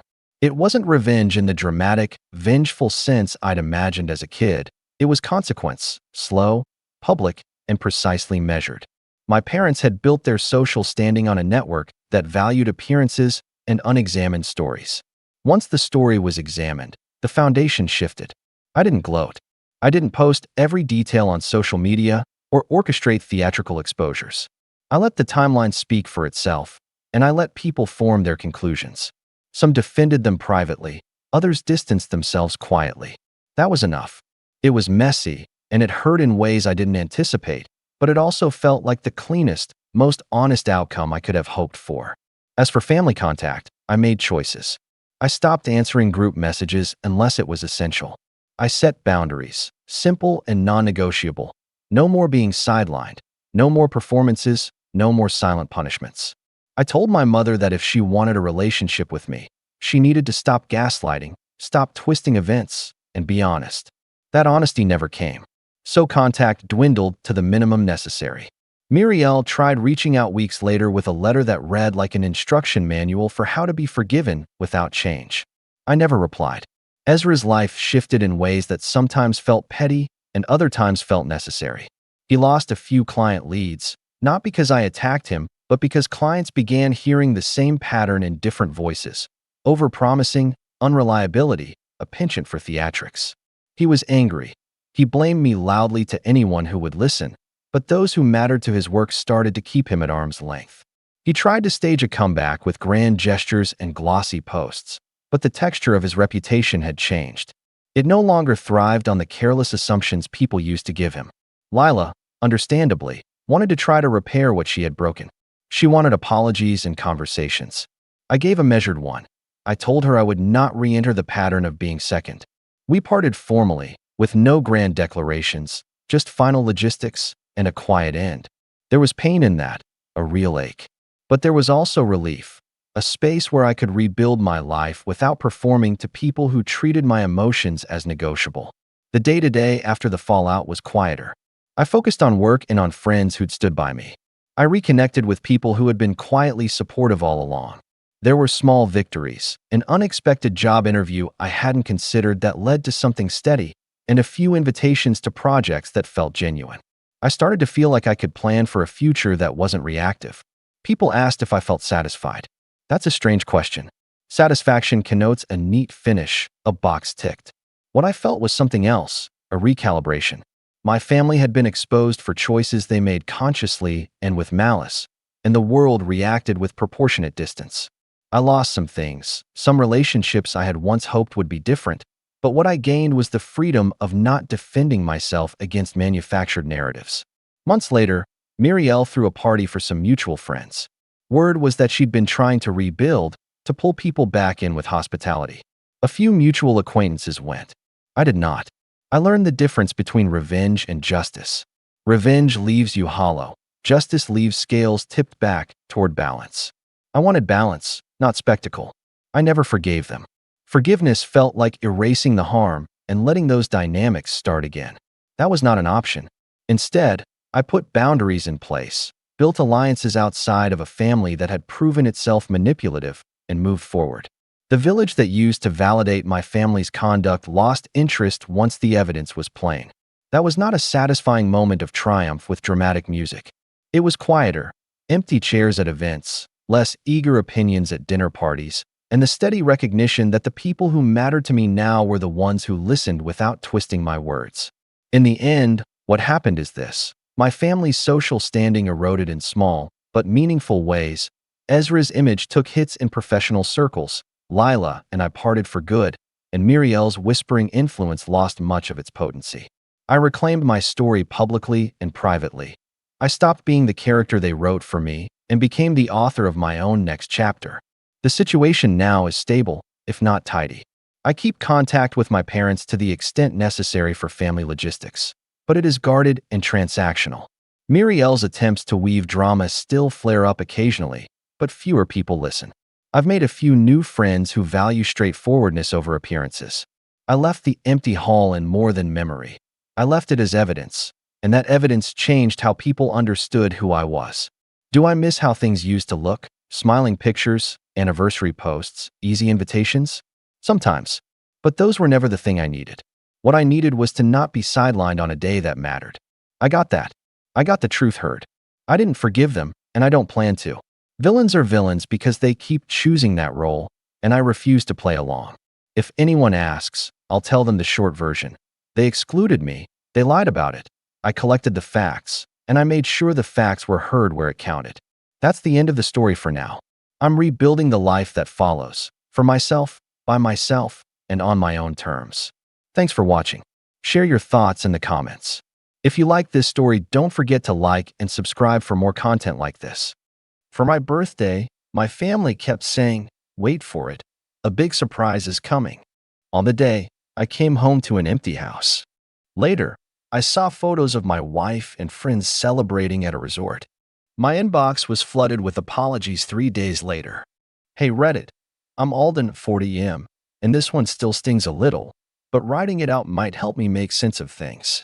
It's not the kind of story where someone gets screamed at in a grocery store for asking someone not to block the aisle, though I've got a few of those too, but it is about entitlement, just not in the way you'd expect.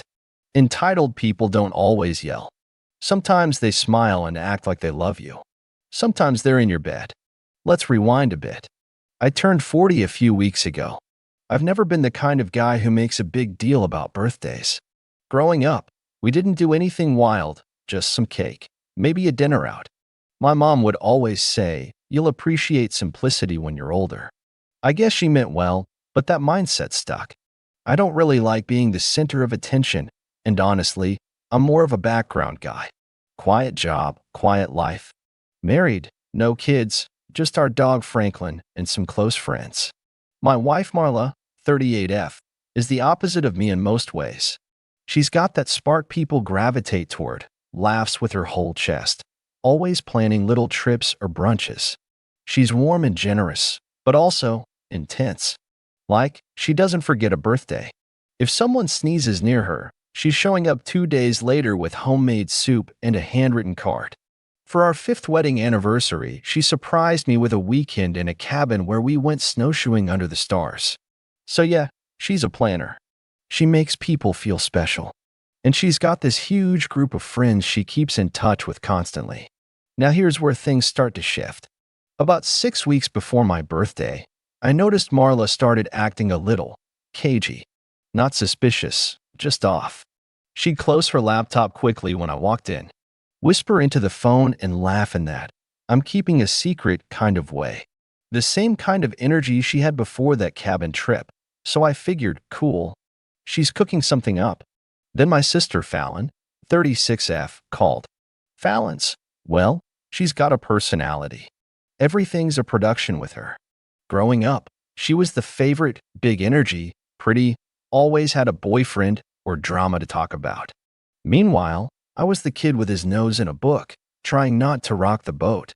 Fallon loves a spotlight. She also loves to remind me that Marla is too cool for me, which she's been doing ever since our wedding.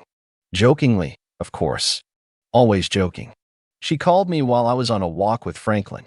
"Hey, birthday boy." She sang into the phone. "You excited?" "You better be. I can't say much, but you're gonna freak out. Big stuff coming. Just wait for it." I laughed and said, "Wait for what?" She giggled like a teenager. "You'll see. Just be ready. You're not gonna forget this one." Then she hung up. That kind of thing kept happening. My mom, who's usually very lukewarm about birthdays, suddenly sent me a text with about 10 heart emojis and a message that said, "Just wait. Everyone's working so hard. You're gonna feel so loved." I won't lie, my expectations started to rise. Not sky high, but it felt like something big was in motion. I tried not to get my hopes up, but people were being so deliberate about it that I started to think, maybe Marla had planned something truly special. Something with my family and friends all involved. Maybe even a trip? A party? About a week before my birthday, I asked her, should I take the day off work? She just smiled and said, "Definitely. You'll want the whole day." No wink. No follow-up. Just that. At work, my friend Ben, who's normally my lunch buddy, started disappearing during breaks. He got weirdly evasive too. When I asked if he was free on my birthday, he gave me this exaggerated shrug and said, "Wouldn't you like to know?" So yeah, by the time the day arrived, I was convinced something big was happening. I woke up around 8:30 a.m. on my birthday. Marla was already gone, which was a little odd since she usually stays in bed later than me on her days off. But there was a note on the counter. "Happy birthday, Alden. Can't wait for tonight. Just relax today. Be home by 5. Wait for it. Smiley face. Love, M." There was also a fresh bag of my favorite coffee grounds from that overpriced cafe downtown and a pastry box from the place across town, chocolate almond croissant, my favorite. I made my coffee, hung out with Franklin, watched a bit of TV, and then spent the next few hours wondering if I should be doing anything. I don't know how to explain it, but the day felt empty. Like I was just killing time until something was supposed to begin. I kept checking the time, waiting for the door to open or someone to call and say, "Okay, we're on our way to get you." But no one did. At 5 sharp, I showered, shaved, threw on a clean shirt. I stood in the living room, looking around like maybe I missed a hidden camera or a balloon about to drop from the ceiling. Nothing. No call. No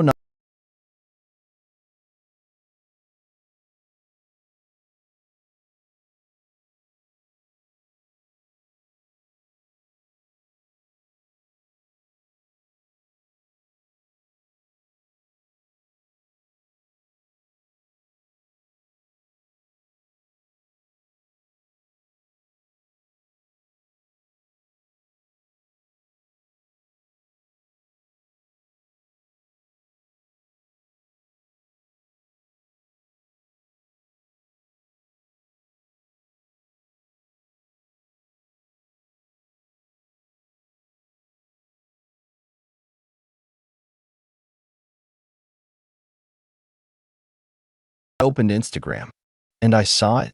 I don't even know what I was expecting to see. I wasn't trying to stalk anyone. I guess I just wanted a distraction. Anything to take my mind off the weird hollow silence echoing through my house. The first story I saw was from Jenna, Marla's friend from her office, the one who always talks over people and insists on being the fun aunt, even though she's never had a niece or a nephew. Her story loaded, and there it was, a resort. Not just any resort either. Windermere Ridge. It's this fancy retreat place about 2 hours from where we live. We talked about going there a couple of years ago, but it was always too expensive or not the right time. Marla said we'd go one day, when we had something to celebrate. And there, in Jenna's story, were the marble steps I'd seen online. The big fountains. Palm trees. That exact blue-green tile they brag about in their ads. For a moment, I just stared at the video, confused. Then I tapped to the next story. That one stopped me cold. It was Fallon. She was laughing into the camera, phone tilted upward. Behind her was Marla, my wife, smiling, sunglasses on, holding a smoothie and walking alongside Fallon like they were two carefree sisters on vacation. Fallon said, "We made it. No spoilers yet, but this weekend is all about you-know-who." She winked.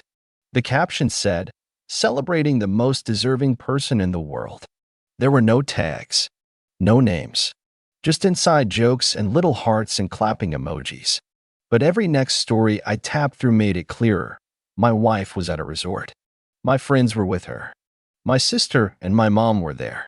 And I, on my 40th birthday, was not. I just sat there for a while, frozen, watching post after post. Fancy poolside lunches, a yoga session, a sunrise gratitude circle on the balcony. At one point, I even saw Ben from work in the background of a group photo. Ben, the guy who made up an excuse about visiting his cousin out of town this weekend. Marla hadn't said anything about a work trip. There was no emergency, no family tragedy. Just this. A carefully planned group getaway that I clearly wasn't part of. And the worst part? It wasn't just that they excluded me. It's that they performed like they hadn't. Every post carefully worded to seem vague, but celebratory. Every caption dripping with the kind of phrases people use when they want to hint at something special without admitting what it actually is. I didn't know what to think. My first thought was maybe this was for me. Some elaborate, delayed surprise. Like maybe they were coming back with some kind of gift or plan. But that didn't make sense either. Why would they post all over social media if they were trying to keep a surprise? I didn't sleep that night. Every time I closed my eyes, I saw those photos. The next morning, my phone was still silent. Not a single call. Not a single message. I didn't go online again. I didn't even eat. I just walked Franklin around the block a few times and sat at my desk, staring out the window. It wasn't until 3 full days after my birthday that someone finally reached out. It was Fallon. She sent a voice note, of course. She never texts like a normal person. "Alden, oh my gosh, I just realized none of us messaged you on your actual birthday. We were so off-grid at the resort, you wouldn't believe it. But listen, you know we love you, right? This weekend was just about giving Marla a break. She needed it so badly.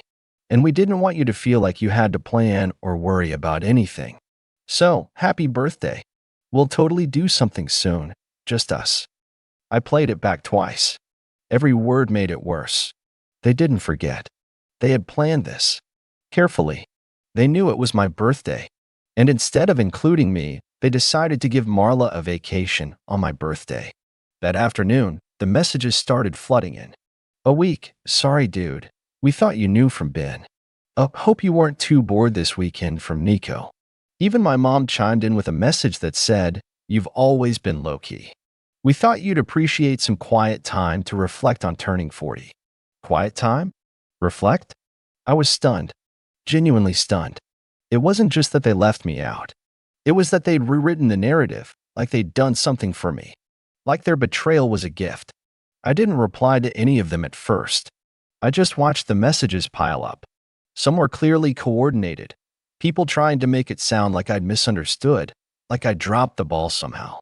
"We thought you were doing your own thing. Marla said you didn't want to party. We figured we'd do something for you later, when you weren't so busy." None of them made sense. They contradicted each other. I could see them tripping over their own excuses. And Marla? She finally came home that night. Didn't even knock. Just walked in with her suitcase, a souvenir bag in hand, and a smile like nothing had happened. "Hey you," she said. "I brought you one of those wood-carved pin holders from the gift shop. Thought it'd be cute for your desk." She handed it to me like it was a winning lottery ticket. And I just stood there, staring at her. I didn't yell. I didn't say anything, not at first. I just looked at this person I thought I knew. This person I'd trusted for a decade. She blinked and tilted her head. "What?" she asked, like I was the one being difficult. "Don't look at me like that." That was the moment I knew. This wasn't a misunderstanding. This wasn't a last-minute change or a fluke. It was a choice. They chose to leave me behind, to celebrate her on my birthday. And they had done it so confidently, so casually, that they hadn't even planned for what would happen when I found out. That's when something in me started to shift. Because if this was the game they wanted to play, if they thought I'd just let it go like I always had, then they'd pick the wrong year, the wrong day, and the wrong man. I didn't say anything that night. I watched Marla unpack her suitcase like she had just come home from a conference. She kicked off her sandals, took her makeup bag into the bathroom, and gave Franklin a few scratches behind the ears like everything was normal. Meanwhile, the pin holder sat on my desk. This cheap little trinket, probably picked up at the last minute from the gift shop, felt like an insult disguised as a peace offering. That's when I realized something else. She didn't forget my birthday. She hadn't been too busy. She and the rest of them truly believed I was so passive, so non-confrontational, that they could completely erase me from my own celebration, and I just accepted. They counted on me staying quiet. And to be honest, that's who I used to be. The guy who shrugged off jabs. The one who didn't argue when people overstepped. The one who got told, "Oh, come on, don't be so sensitive," any time he stood up for himself. But that version of me was gone. I spent that entire night on the couch, staring at the ceiling while Marla slept upstairs. The dog curled at my feet. My mind turned, not with rage, but with clarity. The best kind of revenge, I decided, wouldn't be loud. It wouldn't involve yelling or social media takedowns or dramatic scenes. It would be cold, thought out, and permanent. First, I started with the house. The deed was in both our names, but the land? The land was mine. I'd inherited it from my grandfather 10 years ago, and I used the inheritance money to build a modest home on it. At the time, Marla had said, "Let's keep everything joint. What's yours is mine." And I'd agreed because I was in love and naive and believed that marriage meant sharing everything. But emotionally, I'd always been the one giving. She planned surprises for others, sure, but behind the scenes, I was the one who handled the boring stuff: taxes, mortgage, repairs, budgeting. She was the glitter. I was the glue. I started documenting everything: dates, conversations, her trip, the social media posts, the messages people had sent me, screenshots, saved voicemails, receipts. I created a backup drive and stored it all in a folder labeled "Winter Projects," just in case. Then I met with a lawyer. Not a divorce lawyer, not yet. Just someone I trusted, who had handled the property issue for me a few years ago. We sat in his quiet office, papers spread across the desk, and I laid everything out. He nodded slowly. "Legally, you're in a good position," he said. "But if you're not ready to file for separation, there are still ways to protect yourself financially." Quietly. That's exactly what I wanted. Next, I restructured our finances. Over the next few weeks, I created a separate bank account under just my name. I had the right to. It was linked to a freelance consulting job I'd been doing on the side for about a year. Nothing major, just a few contracts here and there, but enough to warrant a separate account. I redirected my freelance payments. I updated my passwords. I logged out of every joint streaming service and removed my devices. I pulled back gradually, nothing obvious. Just enough to untangle myself from the web we'd built. Then came the real work. Fallon was the face of a small online boutique she'd launched last year. Loud, trendy stuff. What most people didn't know was that she wasn't the real business brain behind it. Her fiance's cousin had handled the website, the SEO, the social marketing, all of it. I knew, because I helped her vet him. And more importantly, I knew something else. The web domain was set to expire in 90 days. It was still in her cousin's name, and based on a very casual coffee chat I had with him, he hadn't been paid in nearly 6 months. So I made an offer. Strictly business, strictly legal. I acquired the domain. Just like that. I didn't make any changes to the website. I didn't post anything petty. I simply forwarded all traffic to a quiet landing page that said, "This business is currently undergoing structural changes. Thank you for your patience." The next morning, I woke up to a panicked text from Fallon. "Fallon, did you see my site? Something's wrong. Can you help?" I left it on read. Then came the cherry on top. My birthday surprise, as they called it, had been funded in part by a group contribution. I found this out through Nico, who, in his attempt to make me feel better, had said, "Yeah, Marla told us to all chip in for the resort thing. She said you'd prefer a peaceful day alone, and we were doing this in your honor." Honestly, I thought it was weird.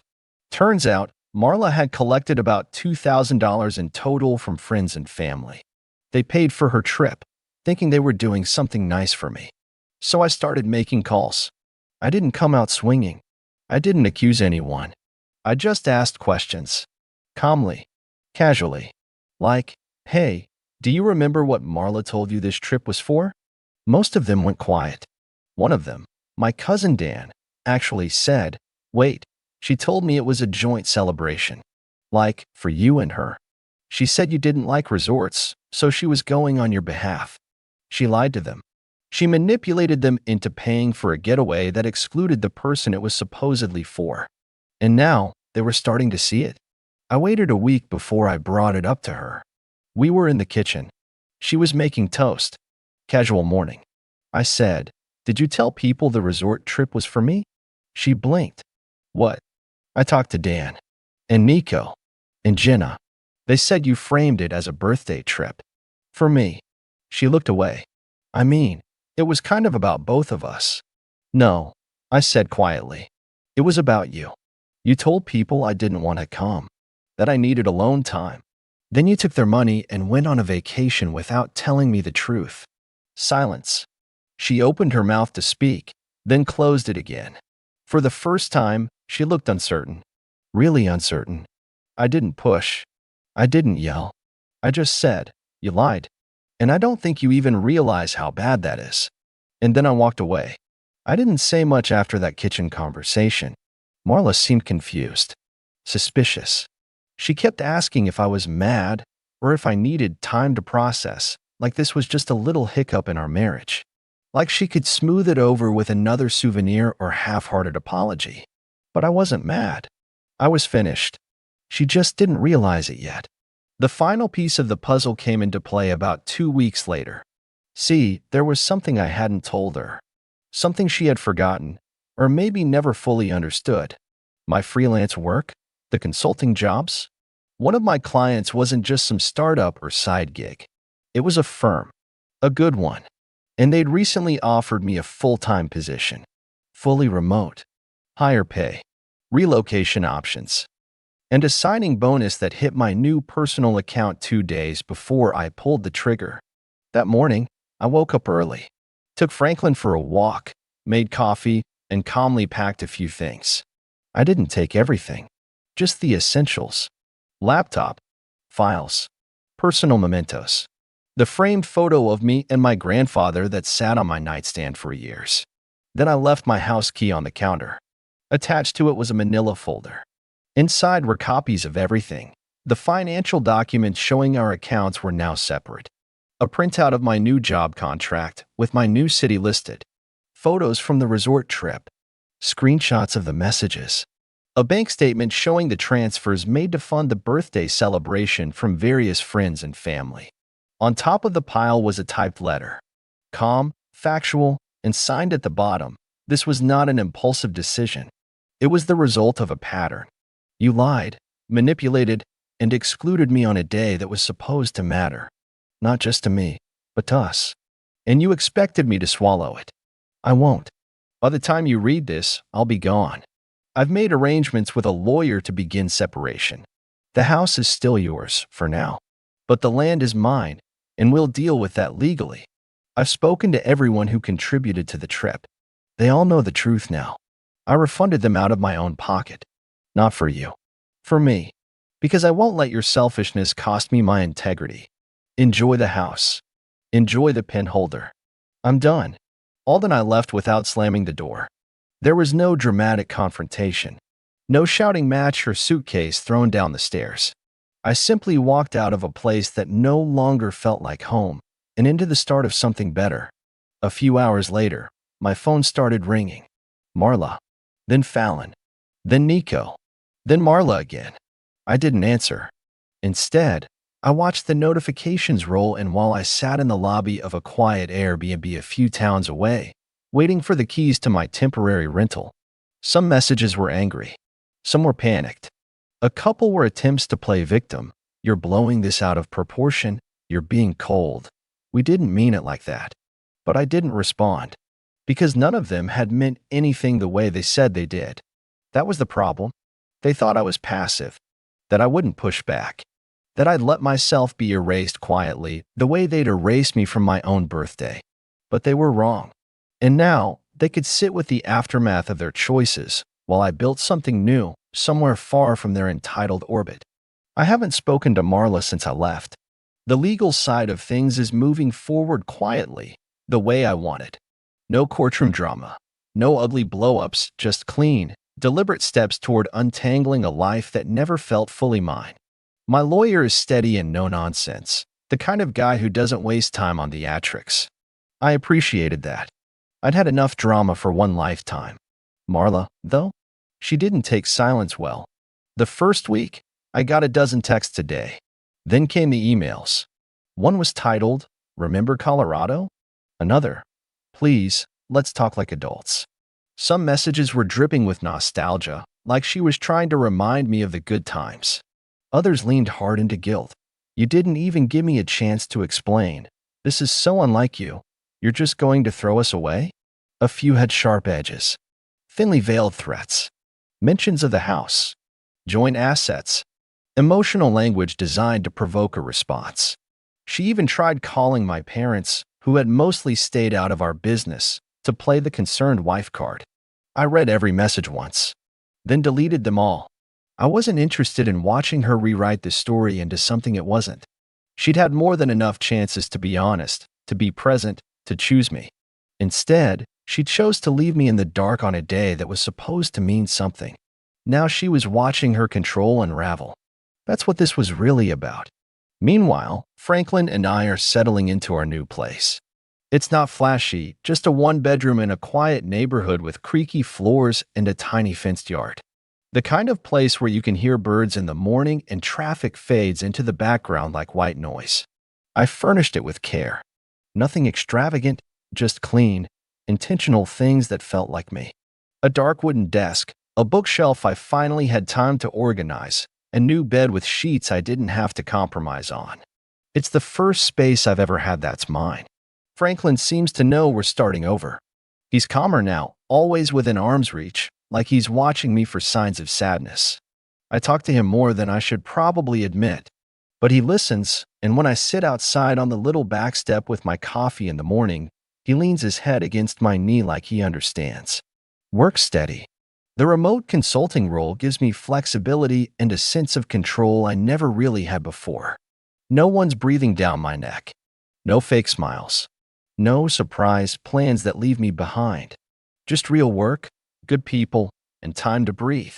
And that's the thing I didn't realize I was missing, space. Space to think. To exist without explaining myself. To build routines that belong to me, not to someone else's idea of what my life should be. I take walks now. I read more. I started picking up my old hobby again, woodworking, something I hadn't touched in years. There's something comforting about working with your hands, shaping something real. No filters. No illusions. Just effort, patience, and truth. For the first time in a very long time, I'm not just existing. I'm living. And in the quiet moments, those soft, calm ones just before sleep or just after waking. I sometimes think back on that birthday, that holiday, the one they all pretended was about me but erased me from completely. I remember how small I felt, and then I look around at the life I've built since, and I feel powerful in a way they'll never understand. My brother was celebrating his promotion, but when I tried to join in, my dad pulled me aside and told me I was a disappointment. "You'll never be successful," he said. I left without saying a word. A week later, they called. "Please, we didn't mean it. Hey, Reddit. I'm Eli, 36M, and I guess this is the first time I've really talked about this out loud or typed it. Anyway, to explain what happened, I need to go back a bit. Not all the way to childhood, but far enough that this doesn't just read like some petty family spat. This isn't about one bad dinner or an offhand insult. This is about a slow burn, a pattern, a quiet kind of favoritism that doesn't shout but lingers, like background noise you eventually start mistaking for silence. I grew up in a solid, middle-class household in North Carolina. My dad, Gerald, worked as a district manager for a home improvement chain, and my mom, Elaine, was a second-grade teacher who never fully left teacher mode, even at home. If you spilled something on the counter, she'd narrate it like it was a lesson plan. "What do we do when we make a mess, class?" That sort of thing. Then there was Marcus, my younger brother by 3 years. From the moment he could talk, Marcus had this natural magnetism. Not in a show-offy way, just easygoing, confident, quick to smile. People liked him. Teachers, coaches, neighbors, and our parents? They adored him. I don't mean they neglected me, at least not in an obvious way, but Marcus was the one they beamed at during school recitals, the one whose B+ in math was a sign of great potential, while my A in history was nice, but expected. I struggled with focus. Not intelligence, just focus. I was the kid who'd stare out the window during science class and forget there was a test. I didn't get formally diagnosed with ADHD until my sophomore year of college, but by then I'd already internalized what everyone else seemed to think, that I was lazy, that I wasn't trying hard enough, that I didn't want success badly enough. My parents never yelled. They weren't cruel. They were just disappointed. Not always in words, but in the way they'd pause before answering when I told them about something I was proud of. Like when I got my first freelance web design job, I was 24, just starting to rebuild after dropping out and restarting school twice. I remember telling my dad I'd landed a paying client. His response? "Oh, that's nice. But is it, like, a real business or more of a side thing?" That stuck with me more than it should have. Anyway, fast forward to now. Marcus, at 33, is on his way up again. He just got promoted at the consulting firm he's been with since grad school. Something about heading up a regional strategy team. The title was long, full of words like synergy and development, the kind of thing that makes LinkedIn clap. And of course, my parents decided to throw a dinner for him. Not a huge party, just family and some of his coworkers. The kind of thing where everyone wears slightly nicer clothes and pretends it's casual. When my mom called to invite me, her voice had that familiar briskness, like she was running down a checklist. "Eli, we're doing dinner for Marcus next Saturday. Just a small thing. You'll come, right?" I hesitated. I always hesitate now. "Yeah," I said eventually. "I'll be there." I spent most of that week going back and forth on whether or not to go. I know how these things go. They always start out polite and end with me sitting in the corner of the living room, listening to stories I'm not part of and smiling when someone finally remembers I'm there and asks how the freelancing is going. But I told myself this time might be different, that maybe things had changed. So I went. I got there a little early, habit, I guess. I brought a small gift for Marcus, something thoughtful but low-key, a custom engraved pin holder I found online. He was always misplacing pins during high school, and I figured it'd be a nice, grown-up version of an old joke. Their house was already buzzing when I arrived. My mom answered the door wearing one of her company's sweaters, beige with embroidered flowers. She gave me a brief hug, then immediately smoothed her hair and looked past me, scanning the driveway. "No one else came with you?" she asked. "Nope. Just me," I said. She nodded, and I could see her switch mental gears. The smile came back. "Well, come on in. You remember Marcus's friend Dean? He's here with his wife now. And Uncle Roger's bringing dessert, so don't fill up on appetizers." Inside, the house looked like it always did. Spotless, warm, a little too perfectly arranged. Family pictures lined the hallway, some of me and Marcus as kids, but lately, more and more of Marcus. his graduation, him shaking hands with some CEO-looking guy, him and his girlfriend, now fiancée, apparently, at some vineyard proposal I only heard about through Facebook. I stepped into the living room and spotted Marcus right away. He was standing near the fireplace, surrounded by a few people in slacks and crisp button-downs, gesturing animatedly as he told a story. When he saw me, he smiled, actually lit up. "Hey, there he is," he called out. He crossed the room and gave me a quick hug. "Glad you made it, man." "Wouldn't miss it," I said, handing him the gift. "Congrats." He opened the box, grinned. "This is really cool, actually." "Thanks, Eli." He meant it. I could tell. And for a moment, I felt like maybe this wouldn't be so bad. We talked for a bit, small stuff. Then he got pulled away by someone asking about a project he'd led, and I floated into the background, like I always do. I made a plate from the buffet, found a chair in the corner, and watched the crowd move around me. Everyone seemed so effortless, polished, like they all spoke a language I'd missed the class for. I was finishing my plate when Dad walked over. He didn't sit, just hovered for a minute, hands in his pockets, rocking slightly on his heels like he was winding up to say something. "Can we talk for a minute?" he asked, nodding toward the hallway. Something in his voice made me stand up without thinking. I followed him to the dim quiet, away from the chatter. He closed the door, turned to me. "You know," he began, "I think it's time we had a serious conversation." I didn't know what to say. My stomach had already started to tighten. "You're not a kid anymore, Eli. And I know you've tried things here and there. But don't you think it's time to refocus? Get something steady? A real plan?" I blinked. "Dad, I run my own business. I have clients. I pay my bills." I know," he said, waving his hand like that wasn't the point. "But that's not sustainable. You can't live like that forever.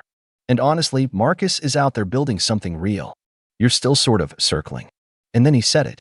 "You'll never be successful if you keep living like this." Just like that. Flat, certain, like he was stating the weather. I didn't yell. I didn't argue.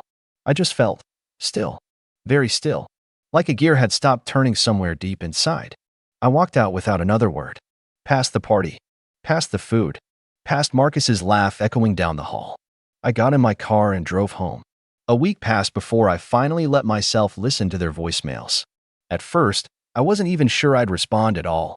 I was so hurt, I guess. Not just by what Dad said, but by the fact that, in that moment, I realized something I'd been too blind to admit for years. My family doesn't see me. Not really. I'd spent years trying to earn their approval, trying to fit into whatever mold they had for success. But no matter what I did, it was never enough. Even when I built something that was mine, something that required more grit and resilience than anyone gave it credit for, they still looked at Marcus, the golden child, and said, "That's what success looks like." I heard Mom's voice again, pleading this time. "Eli, please. You're our son. We don't mean it. You've got so much potential. Come home, and we can talk about it. We miss you." And I felt a flicker of something, maybe regret, maybe longing, but mostly, I felt empty. Because the truth is, I've been trying for years to be seen, to prove that I wasn't just the black sheep, the one who couldn't live up to their expectations. But I was always held at arm's length, only ever noticed when they needed something to compare to Marcus's success. The second voicemail came from Marcus. His voice was chipper, more upbeat than usual, like he didn't realize anything was wrong. "Hey Eli, I know things got weird last week, but I hope we can all talk about it soon. Mom and Dad miss you, and I'd love for us to just be normal, you know? Call me when you get this. Let's catch up." Normal. As if things between us had ever been normal. I wanted to believe that Marcus was reaching out with genuine concern, but the more I thought about it, the more I realized this wasn't about me. It was about him keeping the family dynamics in place, keeping the spotlight on himself. That's the thing with Marcus. He never does anything unless it serves him in some way. He's always the charming one, the one everyone gravitates to, while I'm left to pick up the pieces when the shine wears off. I still hadn't called them back by the time the third voicemail came, and that's when the real pressure began. It was from Dad, and his tone was different from the others. More frustrated, more insistent. "Eli, I need you to listen to me. You're being childish. You can't just keep avoiding us because of one conversation. This isn't high school anymore. You need to grow up and take responsibility for your life." That hit me hard. I could feel his disappointment through the phone, the familiar weight of his words. The same way he used to look at me when I messed up as a kid, like I was a disappointment he couldn't fix. But this time, there was something else in his voice. Something manipulative. He wasn't just disappointed in me anymore. He was angry. Angry that I'd stepped out of line. Angry that I wasn't playing by their rules. That's when something inside me snapped. I wasn't angry, at least not yet. But I felt a quiet kind of fury building up. The kind of rage you don't shout about. The kind you swallow and hold inside until you've got a plan. I didn't call them back that day. Or the next. In fact, I didn't call them back at all. Not in the way they expected. I decided it was time to make my move. And this time, I wasn't going to do it their way. It started small. I didn't want to do anything rash. So, I began by pulling back in subtle ways. Things that would make them notice, but not too quickly. I stopped attending family dinners. Not just the big ones, but the small, casual Sunday gatherings where everyone would meet at mom and dad's place. The invitations stopped coming after a few weeks, but I wasn't bothered by that. They'd come around eventually. Then came the real plan. I'd been working on something for a while now, something that could truly shift the narrative. A project I'd been building quietly on the side, using the web design business as a stepping stone. It had taken time to develop, to get the right partners, the right contacts. But I knew it had potential. I knew it could be something more than just a small freelance gig. It was a platform, a tech startup designed to help small businesses get their digital presence off the ground. The core idea was simple. Take the frustrations I'd faced trying to scale my business and make it easier for other people to get started. It wasn't just a website building service. It was a full-service business incubator for digital entrepreneurs. A way to help them not just survive, but thrive. I'd already secured a few early investors, and the numbers were looking good. I didn't want to keep it to myself anymore. I wanted to show them. I wanted to prove that I could build something as significant as Marcus's promotions, as impressive as his corporate accolades. I was sick of being the second option, the afterthought. I was done with their dismissive looks, their passive-aggressive comments about my career path. So I set a date. The next family gathering would be the one where everything changed. It wasn't long before I started hearing from mom again. A few more texts. Eli, please. We're just worried about you. You haven't been around. You're shutting us out. Come by and we can talk. I didn't reply. Not yet. Then, a week before I was planning to reveal my project, I got a call from Marcus. He was being unusually insistent. Eli, it's been weeks. You need to stop being stubborn. Mom and Dad are really upset. They're worried about you, and honestly, so am I. I could feel the pressure building in his voice. This was familiar. He wasn't actually concerned. This wasn't about me. This was about their control. About them needing me to be the way I'd always been, quietly compliant in the background, supporting Marcus's rise to the top. I wasn't going to give him that satisfaction. I'm fine, Marcus. I've got things to focus on. And I'm not going to just slide back into that role. You can tell Mom and Dad whatever you want. But I'm done. There was a long pause on the other end of the line. And for a moment, I thought he might actually get it, might finally understand. But then he said, in that calm, manipulative way of his, "Look, I know things are complicated right now, but you don't have to do this. You don't have to shut us out. You just need to let go of this, whatever it is. You're not going to get anywhere holding on to grudges." Grudges? That's what he called it. I hung up the phone. And that was when I realized they didn't see me as a person anymore. Not as a son, not as a brother. I was just an obstacle in their perfect family narrative. The one thing that didn't fit. It was finally time. I'd been planning it for months, refining the details, the pitch, everything. My tech platform, which I had been quietly building in the background while keeping up the facade of the struggling freelancer, was ready for launch. I had investors lined up, a small but solid team behind me, and everything in place to take the next step. But this wasn't just about the business. This wasn't just about success in the way my parents and Marcus defined it. This was about showing them that I wasn't just the side character in their narrative. I wasn't the underachiever who could be written off anymore. I was the one who would change things, who would turn the tables. And I would do it in a way that made them see how wrong they were about me. A few days after the conversation with Marcus, I locked myself in my office and sent out the press release. I'd already gotten the website up and running, and the platform was ready for users. It wasn't just a soft launch. It was a full, public announcement, complete with a media blitz, influencers lined up to share it, and articles already in the works. It was time to announce the new chapter of my life. As the first few notifications pinged in, the realization started to hit me. This wasn't just another freelance gig. This was a real business that could reshape the landscape for entrepreneurs in my industry. I was no longer just the son of Gerald and Elaine. I was Eli, the founder of a company that was about to take off. I didn't immediately tell anyone in my family what I was doing. I wanted to let them figure it out for themselves. It wasn't long after the press release that my phone began to buzz. First, it was messages from a few of my clients who had seen the launch. Then, the real notifications started coming in. My mom's name popped up. Eli, we saw your announcement. Why didn't you tell us about it? Why didn't you ask us for help? Help. I could barely stop myself from laughing when I read that.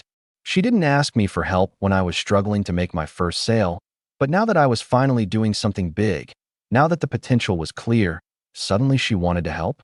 I didn't reply right away. I wanted to let it sit. The words they used, always so passive-aggressive, always circling back to how they could help, how they could insert themselves into my accomplishments. I set my phone down and turned to my computer, watching the numbers on my site steadily rise. People were already starting to sign up. Investors were commenting on the launch. My project was beginning to catch attention. About an hour later, my phone rang again. This time it was Dad. I saw what you did. You could have at least talked to us before you did something so public. It's a bit much, don't you think? His tone was even, controlled, but I could hear the simmering frustration just beneath the surface. He was trying to maintain the upper hand, trying to position himself as the father who was just concerned. I'm sorry, Dad, but I don't owe you a warning before I do something with my life, I said, my voice calm. I'm not a kid anymore, and I don't need your approval or permission to succeed. I could hear him take in a sharp breath. You're being unreasonable, Eli. You think you're just going to waltz in and take what Marcus has worked years for? You think you'll actually succeed with some website? You're playing with fire. His words stung, but not the way they used to. They used to haunt me, follow me into every project, every client meeting. But now, they just felt hollow, empty. I'm not trying to take anything from Marcus. He's doing his thing, and I'm doing mine. But I won't pretend I'm not as good at what I do as he is. This is my moment, Dad, not his. I hung up before he could reply. The next day, I received a text from Marcus. Can we talk?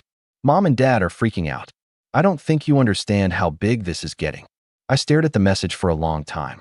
Marcus had always been the golden child, the one who got the applause for everything. It used to feel like I was living in his shadow, like everything I did was just a footnote to his story. But now it was different. I was standing on my own, doing something that was entirely mine, and it was succeeding. In a way, it felt like revenge, like all the years of being second best were finally paying off, but in the most subtle way possible. I didn't respond to Marcus immediately. Instead, I watched the news articles begin to pop up, small tech blogs at first, but then larger outlets. They were writing about me, about my platform, about my vision. Slowly, the world was starting to take notice of something I had built entirely on my own. Then, something unexpected happened. I received an email from one of my investors, a venture capitalist I'd been in talks with for a few months. They were interested in giving me an additional round of funding to scale the business further. More money, more backing, more legitimacy. It was exactly what I needed to take this to the next level. And that's when I decided it was time to strike. I called a family meeting. The next Sunday, when they invited me to their house for dinner again, I agreed. I knew they were expecting me to show up, expecting me to be the apologetic son who would fall back into line. But I had other plans. When I walked into their living room that night, I was different. I was confident. I wasn't the Eli who sat in the corner anymore. I wasn't the Eli who struggled to get validation from them. I was a business owner. I had power, and it felt good. Marcus was the first to greet me. He looked slightly nervous, but tried to hide it with a smile. Hey, Eli. Thanks for coming. We've all been worried. Are we good? Yeah, Marcus. We're good, I said. But we need to talk about something. Everyone turned to face me. Dad put down his drink, eyes narrowing. Mom adjusted herself in her seat, her usual smile absent. I've been doing some thinking, I continued, my voice steady. And I've realized something. I'm done trying to get your approval. You both spent so many years telling me I wasn't good enough, that I didn't measure up to Marcus. But now, I'm in a position where I don't need to try anymore. I'm doing just fine on my own. Dad's face tightened. He opened his mouth to protest, but I cut him off. I've secured funding for my business, and I'm about to take it to the next level. I'm not asking for your support, but I think it's time you both realize I'm not going anywhere. I've made something of myself, and you can't take that away from me." The silence in the room was deafening. Mom looked like she'd just been slapped. Dad was visibly angry, though he was trying to control it. Marcus shifted uncomfortably, unsure how to handle the situation. The silence in the room felt suffocating. For a moment, no one said anything. I could see it all in their faces. Mom's eyes were wide, her usual composure shattered. Dad's jaw clenched so tight that I was almost worried it might snap. Marcus just stared at me, blinking, as if he was trying to process the fact that I wasn't going to play the role they'd given me anymore. Finally, Dad broke the silence. His voice was tight, controlled, but there was an edge to it that I knew all too well. "You don't understand, Eli. This is not the way to handle this. You don't just shut us out like this and expect everything to be fine." I wasn't sure if he was talking to me or himself, but I was done listening to the same script they'd run on me for years. The idea that I should be apologetic for carving my own path, for stepping into the life that was truly mine, it was absurd. And honestly, I wasn't going to be gaslit into thinking I owed them anything for their guidance anymore. "No, Dad. You don't understand," I said, my voice steady, unwavering. "I'm not here for your approval anymore. I don't need your validation. I've been running my own show for months now, and it's working. I don't need to be your version of success. I've already built something bigger than I ever imagined." Marcus looked between Dad and me, trying to gauge the situation. I could see his usual confidence slipping, his eyes narrowing just slightly, trying to hold onto the advantage he thought he had in this family dynamic. "You know, Eli, you didn't have to do this. You didn't have to make it so public. You could have just come to me and talked about it." His voice was low, almost too calm, like he was trying to get me to back down. "I didn't do it for you, Marcus," I said, my words slow and deliberate. "And I didn't do it for Mom and Dad. I did it for me. You're right. I could have kept it quiet. But I don't owe anyone that anymore. I'm not going to hide in the shadows of your success anymore. Not now, not ever again." Mom shifted in her seat, the tension evident on her face. Her eyes were red, and her hands were wringing together. I could see the shift in her. She wasn't angry, not in the way Dad was. She was worried. And that was almost worse, because she knew exactly what I was capable of if I went all in on something. She had always known. "Eli, please," she said, her voice wavering just slightly. "You don't have to shut us out. We just want to be a part of your life. We care about you, but this feels like you're pushing us away completely." I could almost hear the unspoken words behind her plea. "We've always taken care of you, Eli. Why can't you just be grateful?" "I'm not pushing you away, Mom," I said, keeping my tone calm, but firm. "I'm just showing you that I can stand on my own 2 feet without constantly needing to be propped up. This is about me, not you. I'm not the kid you used to dismiss anymore." Dad let out a frustrated sigh and stood up, pacing in the living room. He was trying to maintain control, but I could tell his patience was wearing thin. "You're making a mistake. You don't even know what you're up against. This world is tough, Eli. You think your little project is going to make you successful? What happens when it all falls apart?" I leaned forward in my chair, not breaking eye contact with him. "I've built this from the ground up, Dad. I've fought for every single part of it. You didn't see the sleepless nights, the cold emails, the constant rejection. I did that. Not Marcus, not you, not anyone else. Me. And it's working. You've always said I'd never be successful, but I'm doing just fine on my own."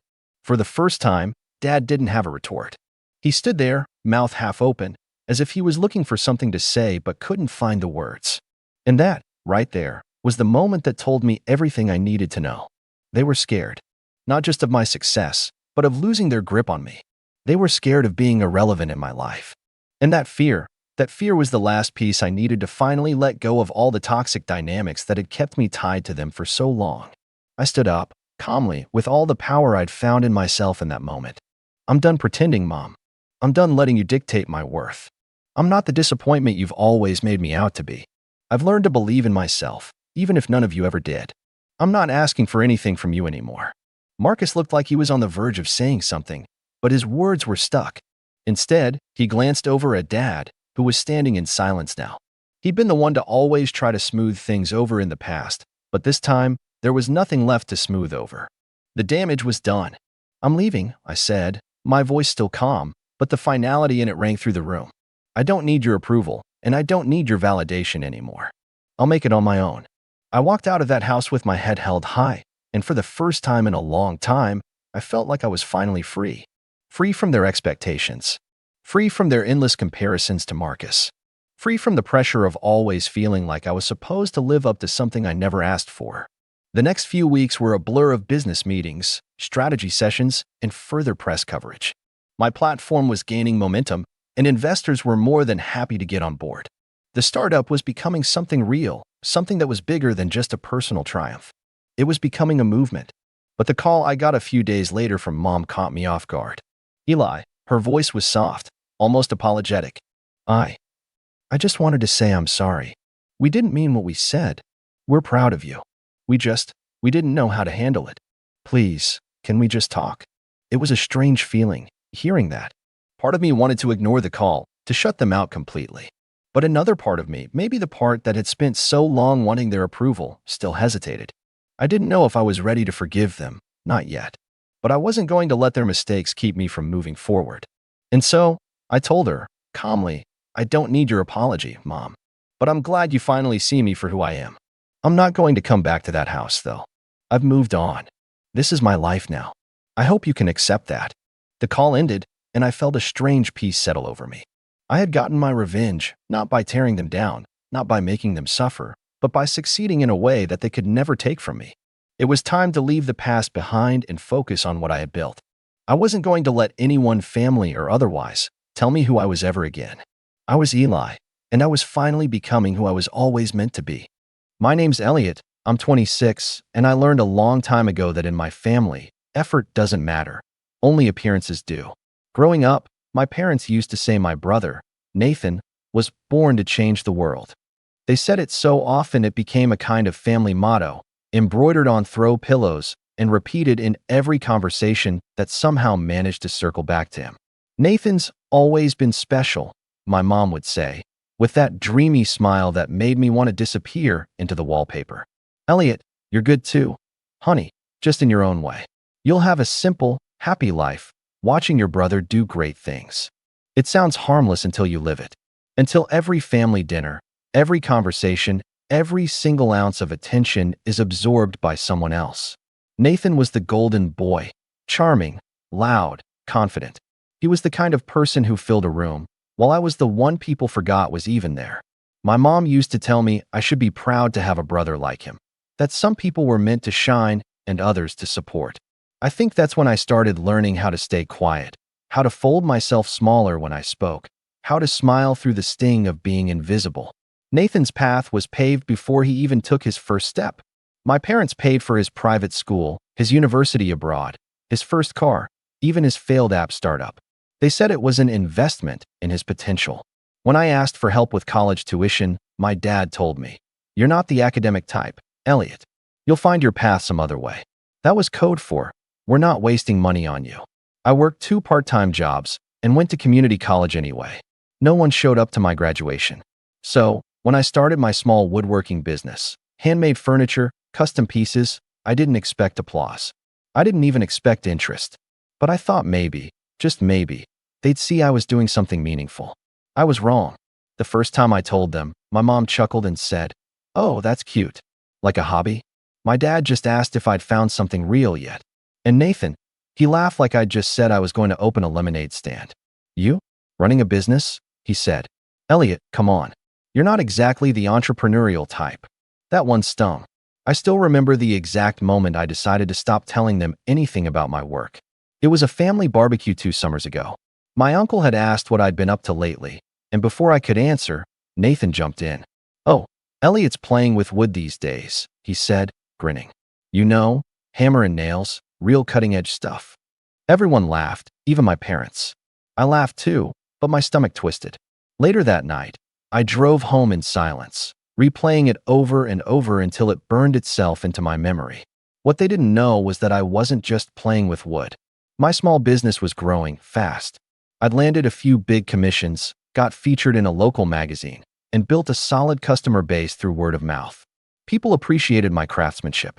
I wasn't making millions, but I was finally proud of something I'd built on my own, without their help, without their approval. And that pride was worth more than anything they could have given me. Still, I kept it quiet. I'd learned the hard way that my family didn't celebrate my wins, they minimized them. Then last Christmas happened. It was the first time in years I'd agreed to spend the holidays with my family. I almost didn't go, but my mom called me in early December and said, "Elliot, it would mean a lot if you came this year. Your brother's bringing someone special." Translation: Nathan's new girlfriend, and they needed an audience. Against my better judgment, I said yes.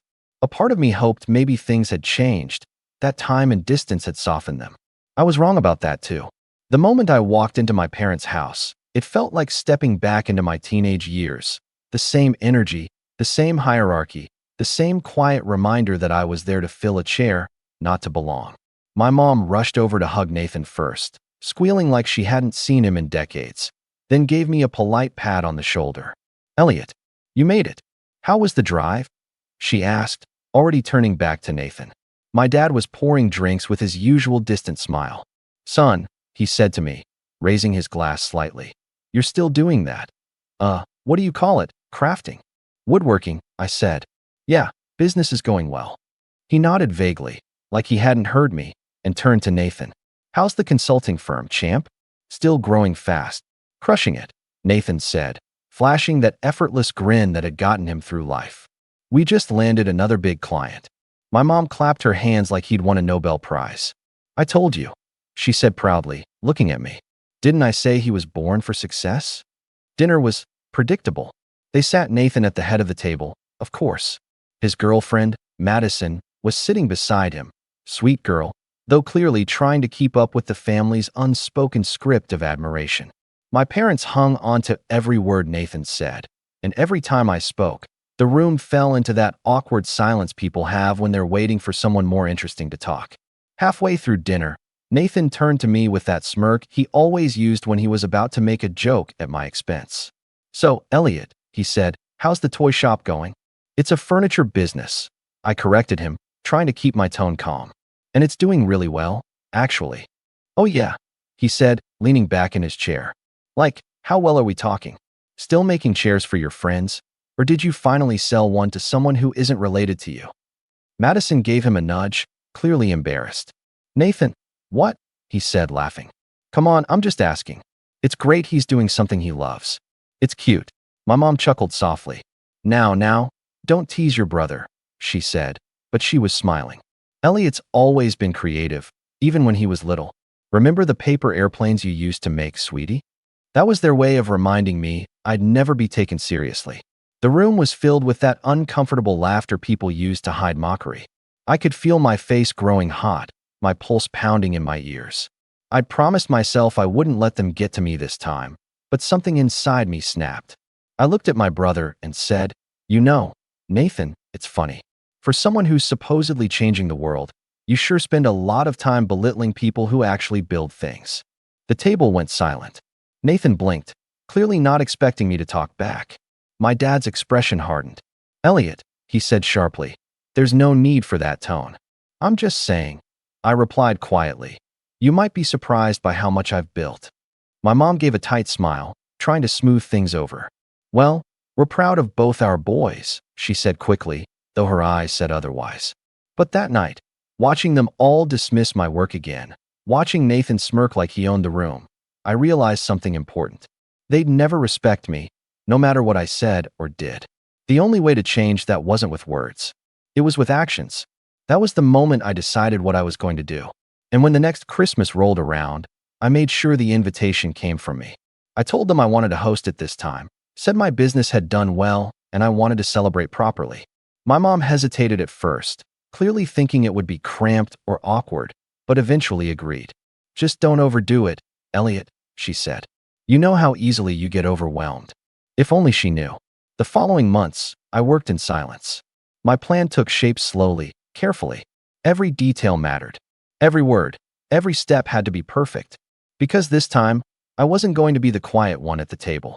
And when Christmas finally came again, the look on their faces as they walked into my home, the one I'd bought with the business they mocked, was only the beginning.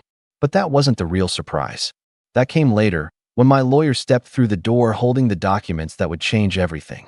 And when my mom saw the name on them, she nearly fainted. When I invited my family for Christmas that year, I could almost hear the disbelief through the phone.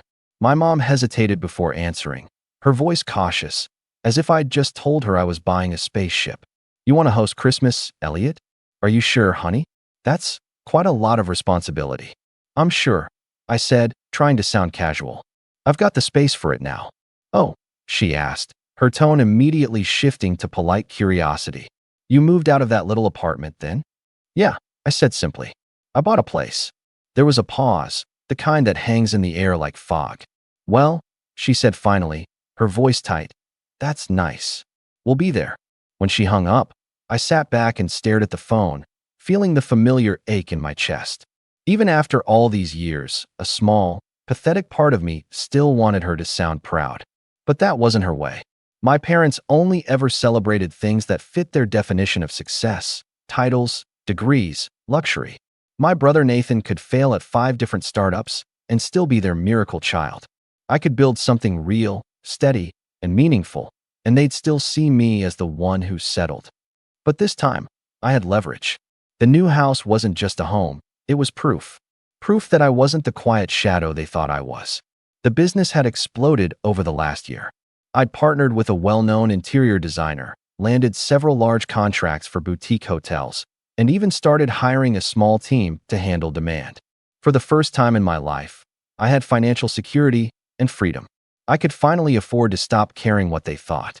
Still, old habits die hard. As Christmas approached, I could feel that familiar anxiety creeping back in, the voice that whispered you'll never be good enough for them. When the day finally came, I made sure everything looked perfect.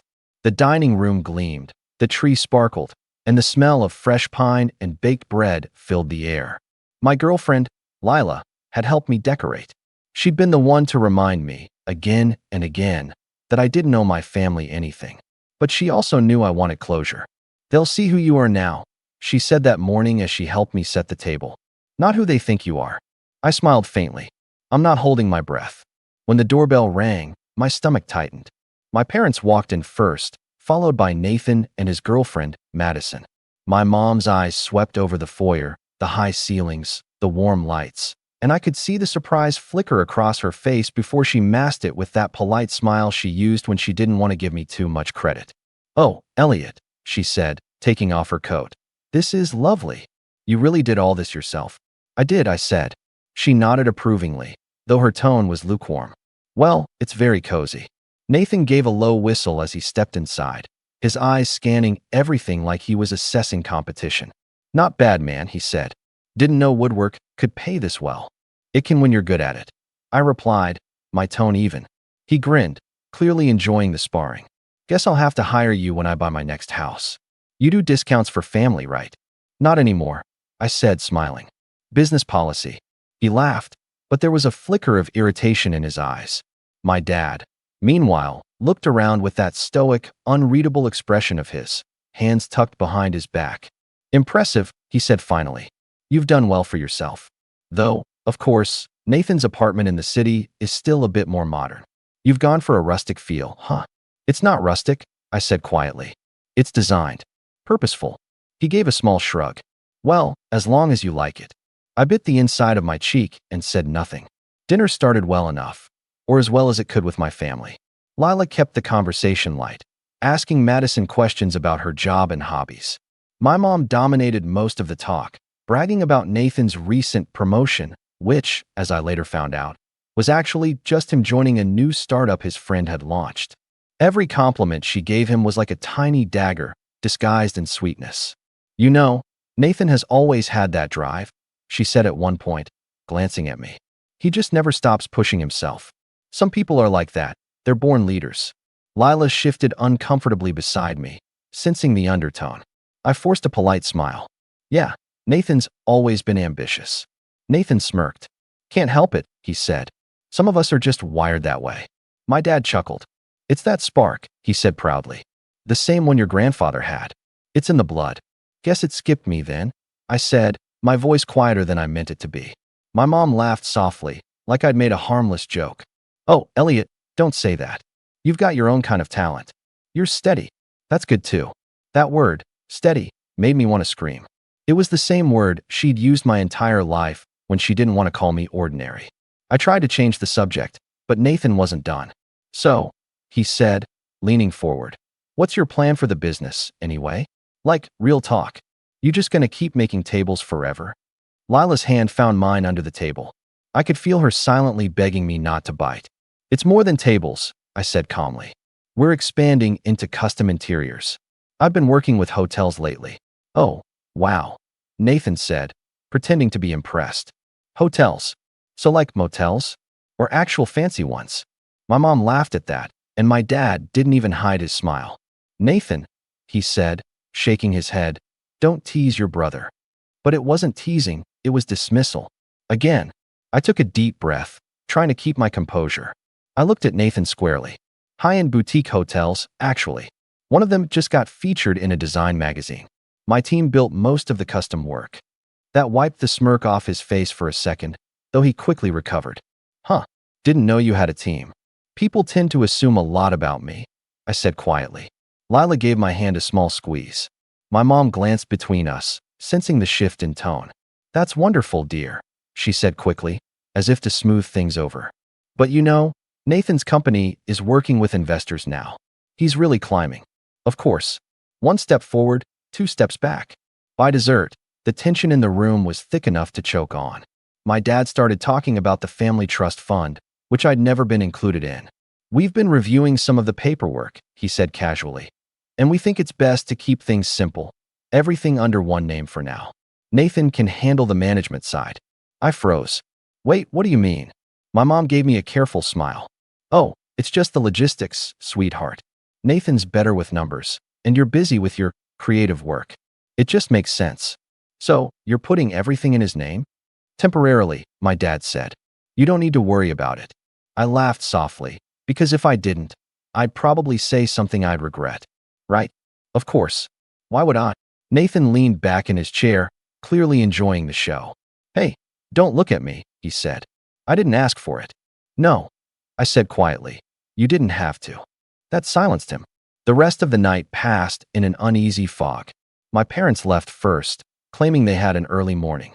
Nathan and Madison stayed a bit longer. Lila and I stood by the door as they prepared to leave. Nathan smirked as he put on his coat. Nice place, bro, seriously. You've come a long way since the garage days. Thanks, I said. Just remember, he added, lowering his voice. Some of us are born to lead, some to follow. Don't get those confused. Before I could reply, Madison gave him a sharp look. Nathan, she said, her tone warning. He just smiled, kissed her on the cheek, and walked out. I watched them drive away, my jaw clenched, my chest tight. Lila turned to me, her eyes full of concern. You don't have to keep letting them do this, she said softly. I know, I said.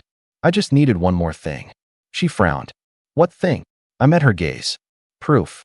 Because while my family was busy laughing and belittling, they hadn't noticed the papers sitting quietly in the office next to the dining room.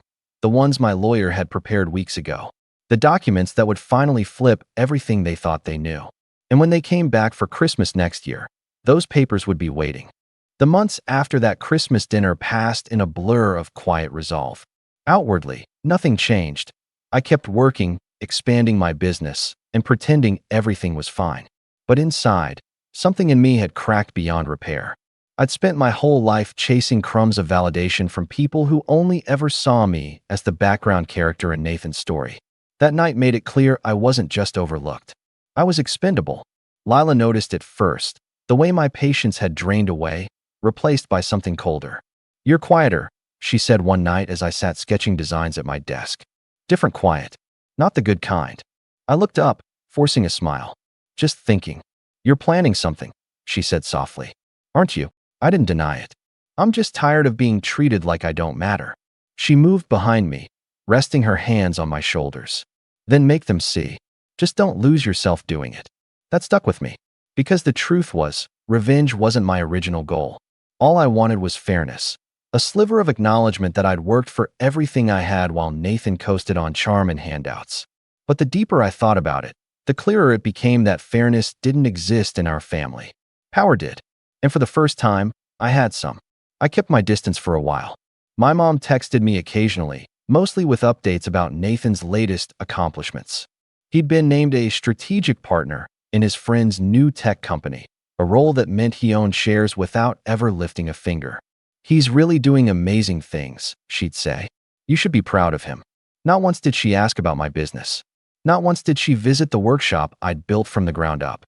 But what really set everything in motion was a phone call I wasn't supposed to hear. It was late spring when I dropped by my parents' house. I'd left a few boxes of old tools in their garage years ago and wanted to finally pick them up. My mom greeted me with her usual polite surprise, like I was an unexpected guest instead of her son. "Oh, Elliot, what a nice surprise. I didn't know you were coming by. I texted Dad yesterday," I said. "Did you?" "Oh, you know how busy he gets." I nodded and went out to the garage. As I was sorting through the boxes, I heard voices from the kitchen. I wasn't trying to eavesdrop, but the door was cracked, and when I heard my name, I froze. "I just think it's the right move," my dad was saying. My mom sighed. "He'll be upset, though." "He doesn't need to know until it's done," my dad replied. "It's not like he'd understand the financial side of it anyway." Something heavy settled in my chest. Nathan's voice came next, loud, confident, familiar. "You're doing the right thing, Dad. Honestly, I'll make better use of it. Elliot's fine, but he's not business-minded. You've seen how easily he gets overwhelmed." I stood perfectly still, heart hammering. "We just want to make sure things stay in the family," my mom said softly. "If we merge everything under your name, it'll be simpler. We can always allocate something for Elliot later." Merge everything under his name. I felt my throat tighten. They were talking about the family trust again, but this time, it wasn't just management. They were transferring ownership. Everything. Our childhood home, my grandfather's land, the investment accounts my parents always said would be for both of you someday. All of it, handed over to Nathan. And the worst part? He sounded pleased. "I'll handle it," Nathan said. "Don't worry, I'll make sure Elliot's taken care of. Maybe I'll buy some of his furniture for the office." They laughed. All of them. I didn't realize how tightly I was gripping the edge of the box until a splinter jabbed my palm. My eyes burned, but not from tears. Those had stopped coming years ago. This was something colder. I left without saying goodbye. That night, I couldn't sleep. I kept replaying the conversation in my head, the sound of Nathan's voice echoing like static. Lila woke up to find me sitting in the living room, staring at the wall. "What happened?" she asked groggy. "They're giving him everything," I said. My voice came out flat, foreign. "The house, the land, the money. All of it." Her face tightened. "Elliot, I heard them say it," I continued. "And they think I won't find out." Lila was silent for a long moment. Then she said quietly, "So now you know where you stand." I nodded. "Yeah, I do." After that, something inside me clicked into place. I stopped waiting for fairness and started preparing for inevitability. I called my lawyer the next day, a calm, meticulous woman named Dana who'd helped me draft contracts for my business. When I explained what was happening, she listened without interrupting. "So," she said finally, "you want to protect yourself?" "Yes," I said, "and I want them to see exactly what they've thrown away." She gave a small smile. "Then we'll make sure you have every piece of paper in order before they realize what they've done." Over the next few months, I transferred key assets into my company's name: tools, designs, contracts, even the workshop property. Everything was documented and protected. I'd worked too hard to let it slip through my fingers because my family couldn't see past Nathan's smile. Meanwhile, Nathan's new company was making headlines, at least locally. My parents loved parading it around. They hosted dinners, posted photos online, bragged to neighbors. My mom even told one journalist that Nathan had always been the business genius of the family. When the article came out, I read that line 3 times before closing the laptop. That summer, I barely heard from them until July. My dad called one morning, his tone strangely upbeat. "Elliot, you've been hard to reach lately. How's the little shop going?" "It's not a shop, Dad. It's a company." Right, he said dismissively. "Listen, I've got some news. We're finalizing the property transfer this week. Nathan's taking over all the paperwork. You won't need to do anything." I stared at the phone, barely believing what I was hearing. "You're transferring the house?" "Without even telling me." "It's not personal," he said, as if that made it better. "You're doing fine on your own. You don't need it like he does." I laughed bitterly. "You're giving him everything because you think he'll change the world. Meanwhile, I'm the one who actually built something." "Elliot," my dad said, his voice firm now, "this is how families work. We look at who can lead, who can handle responsibility. Nathan has always been your favorite," I said. There was silence on the other end. "Watch your tone," he said finally. I hung up. That was the day I stopped trying to earn their love. By autumn, the betrayal was complete. I got a letter from the family's financial advisor confirming the transfer. Everything that had once been in my parents' joint estate was now legally tied to Nathan's company. They hadn't just favored him, they'd erased me. Lila found me sitting on the porch that night, staring into the dark. "You look calm," she said carefully. "I am," I said, "because I finally see it for what it is. They don't think I'm part of the family." She sat beside me. "What are you going to do?" I looked at her, my voice steady. "I'm going to let them believe it. For now." Because while Nathan thought he was securing his inheritance, he hadn't realized that my business had quietly become one of his company's primary suppliers. Every luxury desk, every custom conference table in his new offices, my team had built them. Through a third-party contract, of course, with a name he didn't recognize. And that's where Dana came in again. She helped me draft a series of agreements, tying Nathan's company to mine in ways that would matter later. Ways that were perfectly legal, but very, very binding. Still, I said nothing. Not yet. Then came the text from my mom in late November. "Christmas dinner is at your brother's place this year. He's hosting everyone. So exciting." I almost laughed out loud. After all the years of being invisible, they were still so predictable. Nathan wanted to show off, and my parents were more than happy to give him the stage. Lila read the message over my shoulder. "Are you going?" "Oh, I'm going," I said, a slow smile spreading across my face. "I think it's time to congratulate him properly." When Christmas Day arrived, I drove to Nathan's new house, a sprawling glass and steel showpiece that screamed money but felt hollow. My parents were already there, beaming like proud royalty. Nathan greeted me with open arms. "Elliot, you made it. Come on in, man. Check this out. Built it all myself."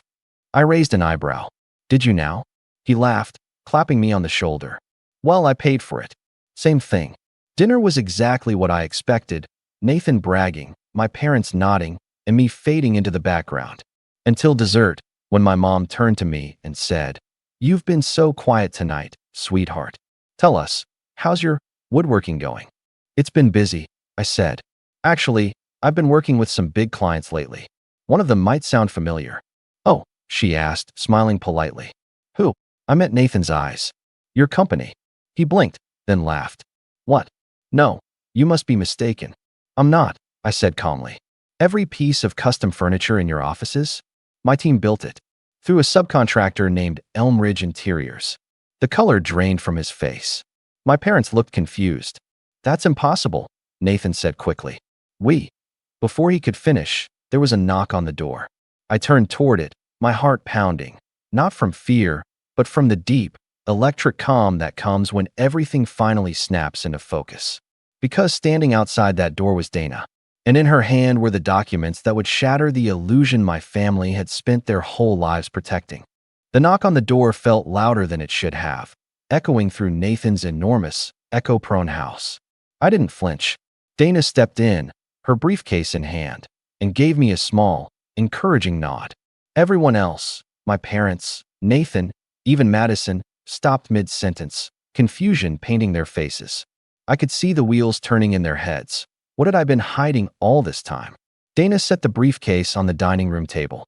"Elliot asked me to come by," she said calmly. "These are the documents he wanted you all to see." My mom's hand went to her mouth. "Elliot, what is this?" Nathan stepped forward, trying to mask the rising panic in his eyes. "Wait, what is this?" I took a deep breath, letting the silence stretch just long enough to make them uncomfortable. "This is the transfer of the remaining shares in my company, into my name," I said. "Everything that was tied to the business you mocked, Nathan. The contracts you never realized came from me. Every client, every office I've furnished, legally, it's mine." My dad's jaw dropped. How?" I cut him off. "You transferred the family estate to him, thinking I wouldn't notice. You thought you could erase me, Dad. But I've been quietly securing my own foundation. And now, legally, Nathan's company is dependent on mine. Every invoice, every subcontract, every shipment. He's bound by contracts he didn't even know existed." Nathan's face went pale. This isn't possible. You can't do this. Those are my contracts, my offices, my clients." I shook my head slowly. "They were signed by the company, not by you. And the company is mine." Madison looked horrified, And for a moment, I saw doubt creep into Nathan's usually untouchable demeanor. My parents were silent, their faces flushing red with disbelief, embarrassment, and maybe, just maybe, a flicker of fear. I wanted to savor that, but I didn't. I'd learned long ago that vengeance without control was nothing. So I walked past them, toward the small Christmas tree in the corner, my hands brushing the carefully wrapped presents I had bought. Not for them, but for my employees, my friends, Lila. The people who had always seen me. The rest of the evening passed in a blur. Nathan tried to argue, my dad sputtered, and my mom muttered things about fairness and family loyalty, but none of it mattered. By the time I left, the silence following me was more satisfying than applause ever could have been. But the victory was hollow. The betrayal still cut deeper than I wanted to admit. My parents had literally attempted to erase me from the family ledger, and even after showing them the truth, I felt something heavier than satisfaction. Anger, yes, but also a profound sadness. Years of being overlooked, mocked, dismissed, and betrayed had built up inside me, and the floodgate had finally opened. For the next few weeks, I avoided my parents completely. I focused entirely on my business, letting it consume me. My team was growing, and we had new contracts rolling in faster than I could handle alone. I was proud of what I had accomplished, but the isolation weighed on me. Lila kept reminding me to breathe, to remember that life wasn't just about revenge or proving something to people who couldn't see my worth. I nodded, but the fire in me didn't die. It only simmered. Then came the quiet realization. If I was going to rise above all of this, I couldn't just rely on the legal leverage I'd gained. I had to build something bigger, something untouchable, something they couldn't mock or belittle. So I threw myself into expansion. I started networking, attending design expos, meeting potential clients personally instead of relying on subcontractors. I made contacts in the hotel industry, the corporate office world, even boutique retail stores. My name, Elliot, started to carry weight. The first big break came when a boutique hotel chain wanted an entire line of custom furniture. They wanted everything, from beds to desks to decorative panels, crafted and installed by my company exclusively. It was the kind of contract that could make or break a small business, and it was a massive vote of confidence in my work. Nathan, of course, had no idea he was indirectly relying on the same craftsmanship he'd tried to belittle. It was deliciously ironic, though I kept that thought to myself. I didn't need immediate satisfaction. Patience had been my greatest ally this entire time. Around that same time, I finally confronted the personal toll this family drama had taken on me. I spent hours in therapy, talking through the resentment, the anger, the years of being invisible. For the first time, I allowed myself to grieve, not just the lost inheritance or the stolen recognition, but the childhood I'd been robbed of. It wasn't easy. Nights were the worst, when I'd replay old conversations in my head and feel that knot of inadequacy tighten in my stomach. But slowly, I began to rebuild, not just my business, but myself. I started working out regularly, not obsessively, just enough to feel strong. I cooked my own meals instead of grabbing takeout at odd hours. Lila and I took trips, exploring small towns, markets, and workshops that inspired new furniture designs. I felt alive in a way I hadn't in years. And while I thrived, I kept an eye on my family. I learned their habits, their predictable patterns. Every call from my mom, every social media post from Nathan, every boast about his latest success became information I cataloged quietly. I started noticing cracks in their facade, how Nathan overpromised and underdelivered in his company, how my parents clung to appearances while ignoring reality, how they still believed their manipulation was invisible. By the following spring, my business had tripled in size. I hired a marketing team, a financial manager, and 2 new carpenters. My name was no longer Elliot the Overlooked. It was Elliot the Entrepreneur. I was still the quiet one in the family, but the quiet had power behind it now. The kind of power they couldn't even imagine. One afternoon, as I reviewed invoices and upcoming contracts in my office, I received a call from one of Nathan's managers. Accidentally, of course. The conversation was brief and unguarded, the kind of careless discussion that comes when someone assumes you're harmless. "We're going to have to push back a few installations," the manager said. "Elliot's team is handling all of Nathan's orders, but the timeline is tight. We might need more subcontractors." I smiled, a slow, deliberate smile. "I'll make it work." I said calmly, making mental notes of their dependency. The irony wasn't lost on me. They'd been mocking me for years, dismissing my small business, and now they had no choice but to rely on it entirely. That night, I shared a quiet dinner with Lila, the city skyline glowing through the windows of my loft. "You know," she said, pouring a glass of wine, "it's almost poetic. They laughed at you, ignored you, and now they can't do a thing without you." I leaned back, taking it in. "I don't need to rub it in," I said. "They'll figure it out soon enough." The satisfaction of that thought was immense, but I also felt a strange clarity. This wasn't just about revenge anymore. It was about creating a life they could never touch, a legacy I controlled entirely. Every day, my company grew stronger, my skills sharper, and my confidence more unshakable. I began to envision the next steps carefully.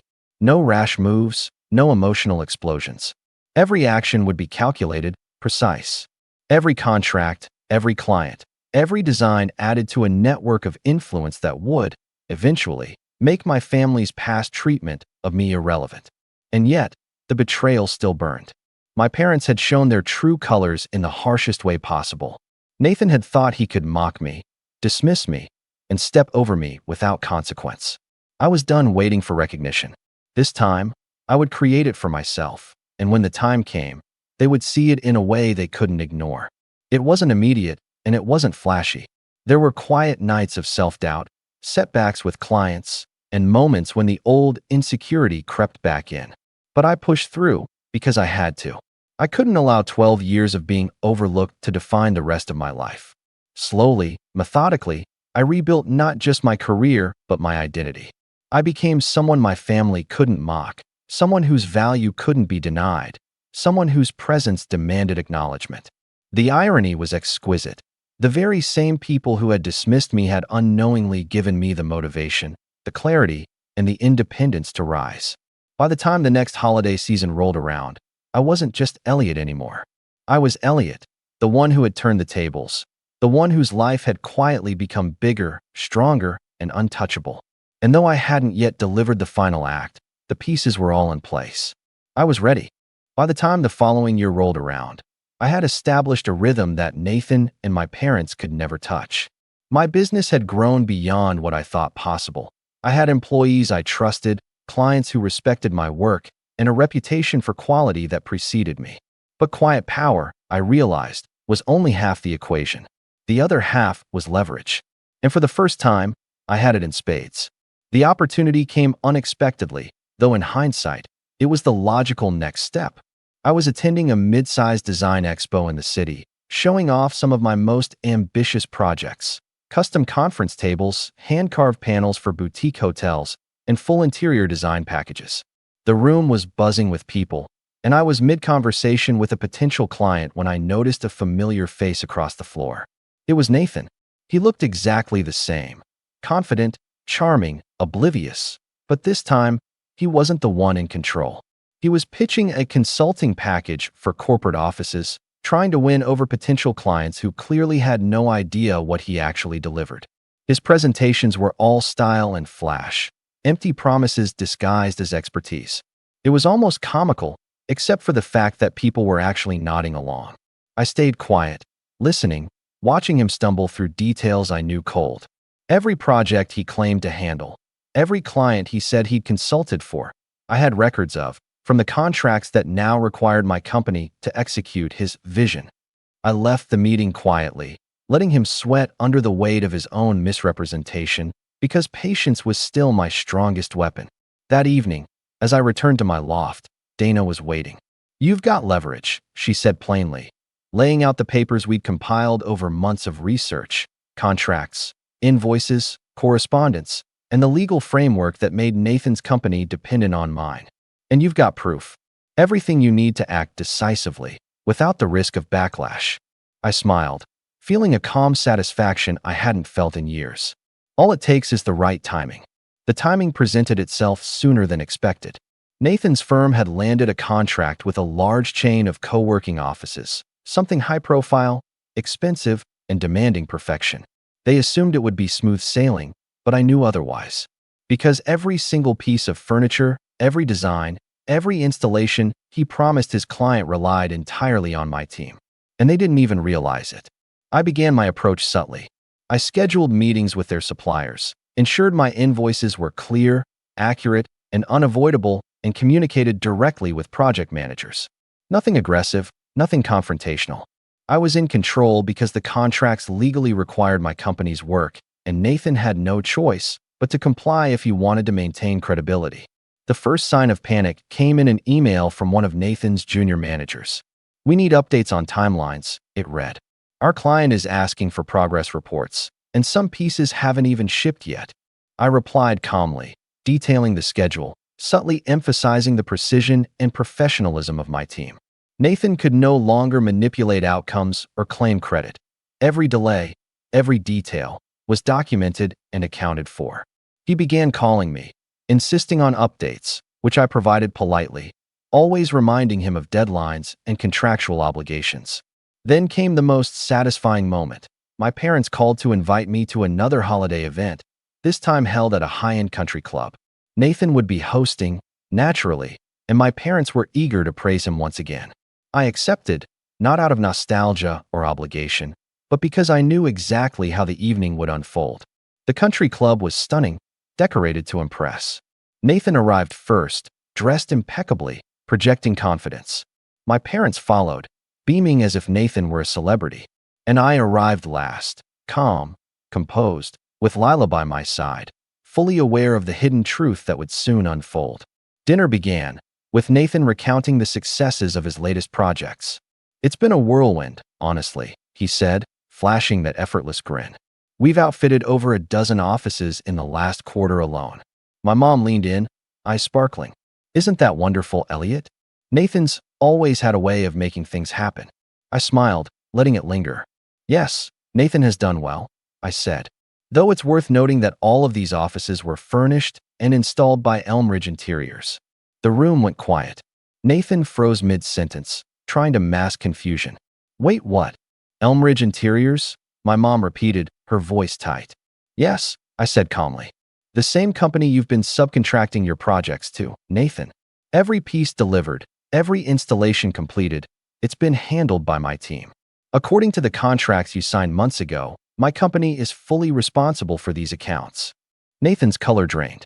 He looked at me as if he'd been caught in a lie, because he had. My parents' eyes widened, disbelief flickering across their faces. "Are you serious, Elliot?" my dad asked, voice tight. I nodded. "Completely. And before anyone panics, I've been ensuring everything runs smoothly. Your clients won't notice delays. But the legal and financial responsibility? That's mine to enforce." Madison's hand flew to her mouth. Nathan's face went pale, and for the first time, I saw fear there, a realization that his smug confidence had been utterly misplaced. "Elliot," he stammered, I didn't realize. You didn't read the contracts," I said softly. "And that's on you. But don't worry. My team handles the work flawlessly. You can take the credit in meetings if you want, but any missteps are now fully documented, and legally, your company is bound to mine." My parents were silent, their mouths opening and closing like fish out of water. The image of the family they had built, a carefully maintained hierarchy with Nathan at the top, was crumbling before their eyes. I leaned back, calm, collected, savoring the tension. "It's quite remarkable," I continued. "You've spent your life trying to minimize me, Nathan. But now, the very projects you flaunt rely entirely on me. Legally, financially, practically, your success depends on my company." He swallowed hard, eyes darting around the table. My parents, who had spent decades championing Nathan's achievements over mine, finally looked unsure, vulnerable even. "And before anyone asks," I said, glancing at my mom, "all contracts, invoices, and delivery confirmations are in order. Everything is fully documented. You can't argue with the paperwork. You can only recognize it, or deny it, and face the consequences." The evening dragged on, with Nathan trying and failing to regain control. Every question I asked was precise, every detail deliberate, every pause measured to maximize tension. My parents attempted to intervene, but they quickly realized they couldn't. They had trusted Nathan, they had elevated him, and now, that misplaced trust had put them all in an awkward spotlight. By the end of the night, I left with Lila, smiling quietly. The taste of satisfaction was sweet but tempered by years of waiting. Nathan was still technically ahead in public perception, but behind the scenes, everything had shifted. He could no longer mock me, minimize me, or ignore me. I had built a position of unassailable power, carefully, deliberately, and without losing control. On the drive home, Lila glanced at me. "You're calm," she said, voice soft. "More than anyone could expect after all that." "I've learned patience," I said, looking out at the city lights. "And timing. The thrill isn't in the confrontation. It's in the quiet setup, the meticulous execution. Watching them realize they've underestimated me for years, that's the payoff." And while Nathan still thought he was untouchable, I had quietly constructed a network of influence, a position of strength that couldn't be challenged. My parents had tried to erase me, but now I was untouchable, indispensable, and far more powerful than they had ever imagined. I had survived betrayal, humiliation, and years of being invisible. Now, I didn't just survive, I thrived. And the story wasn't over yet. The fallout hit slower than a firestorm, but when it came, it was total. It began quietly, almost imperceptibly. Nathan started noticing the pressure first. Emails from clients asking for clarifications, requests for shipment dates, complaints about delays that were technically his responsibility but routed through my company. He tried to handle it himself, bluffing and improvising, but every move was documented, every promise legally binding. He was trapped in a network he hadn't understood existed, and every misstep reflected back on him. At first, my parents still tried to shield him. My mom called me one afternoon, her voice clipped, the polite charm stripped away. "Elliot, Nathan's overwhelmed. Is there any way you can extend the deadlines? Maybe help him smooth things over?" I let a slow smile play on my lips. "Mom, I've been helping all along. His projects are delivered on time, professionally, and perfectly. There's no reason for me to extend anything. The contracts are clear, and I'm abiding by them fully. He just has to manage the rest." There was a pause. I could almost hear the panic building on the other end. "Elliot," she began, but I didn't wait. "I suggest you let him handle the public side of things while I continue to manage execution. It's the only way to prevent any real issues." By the end of the week, my parents were noticeably flustered.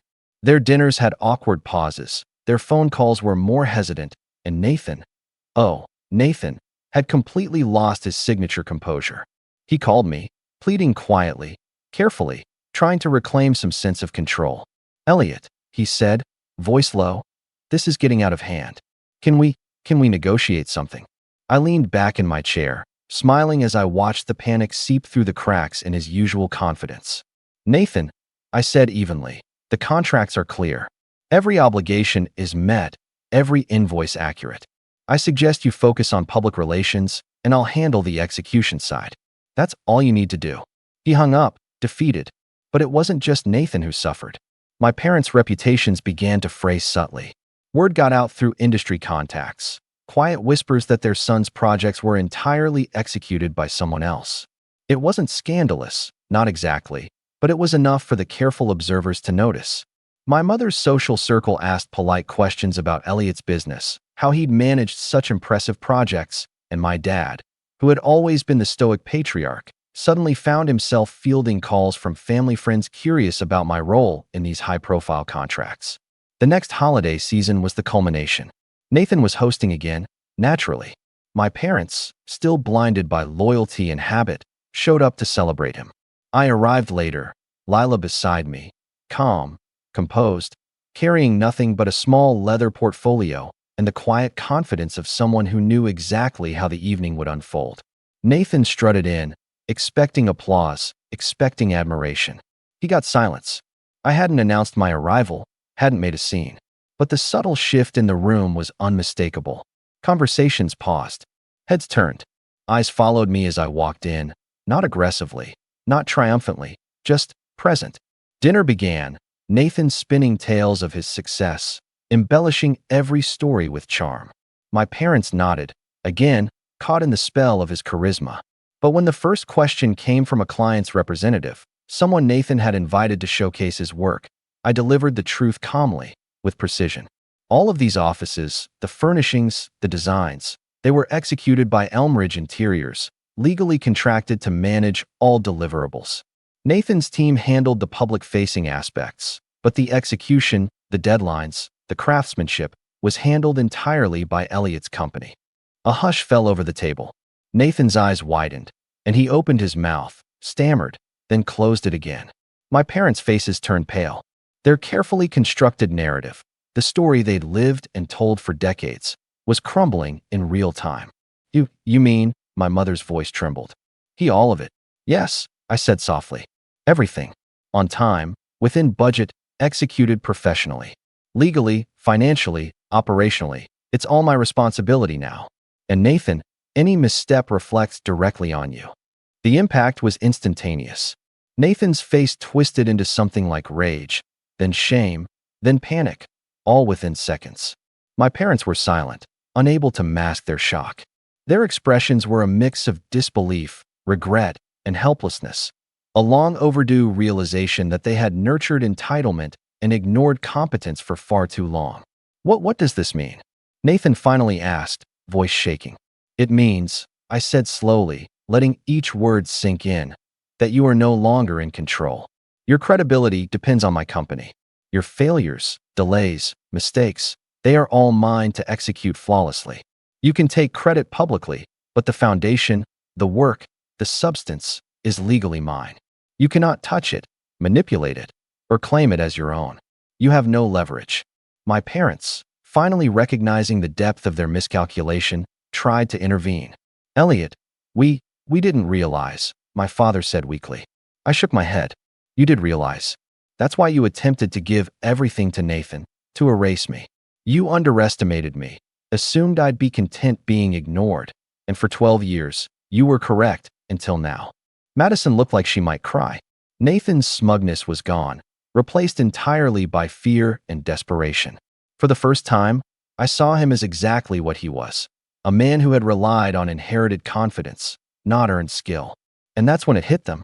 The clients, the colleagues, the network, they all knew the truth now. Nathan's credibility was fragile. My parents' judgment was publicly undermined. The years of mockery, favoritism, and dismissal had finally produced consequences they couldn't ignore or control. I didn't gloat. I didn't yell. I didn't even raise my voice. I simply existed in the room, calm, collected, undeniable. Every contract, every client, every design I had executed was evidence. And evidence doesn't lie. The evening ended quietly. Nathan left early, defeated, fumbling excuses. My parents lingered, trying to make sense of their shock, trying to process the reality that their son, the one they'd spent years elevating, was dependent entirely on the overlooked, dismissed, steady child they'd ignored. On the drive home, Lila squeezed my hand. You did it, she said softly. I didn't just do it, I said, looking out at the city lights. I made them see. Not in anger, not in confrontation, but in proof. Calm, calculated, undeniable proof. That's all it took. And as I sat there, reflecting on 12 years of being dismissed, belittled, and overlooked, I realized something important. The true victory wasn't in revenge. It wasn't even in the humiliation of Nathan or the shocked expressions of my parents. The true victory was me. For the first time in my life, I was seen on my own terms, respected on my own merits, and untouchable, not because I needed them to recognize it, but because I had built something real, something lasting, something that could never be taken from me. As we pulled into the driveway, Lila smiled. So what now? I looked at her, feeling the weight of the past lift from my shoulders. Now, I said, a slow, confident smile spreading across my face, I live my life. And this time, I do it entirely for me. The road ahead was wide open. The family drama, the betrayals, the favoritism, they were all behind me. Nathan could flail, my parents could fume, but none of it mattered. I had built my empire quietly, carefully, and now, finally, they understood that the underestimated, ignored, steady child was untouchable. And for the first time, I felt completely free. The snow fell softly on the city streets, lights reflecting off the ice, glittering like tiny reminders of what I had achieved. I glanced at Lila, then at the skyline, and whispered to myself, 12 years too long, but worth every second. Because I was finally untouchable. And no one, not Nathan, not my parents, not anyone, would ever underestimate me again. Thanks for watching. Share your thoughts in the comments. If you like this story, don't forget to like and subscribe for more content like this. They say the hospital changes you. I used to think that meant trauma, long nights, and the weight of life and death decisions. But for me, it was the quiet part that got to me. The stillness at the end of a 14-hour overnight shift. That moment when the fluorescent lights stopped buzzing in my ears and I stepped outside into the blue-gray dawn, thinking maybe, just maybe, I could breathe again. My name's Caleb. I'm 27. I've been a nurse for almost 5 years now. And if there's one thing I've learned in that time, it's this. You can't fix what doesn't want to heal. That includes wounds, relationships, and family. I should have known better than to leave my car in the open staff lot. It's not the best lit area, and the security's a joke, but it was closest to the ER entrance, and after 4 code blues and a toddler's seizure that kept me on my feet for 6 straight hours, all I wanted was to peel off my scrubs, drop into the driver's seat, and vanish into a world where nobody needed me. Except the car wasn't there. Not my little gray 2013 Honda Civic. The one I bought outright with 2 years of saved-up overtime, tiptoeing around meals, and skipping every vacation and night out while my classmates took road trips. I froze, blinked, even laughed a little. I checked the row again. Maybe I was so exhausted I forgot where I parked. Maybe someone towed it. I walked the lot once. Then again. Then a third time, slower. Nothing. Panic didn't hit all at once. It crept in slowly, as if my brain didn't want to let the worst possibility in until it was absolutely sure. Car stolen. Just like that. I felt my stomach turn. Not because of the money, although replacing it would drain me dry, but because that car was mine. No cosigner. No monthly bills. Just me, the keys, and proof that hard work could give you one thing you didn't have to beg for. That's when I felt my phone vibrate. A voicemail. I didn't even hear it ring. I pressed it to my ear, already expecting the worst. Maybe a hospital alert, maybe something from my roommate. But the moment I heard my mom's voice, sing-songy and guilty, like she used when I was 6 and she accidentally donated my Lego set, something in me snapped. Hi, sweetie. Don't be mad, okay? Brian needed a ride to the lake house, and your father said it was fine. He gave him the car. He'll bring it back later. Probably tomorrow, or maybe Sunday. Anyway, love you. Brian. My younger brother. 23. Unemployed. Between jobs, as my parents like to say at family dinners. Charming when he wants something. Manipulative when he doesn't get it. He's the type who always lands on his feet, usually because someone else breaks his fall. And apparently, this time, that someone was me. I stood there in the lot, jaw clenched, heart pounding in my chest like it was trying to punch its way out. I called back. No answer. Texted. Nothing. My dad's phone went straight to voicemail. I tried again. Then again. After the third attempt, I finally got a reply, a group text from both my parents, as if that made it better. We're a family. We'll get through this, together. Through what? My car being taken without permission like it was some community property? And the worst part, not a word of apology. Not even the decency to tell me beforehand. I stood there, numb, staring at the message, my scrubs soaked in sweat from the morning heat, and the stress bubbling in my throat like acid. What were they thinking? Who takes someone's only mode of transportation, someone who works nights saving lives, and tosses it to a guy who treats responsibilities like coasters at a bar? I had half a mind to call the police. Report it stolen. Technically, it was. But I already knew how that would go. They'd say it was a civil matter. Family. Misunderstanding. Besides, knowing my parents, they'd spin some story about how I said it was okay, or left it open for them. I'd heard it before. I was too harsh. Too closed off. Not understanding enough of Brian's struggles. I once called him out for borrowing my debit card and overdrafting it on PlayStation gift cards. My mom told me I was being selfish, that Brian just needed a win. It had always been this way. I was the fixer, the reliable one, the one who could be counted on to show up early, stay late, cover someone else's mess. Brian was the free spirit. He tried music. Failed. Tried real estate. Failed. Dabbled in crypto, sold sneakers. Got into 2 minor fender benders in my dad's car before they quietly paid for the repairs and told me I was lucky not to have to deal with the stress of being lost in life. Apparently, responsibility is its own punishment. As I sat on the curb of the hospital lot, head in my hands, I thought about how this had started. Not the car, the pattern. It wasn't always this blatant, but it had always been there. In high school, when Brian got caught sneaking out to parties, I was the one grounded because I should have been watching him. When I got accepted into a nursing program with a partial scholarship, my parents asked if I'd consider deferring so Brian could have a chance to catch up. I didn't, and they never quite forgave me for it. But this was a new level. Still, part of me hoped it was just a dumb, careless mistake. That Brian would return the car in a few hours, maybe with a sheepish apology. I called out of work for the next shift, too shaken and furious to focus. I Ubered home, stomach in knots, rehearsing what I'd say. How I'd demand they never touch my things again. How I'd lay down boundaries. Finally stand up for myself. 2 hours later, I got the call. Or rather, the voicemail. From my dad. Calm. Detached. Like he was reading off a grocery list. Hey, Caleb. So, bit of bad news. Brian got into a little accident. He's okay. No injuries. But the car is in bad shape. Hit a guardrail doing 90, I think. Something about swerving to avoid a deer. Anyway, it's probably totaled. We'll figure something out. Love you. I didn't move. Didn't cry. I just sat there, phone in hand, blinking at the wall. 90. My car. My independence. My lifeline. Gone in a flash of recklessness and entitlement. I checked my insurance app. Nothing. Then it hit me. The policy was under my name. Full coverage, sure, but only for me. I'd made sure of it. I couldn't afford to risk premiums skyrocketing if someone else drove it. Which meant Brian. No coverage. No backup. No rental. Nothing. Just a pile of metal. And a group text saying, "We're a family. We'll get through this, together." I stared at that message. Then typed 2 words. Not anymore. But this wasn't just about a car. This wasn't even just about Brian. This was about the years of being used. Taken for granted. Expected to carry the emotional weight of a family that saw me not as a son, but as a tool.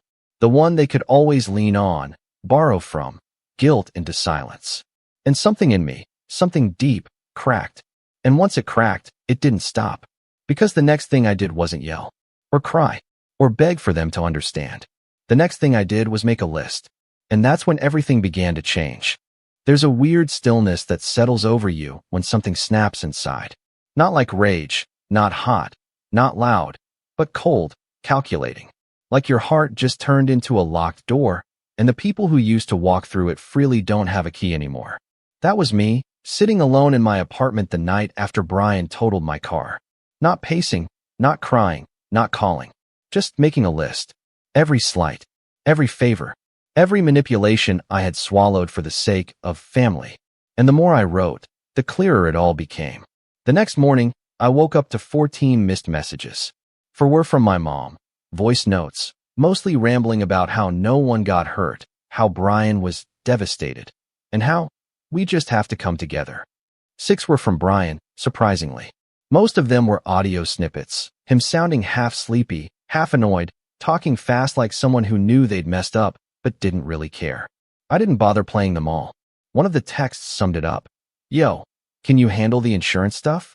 I've got court for that speeding ticket on Friday, so I can't really deal RN. Court. Ticket.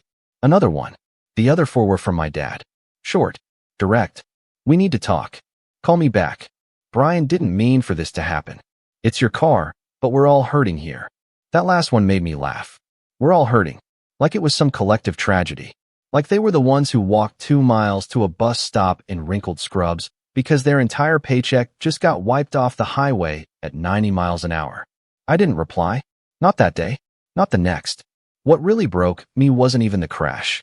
It was the silence afterward. No one offered to help with the repairs, or the deductible, or even a ride to work. My mom said she'd ask around to see if anyone had an old car sitting around. Like I was looking for a hand-me-down, not restitution. Brian went radio silent by day 3. He posted a selfie from the lake house porch, smiling, shirtless, sunglasses on, drink in hand. Caption, vibes only. Resetting after a rough week. My Civic was probably in a junkyard by then, and this guy was resetting. So I went quiet. I stopped calling. Stopped showing up for family dinner. Didn't even RSVP to my cousin's engagement party. That got my mom's attention real fast. She started calling me daily. Her tone got sharper each time. Less sugar, more guilt. Caleb, this is tearing us apart. Brian feels awful. He didn't do it on purpose. Your father is stressed, you know. He's not as young as he used to be, and I can't be in the middle of this forever. I didn't ask her to be, but she always volunteered. That was her role, the peacekeeper, the justifier. She could twist any story into something that made Brian look lost and innocent, and me look cold and inflexible. It was her gift. 2 weeks after the crash, I scraped together enough to buy a beat-up 2009 Corolla from a guy I met on Craigslist. The AC rattled. The paint was fading, but it got me to the hospital. No help from them.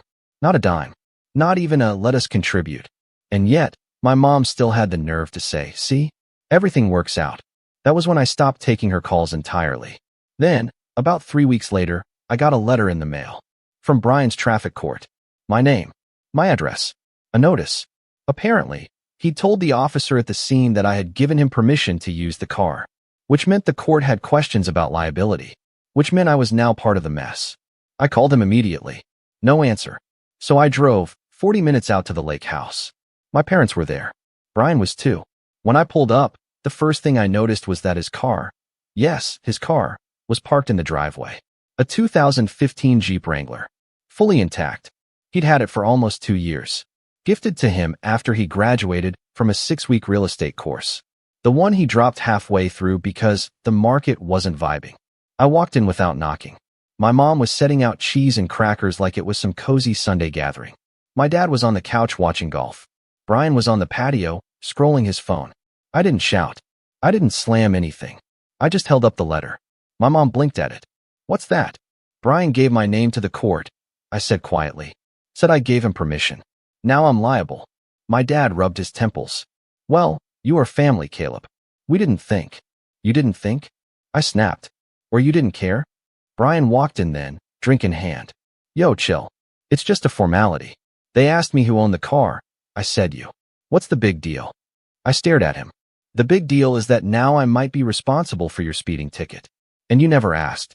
You never even said sorry. Brian scoffed. Dude, it's not that deep. The car was old. You were always complaining about it anyway. This just sped things up. Sped things up. My mom stepped between us. Caleb, please. Let's not fight. We just want a peaceful weekend. I looked at her. Really looked at her. And I realized something terrifying. She wasn't shocked.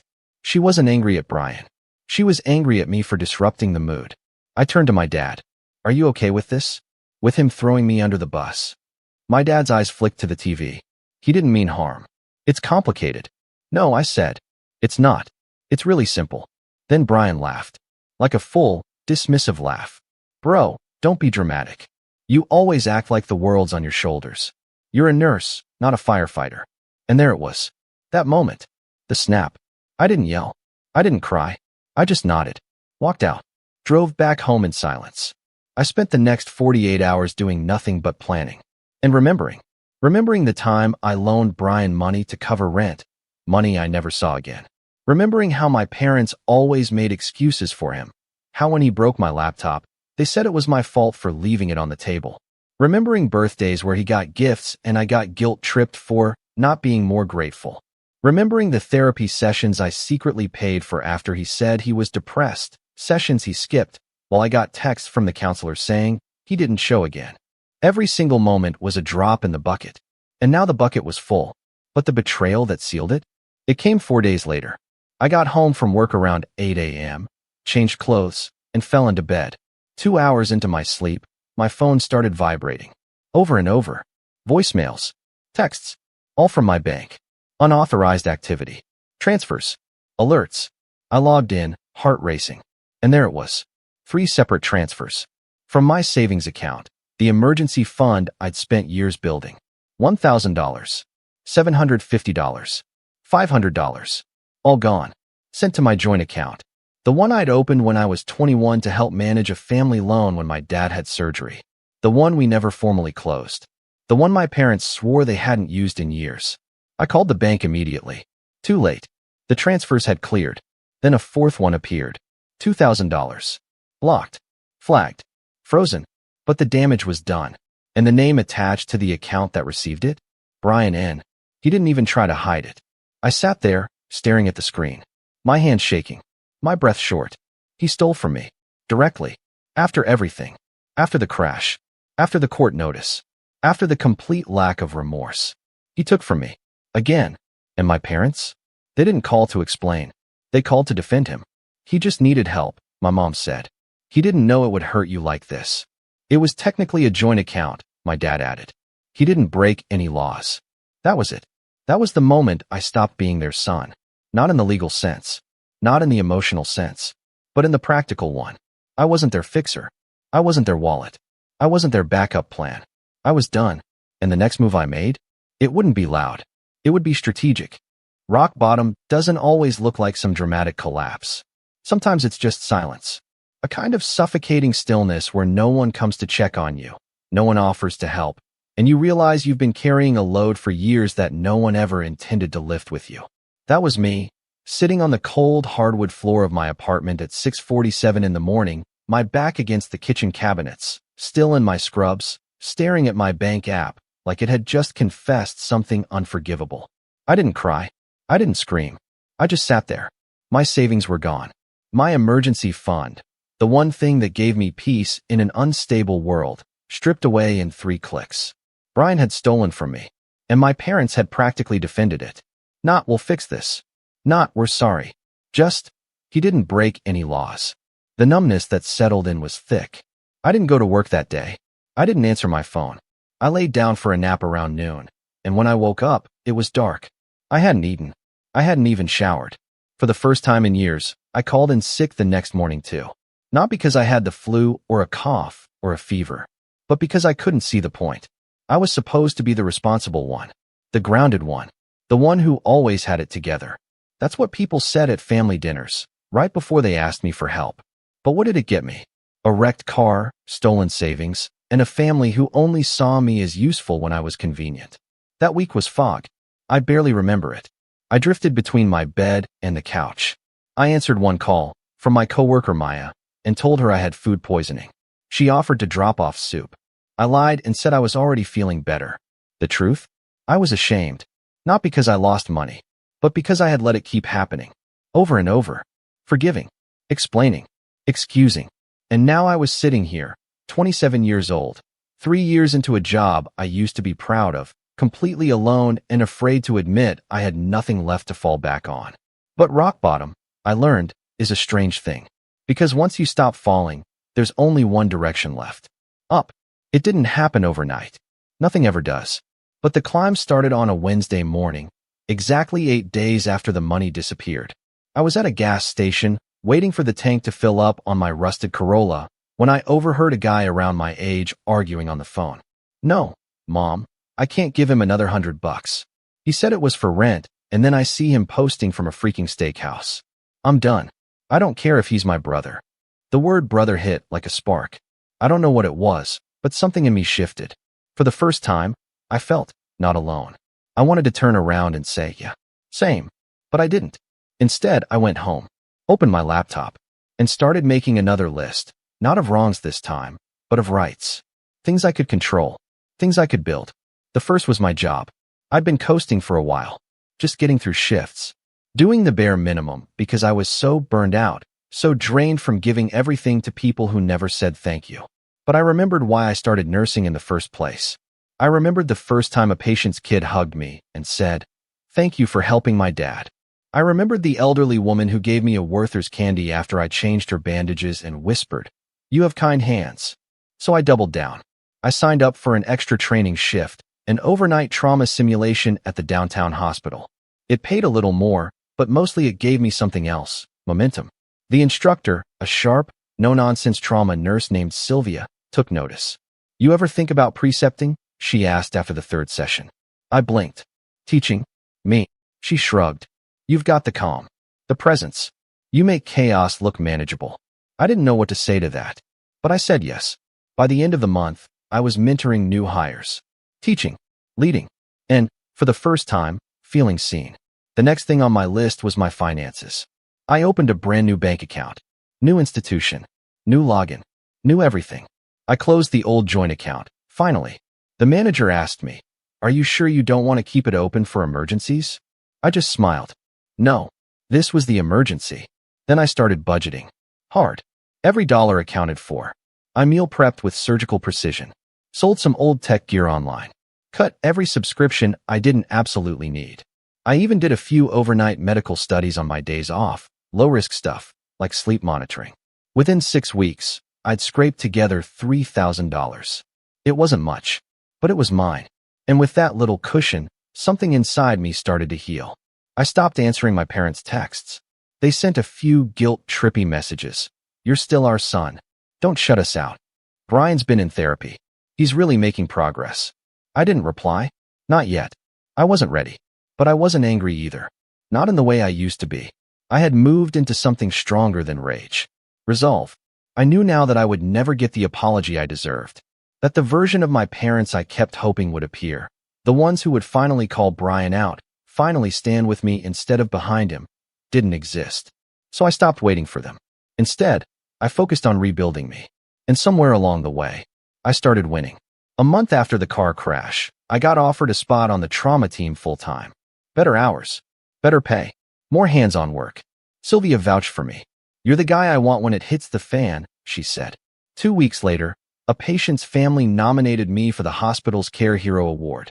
I didn't even know such a thing existed. When they called my name at the staff meeting, I almost didn't go up. I stood there awkwardly while people clapped, holding the little glass plaque, and all I could think was, Brian would have posted this on Instagram and called himself a legend. I didn't post it. I just put it on my desk, next to my shift schedule. Quiet, steady, solid. The funny thing is, success doesn't feel how you expect. It's not loud. It doesn't come with fireworks. It's just this steady confidence that starts to replace the doubt, a sense that you can survive without the people who made you feel like you were nothing without them. And then, 3 months after the crash, I got a letter in the mail. From a lawyer. Apparently, Brian had been involved in another accident, this time with his own car. He hit a parked vehicle while trying to record a TikTok. Yes, a TikTok. The insurance company was denying coverage because he was actively filming while driving. And somehow, my name had come up because the Jeep was still partially under my father's name, and my father had added me as a fallback driver years ago when they bought it. The lawyer wanted to discuss liability. I laughed. Actually laughed out loud, standing in my kitchen. It wasn't funny. Not really. But the absurdity of it all, the way they kept dragging me into their mess like I was some kind of human safety net, it hit me like a wave of surreal comedy. And that's when I knew. It was time to end it. Not just emotionally. Legally. Because if they could reach into my accounts, if they could use my name to cover their messes, if they could drain me dry while telling me we were in this together, then I had to do the one thing I'd been too scared to do. Cut the cord completely. And I had a plan. A quiet one. A precise one. Because revenge isn't always about fire and fury. Sometimes, it's about taking away the one thing entitled people can't stand to lose. Access. And that's where the Rayal story begins. 4 months after Brian wrecked my car and drained my savings, I had clawed my way out of the wreckage. I wasn't thriving yet, but I had solid footing. My finances were stabilizing. My job was stronger than ever. I'd even been tapped for a leadership track at the hospital. Sylvia called it nurse management potential. I didn't think of myself that way before, but she was right. I was done following. It was time to lead, and that included in my personal life, too. The lawyer's letter about the Jeep accident was what lit the match. Not because I was actually liable. I wasn't, thankfully, but because it was proof. Undeniable, tangible proof that my family would keep dragging me into their messes as long as I left the door open. The Jeep was never mine. I had never signed for it. But my dad had added me as a backup driver on the paperwork years ago, just in case Brian needed help moving. I never even drove the thing. And yet my name had made its way into another one of Brian's mess-ups. That's when I started the folder. Not a metaphorical one. A real one. Labeled Family Liability. Inside it, I kept everything. Copies of the bank transfers Brian made from the joint account. Screenshots of texts where my mom admitted, "Your father gave Brian the keys." My old insurance policy stating, "Only the policyholder is covered to drive." The voicemail from my dad casually mentioning the crash at 90 miles per hour. The legal letter regarding the Jeep. I uploaded it all to the cloud, too, in multiple locations. I wasn't planning to go to court, not yet. But I wanted everything airtight. Because this time, if I went scorched earth, there'd be no doubt who lit the fire. But I didn't want to act alone. I wanted perspective. So I reached out to the one person in my family who had quietly distanced herself years ago, my cousin Liana. She was a wild card, 10 years older than me, brutally smart, and had been labeled difficult by my parents ever since she skipped a family reunion and didn't apologize. But growing up, she was the only adult who ever really listened to me. I called her up one afternoon, unsure if she'd even answer. She did. "Caleb," she said. "Wow, haven't heard that name in a while. What's up?" "We met for coffee that weekend." Neutral ground. I told her everything. The car, the theft, the court notice, the Jeep incident, the silence, the betrayal. And when I was done, she leaned back in her chair, stirred her drink, and said, "So, when are you cutting them off?" "Already did." "Emotionally," I said, "but they keep finding ways to drag me in." "Then cut off the oxygen," she said simply. "Financial, legal, social, everything. Easier said than done." I told her about the shared medical emergency fund I had technically contributed to years ago, back when my dad had a surgery and the family pooled money into a secondary account in my name to protect it from debt collectors. I hadn't touched it in years. Honestly, I forgot it even existed. Her eyes narrowed. "Wait, you're still legally listed as custodian on that?" "Yeah." "Then here's what you do." Liana laid out a plan. A precise, ruthless one. She used to work in estate planning and now freelanced in financial consulting, so she knew the loopholes. We spent 2 weeks preparing. The first thing I did was formally close every account that had any tie to my parents or Brian. The old joint account was already gone, but I had to double-check. Things like PayPal, Venmo, even Netflix. My dad once set up a family Spotify plan under my email. That got nuked too. Then came the emergency fund, the one in my name. I visited the credit union in person, explained that I was the legal custodian and primary account holder, and I wanted to remove all secondary access. The clerk looked up the records. "Huh," she said.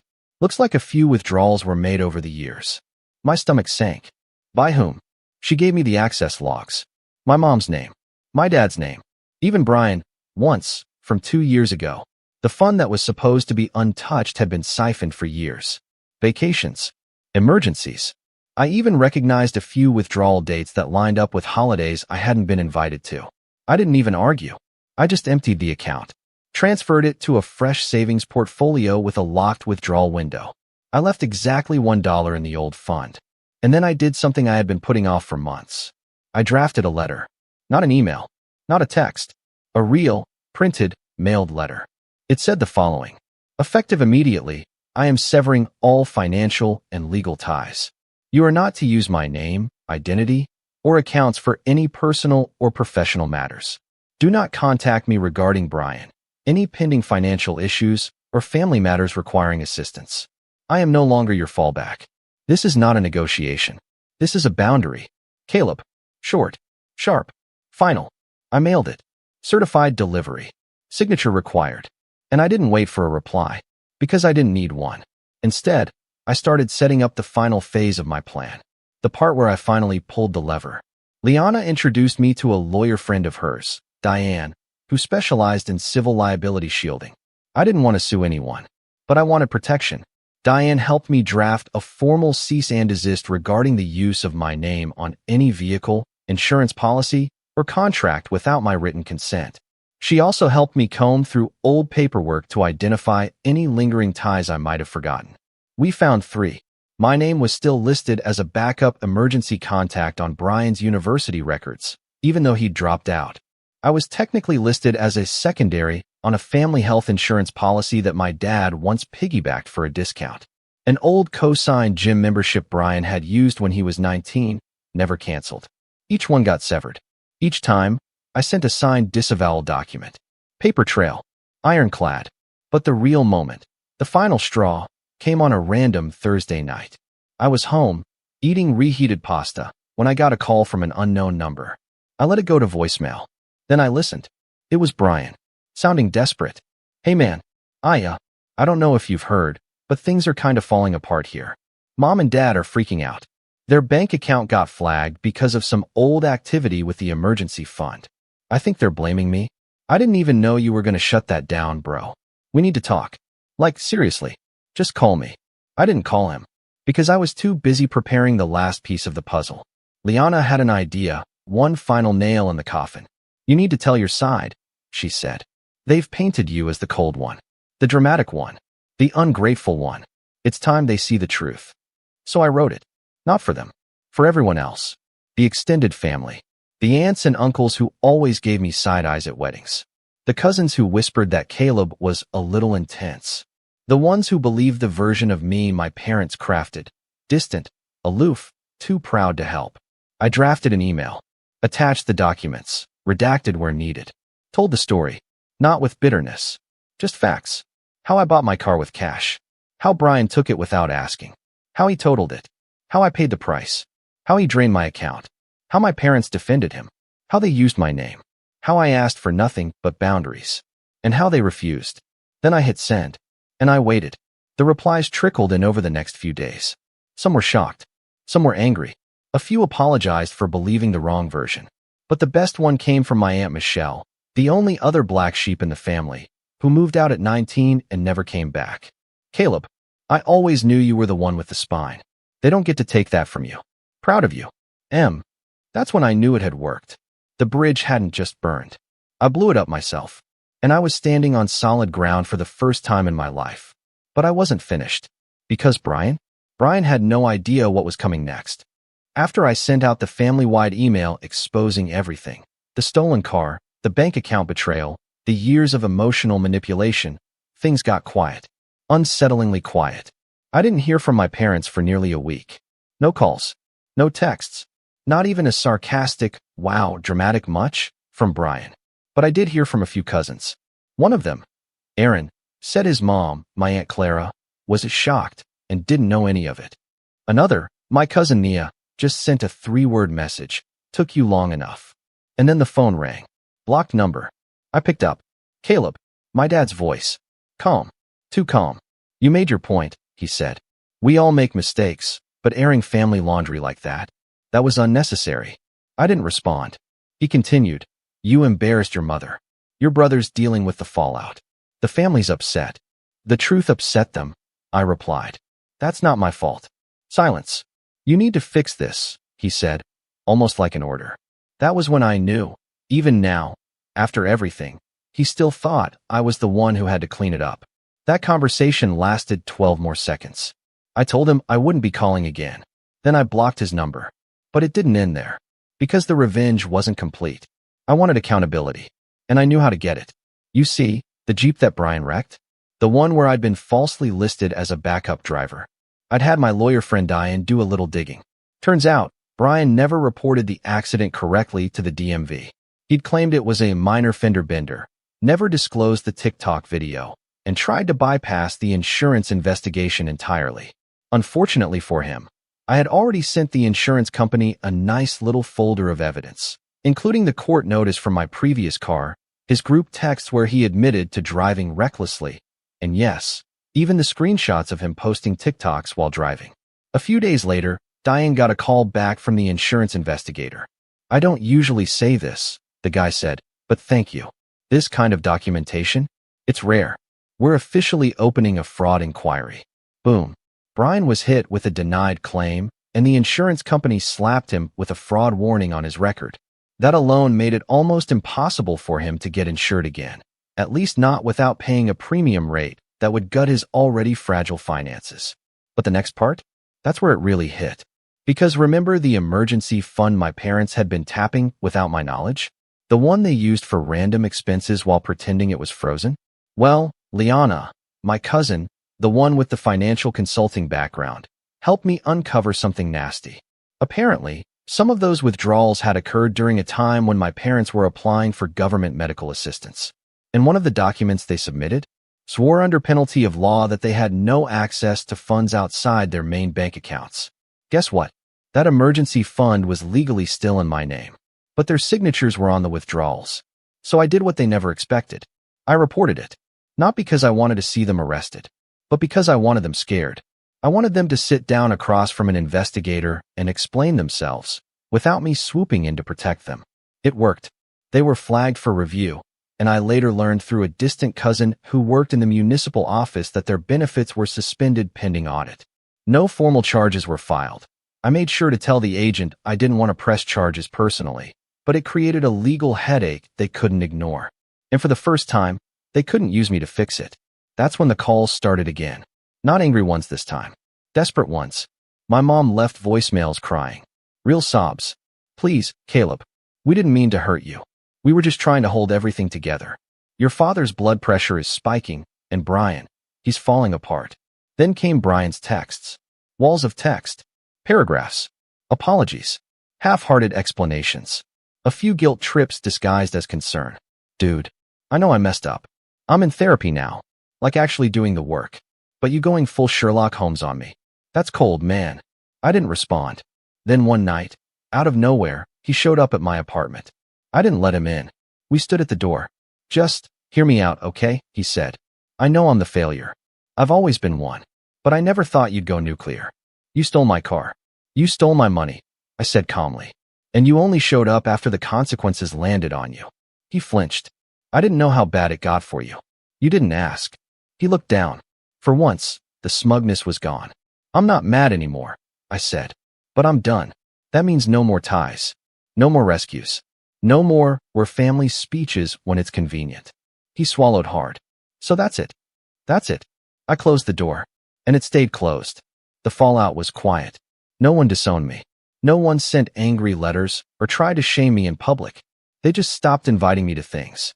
Slowly, subtly, the next wedding happened without a save the date. A baby shower passed without a text. It was their way of punishing me without looking like villains. I didn't mind, because something strange happened in the months that followed. I got lighter. I had more time, more peace, more energy for the people who actually wanted to be in my life. I joined a hiking group, reconnected with Maya from work. Turns out, she was a bit of a nerd too, and we started watching bad medical dramas together on weekends. I even adopted a cat, a moody little gray tabby I named Stitch, because he liked to swat things off the counter and run like he'd sown chaos into the fabric of the apartment. I started sleeping better, laughing more, living fully, and every now and then, I get a glimpse of the old world, a photo someone posted from a family gathering, or a forwarded message from a relative trying to check in. But I never replied, not because I was bitter, but because I was free. People think revenge is about making others hurt. That's a rookie mistake. Real revenge? It's about never needing them again. It's about making sure they know they can never use you, lie to you, or drag you down again, and that their actions cost them you. Forever. And as I stood one afternoon, sipping coffee on my tiny balcony, sun on my face, watching Stitch attack a bug with full gladiator focus, I realized I wasn't angry anymore. I was whole. And they were exactly where they belonged. On the outside, looking in. They took everything from me. And that's how I learned I never needed them to begin with. I'm 34M, and if there's one thing I've learned about my family, it's that they love to remind me where I supposedly stand. According to them, I've always been the one with small ideas and wasted potential. My older sister, Corinne, was the golden star since birth, straight A's, scholarships, a job at a prestigious firm, the works. And my dad, Lionel, never lets anyone forget who his pride and joy is. I've never been in competition with Corinne. At least, not in my own mind. I like different things, building, designing, fixing what people threw away. While she was on debate teams and internships, I was in the garage with a pile of scrap wood, turning it into furniture. My mom used to shake her head and call it a hobby. My dad called it playing handyman. Corinne just smirked and asked me if I'd be taking orders for birdhouses when she got her first apartment. I laughed it off for years, but that stuff sticks to you. Anyway, fast forward to last year. I'd been working quietly on my own business. Nothing flashy, just a small workshop and storefront downtown where I could sell custom pieces and take on bigger commissions. I didn't tell my family much about it, because honestly, I didn't want their opinions hanging over me. But when it came time to open, I figured, fine, I'll extend an olive branch. I typed out a short message in our family group chat. Hey, just letting you all know I'm opening my own business this weekend. Would love to see you there. I didn't expect confetti emojis or applause, but I wasn't prepared for how quickly they managed to ruin it. Corinne was the first to respond. We're busy. No explanation, no congratulations. Just those two words. My dad followed right after. Don't expect support from us. Focus on being realistic instead of chasing things that won't last. I just stared at the screen for a minute. My thumb hovered over the keyboard, a dozen sharp comebacks swirling in my head. Instead, I just typed one word back. All right. That was it. I didn't push, didn't argue. I put my phone down and went back to sanding the edge of a walnut table I'd been working on for weeks. But here's the thing. My dad thinks silence means defeat. Corinne thinks disinterest means superiority. What neither of them realized was that I had already set things in motion far beyond a simple weekend opening. Because 2 days later, when Lionel unfolded his morning newspaper at the kitchen table and Corinne scrolled through the same headline on her phone, their expressions must have shifted from smug dismissal to something much sharper. And that's where things really started to spiral. Want me to continue into what they saw in the newspaper and how the drama escalates? Here's the continuation of your slow burn, detailed Reddit-style story, still in first person, still casual, keeping the family toxic and villainous while the tension rises. I'll stop again at a sharp turning point so you can decide when to push forward. I don't know exactly who opened it first, but the headline that morning was impossible to miss. A full spread in the local paper with a photo of me, standing in front of my new storefront, arms crossed, smiling like I hadn't been told my entire life that I'd never amount to much. The headline read, "Local craftsman opens high-end workshop, already has waiting list of clients." Now here's the thing. I didn't call the newspaper. I didn't buy ad space. One of my early clients, a gallery owner named Sabine, had been so impressed with my work that she pitched the story herself. I didn't even know it was coming until the reporter called to ask for a quick interview. It was short, maybe half an hour. I talked about why I loved building, how I'd started in my dad's garage, how I wanted to create pieces that would last longer than anything mass-produced. Nothing fancy, nothing cocky, just honest. But when my family read that, oh, you'd think I had declared war. The family group chat, which had been quiet since my "all right" message, lit up like a bonfire. Corinne, seriously? You let the whole city know before your own family. Dad, you're embarrassing yourself. This article makes you sound like you think you're some kind of visionary. Mom, finally chiming in, I don't know why you had to drag the family name into this. I reread that last one 3 times. Drag the family name? All I'd said in the article was that I started building things in my dad's garage. That was it. Somehow, to them, that was a slight. I didn't respond. Not yet. I had too much to do with the opening coming up, and honestly, part of me wanted to see just how far they'd take it without me feeding into it. But I found out quickly they weren't going to stay behind their phones. That evening, as I was setting up the last of the displays in the shop, I heard the familiar sound of my dad's car pulling up outside. The kind of sharp, impatient honk of his horn that he always used when he expected someone to come running. When I stepped out, Lionel was already striding across the sidewalk in his pressed shirt and polished shoes, Corinne trailing right behind him in her business blazer, arms crossed so tightly it looked painful. He didn't bother with greetings. "You think this is funny?" he said, holding up the folded newspaper like it was evidence in a trial. "You think you can parade around town pretending you've built something real?" Corinne added, "You should have at least told us what you were planning. It looks desperate, like you're clinging to this little project." Little project. That phrase hit harder than I wanted it to, but I kept my voice steady. It's not a project. It's my business. And no, I didn't parade anything. Someone thought my work was worth writing about. That's not my fault. My dad shook his head, looking past me into the shop windows as if he was surveying a wreck. "You'll embarrass yourself, and by extension us. It's better to stop now before you dig yourself deeper." That was the moment I realized. They didn't come to talk. They came to shut me down. And as I stood there, watching Lionel and Corinne circle like vultures around something they didn't understand, I felt a decision forming in the back of my mind. I stood in front of them for a long moment, letting their words hang in the air like the last note of a song that shouldn't have been played. Lionel's face was red, tight with that particular combination of anger and wounded pride that I had seen since childhood whenever something didn't go his way. Corinne looked like she was about to storm in and tell everyone in the city how pathetic I was, but I caught the glint of fear in her eyes, just for a second, and it told me everything I needed to know. They weren't prepared for this. "Look," I said finally, keeping my voice calm, measured. "The shop is opening in 2 days. If you want to come, fine. If not, I'll see you on the other side." Corinne scoffed. "See us on the other side?" What does that even mean? It means, I said, glancing at the rows of freshly finished furniture, the stacks of hand-carved cabinetry, the polished countertops that reflected the warm light just so, that this is happening with or without your approval. They exchanged a look, a silent communication I didn't need to hear. My dad's lip curled, half in contempt, half in disbelief. He had spent decades controlling everything in our house.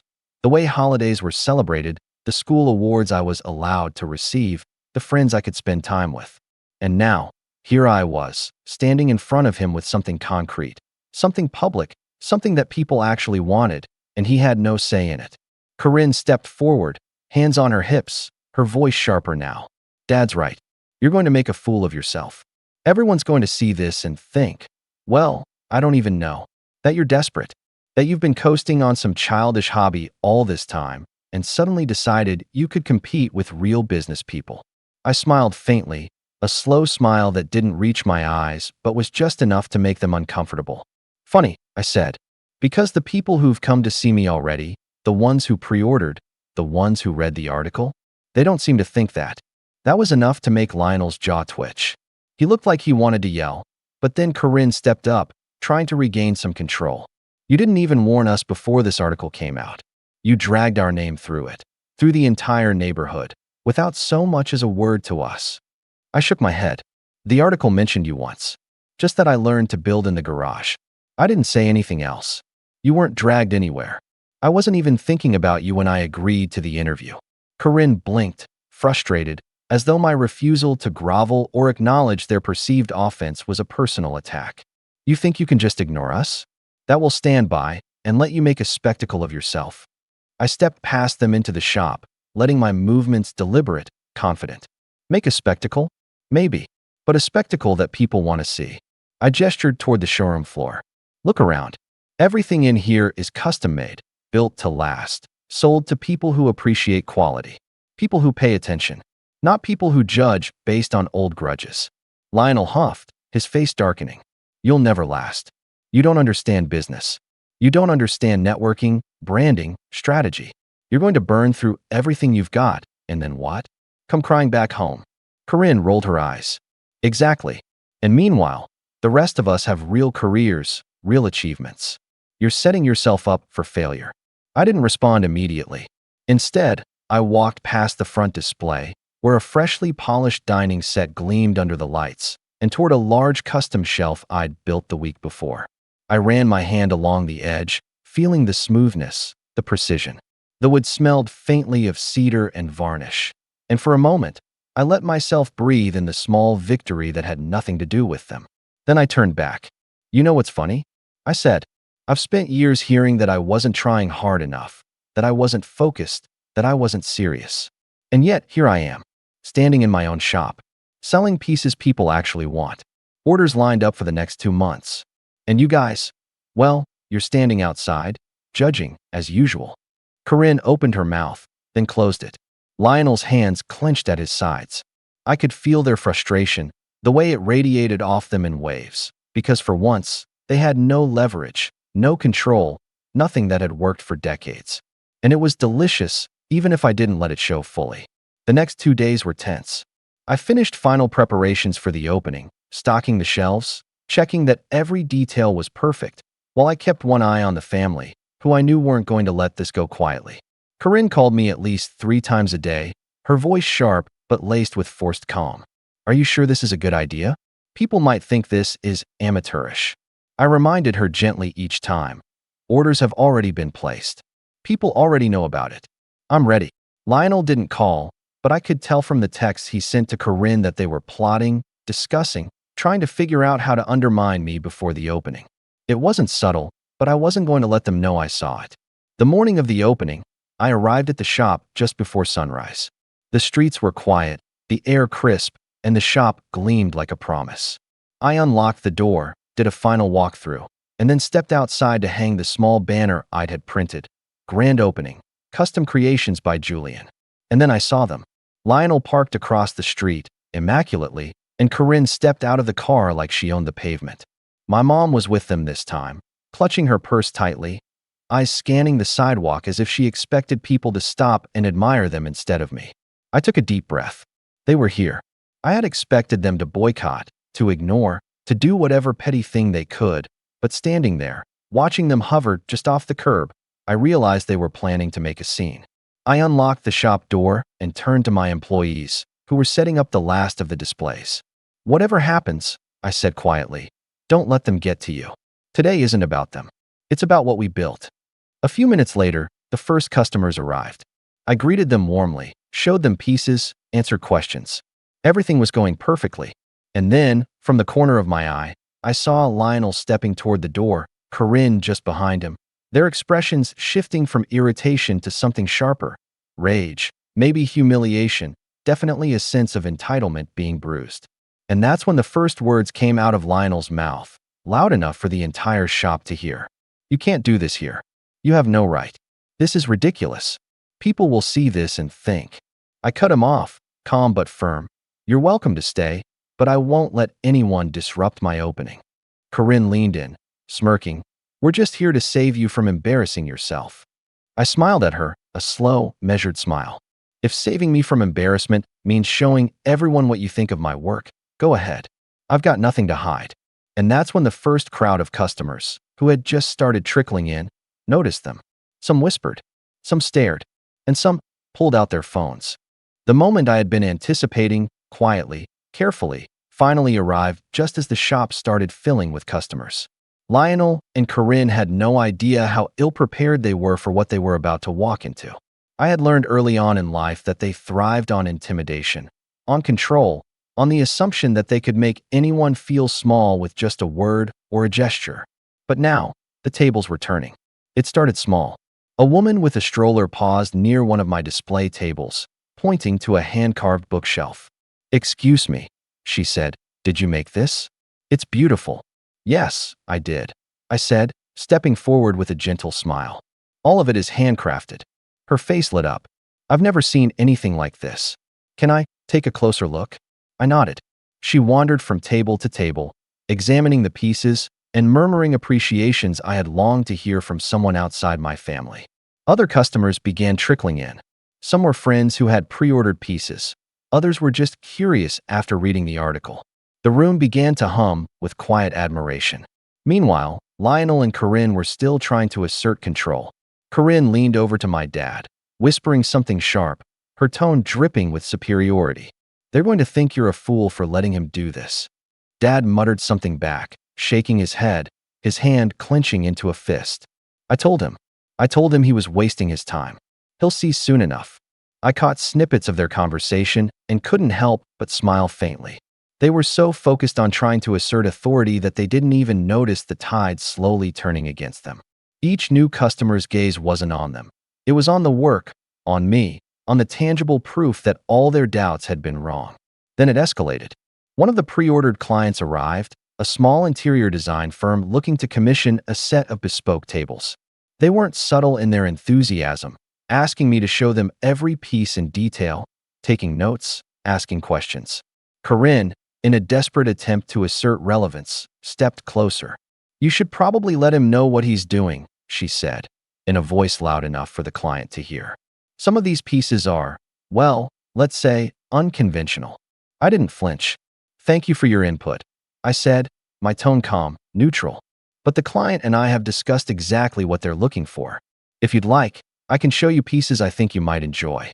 Corinne blinked, momentarily thrown off balance, but Lionel stepped in, trying a different tactic.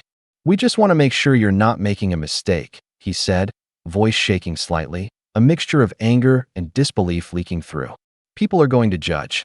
You don't want to embarrass yourself." I let a small smile creep across my face. "I've been judged all my life," I said softly, just loud enough for them to hear. "This isn't the first time, and it certainly won't be the last. But the people who matter are here now, and they've seen what I can do." And that's when it happened. A client, a man in a sharply tailored suit who had been quietly admiring a corner display, spoke up. "Actually, I read about your work in the paper," he said, glancing toward the headline still folded on the counter. "I've been following this story since it came out. I'd like to place an order for 3 of your larger pieces."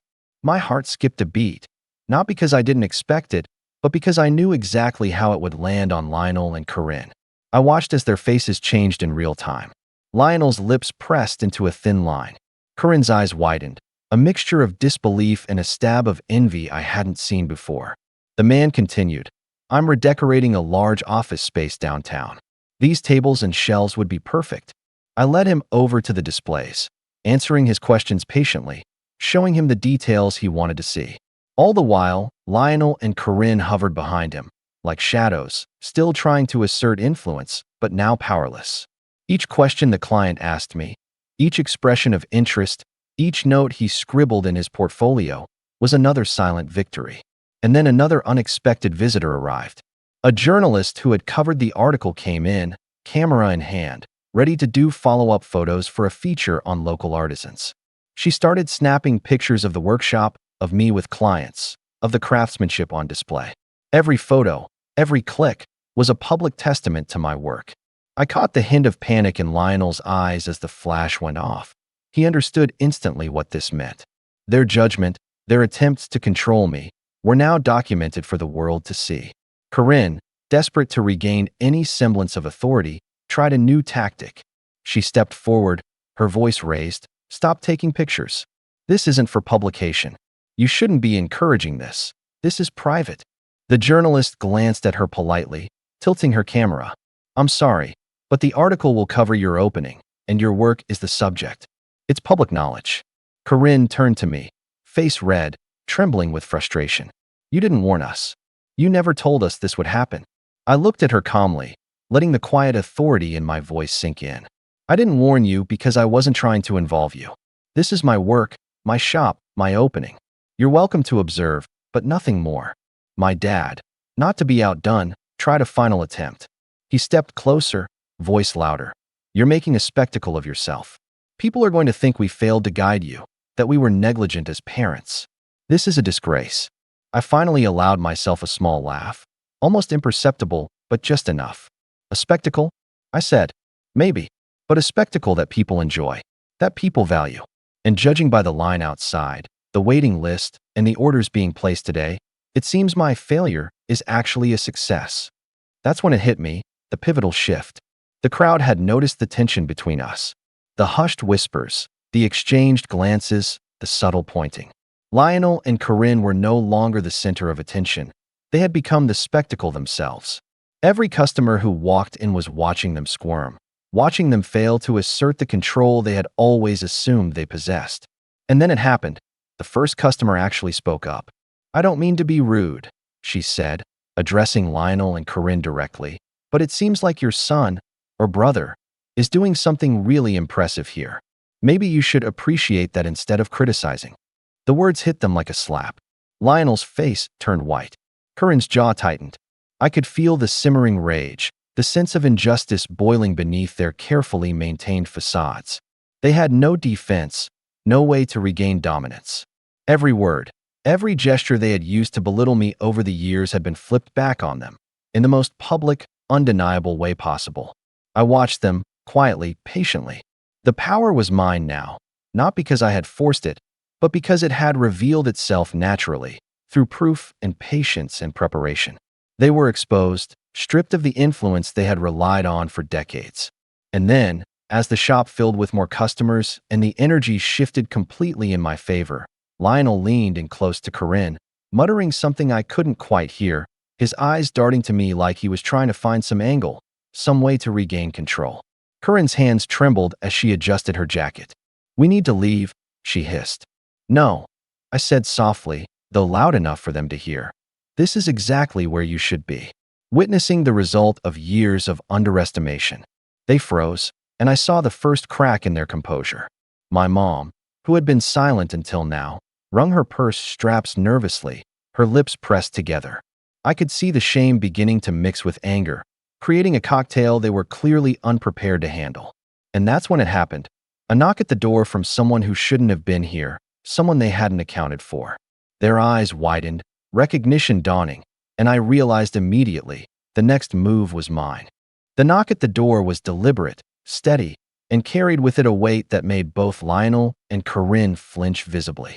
My hand paused mid-motion, adjusting the display, as I glanced toward the entrance. The customers shifted their attention slightly, sensing something out of the ordinary, but they stayed quiet, curious. When I opened the door, I wasn't greeted by anyone new. It was someone familiar, someone they couldn't influence or intimidate. Someone who could, with just a simple gesture, undo all the carefully curated image of control my family had built over decades. It was my cousin Ezra. Ezra, who had spent his whole life reveling in putting me down, showing up at family events to humiliate me publicly, and acting like he was the model child while I was the joke.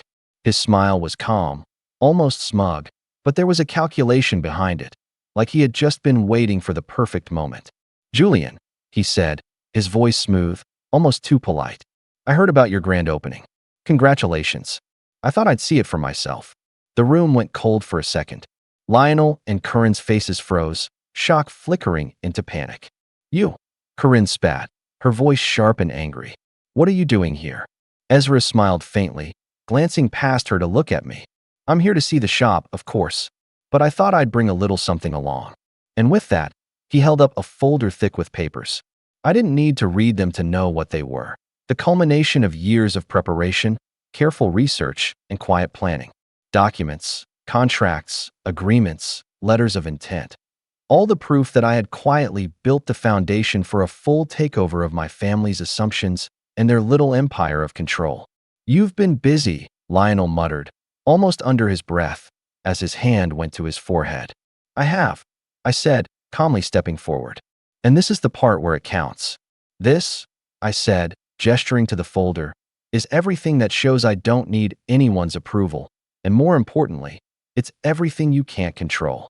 Ezra nodded, handing the folder over to me. I set it on the display table, opened it carefully, and began spreading out the documents. The customers' murmurs grew, intrigued. I didn't rush. The point wasn't speed. It was the slow, deliberate reveal. Corinne tried to intervene. "Wait, what is that? You're just showing private family matters here." I looked at her, calm, controlled, letting each word land. "No, these are agreements, legal documents, and proofs of ownership that demonstrate what I've built while you were busy assuming I would fail." Lionel stepped closer, voice louder now, trembling with frustration. "This is ridiculous. You've dragged us into." I held up a hand, silencing him. "No, you dragged yourselves into this the moment you decided to belittle every effort I've ever made. Every insult, every mockery, every small idea comment. It's all documented, and now, publicly, you're going to see the results." Ezra leaned slightly toward me, quietly. "They never expected this, did they?" I shook my head. "No, they think their entitlement is enough. That simply because they shouted louder, frowned harder, they could dominate. But it's not. It never was." The customers were watching closely now. Some whispered among themselves, eyes darting between my family and the spread of papers that detailed contracts with suppliers, pre-orders, even letters from city officials praising the shop's contribution to local commerce. Every document was a testament to months, years, of preparation that my family had ignored, mocked, or attempted to belittle. Corinne's face went red, her hands tightening into fists. "You think you can just flaunt this in front of everyone? You're insane." "I think," I said, keeping my voice steady, "that you should see what happens when your opinions aren't the ones that matter. That's all." Lionel started pacing, muttering under his breath, but the muttering soon escalated. "This is ridiculous. You can't just, people are watching. This is going to ruin everything." I pointed toward the first customer, the one who had come in with pre-orders. "Excuse me, could you show them what you're getting? The pieces you ordered." The customer, a distinguished man in a tailored suit, nodded and gestured toward the bespoke tables and shelves. "I'd be happy to. These pieces are exceptional. And frankly, I wouldn't be working with anyone else for this project. Mr. Julian here has delivered exactly what we need." I could see the shift in Lionel and Corinne instantly. They had assumed, with every fiber of their being, that I was still small, irrelevant, a hobbyist in their eyes. And now the evidence of my success was standing right in front of them, praised and validated by people who didn't care about family politics or history. They cared about quality, about dedication, about results. Corinne, desperate, tried a final attempt at humiliation. She stepped in front of a display, waving her arms. "You think this makes you special? You think you've suddenly proven something? This is temporary. People will lose interest. You'll fail, and then what? I let her words hang in the air because they were true. In a way, they would be my fuel. Slowly, deliberately, I reached into the folder and pulled out a contract signed just the week before. It was a long-term agreement with a chain of boutique hotels, a contract that guaranteed commissions for the next year. Then let me show you something else, I said, spreading the contract across the table for them to see. Not temporary, not a hobby, guaranteed, signed, legally binding. And yes, while you were busy criticizing, I made sure no one could stop this. You don't get a say in it. You haven't for years, and you certainly won't now. Lionel's face went pale, almost sick. His hand shook as he reached out, almost instinctively, as if trying to touch the papers and stop them from existing. I didn't let him. Corinne was near hysteria. This isn't fair. You can't. Nobody, this is insane. A few of the customers who had been observing this interaction politely stepped back, murmuring compliments about my work, about the professionalism and quality. Every glance toward me reinforced what I already knew. My family's influence had crumbled in the eyes of everyone in the room. Their tactics, their entitlement, their attempts to dominate, they had failed spectacularly. Ezra leaned toward me again, voice quiet, amused. It's incredible, isn't it? They thought their interference would control the narrative. And now, he gestured vaguely at the room. They're just spectators. I nodded, letting the silence stretch for a beat before speaking. This is just the beginning. And then came the final blow for the morning. A woman from a rival local business walked in, someone who had always scoffed at my family's opinions and at my potential. She glanced at Lionel and Corinne, then at me. I read about this in the newspaper, she said, eyes gleaming. I didn't think it could be this good. Are you taking new clients? The customers around us perked up, murmuring in approval. I smiled, confident. Yes, absolutely. We're just getting started. Corinne's lips trembled, her hands gripping the edges of the display like she could physically stop it from existing. Lionel's posture slumped slightly, the first visible sign of defeat. My mom, silent until now, looked like she was reconsidering every single thing she had ever said to me. And as I watched them, standing there, humiliated and powerless, I felt a quiet, slow satisfaction that was nothing like pride. It was vindication, the long, steady kind that comes from planning and patience. I had opened my shop. I had done what they said I couldn't. I had quietly built leverage, reputation, and undeniable proof of success. And now, they were watching it happen, helpless. I could see the tension radiating off Lionel and Corinne like heat from a furnace. Every glance they exchanged, every tight-lipped mutter, screamed entitlement, rage, and disbelief. But this time, they had nothing, no leverage, no public sympathy, no control. The shop was full of clients, neighbors, and curious passers-by who had read about the grand opening. Every one of them was now a witness to what my family really was: critical, jealous, and incapable of celebrating anyone else's success. I took a deep breath, walking past the table covered in contracts and orders. Everyone, please, feel free to take a look around, I said casually, as if nothing was happening, though internally I was savoring every reaction. If you want to place an order or schedule a consultation, just let me know. This is what I do, and I love sharing it. The first major blow came when a reporter who had covered my initial article stepped inside with a camera crew. She began filming the shop for a follow-up segment. They interviewed customers, capturing their excitement and genuine admiration for my work.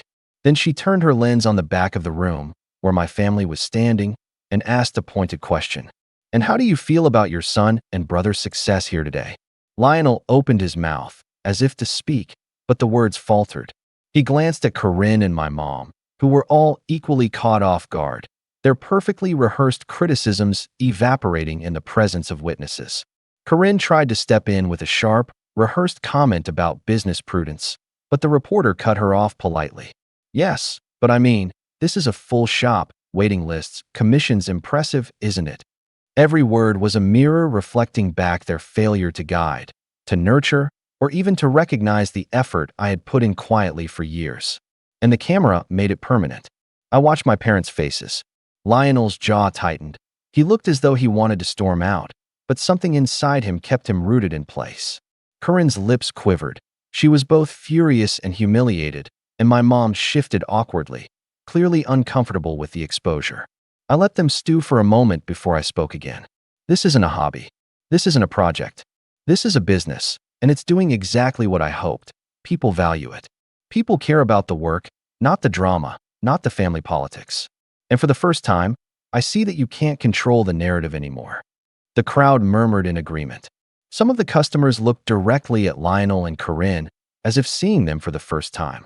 They weren't proud, supportive family members. They were bitter, jealous, and toxic observers who had spent decades underestimating me.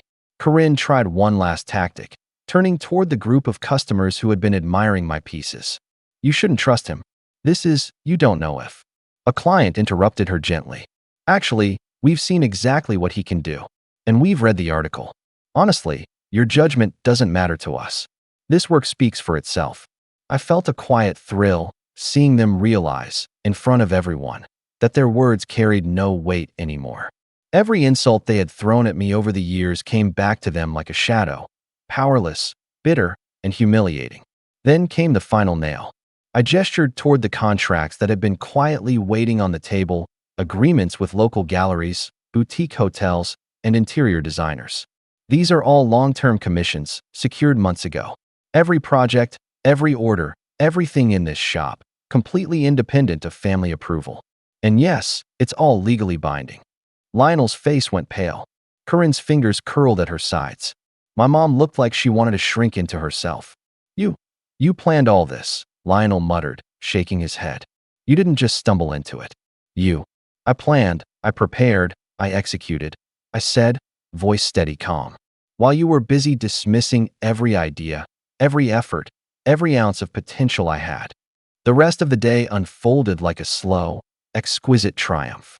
Clients poured in, praising the craftsmanship, placing orders, and taking photos of their favorite pieces. The media crew documented it all. Every frame, every comment, every handshake was proof that I had built something undeniable. My family tried to move through the crowd, trying to interject, to appear relevant, to somehow assert influence, but each attempt was thwarted naturally by the circumstances. Every conversation they tried to dominate was met with polite but firm disinterest. Every pointed comment was met with polite acknowledgement, followed by attention shifting back to the work. By the end of the day, I had personally signed contracts for the next 6 months, scheduled delivery and installation for multiple clients, and established a steady stream of new inquiries. The shop was buzzing with energy, excitement, and genuine appreciation, things my family had never given me. As the last customers left, I closed the doors and turned to look at my family. Lionel stood stiffly, Corinne muttering under her breath, and my mom quietly shaking her head. You see this, don't you? I asked calmly. This isn't luck. This isn't chance. This is what can happen when someone actually applies themselves instead of tearing others down. Corinne's face twisted, trying to summon the venom she had used all her life. You think this makes you better than us? I shook my head. Better? No. Independent? Yes. I don't need your approval. I never have. Lionel opened his mouth again, but nothing came out. His authority had evaporated, replaced by the undeniable proof of my success.